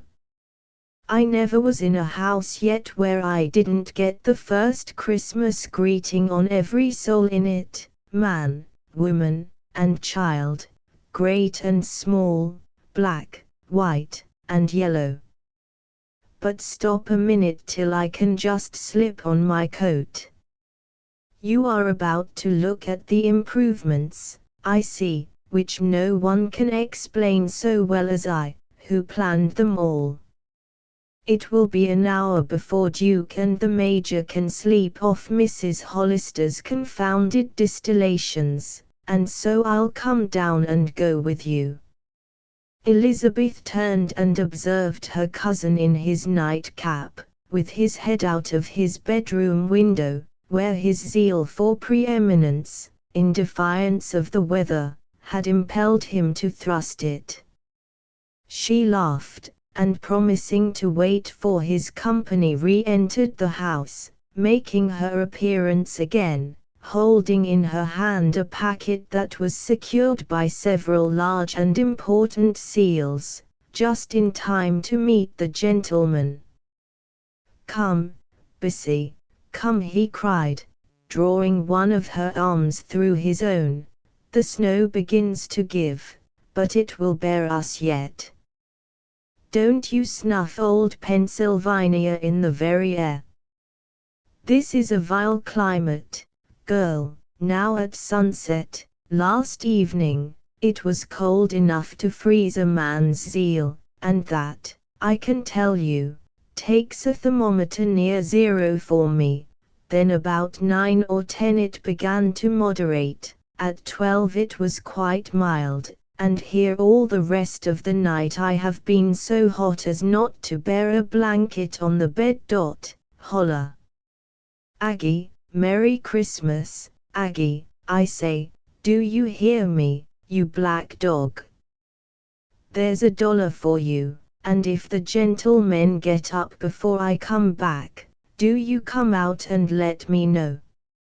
I wouldn't have Duke get the start of me for the worth of your head."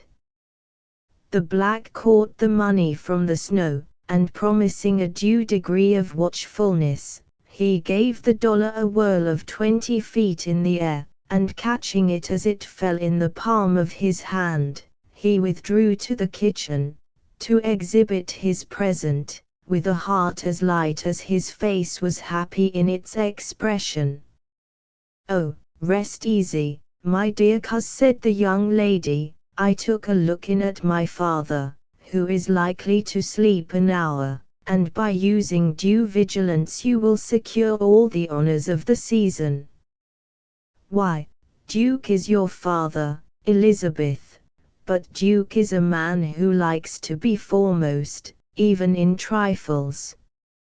Now, as for myself, I care for no such things, except in the way of competition, for a thing which is of no moment in itself may be made of importance in the way of competition. So it is with your father, he loves to be first, but I only struggle with him as a competitor." "It's all very clear, sir," said Elizabeth. "You would not care a fig for distinction if there were no one in the world but yourself, but as there happens to be a great many others, why, you must struggle with them all, in the way of competition." "Exactly so. I see you are a clever girl, Bess, and one who does credit to her masters. It was my plan to send you to that school, for when your father first mentioned the thing, I wrote a private letter for advice to a judicious friend in the city, who recommended the very school you went to. Duke was a little obstinate at first, as usual, but when he heard the truth he was obliged to send you. Well, a truce to Duke's foibles, sir. He is my father, and if you knew what he has been doing for you while we were in Albany, you would deal more tenderly with his character." "For me," cried Richard, pausing a moment in his walk to reflect. "Oh, he got the plans of the new Dutch meeting house for me, I suppose, but I care very little about it. For a man of a certain kind of talent is seldom aided by any foreign suggestions, his own brain is the best architect." "No such thing," said Elizabeth, looking provokingly knowing. "No, let me see, perhaps he had my name put in the bill for the new turnpike, as a director." "He might possibly, but it is not to such an appointment that I allude."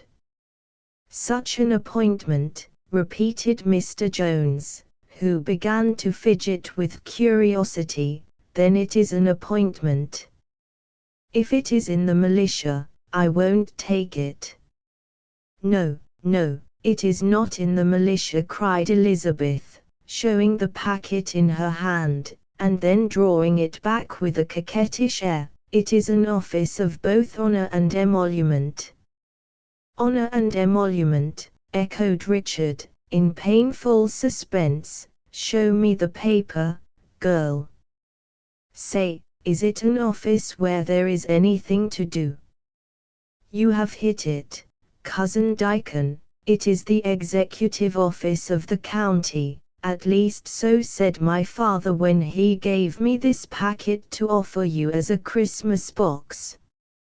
Surely, if anything will please Dickon, he said, it will be to fill the executive chair of the county.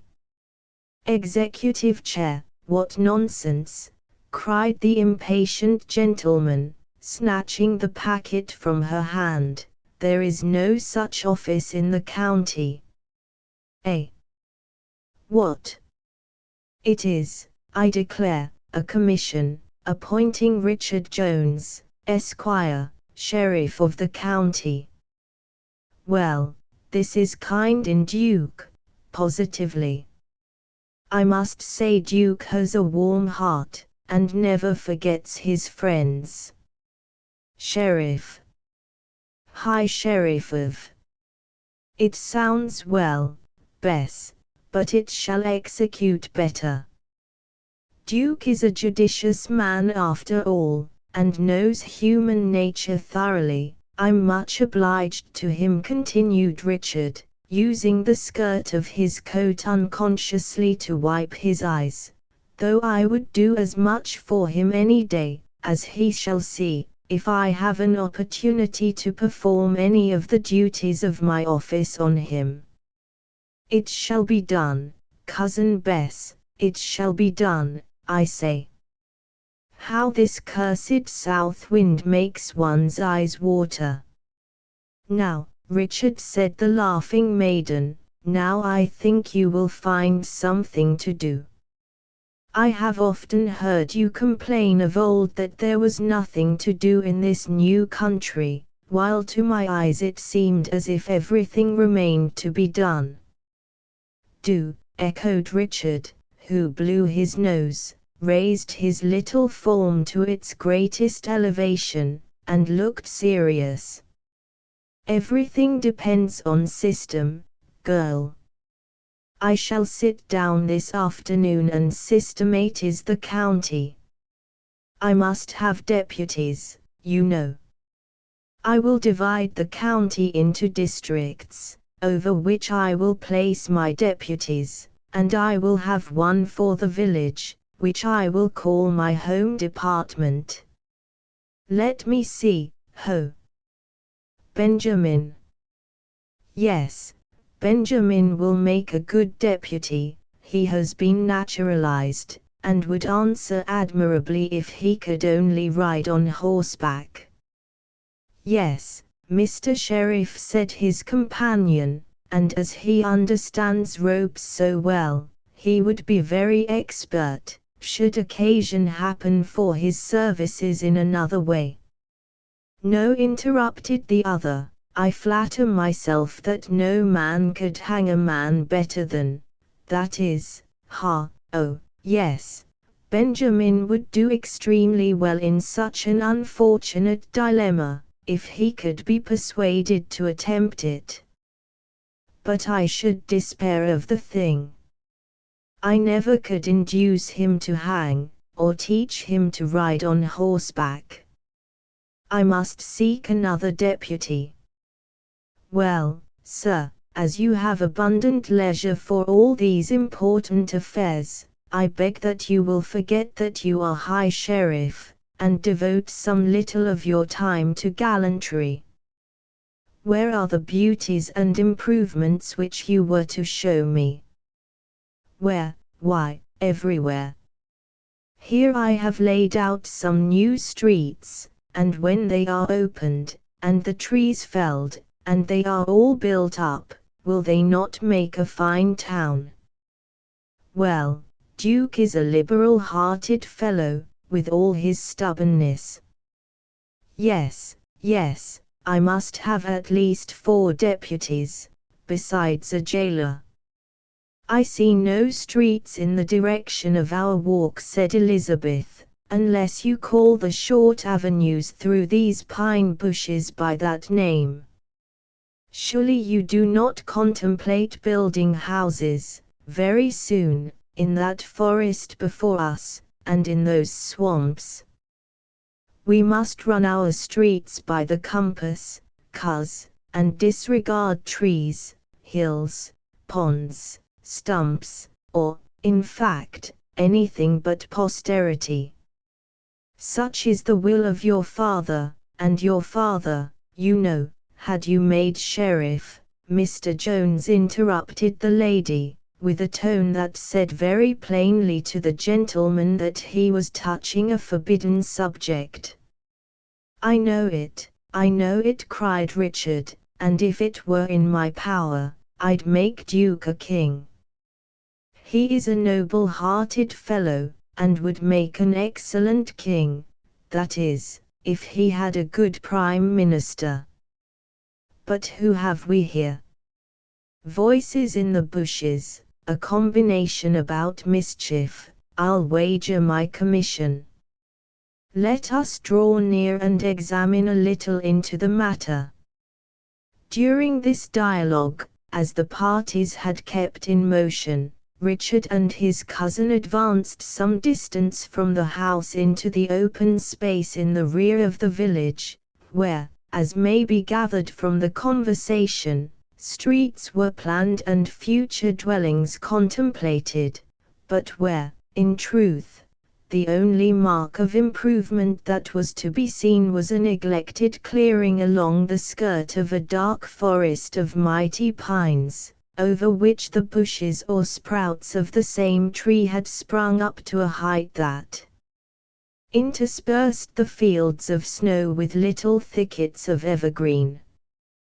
The rushing of the wind, as it whistled through the tops of these mimic trees, prevented the footsteps of the pair from being heard, while the branches concealed their persons. Thus aided, the listeners drew nigh to a spot where the young hunter, Leather Stocking, and the Indian chief were collected in an earnest consultation. The former was urgent in his manner, and seemed to think the subject of deep importance, while Natty appeared to listen with more than his usual attention to what the other was saying. Mohegan stood a little on one side, with his head sunken on his chest, his hair falling forward so as to conceal most of his features, and his whole attitude expressive of deep dejection, if not of shame. "Let us withdraw," whispered Elizabeth, "we are intruders, and can have no right to listen to the secrets of these men." "No right," returned Richard a little impatiently, in the same tone, and drawing her arm so forcibly through his own as to prevent her retreat. "You forget, cousin, that it is my duty to preserve the peace of the county and see the laws executed.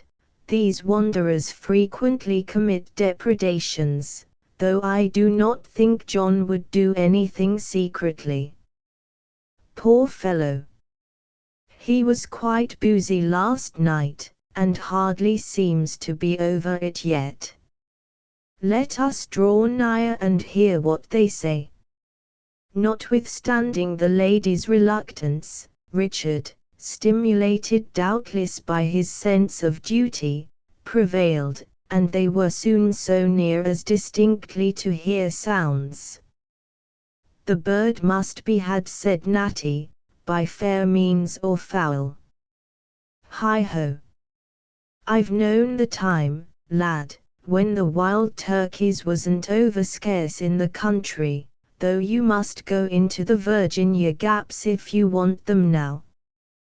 To be sure, there is a different taste to a partridge and a well-fat turkey, though, to my eating, beaver's tail and bear's ham make the best of food.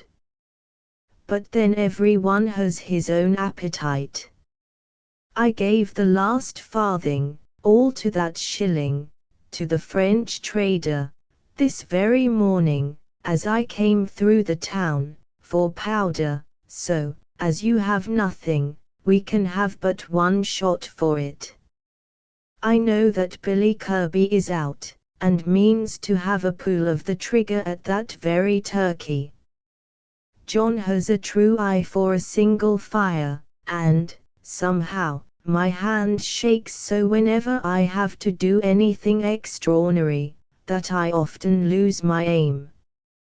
Now, when I killed the she-bear this fall, with her cubs, though they were so mighty ravenous, I knocked them over one at a shot, and loaded while I dodged the trees in the bargain. But this is a very different thing, Mr. Oliver.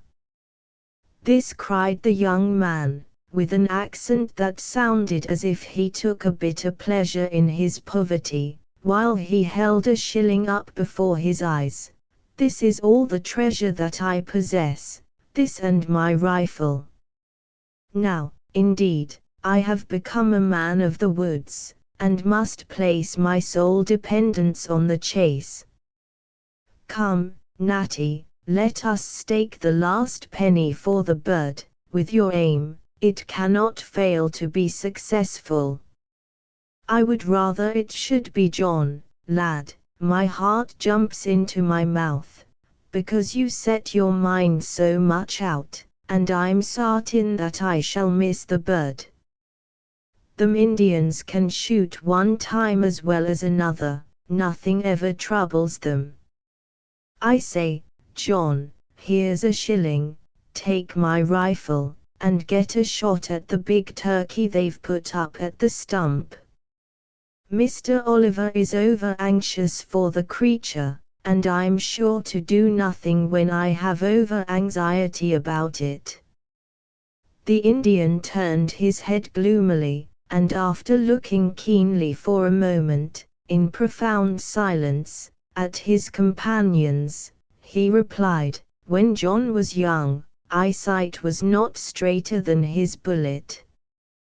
The Mingo squaws cried out at the sound of his rifle. The Mingo warriors were made squaws. When did he ever shoot twice? The eagle went above the clouds when he passed the wigwam of Chingachgook, his feathers were plenty with the women. But see, he said, raising his voice from the low, mournful tones in which he had spoken to a pitch of keen excitement, and stretching forth both hands, they shake like a deer at the wolf's howl. Is John old? When was a Mohican a squaw with 70 winters? No. The white man brings old age with him, rum is his tomahawk. Why, then, do you use it, old man? Exclaimed the young hunter. Why will one, so noble by nature, aid the devices of the devil by making himself a beast? Beast, is John a beast? Replied the Indian slowly. Yes, you say no lie, child of the fire-eater. John is a beast. The smokes were once few in these hills. The deer would lick the hand of a white man and the birds rest on his head. They were strangers to him. My fathers came from the shores of the Salt Lake. They fled before rum. They came to their grandfather, and they lived in peace, or, when they did raise the hatchet, it was to strike it into the brain of a Mingo. They gathered around the council fire, and what they said was done. Then John was a man. But warriors and traders with light eyes followed them. One brought the long knife and one brought rum. They were more than the pines on the mountains, and they broke up the councils and took the lands. The evil spirit was in their jugs, and they let him loose. Yes, yes, you say no lie, young eagle, John is a Christian beast." "Forgive me, old warrior," cried the youth, grasping his hand. "I should be the last to reproach you. The curses of heaven light on the cupidity that has destroyed such a race. Remember, John, that I am of your family, and it is now my greatest pride." The muscles of Mohegan relaxed a little, and he said, more mildly, "You are a Delaware, my son, your words are not heard. John cannot shoot." "I thought that lad had Indian blood in him," whispered Richard, "by the awkward way he handled my horses last night. You see, cuz, they never use harness. But the poor fellow shall have 2 shots at the turkey, if he wants it, for I'll give him another shilling myself, though, perhaps, I had better offer to shoot for him. They have got up their Christmas sports, I find, in the bushes yonder, where you hear the laughter, though it is a queer taste this chap has for turkey, not but what it is good eating, too." "Hold, Cousin Richard," exclaimed Elizabeth, clinging to his arm, "would it be delicate to offer a shilling to that gentleman?" "Gentleman, again? Do you think a half-breed, like him, will refuse money?" "No, no, girl, he will take the shilling, eh? And even rum too, notwithstanding he moralizes so much about it. But I'll give the lad a chance for his turkey, for that Billy Kirby is one of the best marksmen in the country, that is, if we except the gentleman." Then said Elizabeth, who found her strength unequal to her will, "Then, sir, I will speak." She advanced, with an air of determination, in front of her cousin, and entered the little circle of bushes that surrounded the trio of hunters. Her appearance startled the youth, who at first made an unequivocal motion toward retiring, but, recollecting himself, bowed, by lifting his cap, and resumed his attitude of leaning on his rifle. Neither Natty nor Mohegan betrayed any emotion, though the appearance of Elizabeth was so entirely unexpected. "I find," she said, "that the old Christmas sport of shooting the turkey is yet in use among you. I feel inclined to try my chance for a bird. Which of you will take this money, and, after paying my fee, give me the aid of his rifle?" "Is this a sport for a lady?" exclaimed the young hunter, with an emphasis that could not well be mistaken, and with a rapidity that showed he spoke without consulting anything but feeling. "Why not, sir? If it be inhuman, the sin is not confined to one sex only. But I have my humor as well as others. I ask not your assistance, but," turning to Natty, and dropping $1 in his hand, "this old veteran of the forest will not be so ungallant as to refuse one fire for a lady." Leatherstocking dropped the money into his pouch, and throwing up the end of his rifle he freshened his priming, and first laughing in his usual manner, he threw the piece over his shoulder, and said, "If Billy Kirby don't get the bird before me, and the Frenchman's powder don't hang fire this damp morning, you'll see as fine a turkey dead, in a few minutes, as ever was eaten in the judge's shanty." I have knowed the Dutch women, on the Mohawk and Schoharie, count greatly on coming to the merrymakings, and so, lad, you shouldn't be short with the lady. Come, let us go forward, for if we wait the finest bird will be gone. But I have a right before you, Natty, and shall try on my own luck first. You will excuse me, Miss Temple, I have much reason to wish that bird, and may seem ungallant, but I must claim my privileges. Claim anything that is justly your own, sir, returned the lady. We are both adventurers, and this is my night. I trust my fortune to his hand, and I lead on, Sir Leatherstocking, and we will follow.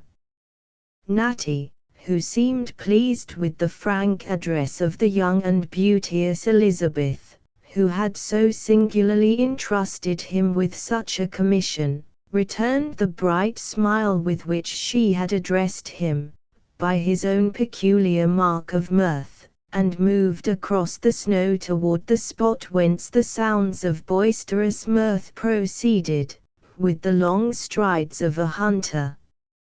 His companions followed in silence, the youth casting frequent and uneasy glances toward Elizabeth, who was detained by a motion from Richard.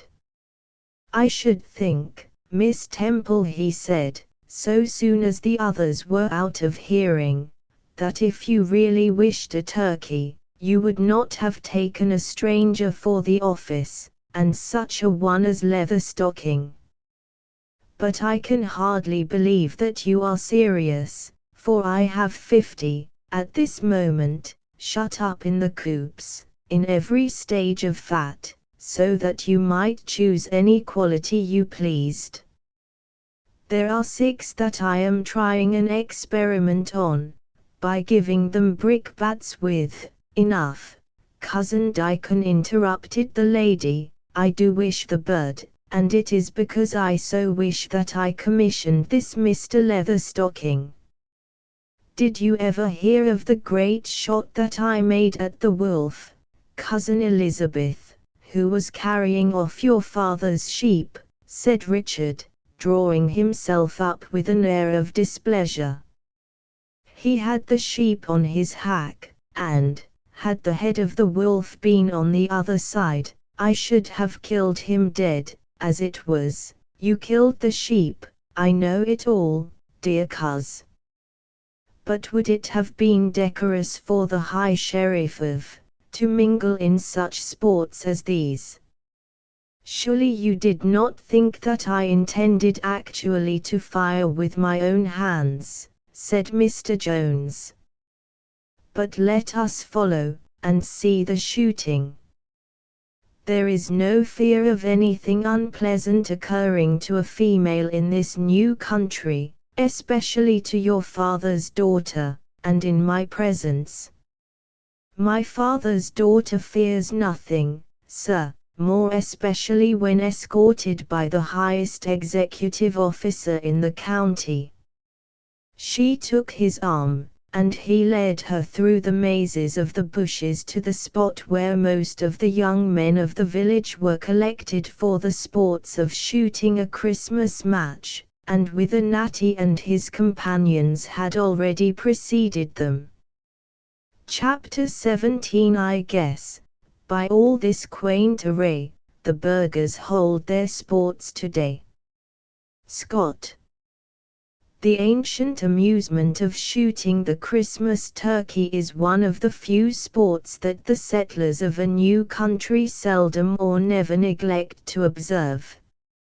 It was connected with the daily practices of a people who often laid aside the axe or the scythe to seize the rifle, as the deer glided through the forests they were felling, or the bear entered their rough meadows to scent the air of a clearing, and to scan, with a look of sagacity, the progress of the invader. On the present occasion, the usual amusement of the day had been a little hastened, in order to allow a fair opportunity to Mr. Grant, whose exhibition was not less a treat to the young sportsmen than the one which engaged their present attention. The owner of the birds was a free black, who had prepared for the occasion a collection of game that was admirably qualified to inflame the appetite of an epicure, and was well adapted to the means and skill of the different competitors, who were of all ages.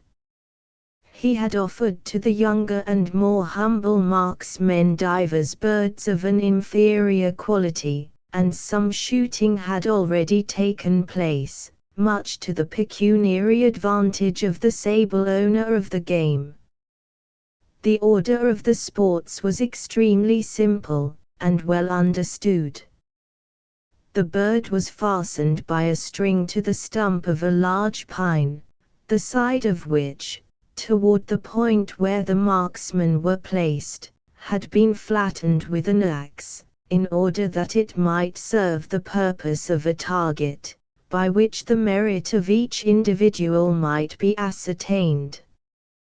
The distance between the stump and shooting stand was 100 measured yards, a foot more or a foot less being thought an invasion of the right of one of the parties. The Negro affixed his own price to every bird, and the terms of the chance, but, when these were once established, he was obliged, by the strict principles of public justice that prevailed in the country, to admit any adventurer who might offer. The throng consisted of some 20 or 30 young men, most of whom had rifles, and a collection of all the boys in the village. The little urchins, clad in coarse but warm garments, stood gathered around the more distinguished marksmen, with their hands stuck under their waistbands, listening eagerly to the boastful stories of skill that had been exhibited on former occasions, and were already emulating in their hearts these wonderful deeds in gunnery. The chief speaker was the man who had been mentioned by Natty as Billy Kirby. This fellow, whose occupation, when he did labor, was that of clearing lands, or chopping jobs, was of great stature, and carried in his very air the index of his character. He was a noisy, boisterous, reckless lad, whose good-natured eye contradicted the bluntness and bullying tenor of his speech. For weeks he would lounge around the taverns of the county, in a state of perfect idleness, or doing small jobs for his liquor and his meals, and cavilling with applicants about the prices of his labor, frequently preferring idleness to an abatement of a little of his independence, or a cent in his wages. But, when these embarrassing points were satisfactorily arranged, he would shoulder his axe and his rifle, slip his arms through the straps of his pack, and enter the woods with the tread of a Hercules. His first object was to learn his limits, round which he would pace, occasionally freshening, with a blow of his axe, the marks on the boundary trees, and then he would proceed, with an air of great deliberation, to the center of his premises, and, throwing aside his superfluous garments, measure, with a knowing eye, one or two of the nearest trees that were towering apparently into the very clouds as he gazed upward. Commonly selecting one of the most noble for the first trial of his power, he would approach it with a listless air, whistling a low tune, and wielding his axe with a certain flourish, not unlike the salutes of a fencing master. He would strike a light blow into the bark, and measure his distance. The pause that followed was ominous of the fall of the forest which had flourished there for centuries. The heavy and brisk blows that he struck were soon succeeded by the thundering report of the tree, as it came, first cracking and threatening with the separation of its own last ligaments, then threshing and tearing with its branches the tops of its surrounding brethren, and finally meeting the ground with a shock but little inferior to an earthquake. From that moment the sounds of the axe were ceaseless, while the failing of the trees was like a distant cannonading, and the daylight broke into the depths of the woods with the suddenness of a winter morning. For days, weeks, nay months, Billy Kirby would toil with an ardor that evinced his native spirit, and with an effect that seemed magical, until, his chopping being ended, his stentorian lungs could be heard emitting sounds, as he called to his patient oxen, which rang through the hills like the cries of an alarm. He had been often heard, on a mild summer evening, a long mile across the Vale of Templeton, when the echoes from the mountains would take up his cries, until they died away in the feeble sounds from the distant rocks that overhung the lake. His piles, or, to use the language of the country, his logging ended, with a dispatch that could only accompany his dexterity and Herculean strength. The jobber would collect together his implements of labor, light the heaps of timber, and march away under the blaze of the prostrate forest, like the conqueror of some city who, having first prevailed over his adversary, applies the torch as the finishing blow to his conquest. For a long time Billy Kirby would then be seen sauntering around the taverns, the rider of scrub races, the bully of cockfights, and not infrequently the hero of such sports as the one in hand. Between him and the Leatherstocking there had long existed a jealous rivalry on the point of skill with the rifle. Notwithstanding the long practice of Natty, it was commonly supposed that the steady nerves and the quick eye of the woodchopper rendered him his equal. The competition had, however, been confined hitherto to boasting, and comparisons made from their success in various hunting excursions, but this was the first time they had ever come in open collision. A good deal of higgling about the price of the choicest bird had taken place between Billy Kirby and its owner before Natty and his companions rejoined the sportsman. It had, however, been settled at 1 shilling * a shot, which was the highest sum ever exacted, the black taking care to protect himself from losses, as much as possible, by the conditions of the sport. Before the Revolution, each province had its own money of account, though neither coined any but copper pieces. In New York the Spanish dollar was divided into 8 shillings, each of the value of a fraction more than 6 sterling. At present the Union has provided a decimal system, with coins to represent it. The turkey was already fastened at the mark, but its body was entirely hid by the surrounding snow, nothing being visible but its red swelling head and its long neck. If the bird was injured by any bullet that struck below the snow, it was to continue the property of its present owner, but if a feather was touched in a visible part, the animal became the prize of the successful adventurer. These terms were loudly proclaimed by the Negro, who was seated in the snow, in a somewhat hazardous vicinity to his favorite bird, when Elizabeth and her cousin approached the noisy sportsman. The sounds of mirth and contention sensibly lowered at this unexpected visit, but, after a moment's pause, the curious interest exhibited in the face of the young lady, together with her smiling air, restored the freedom of the morning, though it was somewhat chastened, both in language and vehemence, by the presence of such a spectator. "Stand out of the way there, boys," cried the woodchopper, who was placing himself at the shooting point, "stand out of the way, you little rascals, or I will shoot through you. Now, Brom, take leave of your turkey." "Stop," cried the young hunter, "I am a candidate for a chance. Here is my shilling, Brom, I wish a shot too." "You may wish it in welcome," cried Kirby, "but if I ruffle the gobbler's feathers, how are you to get it?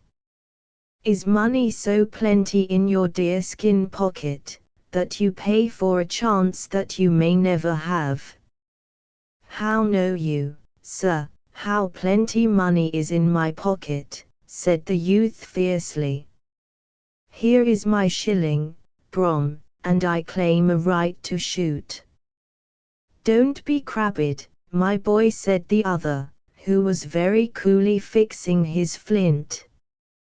"They say you have a hole in your left shoulder yourself, so I think Brom may give you a fire for half price. It will take a keen one to hit that bird, I can tell you, my lad, even if I give you a chance, which is what I have no mind to do." "Don't be boasting, Billy Kirby," said Natty, throwing the breech of his rifle into the snow, and leaning on its barrel. "You'll get but one shot at the creature, for if the lad misses his aim, which wouldn't be a wonder if he did, with his arm so stiff and sore, you'll find a good piece and an old eye coming ater you. Maybe it's true that I can't shoot as I used to could, but 100 yards is a short distance for a long rifle." "What, old Leatherstocking, are you out this morning?" cried his reckless opponent. "Well, fair play's a jewel. I've the lead of you, old fellow, so here goes for a dry throat or a good dinner." The countenance of the negro evinced not only all the interest which his pecuniary adventure might occasion, but also the keen excitement that the sport produced in the others, though with a very different wish as to the result.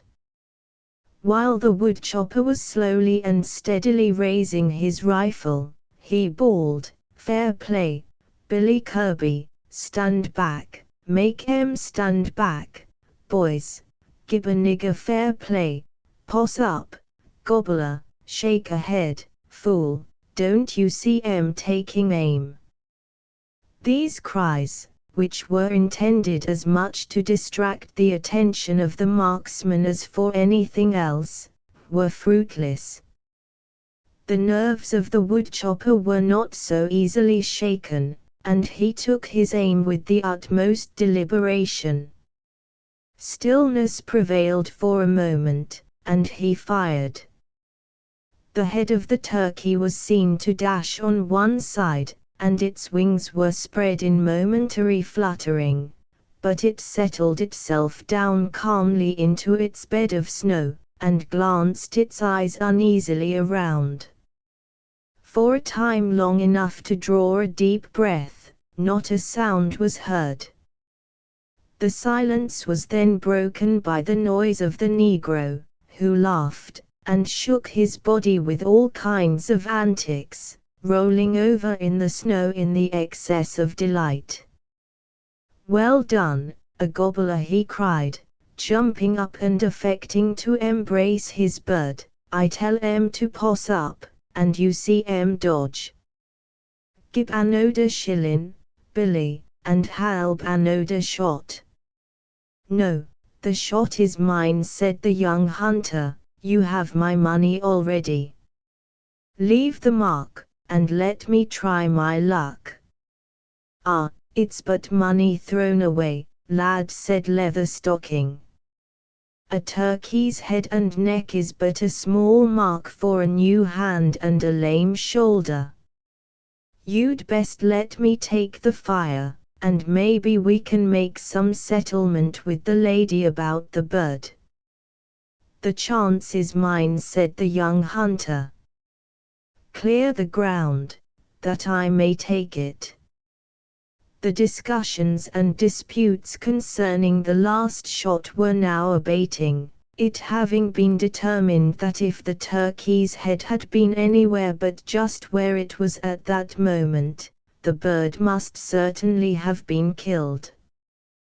There was not much excitement produced by the preparations of the youth, who proceeded in a hurried manner to take his aim, and was in the act of pulling the trigger, when he was stopped by Natty. "Your hand shakes, lad," he said, "and you seem over-eager. Bullet wounds are apt to weaken flesh, and to my judgment you'll not shoot so well as in common. If you will fire, you should shoot quick, before there is time to shake off the aim." "Fair play," again shouted the negro, "fair play, gib a nigger fair play. What right an at Bumpo advise a young man? Let 'em shoot, clear a ground." The youth fired with great rapidity, but no motion was made by the turkey, and, when the examiners for the ball returned from the mark, they declared that he had missed the stump. Elizabeth observed the change in his countenance, and could not help feeling surprise that one so evidently superior to his companions should feel a trifling loss so sensibly. But her own champion was now preparing to enter the lists. The mirth of Brom, which had been again excited, though in a much smaller degree than before, by the failure of the second adventurer, vanished the instant Natty took his stand. His skin became mottled with large brown spots, that fearfully sullied the luster of his native ebony, while his enormous lips gradually compressed around 2 rows of ivory that had hitherto been shining in his visage like pearls set in jet. His nostrils, at all times the most conspicuous feature of his face, dilated until they covered the greater part of the diameter of his countenance, while his brown and bony hands unconsciously grasped the snow crust near him, the excitement of the moment completely overcoming his native dread of cold. While these indications of apprehension were exhibited in the sable owner of the turkey, the man who gave rise to this extraordinary emotion was as calm and collected as if there was not to be a single spectator of his skill. "I was down in the Dutch settlements on the Schoharie," said Natty, carefully removing the leather guard from the lock of his rifle, "just before the breaking out of the last war, and there was a shooting match among the boys, so I took a hand. I think I opened a good many Dutch eyes that day, for I won the powder horn, 3 bars of lead, and a pound of as good powder as ever flashed in pan. Lord! How they did swear in Jarman! They did tell me of one drunken Dutchman who said he'd have the life of me before I got back to the lake again. But if he had put his rifle to his shoulder with evil intent, God would have punished him for it, and even if the Lord didn't, and he had missed his aim, I know one that would have given him as good as he sent, and better too, if good shooting could come into the count." By this time the old hunter was ready for his business, and throwing his right leg far behind him, and stretching his left arm along the barrel of his piece, he raised it toward the bird. Every eye glanced rapidly from the marksman to the mark, but at the moment when each ear was expecting the report of the rifle, they were disappointed by the ticking sound of the flint. "A snap, a snap," shouted the negro, springing from his crouching posture like a madman, before his bird. "A snap good as fire, Natty Bumpo gun he snap, Natty Bumpo miss a turkey. Natty Bumpo hit a nigger, said the indignant old hunter, if you don't get out of the way, Brom. It's contrary to the reason of the thing, boy, that a snap should count for a fire, when one is nothing more than a firestone striking a steel pan, and the other is sudden death. So get out of my way, boy, and let me show Billy Kirby how to shoot a Christmas turkey. Give a nigger fair play, cried the black, who continued resolutely to maintain his post, and making that appeal to the justice of his auditors which the degraded condition of his caste so naturally suggested. Everybody know that snap as good as fire. Leave it to Massa Joan, leave it to lady. Sartin, said the woodchopper, it's the law of the game in this part of the country, leather stocking. If you fire again you must pay up the other shilling. I believe I'll try luck once more myself, so, Brom, here's my money, and I take the next fire. It's likely you know the laws of the woods better than I do, Billy Kirby, returned Natty. You come in with the settlers, with an ox gourd in your hand, and I come in with moccasins on my feet, and with a good rifle on my shoulders, so long back as afore the old war. Which is likely to know the best? I say no man need tell me that snapping is as good as firing when I pull the trigger. Leave it to Massa Jones, said the alarmed negro, he know a berreting.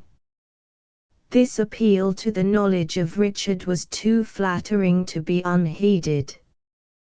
He therefore advanced a little from the spot whither the delicacy of Elizabeth had induced her to withdraw, and gave the following opinion, with the gravity that the subject and his own rank demanded. There seems to be a difference in opinion, he said, on the subject of Nathaniel Bumpo's right to shoot at Abraham Freeborn's turkey without the said Nathaniel paying 1 shilling for the privilege. The fact was too evident to be denied, and after pausing a moment, that the audience might digest his premises, Richard proceeded, it seems proper that I should decide this question, as I am bound to preserve the peace of the county, and men with deadly weapons in their hands should not be heedlessly left to contention and their own malignant passions. It appears that there was no agreement, either in writing or in words, on the disputed point, therefore we must reason from analogy, which is, as it were, comparing one thing with another. Now, in duels, where both parties shoot, it is generally the rule that a snap is a fire, and if such is the rule where the party has a right to fire back again, it seems to me unreasonable to say that a man may stand snapping at a defenseless turkey all day. I therefore am of the opinion that Nathaniel Bumpo has lost his chance, and must pay another shilling before he renews his right. As this opinion came from so high a quarter, and was delivered with effect, it silenced all murmurs, for the whole of the spectators had begun to take sides with great warmth, except from the leather-stocking himself. I think Miss Elizabeth's thoughts should be taken, said Natty. I've known the squaws give very good counsel when the Indians had been dumbfounded. If she says that I ought to lose, I agree to give it up. Then I adjudge you to be a loser for this time, said Miss Temple, but pay your money and renew your chance, unless Brom will sell me the bird for $1. I will give him the money, and save the life of the poor victim. This proposition was evidently but little relished by any of the listeners, even the Negro feeling the evil excitement of the chances. In the meanwhile, as Billy Kirby was preparing himself for another shot, Natty left the stand, with an extremely dissatisfied manner, muttering, "There hasn't been such a thing as a good flint sold at the foot of the lake since the Indian traders used to come into the country, and, if a body should go into the flats along the streams in the hills to hunt for such a thing, it's 10 to 1 but they will be all covered up with the plough. Hi-ho! It seems to me that just as the game grows scarce, and a body wants the best ammunition to get a livelihood, everything that's bad falls on him like a judgment. But I'll change the stone, for Billy Kirby hasn't the eye for such a mark, I know."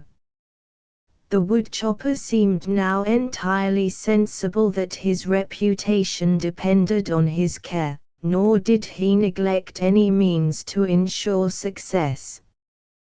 He drew up his rifle, and renewed his aim again and again, still appearing reluctant to fire. No sound was heard from even Brom, during these portentous movements, until Kirby discharged his piece, with the same want of success as before. Then, indeed, the shouts of the Negro rang through the bushes and sounded among the trees of the neighboring forest like the outcries of a tribe of Indians. He laughed, rolling his head first on one side, then on the other, until nature seemed exhausted with mirth. He danced until his legs were wearied with motion in the snow, and, in short, he exhibited all that violence of joy that characterizes the mirth of a thoughtless Negro. The woodchopper had exerted all his art, and felt a proportionate degree of disappointment at the failure. He first examined the bird with the utmost attention, and more than once suggested that he had touched its feathers, but the voice of the multitude was against him, for it felt disposed to listen to the often repeated cries of the black to give a nigger fair play. Finding it impossible to make out a title to the bird, Kirby turned fiercely to the black and said, "Shut your oven, you crow. Where is the man that can hit a turkey's head at 100 yards? I was a fool for trying. You needn't make an uproar like a falling pine tree about it. Show me the man who can do it." "Look this way," Billy Kirby said Leatherstocking, "and let them clear the mark, and I'll show you a man who's made better shots afore now, and that when he's been hard pressed by the savages and wild beasts." "Perhaps there is one whose rights come before ours," Leatherstocking said Miss Temple. "If so, we will waive our privilege." "If it be me that you have reference to," said the young hunter, "I shall decline another chance. My shoulder is yet weak, I find." Elizabeth regarded his manner, and thought that she could discern a tinge on his cheek that spoke the shame of conscious poverty. She said no more, but suffered her own champion to make a trial. Although Natty Bumppo had certainly made hundreds of more momentous shots at his enemies or his game, yet he never exerted himself more to excel. He raised his piece 3 several times, once to get his range, once to calculate his distance, and once because the bird, alarmed by the death-like stillness, turned its head quickly to examine its foes. But the 4th time he fired. The smoke, the report, and the momentary shock prevented most of the spectators from instantly knowing the result, but Elizabeth, when she saw her champion drop the end of his rifle in the snow and open his mouth in one of its silent laughs, and then proceed very coolly to recharge his piece, knew that he had been successful. The boys rushed to the mark, and lifted the turkey on high, lifeless, and with nothing but the remnant of a head. "Bring in the creature," said Leatherstocking, "and put it at the feet of the lady. I was her deputy in the matter, and the bird is her property." "And a good deputy you have proved yourself," returned Elizabeth, "so good, Cousin Richard, that I would advise you to remember his qualities." She paused, and the gaiety that beamed on her face gave place to a more serious earnestness. She even blushed a little as she turned to the young hunter, and with the charm of a woman's manner added, "But it was only to see an exhibition of the far-famed skill of Leatherstocking, that I tried my fortunes.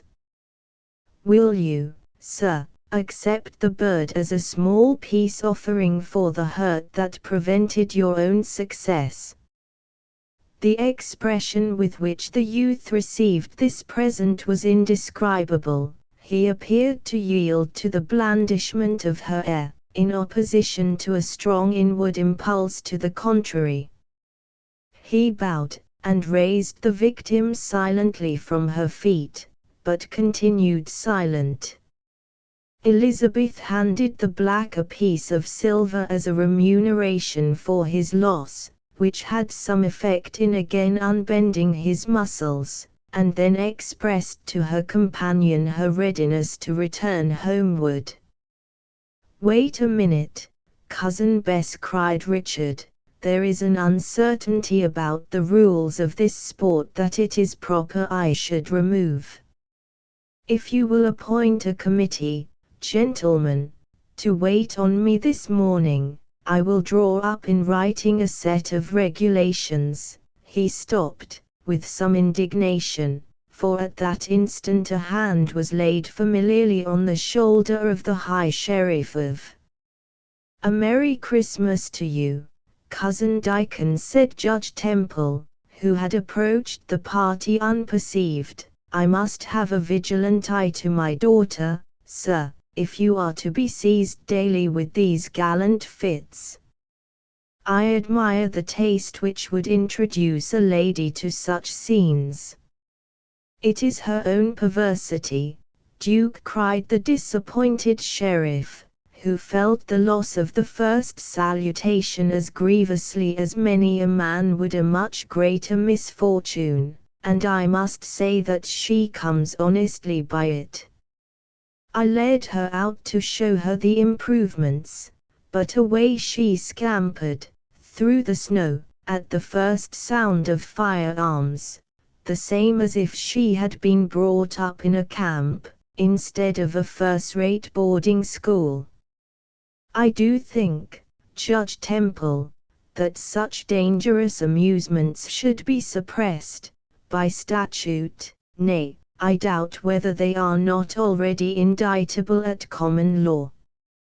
"Well, sir, as you are sheriff of the county, it becomes your duty to examine into the matter," returned the smiling Marmaduke. "I perceive that Bess has executed her commission, and I hope it met with a favorable reception." Richard glanced his eye at the packet which he held in his hand, and the slight anger produced by disappointment vanished instantly. "Ah, Duke, my dear cousin," he said, "step a little on one side, I have something I would say to you." Marmaduke complied, and the sheriff led him to a little distance in the bushes, and continued, "First, Duke, let me thank you for your friendly interest with the council and the governor, without which I am confident that the greatest merit would avail but little. But we are sisters' children, and you may use me like one of your horses, Ride me or drive me, Duke, I am wholly yours. But in my humble opinion, this young companion of Leatherstocking requires looking after. He has a very dangerous propensity for turkey. Leave him to my management, Dickon, said the judge, and I will cure his appetite by indulgence. It is with him that I would speak. Let us rejoin the sportsman. Chapter 18. Poor wretch, the mother that him bare, if she had been in presence there, in his wan face, and sunburnt hair, she had not known her child. Scott.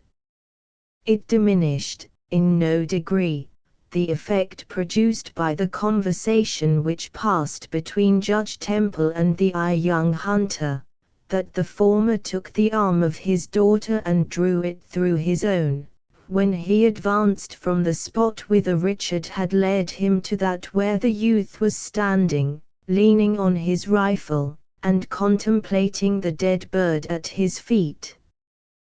The presence of Marmaduke did not interrupt the sports, which were resumed by loud and clamorous disputes concerning the conditions of a chance that involved the life of a bird of much inferior quality to the last.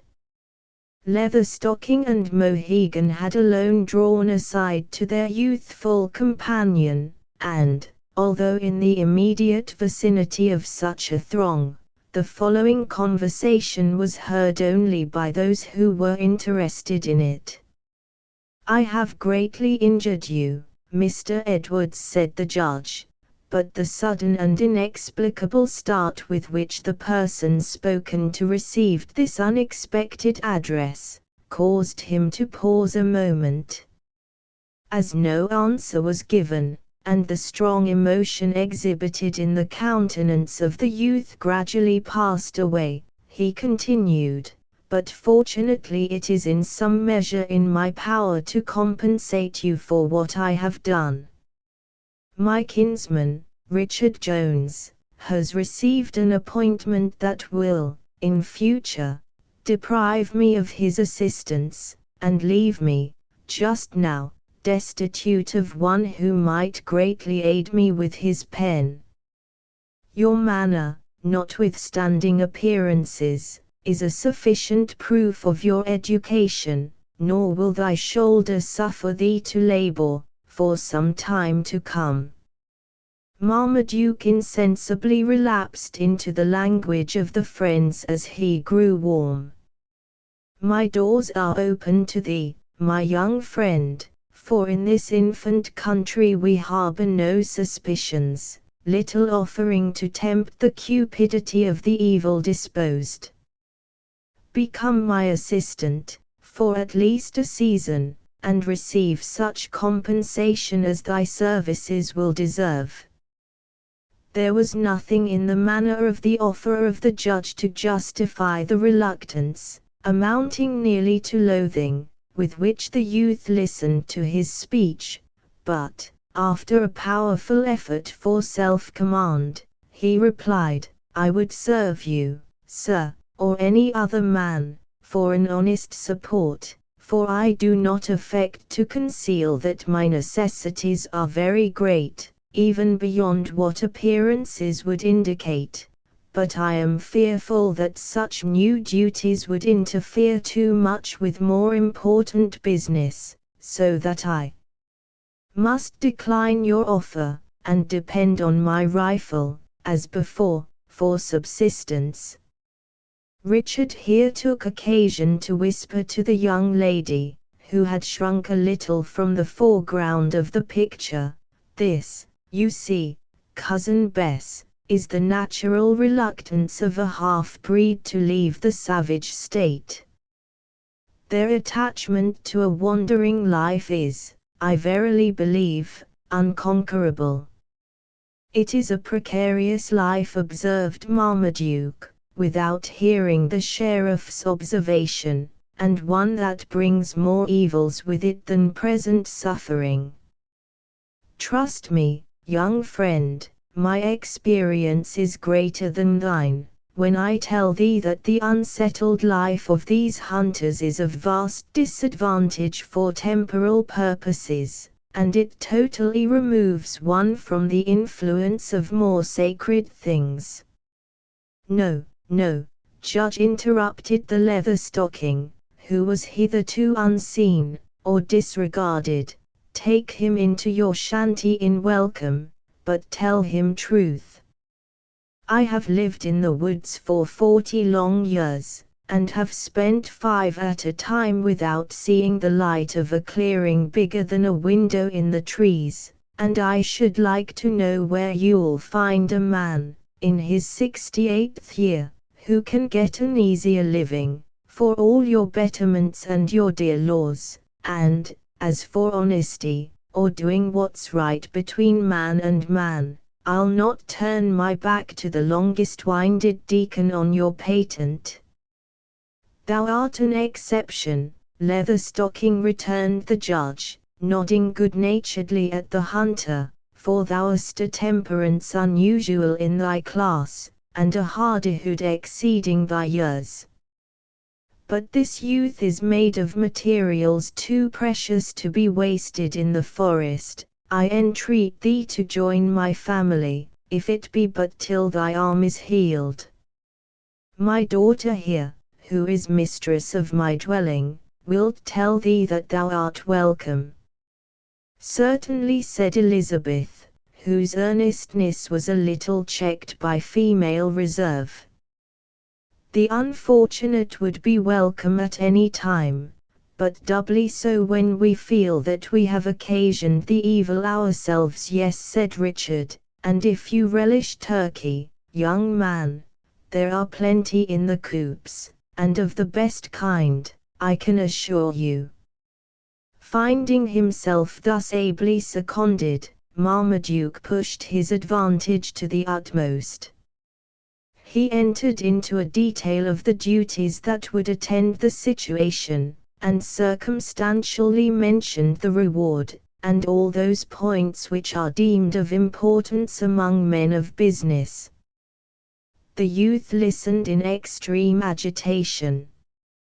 There was an evident contest in his feelings. At times he appeared to wish eagerly for the change, and then again the incomprehensible expression of disgust would cross his features, like a dark cloud obscuring a noonday sun. The Indian, in whose manner the depression of self-abasement was most powerfully exhibited, listened to the offers of the judge with an interest that increased with each syllable. Gradually he drew nigher to the group, and when, with his keen glance, he detected the most marked evidence of yielding in the countenance of his young companion, he changed at once from his attitude and look of shame to the front of an Indian warrior, and moving, with great dignity, closer to the parties, he spoke. Listen to your father, he said, his words are old. Let the young eagle and the great land chief eat together, let them sleep, without fear, near each other.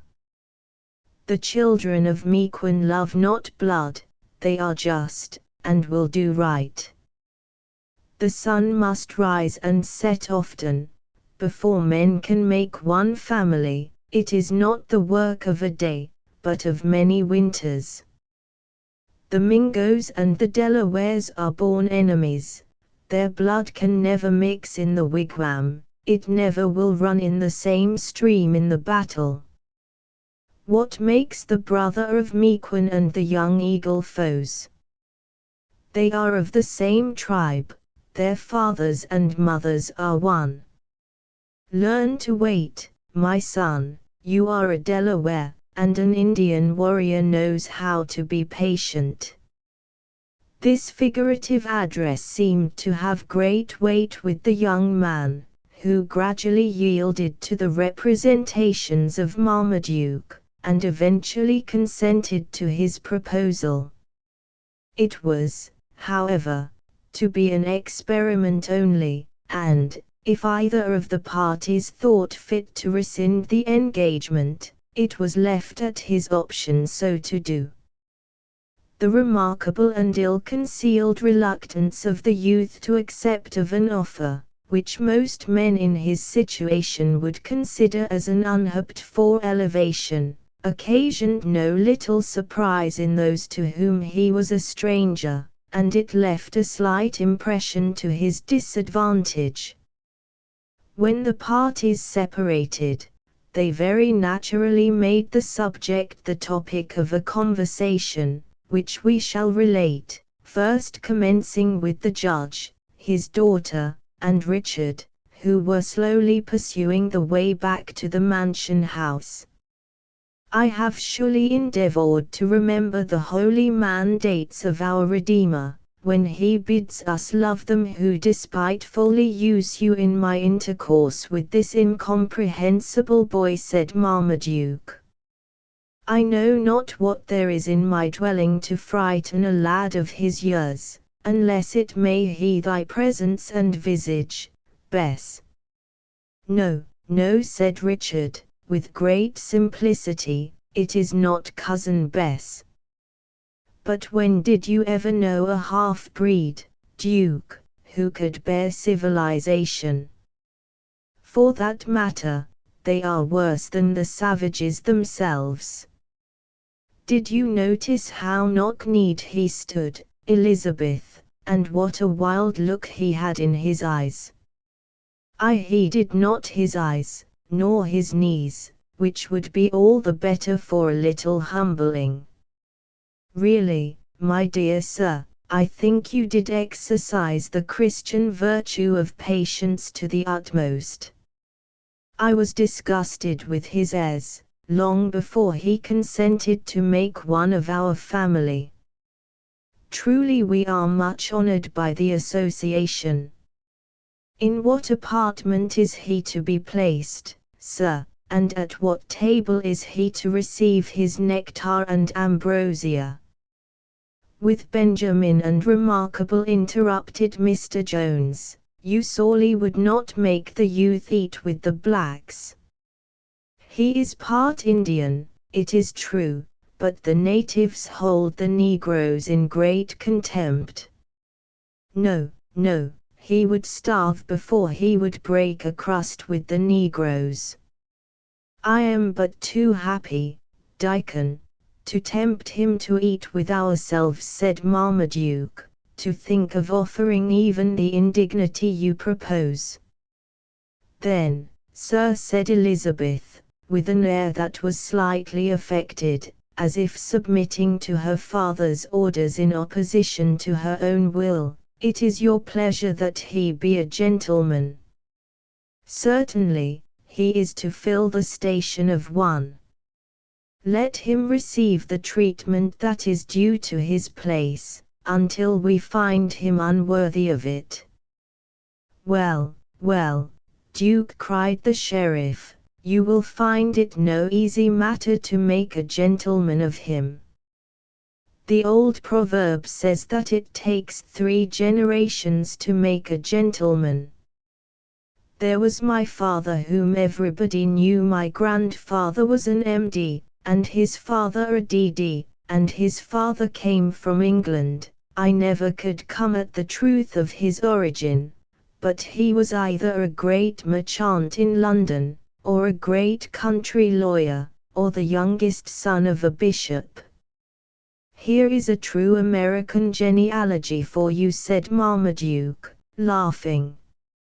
It does very well till you get across the water, where, as everything is obscure, it is certain to deal in the superlative. You are sure that your English progenitor was great, Dickon, whatever his profession might have been?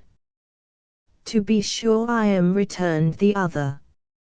I have heard my old aunt talk of him by the month. We are of a good family, Judge Temple, and have never filled any but honorable stations in life.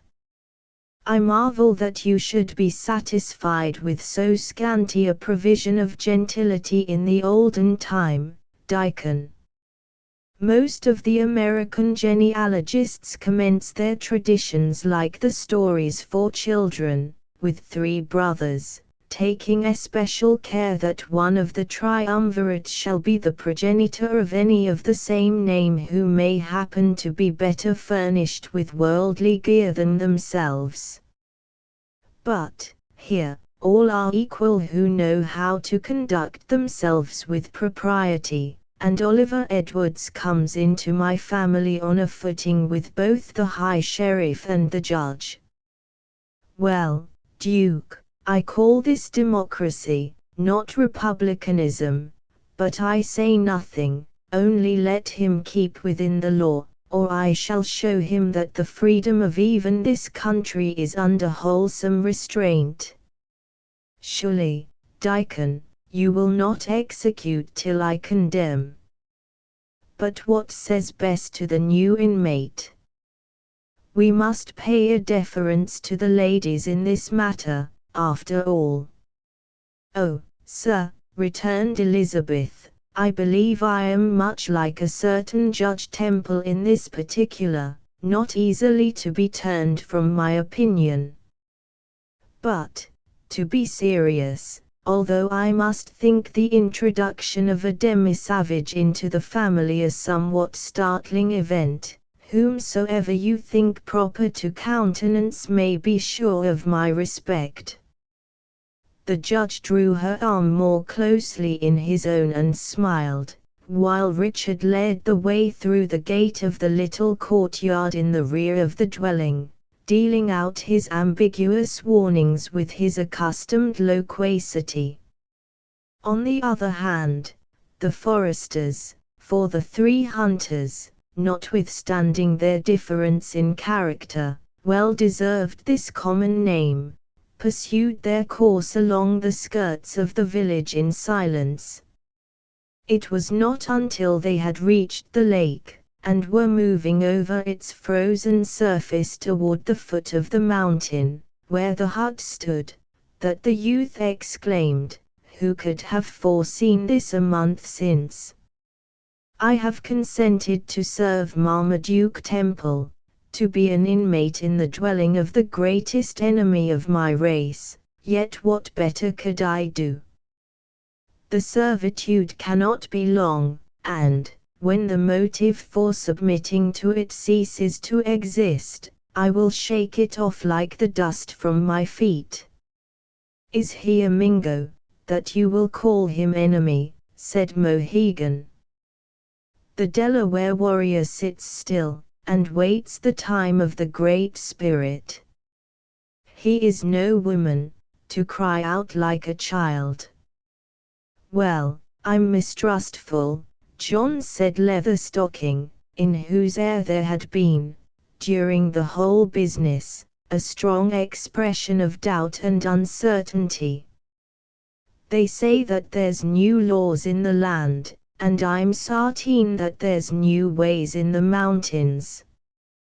One hardly knows the lakes and streams, they've altered the country so much. I must say I'm mistrustful of such smooth speakers, for I've known the whites talk fair when they wanted the Indian lands most. This I will say, though I'm a white myself, and was born nigh York, and of honest parents, too." "I will submit," said the youth, "I will forget who I am. Cease to remember, old Mohegan, that I am the descendant of a Delaware chief, who once was master of these noble hills, these beautiful vales, and of this water, over which we tread. Yes, yes, I will become his bondsman, his slave. Is it not an honorable servitude, old man?" "Old man," repeated the Indian solemnly, and pausing in his walk, as usual, when much excited. "Yes, John is old. Son of my brother. If Mohegan was young, when would his rifle be still? Where would the deer hide, and he not find him? But John is old, his hand is the hand of a squaw, his tomahawk is a hatchet, brooms and baskets are his enemies, he strikes no other. Hunger and old age come together. See Hawkeye. When young, he would go days and eat nothing, but should he not put the brush on the fire now, the blaze would go out. Take the son of Mequon by the hand, and he will help you. I'm not the man I was, alone, Chingachgook returned the leather stocking, but I can go without a meal now, on occasion. When we tracked the Iroquois through the beech woods they drove the game afore them, for I hadn't a morsel to eat from Monday morning come Wednesday sundown, and then I shot as fat a buck, on the Pennsylvania line, as ever mortal laid eyes on. It would have done your heart good to have seen the Delaware eat, for I was out scouting and scrimmaging with their tribe at the time. Lord! The Indians, lad, lay still, and just waited till Providence should send them their game, but I foraged about, and put a deer up, and put him down too, afore he had made a dozen jumps. I was too weak and too ravenous to stop for his flesh, so I took a good drink of his blood, and the Indians ate of his meat raw. John was there, and John knows. But then starvation would be apt to be too much for me now, I will own, though I'm no great eater at any time. Enough is said, my friend, cried the youth. I feel that everywhere the sacrifice is required at my hands, and it shall be made, but say no more, I entreat you, I cannot bear this subject now. His companions were silent, and they soon reached the hut, which they entered, after removing certain complicated and ingenious fastenings, that were put there apparently to guard a property of but very little value. Immense piles of snow lay against the log walls of this secluded habitation on one side, while fragments of small trees, and branches of oak and chestnut, that had been torn from their parent stems by the winds, were thrown into a pile on the other. A small column of smoke rose through a chimney of sticks, cemented with clay, along the side of the rock, and had marked the snow above with its dark tinges, in a wavy line, from the point of emission to another, where the hill receded from the brow of a precipice, and held a soil that nourished trees of a gigantic growth, that overhung the little bottom beneath. The remainder of the day passed off as such days are commonly spent in a new country. The settlers thronged to the academy again, to witness the second effort of Mr. Grant, and Mohegan was one of his hearers. But, notwithstanding the divine fixed his eyes intently on the Indian when he invited his congregation to advance to the table, the shame of last night's abasement was yet too keen in the old chief to suffer him to move. When the people were dispersing, the clouds that had been gathering all the morning were dense and dirty, and before half of the curious congregation had reached their different cabins, that were placed in every glen and hollow of the mountains, or perched on the summits of the hills themselves, the rain was falling in torrents. The dark edges of the stumps began to exhibit themselves, as the snow settled rapidly. The fences of logs and brush, which before had been only traced by long lines of white mounds, that ran across the valley and up the mountains, peeped out from their covering, and the black stubs were momentarily becoming more distinct, as large masses of snow and ice fell from their sides, under the influence of the thaw. Sheltered in the warm hall of her father's comfortable mansion, Elizabeth, accompanied by Louisa Grant, looked abroad with admiration at the ever-varying face of things without. Even the village, which had just before been glittering with the color of the frozen element, reluctantly dropped its mask, and the houses exposed their dark roofs and smoked chimneys. The pines shook off the covering of snow, and everything seemed to be assuming its proper hues with a transition that bordered on the supernatural. Chapter 19. And yet, poor Edwin was no vulgar boy. B.T. The close of Christmas Day, AD 1793, was tempestuous, but comparatively warm. When darkness had again hid the objects in the village from the gaze of Elizabeth, she turned from the window, where she had remained while the least vestige of light lingered over the tops of the dark pines, with a curiosity that was rather excited than appeased by the passing glimpses of woodland scenery that she had caught during the day.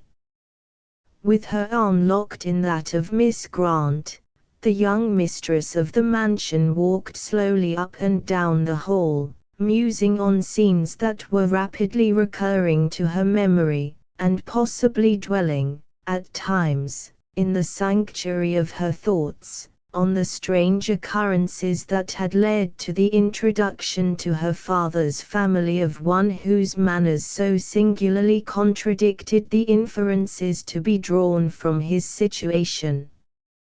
The expiring heat of the apartment, for its great size required a day to reduce its temperature, had given to her cheeks a bloom that exceeded their natural color, while the mild and melancholy features of Louisa were brightened with a faint tinge, that, like the hectic of disease, gave a painful interest to her beauty.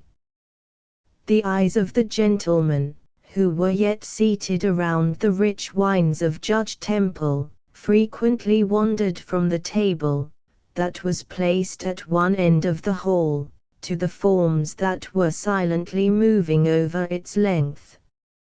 Much mirth, and that, at times, of a boisterous kind, proceeded from the mouth of Richard, but Major Hartman was not yet excited to his pitch of merriment, and Marmaduke respected the presence of his clerical guest too much to indulge in even the innocent humor that formed no small ingredient in his character. Such were, and such continued to be, the pursuits of the party, for half an hour after the shutters were closed, and candles were placed in various parts of the hall, as substitutes for departing daylight. The appearance of Benjamin, staggering under the burden of an armful of wood, was the first interruption to the scene. "How now, Master Pump?" roared the newly appointed sheriff. "Is there not warmth enough in Duke's best Madeira to keep up the animal heat through this thaw? Remember, old boy, that the judge is particular with his beech and maple, beginning to dread already a scarcity of the precious articles." "Ha! Ha! Ha! Duke, you are a good, warm-hearted relation, I will own, as in duty bound, but you have some queer notions about you, after all. Come, let us be jolly, and cast away folly."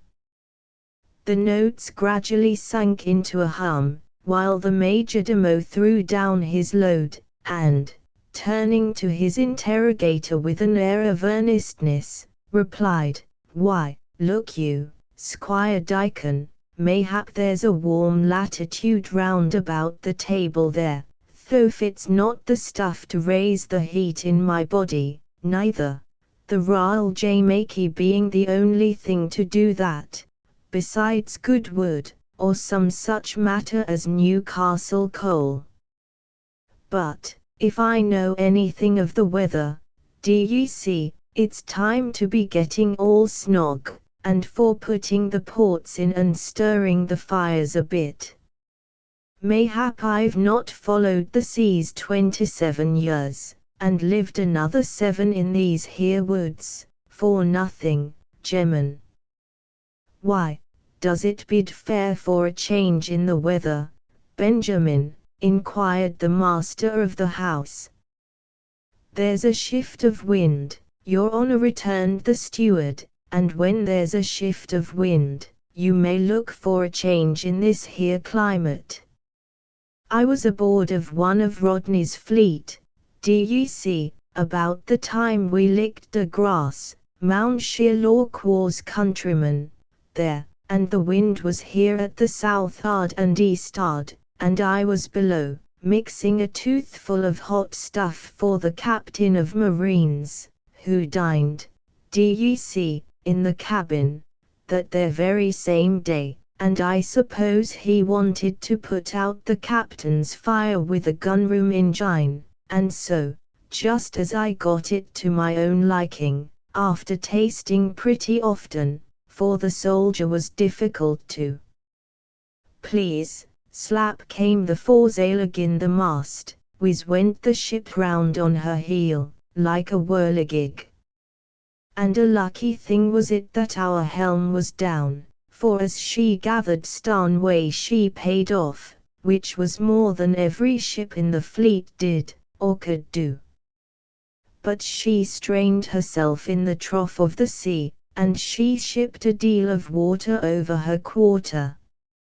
I never swallowed so much clear water at a time in my life as I did then, for I was looking up the after hatch at the instant.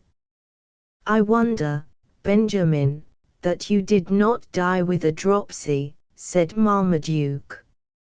I'm out, Judge, said the old tar, with a broad grin, but there was no need of the medicine chest for a cure, for, as I thought, the brew was spoilt for the marine's taste, and there was no telling when another sea might come and spoil it for mine.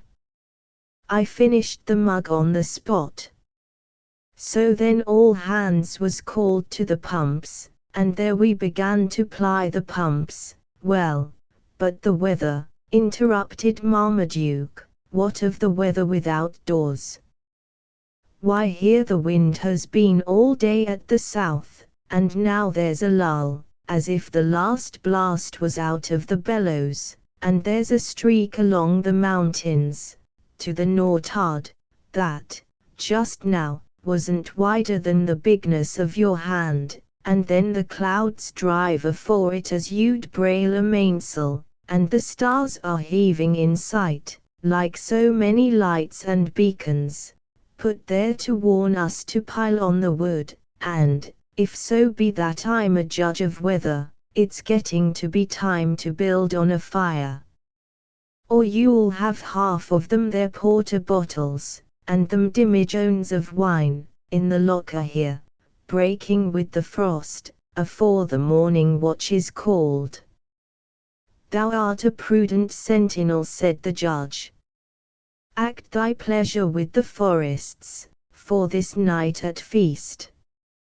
Benjamin did as he was ordered, nor had 2 hours elapsed, before the prudence of his precautions became very visible.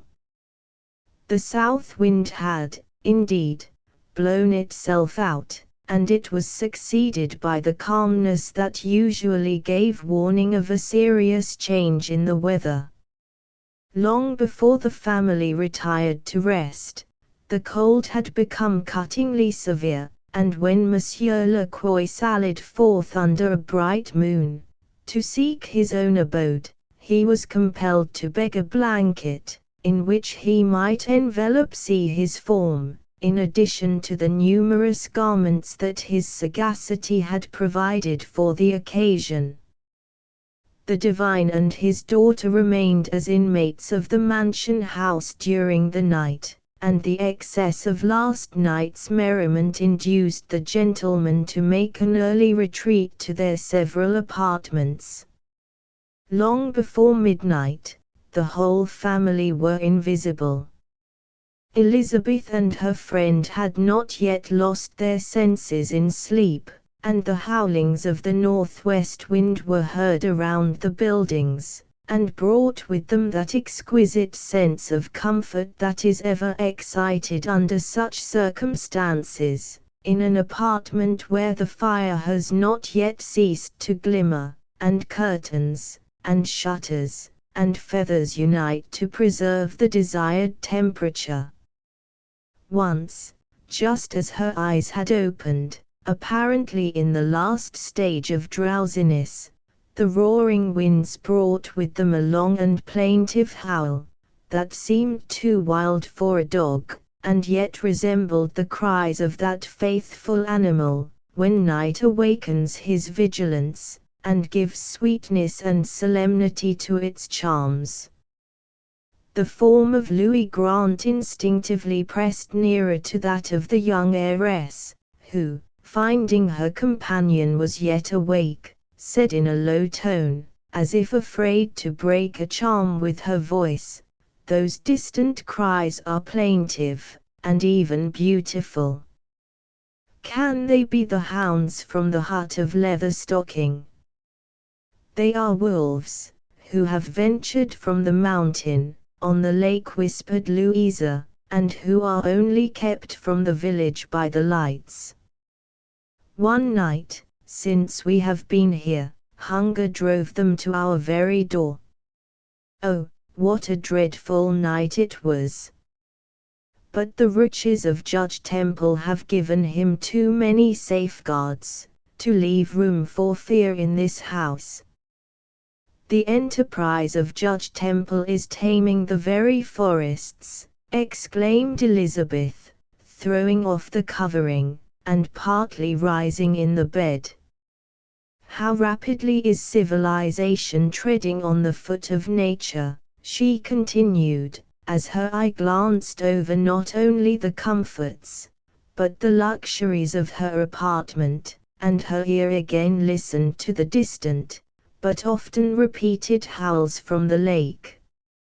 Finding, however, that the timidity of her companion rendered the sounds painful to her, Elizabeth resumed her place, and soon forgot the changes in the country, with those in her own condition, in a deep sleep.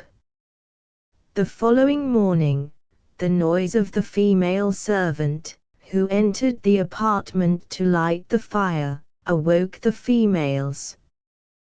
They arose, and finished the slight preparations of their toilets in a clear, cold atmosphere, that penetrated through all the defences of even Miss Temple's warm room. When Elizabeth was attired, she approached a window and drew its curtain, and throwing open its shutters she endeavoured to look abroad on the village and the lake. But a thick covering of frost on the glass, while it admitted the light, shut out the view. She raised the sash, and then, indeed, a glorious scene met her delighted eye. The lake had exchanged its covering of unspotted snow for a face of dark ice, that reflected the rays of the rising sun like a polished mirror. The houses clothed in a dress of the same description, but which, owing to its position, shone like bright steel, while the enormous icicles that were pendant from every roof caught the brilliant light, apparently throwing it from one to the other, as each glittered, on the side next the luminary, with a golden lustre that melted away, on its opposite, into the dusky shades of a background. But it was the appearance of the boundless forests that covered the hills as they rose in the distance, one over the other, that most attracted the gaze of Miss Temple. The huge branches of the pines and hemlocks bent with the weight of the ice they supported, while their summits rose above the swelling tops of the oaks, beeches, and maples, like spires of burnished silver issuing from domes of the same material. The limits of the view, in the west, were marked by an undulating outline of bright light, as if, reversing the order of nature, numberless suns might momentarily he expected to heave above the horizon. In the foreground of the picture, along the shores of the lake, and near to the village, each tree seemed studded with diamonds. Even the sides of the mountains where the rays of the sun could not yet fall, were decorated with a glassy coat that presented every gradation of brilliancy, from the first touch of the luminary to the dark foliage of the hemlock, glistening through its coat of crystal. In short, the whole view was one scene of quivering radiancy, as lake, mountains, village, and woods, each emitted a portion of light, tinged with its peculiar hue, and varied by its position and its magnitude. "See!" cried Elizabeth. "See, Louisa, hasten to the window, and observe the miraculous change." Miss Grant complied, and, after bending for a moment in silence from the opening, she observed, in a low tone, as if afraid to trust the sound of her voice, "The change is indeed wonderful. I am surprised that he should be able to effect it so soon." Elizabeth turned in amazement, to hear so skeptical a sentiment from one educated like her companion, but was surprised to find that, instead of looking at the view, the mild blue eyes of Miss Grant were dwelling on the form of a well-dressed young man, who was standing before the door of the building, in earnest conversation with her father. A second look was necessary before she was able to recognize the person of the young hunter in a plain, but assuredly the ordinary, garb of a gentleman. "Everything in this magical country seems to border on the marvelous," said Elizabeth, "and, among all the changes, this is certainly not the least wonderful. The actors are as unique as the scenery." Miss Grant colored and drew in her head. "I am a simple country girl, Miss Temple, and I am afraid you will find me but a poor companion," she said. I am not sure that I understand all you say. But I really thought that you wished me to notice the alteration in Mr. Edwards. Is it not more wonderful when we recollect his origin? They say he is part Indian. He is a genteel savage, but let us go down, and give the Sachem his tea, for I suppose he is a descendant of King Philip, if not a grandson of Pocahontas. The ladies were met in the hall by Judge Temple, who took his daughter aside to apprise her of that alteration in the appearance of their new inmate, with which she was already acquainted. "He appears reluctant to converse on his former situation," continued Marmaduke, "but I gathered from his discourse, as is apparent from his manner, that he has seen better days, and I am really inclining to the opinion of Richard, as to his origin, for it was no unusual thing for the Indian agents to rear their children in a laudable manner, and—" "Very well, my dear sir," interrupted his daughter, laughing and averting her eyes, "it is all well enough, I dare say, but, as I do not understand a word of the Mohawk language, he must be content to speak English, and as for his behavior, I trust to your discernment to control it." But Bess," cried the judge, detaining her gently by the hand, "nothing must be said to him of his past life. This he has begged particularly of me, as a favor. He is, perhaps, a little soured, just now, with his wounded arm. The injury seems very light, and another time he may be more communicative."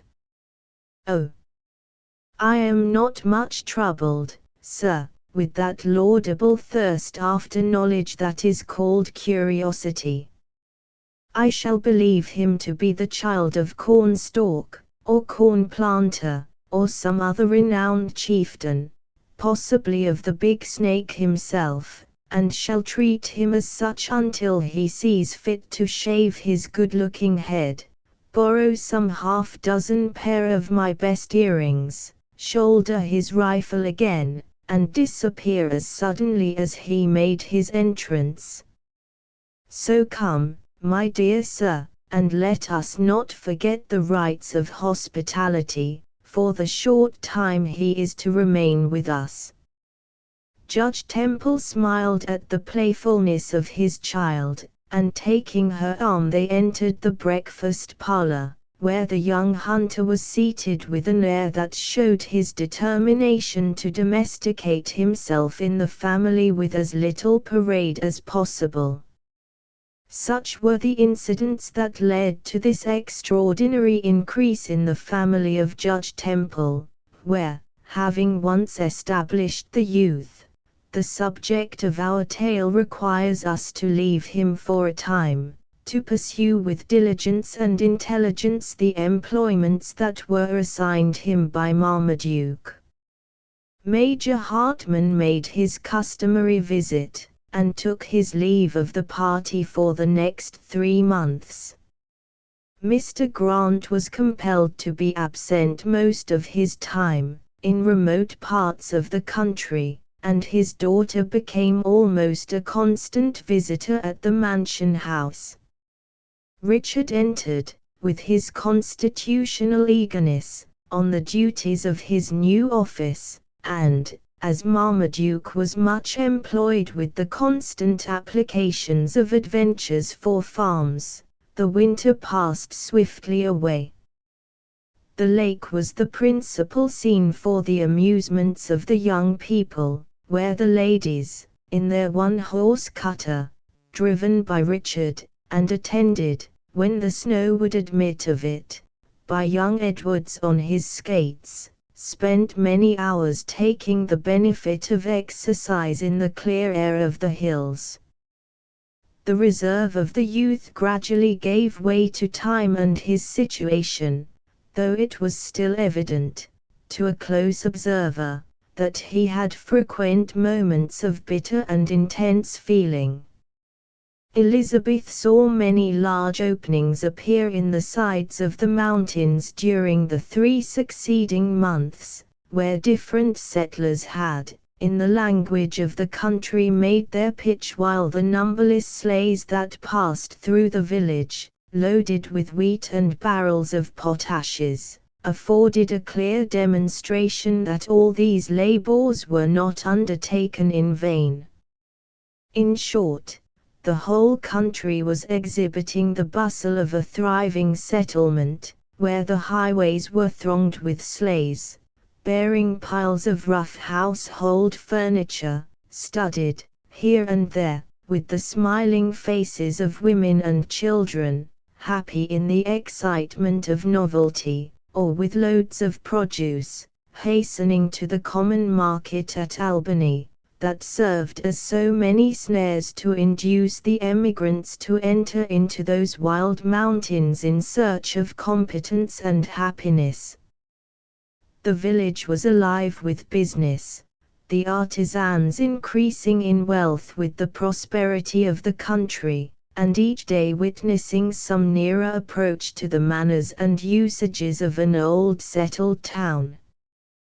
The man who carried the mail, or the post as he was called, talked much of running a stage, and, once or twice during the winter, he was seen taking a single passenger, in his cutter, through the snowbanks, toward the Mohawk, along which a regular vehicle glided, semi-weakly, with the velocity of lightning, and under the direction of a knowing whip from the down countries toward Spring. Divers families, who had been into the old states to see their relatives, returned in time to save the snow, frequently bringing with them whole neighborhoods, who were tempted by their representations to leave the farms of Connecticut and Massachusetts, to make a trial of fortune in the woods. During all this time, Oliver Edwards, whose sudden elevation excited no surprise in that changeful country, was earnestly engaged in the service of Marmaduke during the days, but his nights were often spent in the hut of Leatherstocking.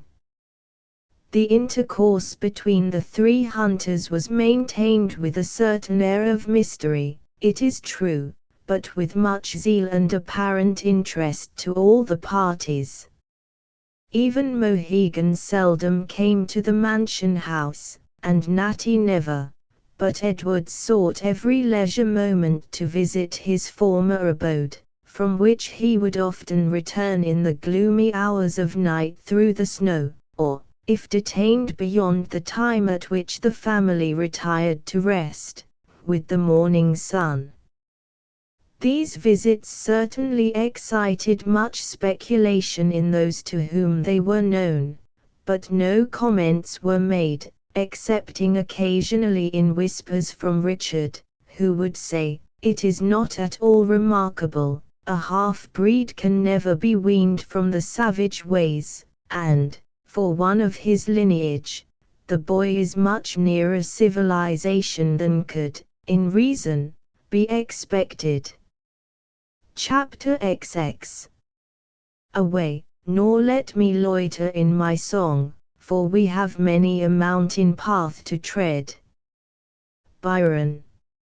As the spring gradually approached, the immense piles of snow that, by alternate thaws and frosts, and repeated storms, had obtained a firmness which threatened a tiresome durability, began to yield to the influence of milder breezes and a warmer sun. The gates of heaven at times seemed to open, and a bland air diffused itself over the earth, when animate and inanimate nature would awaken, and, for a few hours, the gaiety of spring shone in every eye and smiled on every field. But the shivering blasts from the north would carry their chill influence over the scene again, and the dark and gloomy clouds that intercepted the rays of the sun were not more cold and dreary than the reaction. These struggles between the seasons became daily more frequent, while the earth, like a victim to contention, slowly lost the animated brilliancy of winter, without obtaining the aspect of spring. Several weeks were consumed in this cheerless manner, during which the inhabitants of the country gradually changed their pursuits from the social and bustling movements of the time of snow to the laborious and domestic engagements of the coming season.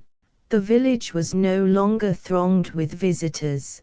The trade that had enlivened the shops for several months began to disappear. The highways lost their shining coats of beaten snow in impassable sloughs, and were deserted by the gay and noisy travelers who, in sleighs, had, during the winter, glided along their windings, and, in short, everything seemed indicative of a mighty change, not only in the earth, but in those who derived their sources of comfort and happiness from its bosom. The younger members of the family in the mansion house, of which Louisa Grant was now habitually one, were by no means indifferent observers of these fluctuating and tardy changes. While the snow rendered the roads passable, They had partaken largely in the amusements of the winter, which included not only daily rides over the mountains, and through every valley within 20 miles of them, but divers ingenious and varied sources of pleasure on the bosom of their frozen lake. There had been excursions in the equipage of Richard, when with his 4 horses he had outstripped the winds, as it flew over the glassy ice which invariably succeeded a thaw. Then the exciting and dangerous whirligig would be suffered to possess its moment of notice. Cutters, drawn by a single horse, and hand sleds, impelled by the gentlemen on skates, would each in turn be used, and, in short, every source of relief against the tediousness of a winter in the mountains was resorted to by the family. Elizabeth was compelled to acknowledge to her father that the season, with the aid of his library, was much less irksome than she had anticipated.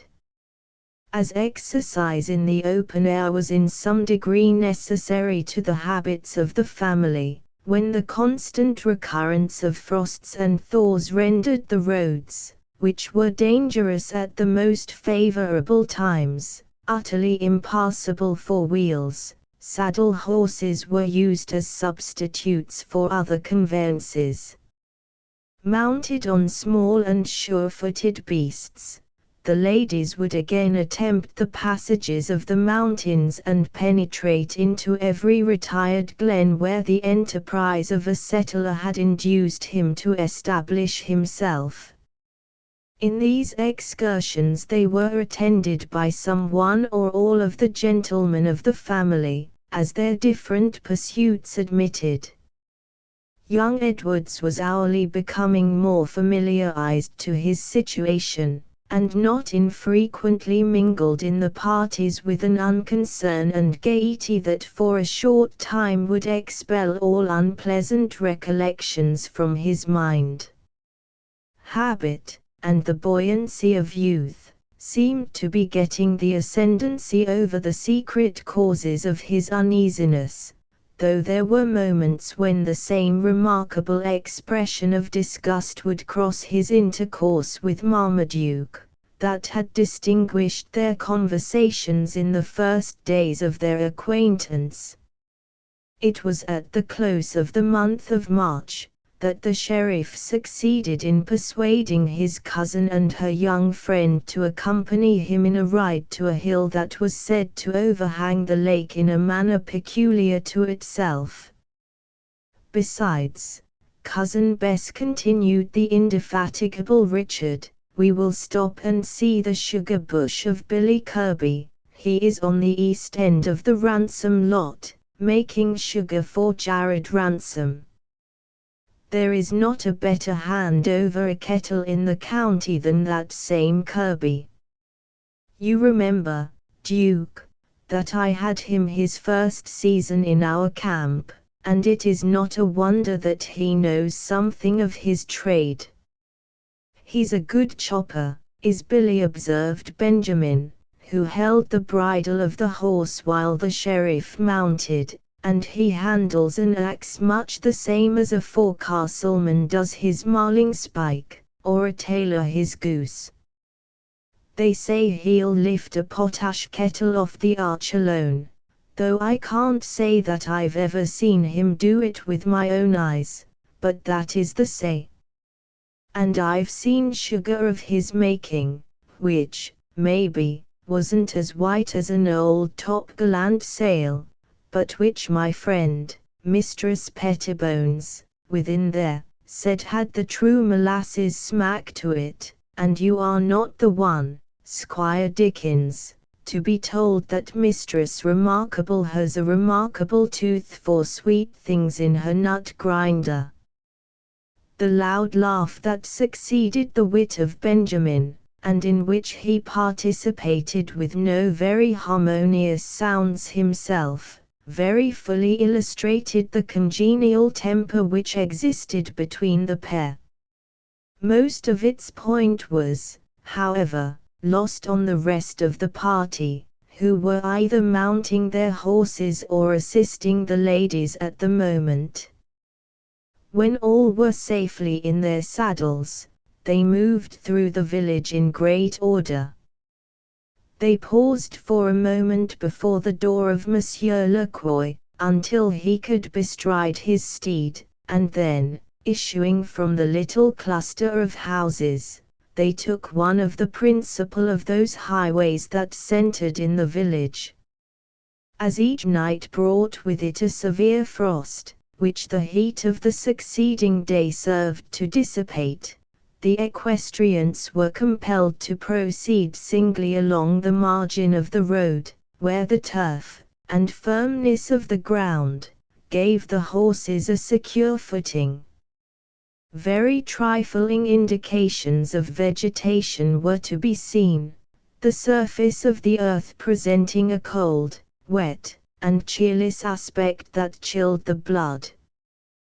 The snow yet lay scattered over most of those distant clearings that were visible in different parts of the mountains, though here and there an opening might be seen where, as the white covering yielded to the season, the bright and lively green of the wheat served to enkindle the hopes of the husbandman. Nothing could be more marked than the contrast between the earth and the heavens, for, while the former presented the dreary view that we have described, a warm and invigorating sun was dispensing his heats from a sky that contained but a solitary cloud, and through an atmosphere that softened the colors of the sensible horizon until it shone like a sea of blue. Richard led the way on this, as on all other occasions that did not require the exercise of unusual abilities, and as he moved along, he essayed to enliven the party with the sounds of his experienced voice.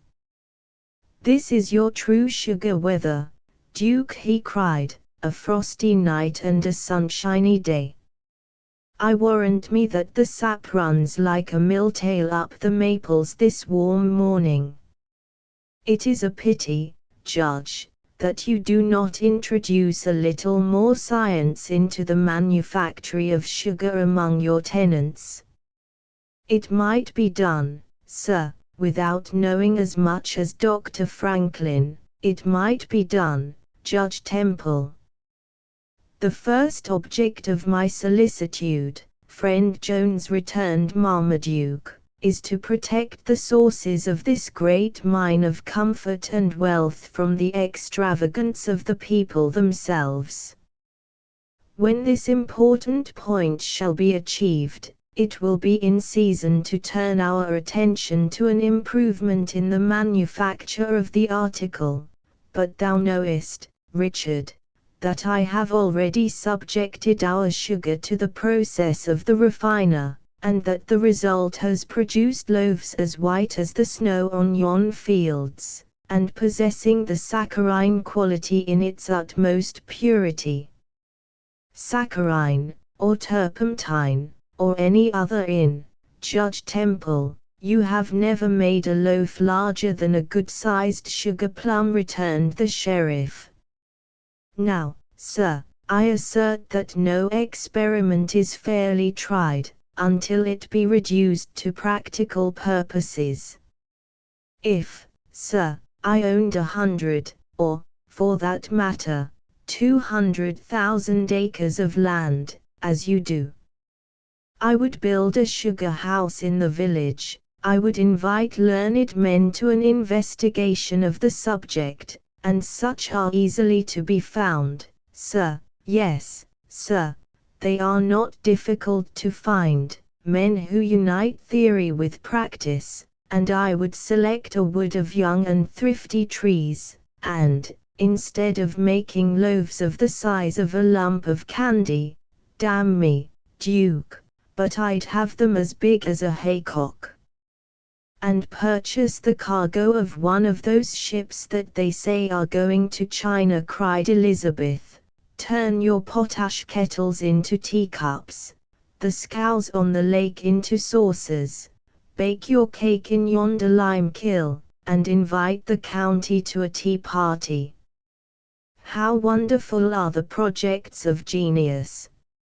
Really, sir, the world is of opinion that Judge Temple has tried the experiment fairly, though he did not cause his loaves to be cast in molds of the magnitude that would suit your magnificent conceptions. You may laugh, Cousin Elizabeth, you may laugh, madam, retorted Richard, turning himself so much in his saddle as to face the party, and making dignified gestures with his whip, but I appeal to common sense, good sense, or, what is of more importance than either, to the sense of taste, which is one of the 5 natural senses, whether a big loaf of sugar is not likely to contain a better illustration of a proposition than such a lump as one of your Dutch women puts under her tongue when she drinks her tea. There are 2 ways of doing everything, the right way and the wrong way. You make sugar now, I will admit, and you may, possibly, make loaf sugar, but I take the question to be, whether you make the best possible sugar, and in the best possible loaves. Thou art very right, Richard observed Marmaduke, with a gravity in his air that proved how much he was interested in the subject. It is very true that we manufacture sugar, and the inquiry is quite useful, how much, and in what manner. I hope to live to see the day when farms and plantations shall be devoted to this branch of business. Little is known concerning the properties of the tree itself, the source of all this wealth, how much it may be improved by cultivation, by the use of the hoe and plough. Hoe and plough, roared the sheriff, would you set a man hoeing round the root of a maple like this, pointing to one of the noble trees that occur so frequently in that part of the country? Hoeing trees, are you mad, Duke? This is next to hunting for coal. Pot. Pot. My dear cousin, hear reason, and leave the management of the sugar bush to me. Here is Mr. Lacroix, he has been in the West Indies, and has seen sugar made. Let him give an account of how it is made there, and you will hear the philosophy of the thing. Well, monsieur, how is it that you make sugar in the West Indies, anything in Judge Temple's fashion? The gentleman to whom this query was put was mounted on a small horse, of no very fiery temperament, and was riding with his stirrups so short as to bring his knees, while the animal rose a small ascent in the wood path they were now travelling, into a somewhat hazardous vicinity to his chin. There was no room for gesticulation or grace in the delivery of his reply, for the mountain was steep and slippery, and, although the Frenchman had an eye of uncommon magnitude on either side of his face, they did not seem to be half competent to forewarn him of the impediments of bushes, twigs, and fallen trees, that were momentarily crossing his path. With one hand employed in averting these dangers, and the other grasping his bridle to check an untoward speed that his horse was assuming, the native of France responded as follows: Sucre, they do make sucre in Martinique, mais cenist pas one tree, vat you call, je voudrais cuses chemins façant or diable, vat you call, stick pour la promenade. Cane, said Elizabeth, smiling at the imprecation which the wary Frenchman supposed was understood only by himself. Oh, mamselle, Cane. Yes, Yes, cried Richard, cane is the vulgar name for it, but the real term is Saccharum officinarum, and what we call the sugar, or hard maple, is Acer saccharinum. These are the learned names, monsieur, and are such as, doubtless, you well understand.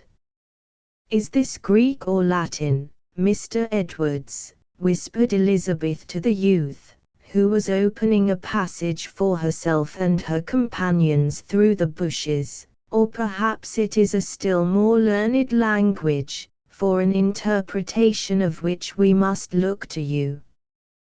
The dark eye of the young man glanced toward the speaker, but its resentful expression changed in a moment. I shall remember your doubts, Miss Temple, when next I visit my old friend Mohegan, and either his skill, or that of Leatherstocking, shall solve them. And are you, then, really ignorant of their language? Not absolutely, but the deep learning of Mr. Jones is more familiar to me, or even the polite masquerade of Monsieur Lacroix. Do you speak French? Said the lady, with quickness. It is a common language with the Iroquois, and through the Canadas, he answered, smiling. Ah, but they are Mingoes, and your enemies. It will be well for me if I have no worse, said the youth, dashing ahead with his horse, and putting an end to the evasive dialogue. The discourse, however, was maintained with great vigor by Richard, until they reached an open wood on the summit of the mountain, where the hemlocks and pines totally disappeared, and a grove of the very trees that formed the subject of debate covered the earth with their tall, straight trunks and spreading branches, in stately pride. The underwood had been entirely removed from this grove, or bush, as, in conjunction with the simple arrangements for boiling, it was called, and a wide space of many acres was cleared, which might be likened to the dome of a mighty temple, to which the maples formed the columns, their tops composing the capitals and the heavens the arch. A deep and careless incision had been made into each tree, near its root, into which little spouts, formed of the bark of the alder, or of the sumac, were fastened, and a trough, roughly dug out of the linden, or basswood, was lying at the root of each tree, to catch the sap that flowed from this extremely wasteful and inartificial arrangement.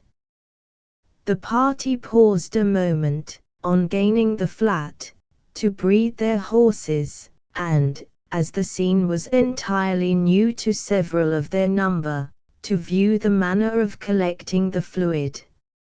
A fine, powerful voice aroused them from their momentary silence, as it rang under the branches of the trees, singing the following words of that inimitable doggerel, whose verses, if extended, would reach from the caters of the Connecticut to the shores of Ontario.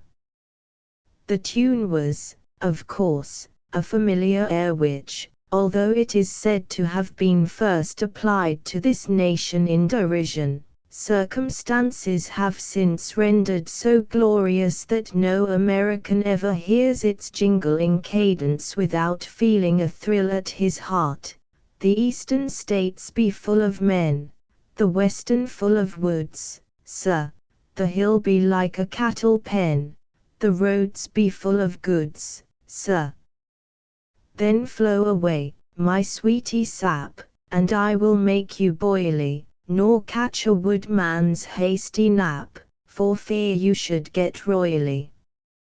The maple tree's a precious one, 'tis fuel, food, and timber, and when your stiff day's work is done, its juice will make you limber. Then flow away, etc. And what's a man without his glass? His wife without her tea, sir. but neither cup nor mug will pass, without his honeybee, sir. Then flow away, etc. During the execution of this sonorous doggerel, Richard kept time with his whip on the mane of his charger, accompanying the gestures with a corresponding movement of his head and body. Toward the close of the song, he was overheard humming the chorus, and, at its last repetition, to strike in at sweety sap and carry a second through, with a prodigious addition to the effect of the noise, if not to that of the harmony.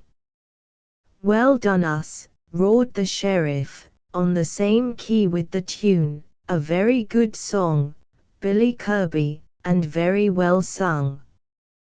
Where got you the words, lad?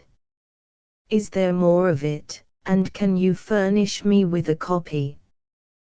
The sugar boiler, who was busy in his camp at a short distance from the equestrians, turned his head with great indifference, and surveyed the party, as they approached, with admirable coolness. To each individual, as he or she rode close by him, he gave a nod that was extremely good-natured and affable, but which partook largely of the virtue of equality, for not even to the ladies did he in the least vary his mode of salutation, by touching the apology for a hat that he wore, or by any other motion than the one we have mentioned. "How goes it, sheriff?" said the woodchopper. "What's the good word in the village?" "Why, much as usual, Billy," returned Richard. "But how is this? Where are your 4 kettles, and your troughs, and your iron coolers? Do you make sugar in this slovenly way? I thought you were one of the best sugar boilers in the county." "I'm all that, Squire Jones," said Kirby, who continued his occupation. "I'll turn my back to no man in the Otsgo Hills for chopping and logging, for boiling down the maple sap, for tending brick kiln, splitting out rails, making potash, and parling too, or hoeing corn, though I keep myself pretty much to the first business, seeing that the axe comes most natural to me." "You be von Jack all trade, Mr. Beale," said Monsieur Lacroix. "How?" said Kirby, looking up with a simplicity which, coupled with his gigantic frame and manly face, was a little ridiculous. "If you be for trade, Mountshire, here is some as good sugar as you'll find the season through. It's as clear from dirt as the Jarman Flats is free from stumps, and it has the royal maple flavor. Such stuff would sell in York for candy." The Frenchman approached the place where Kirby had deposited his cake of sugar, under the cover of a bark roof, and commenced the examination of the article with the eye of one who well understood its value. Marmaduke had dismounted, and was viewing the works and the trees very closely, and not without frequent expressions of dissatisfaction at the careless manner in which the manufacture was conducted. "You have much experience in these things, Kirby," he said. "What course do you pursue in making your sugar? I see you have but 2 kettles. 2 is as good as 2,000, Judge. I'm none of your polite sugar makers, that boils for the great folks, but if the royal sweet maple is wanted, I can answer your turn. First, I choose, and then I tap my trees, say along about the last of February, or in these mountains maybe not afore the middle of March, but anyway, just as the sap begins to cleverly run. Well, in this choice," interrupted Marmaduke, "are you governed by any outward signs that prove the quality of the tree? "Why, there's judgment in all things," said Kirby, stirring the liquor in his kettles briskly. "There's something in knowing when and how to stir the pot. It's a thing that must be learnt. Rome wasn't built in a day, nor for that matter Templeton either, though it may be said to be a quick-growing place. I never put my axe into a stunty tree, or one that hasn't a good, fresh-looking bark, for trees have disorders, like creatures, and where's the policy of taking a tree that's sickly, any more than you'd choose a foundered horse to ride post, or an overheated ox to do your logging? All that is true. But what are the signs of illness? How do you distinguish a tree that is well from one that is diseased? How does the doctor tell who has fever and who colds?" interrupted Richard. "By examining the skin, and feeling the pulse, to be sure." "Sartin," continued Billy, "the squire ain't far out of the way. It's by the look of the thing, sure enough. Well, when the sap begins to get a free run, I hang over the kettles, and set up the bush. My first boiling I push pretty smartly, till I get the virtue of the sap, but when it begins to grow of a molasses nature, like this in the kettle, one mustn't drive the fires too hard, or you'll burn the sugar, and burny sugar is bad to the taste, let it be never so sweet. So you ladle out from one kettle into the other till it gets so, when you put the stirring stick into it, that it will draw into a thread, when it takes a careful hand to manage it. There is a way to drain it off, after it has grained, by putting clay into the pans, but it isn't always practiced, some do's and some doesn't. Well, Mountshire, be we likely to make a trade? I will give you, Mr. Attell, for £1, 6 sous. No, I expect cash for it, I never dicker my sugar, but, seeing that it's you, Mountshire, said Billy, with a coaxing smile, I'll agree to receive a gallon of rum, and cloth enough for 2 shirts if you'll take the molasses in the bargain. It's real good. I wouldn't deceive you or any man, and to my drinking it's about the best molasses that come out of a sugar bush. Mr. Lacroix has offered you 10 pence, said young Edwards. The manufacturer stared at the speaker with an air of great freedom, but made no reply. "Oh, said the Frenchman, 10 penny. Je vous remercie, monsieur, ah. Mon Anglois. J'el oublie 2 years." The woodchopper looked from one to the other with some displeasure, and evidently imbibed the opinion that they were amusing themselves at his expense. He seized the enormous ladle, which was lying on one of his kettles, and began to stir the boiling liquid with great diligence. After a moment passed in dipping the ladle full, and then raising it on high, as the thick rich fluid fell back into the kettle, he suddenly gave it a whirl, as if to cool what yet remained, and offered the bowl to Mr. Lacroix, saying, "Taste that, Mountshire, and you will say it is worth more than you offer." The molasses itself would fetch the money. The complaisant Frenchman, after several timid efforts to trust his lips in contact with the hull of the ladle, got a good swallow of the scalding liquid.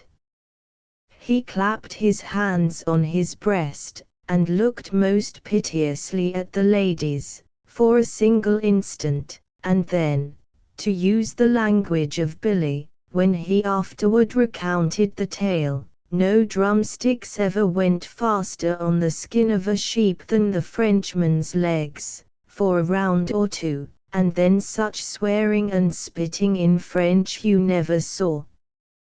But it's a knowing one, from the old countries, that thinks to get his jokes smoothly over a woodchopper. The air of innocence with which Kirby resumed the occupation of stirring the contents of his kettles would have completely deceived the spectators as to his agency in the temporary sufferings of Mr. Lacroix, had not the reckless fellow thrust his tongue into his cheek, and cast his eyes over the party, with a simplicity of expression that was too exquisite to be natural. Mr. Lacroix soon recovered his presence of mind and his decorum, and he briefly apologized to the ladies for one or two very intemperate expressions that had escaped him in a moment of extraordinary excitement, and, remounting his horse, he continued in the background during the remainder of the visit, the wit of Kirby putting a violent termination, at once, to all negotiations on the subject of trade. During all this time, Marmaduke had been wandering about the grove, making observations on his favorite trees, and the wasteful manner in which the woodchopper conducted his manufacture. "It grieves me to witness the extravagance that pervades this country," said the judge, "where the settlers trifle with the blessings they might enjoy, with the prodigality of successful adventurers. You are not exempt from the censure yourself, Kirby, for you make dreadful wounds in these trees where a small incision would effect the same object. I earnestly beg you will remember that they are the growth of centuries, and when once gone none living will see their loss remedied." "Why, I don't know, Judge," returned the man he addressed. "It seems to me, if there's plenty of anything in this mountainous country, it's the trees. If there's any sin in chopping them, I've a pretty heavy account to settle, for I've chopped over the best half of 1,000 acres, with my own hands, counting both Vermont and York states, and I hope to live to finish the hull, before I lay up my axe. Chopping comes quite natural to me, and I wish no other employment." But Jared Ransom said that he thought the sugar was likely to be sauce this season, seeing that so many folks was coming into the settlement, and so I concluded to take the bush on shears for this one spring. "What's the best news, Judge, concerning ashes? Do pots hold so that a man can live by them still?" "I suppose they will, if they keep on fighting across the water." "Thou reasonest with judgment, William," returned Marmaduke. "So long as the old worm is to be convulsed with wars, so long will the harvest of America continue." "Well, it's an ill wind, Judge, that blows nobody any good. I'm sure the country is in a thriving way, and though I know you calculate greatly on the trees, setting as much store by them as some men would by their children, yet to my eyes they are a sore sight any time, unless I'm privileged to work my will on them, in which case I can't say but they are more to my liking. I have heard the settlers from the old countries say that their rich men keep great oaks and elms, that would make a barrel of pots to the tree, standing round their doors and homesteads and scattered over their farms, just to look at. Now, I call no country much improved that is pretty well covered with trees. Stumps are a different thing, for they don't shade the land, and, besides, you dig them, they make a fence that will turn anything bigger than a hog, being grand for breechy cattle.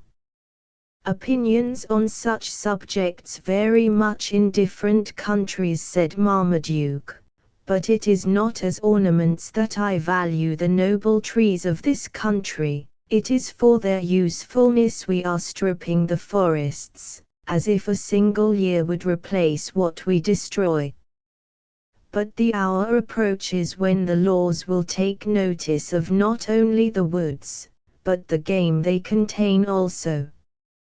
With this consoling reflection, Marmaduke remounted, and the equestrians passed the sugar camp, on their way to the promised landscape of Richard.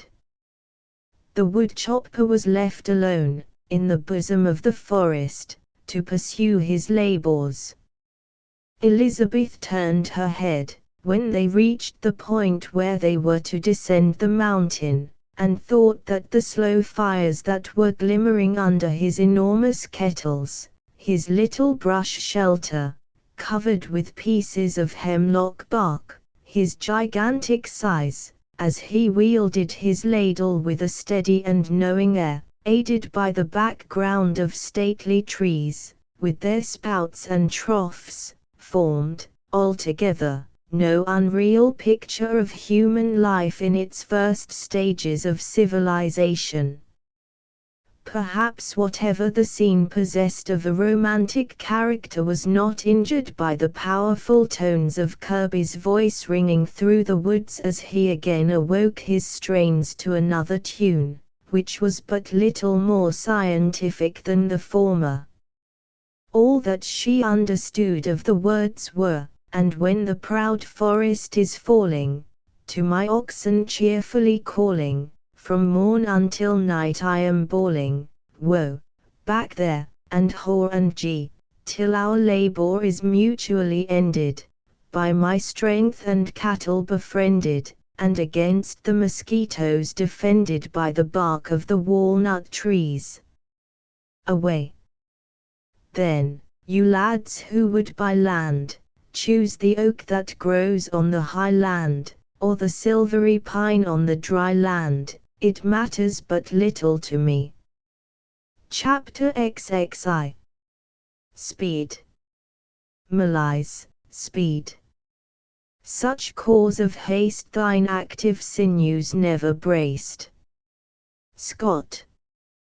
The roads of Otsko, if we except the principal highways, were, at the early day of our tale, but little better than wood paths. The high trees that were growing on the very verge of the wheel tracks excluded the sun's rays, unless at meridian, and the slowness of the evaporation, united with the rich mold of vegetable decomposition that covered the whole country to the depth of several inches, occasioned but an indifferent foundation for the footing of travellers.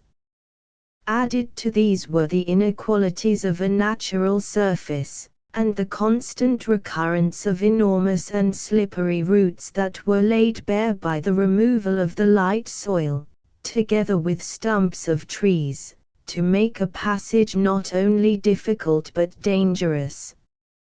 Yet the riders among these numerous obstructions, which were such as would terrify an unpractised eye, gave no demonstrations of uneasiness as their horses toiled through the sloughs or trotted with uncertain paces along the dark route.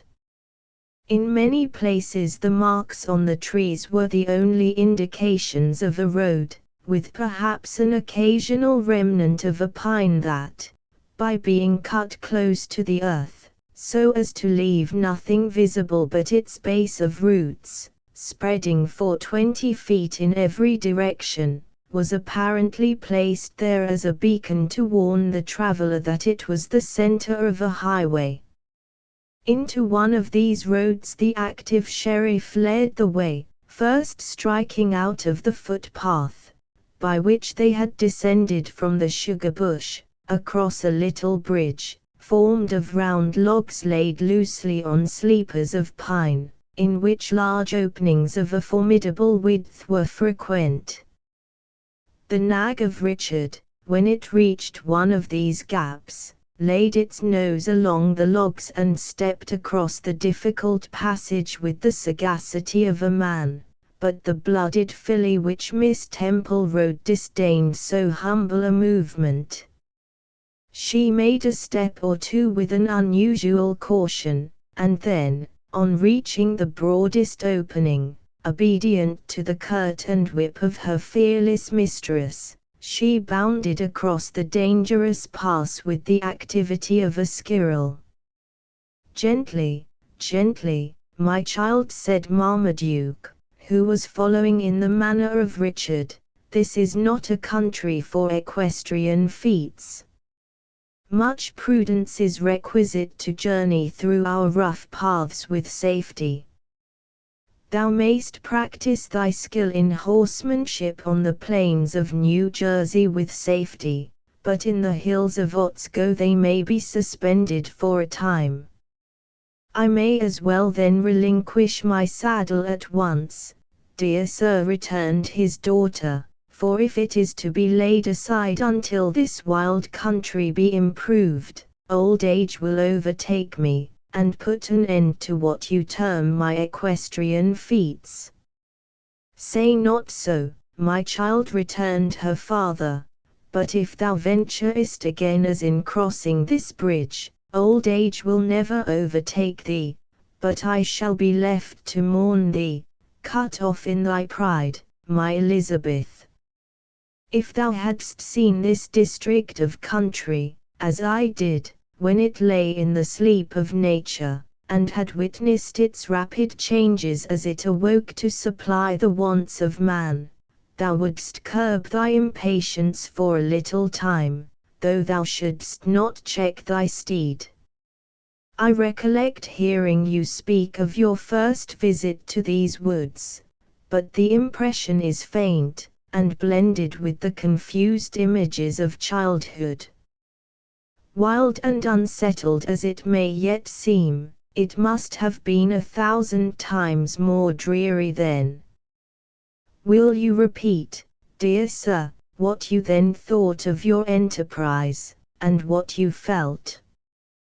During this speech of Elizabeth, which was uttered with the fervour of affection, young Edwards rode more closely to the side of the judge, and bent his dark eyes on his countenance with an expression that seemed to read his thoughts.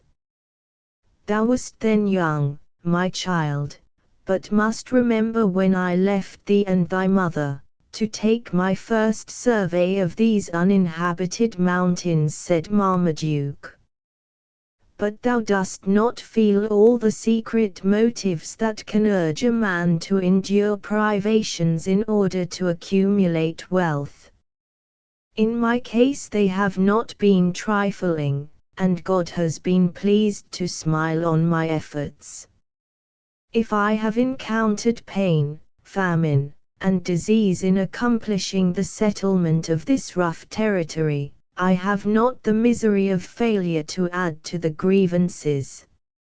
"Famine," echoed Elizabeth, "I thought this was the land of abundance.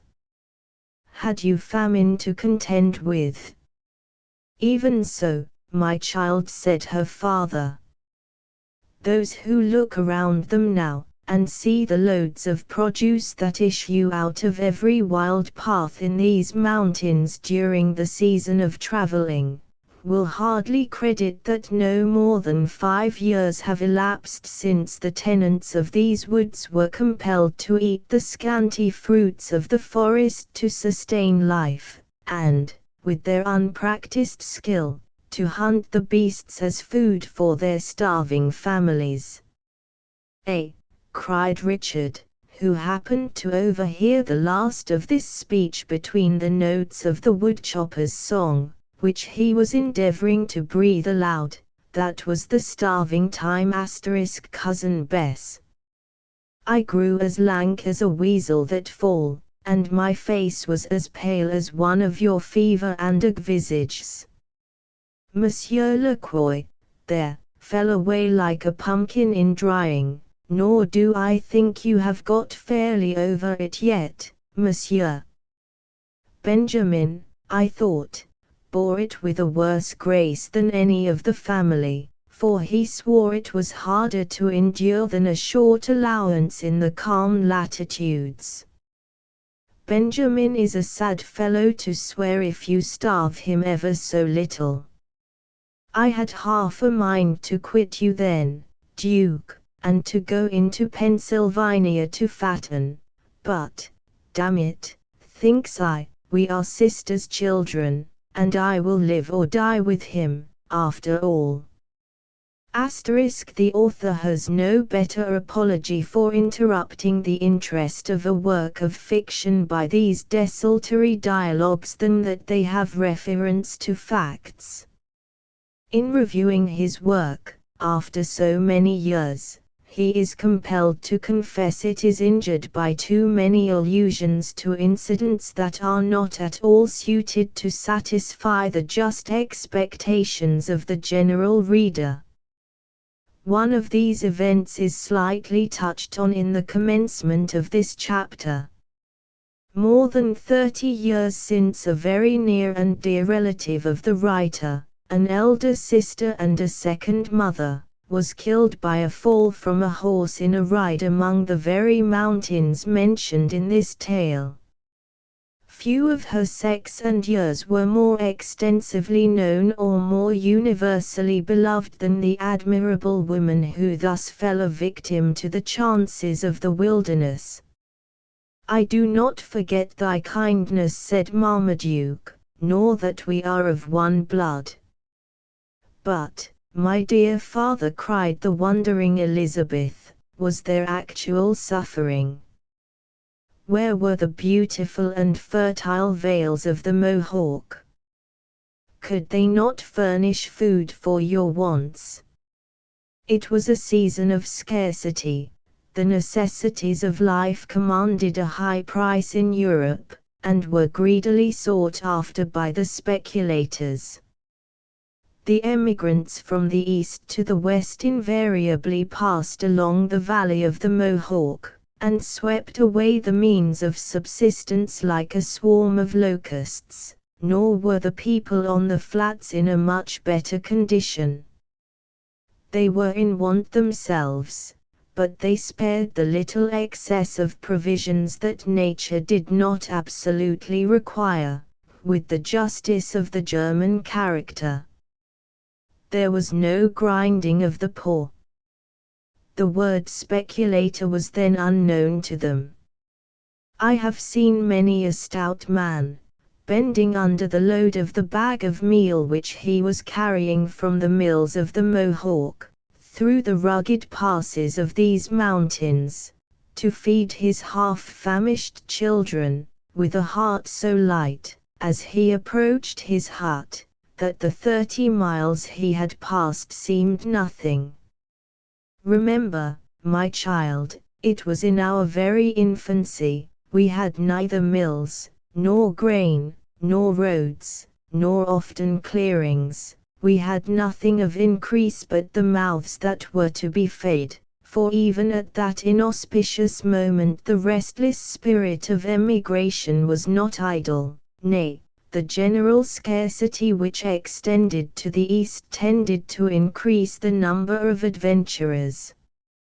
And how, dearest father, didst thou encounter this dreadful evil? Said Elizabeth, unconsciously adopting the dialect of her parent in the warmth of her sympathy.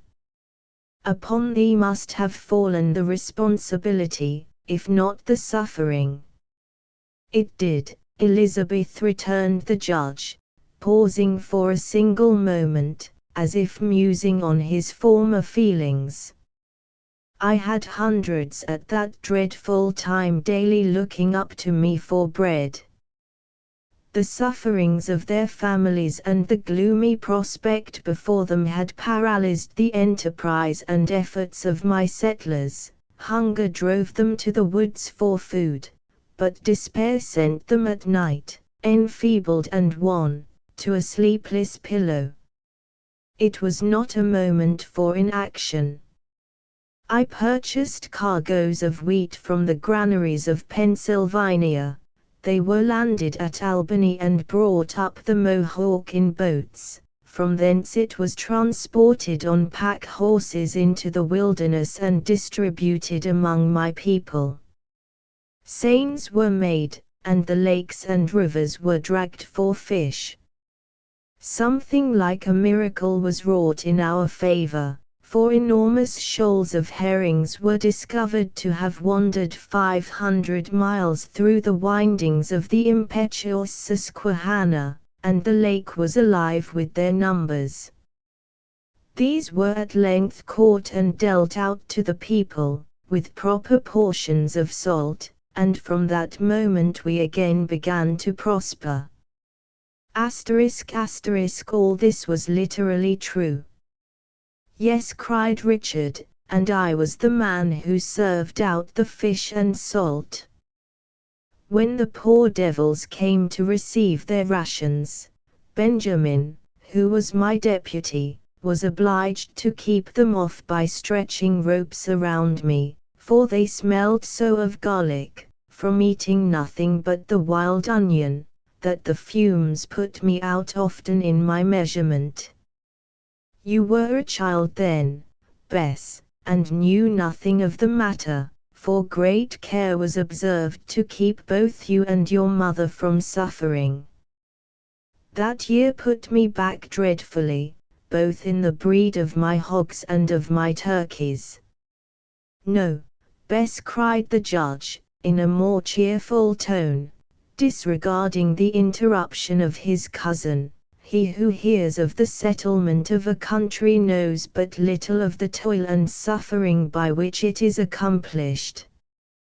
Unimproved and wild as this district now seems to your eyes, what was it when I first entered the hills?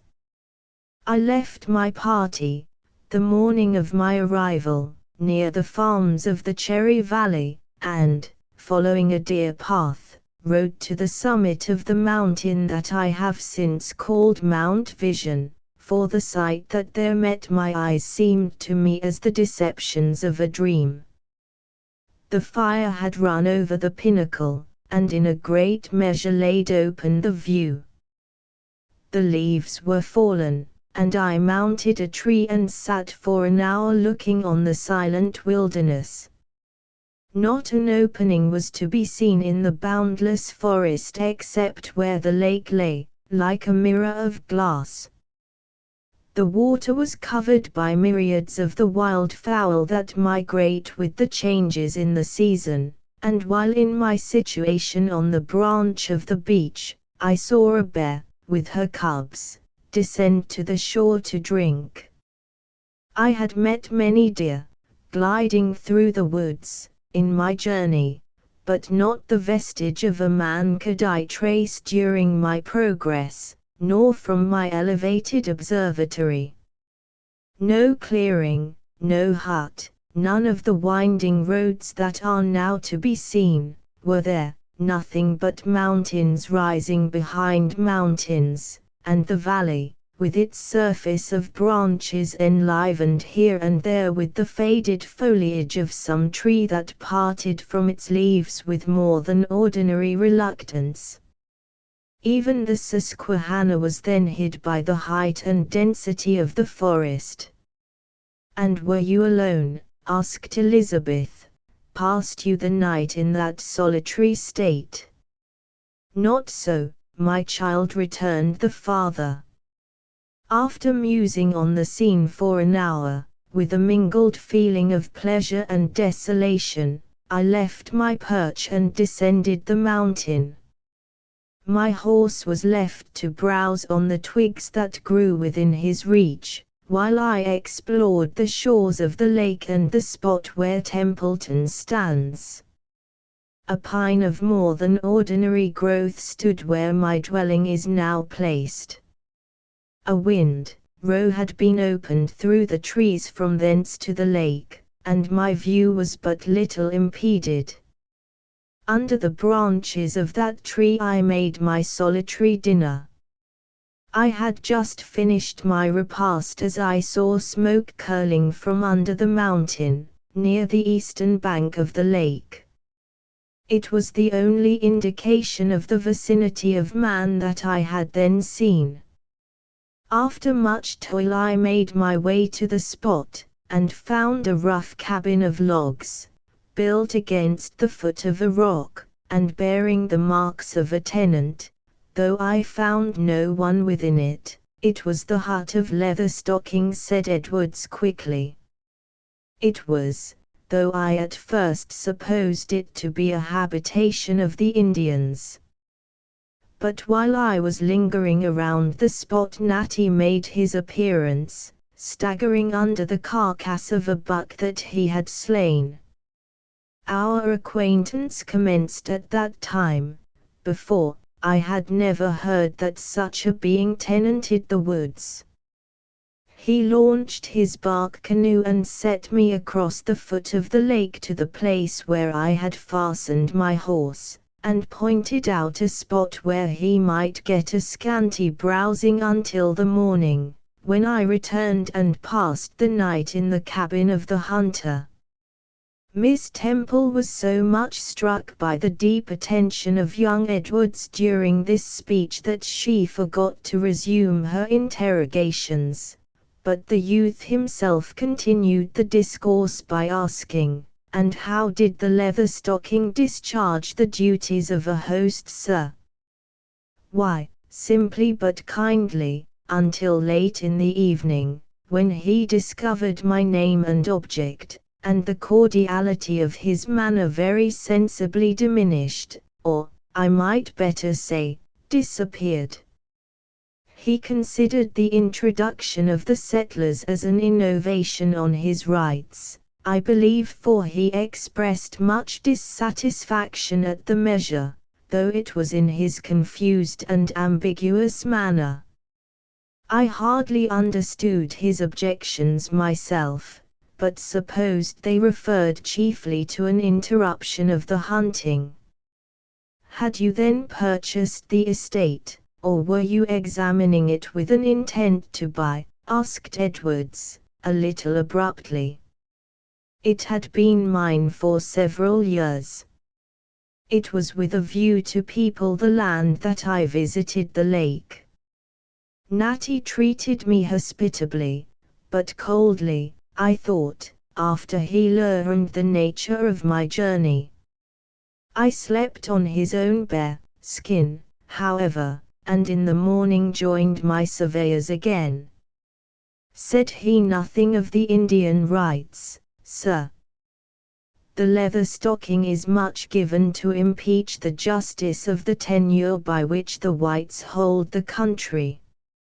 I remember that he spoke of them, but I did not nearly comprehend him, and may have forgotten what he said, for the Indian title was extinguished so far back as the close of the Old War, and if it had not been at all, I hold under the patents of the royal governors, confirmed by an act of our own state legislature, and no court in the country can affect my title." "Doubtless, sir, your title is both legal and equitable," returned the youth coldly, reining his horse back and remaining silent till the subject was changed. It was seldom Mr. Jones suffered any conversation to continue for a great length of time without his participation. It seems that he was of the party that Judge Temple had designated as his surveyors, and he embraced the opportunity of the pause that succeeded the retreat of young Edwards to take up the discourse, and with a narration of their further proceedings, after his own manner. As it wanted, however, the interest that had accompanied the description of the judge, we must decline the task of committing his sentences to paper. They soon reached the point where the promised view was to be seen. It was one of those picturesque and peculiar scenes that belong to the Otsego, but which required the absence of the ice and the softness of a summer's landscape to be enjoyed in all its beauty. Marmaduke had early forewarned his daughter of the season, and of its effect on the prospect, and after casting a cursory glance at its capabilities, the party returned homeward, perfectly satisfied that its beauties would repay them for the toil of a second ride at a more propitious season. "The spring is the gloomy time of the American year," said the judge, "and it is more peculiarly the case in these mountains. The winter seems to retreat to the fastnesses of the hills, as to the citadel of its dominion, and is only expelled after a tedious siege, in which either party, at times, would seem to be gaining the victory." "A very just and apposite figure," Judge Temple observed. "The sheriff, and the garrison under the command of Jack Frost make formidable sorties. You understand what I mean by sorties, monsieur, sallies, in English, and sometimes drive General Spring and his troops back again into the Low Countries." "Yes, sir," returned the Frenchman, whose prominent eyes were watching the precarious footsteps of the beast he rode, as it picked its dangerous way among the roots of trees, holes, log bridges, and sloughs that formed the aggregate of the highway. "Je vous entends, the Low Country is freeze up for half the year." The error of Mr. Lacroix was not noticed by the sheriff, and the rest of the party were yielding to the influence of the changeful season, which was already teaching the equestrians that a continuance of its mildness was not to be expected for any length of time. Silence and thoughtfulness succeeded the gaiety and conversation that had prevailed during the commencement of the ride, as clouds began to gather about the heavens, apparently collecting from every quarter, in quick motion, without the agency of a breath of air, while riding over one of the cleared eminences that occurred in their route. The watchful eye of Judge Temple pointed out to his daughter the approach of a tempest. Flurries of snow already obscured the mountain that formed the northern boundary of the lake, and the genial sensation which had quickened the blood through their veins was already succeeded by the deadening influence of an approaching northwester. All of the party were now busily engaged in making the best of their way to the village, though the badness of the roads frequently compelled them to check the impatience of their animals, which often carried them over places that would not admit of any gait faster than a walk. Richard continued in advance, followed by Mr. Lacroix, next to whom rode Elizabeth, who seemed to have imbibed the distance which pervaded the manner of young Edward since the termination of the discourse between the latter and her father. Marmaduke followed his daughter, giving her frequent and tender warnings as to the management of her horse. It was, possibly, the evident dependence that Louisa Grant placed on his assistance which induced the youth to continue by her side, as they pursued their way through a dreary and dark wood, where the rays of the sun could but rarely penetrate, and where even the daylight was obscured and rendered gloomy by the deep forests that surrounded them. No wind had yet reached the spot where the equestrians were in motion, but that dead silence that often precedes a storm contributed to render their situation more irksome than if they were already subject to the fury of the tempest. Suddenly the voice of young Edwards was heard shouting in those appalling tones that carry alarm to the very soul, and which curdle the blood of those that hear them. "A tree, a tree! Whip, spur for your lives! A tree! A tree!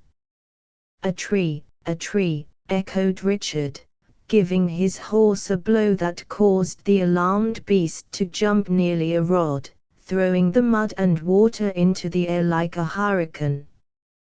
Von Tree, shouted the Frenchman, bending his body on the neck of his charger, shutting his eyes, and playing on the ribs of his beast with his heels at a rate that caused him to be conveyed on the crupper of the sheriff with a marvelous speed. Elizabeth checked her filly and looked up, with an unconscious but alarmed air, at the very cause of their danger, while she listened to the crackling sounds that awoke the stillness of the forest.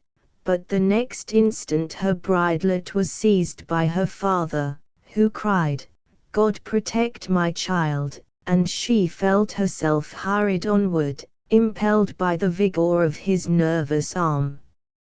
Each one of the party bowed to his saddle bows as the tearing of branches was succeeded by a sound like the rushing of the winds, which was followed by a thundering report, and a shock that caused the very earth to tremble as one of the noblest ruins of the forest fell directly across their path. One glance was enough to assure Judge Temple that his daughter and those in front of him were safe, and he turned his eyes, in dreadful anxiety, to learn the fate of the others. Young Edwards was on the opposite side of the tree, his form thrown back in his saddle to its utmost distance, his left hand drawing up his bridle with its greatest force, while the right grasped that of Miss Grant so as to draw the head of her horse under its body. Both the animals stood shaking in every joint with terror, and snorting fearfully. Louisa herself had relinquished her reins, and, with her hands pressed on her face, sat bending forward in her saddle, in an attitude of despair, mingled strangely with resignation. "Are you safe?" cried the judge, first breaking the awful silence of the moment. "By God's blessing," returned the youth, "but if there had been branches to the tree we must have been lost." He was interrupted by the figure of Louisa slowly yielding in her saddle, and but for his arm she would have sunk to the earth. Terror, however, was the only injury that the clergyman's daughter had sustained, and, with the aid of Elizabeth, she was soon restored to her senses. After some little time was lost in recovering her strength, the young lady was replaced in her saddle, and supported on either side by Judge Temple and Mr. Edwards, she was enabled to follow the party in their slow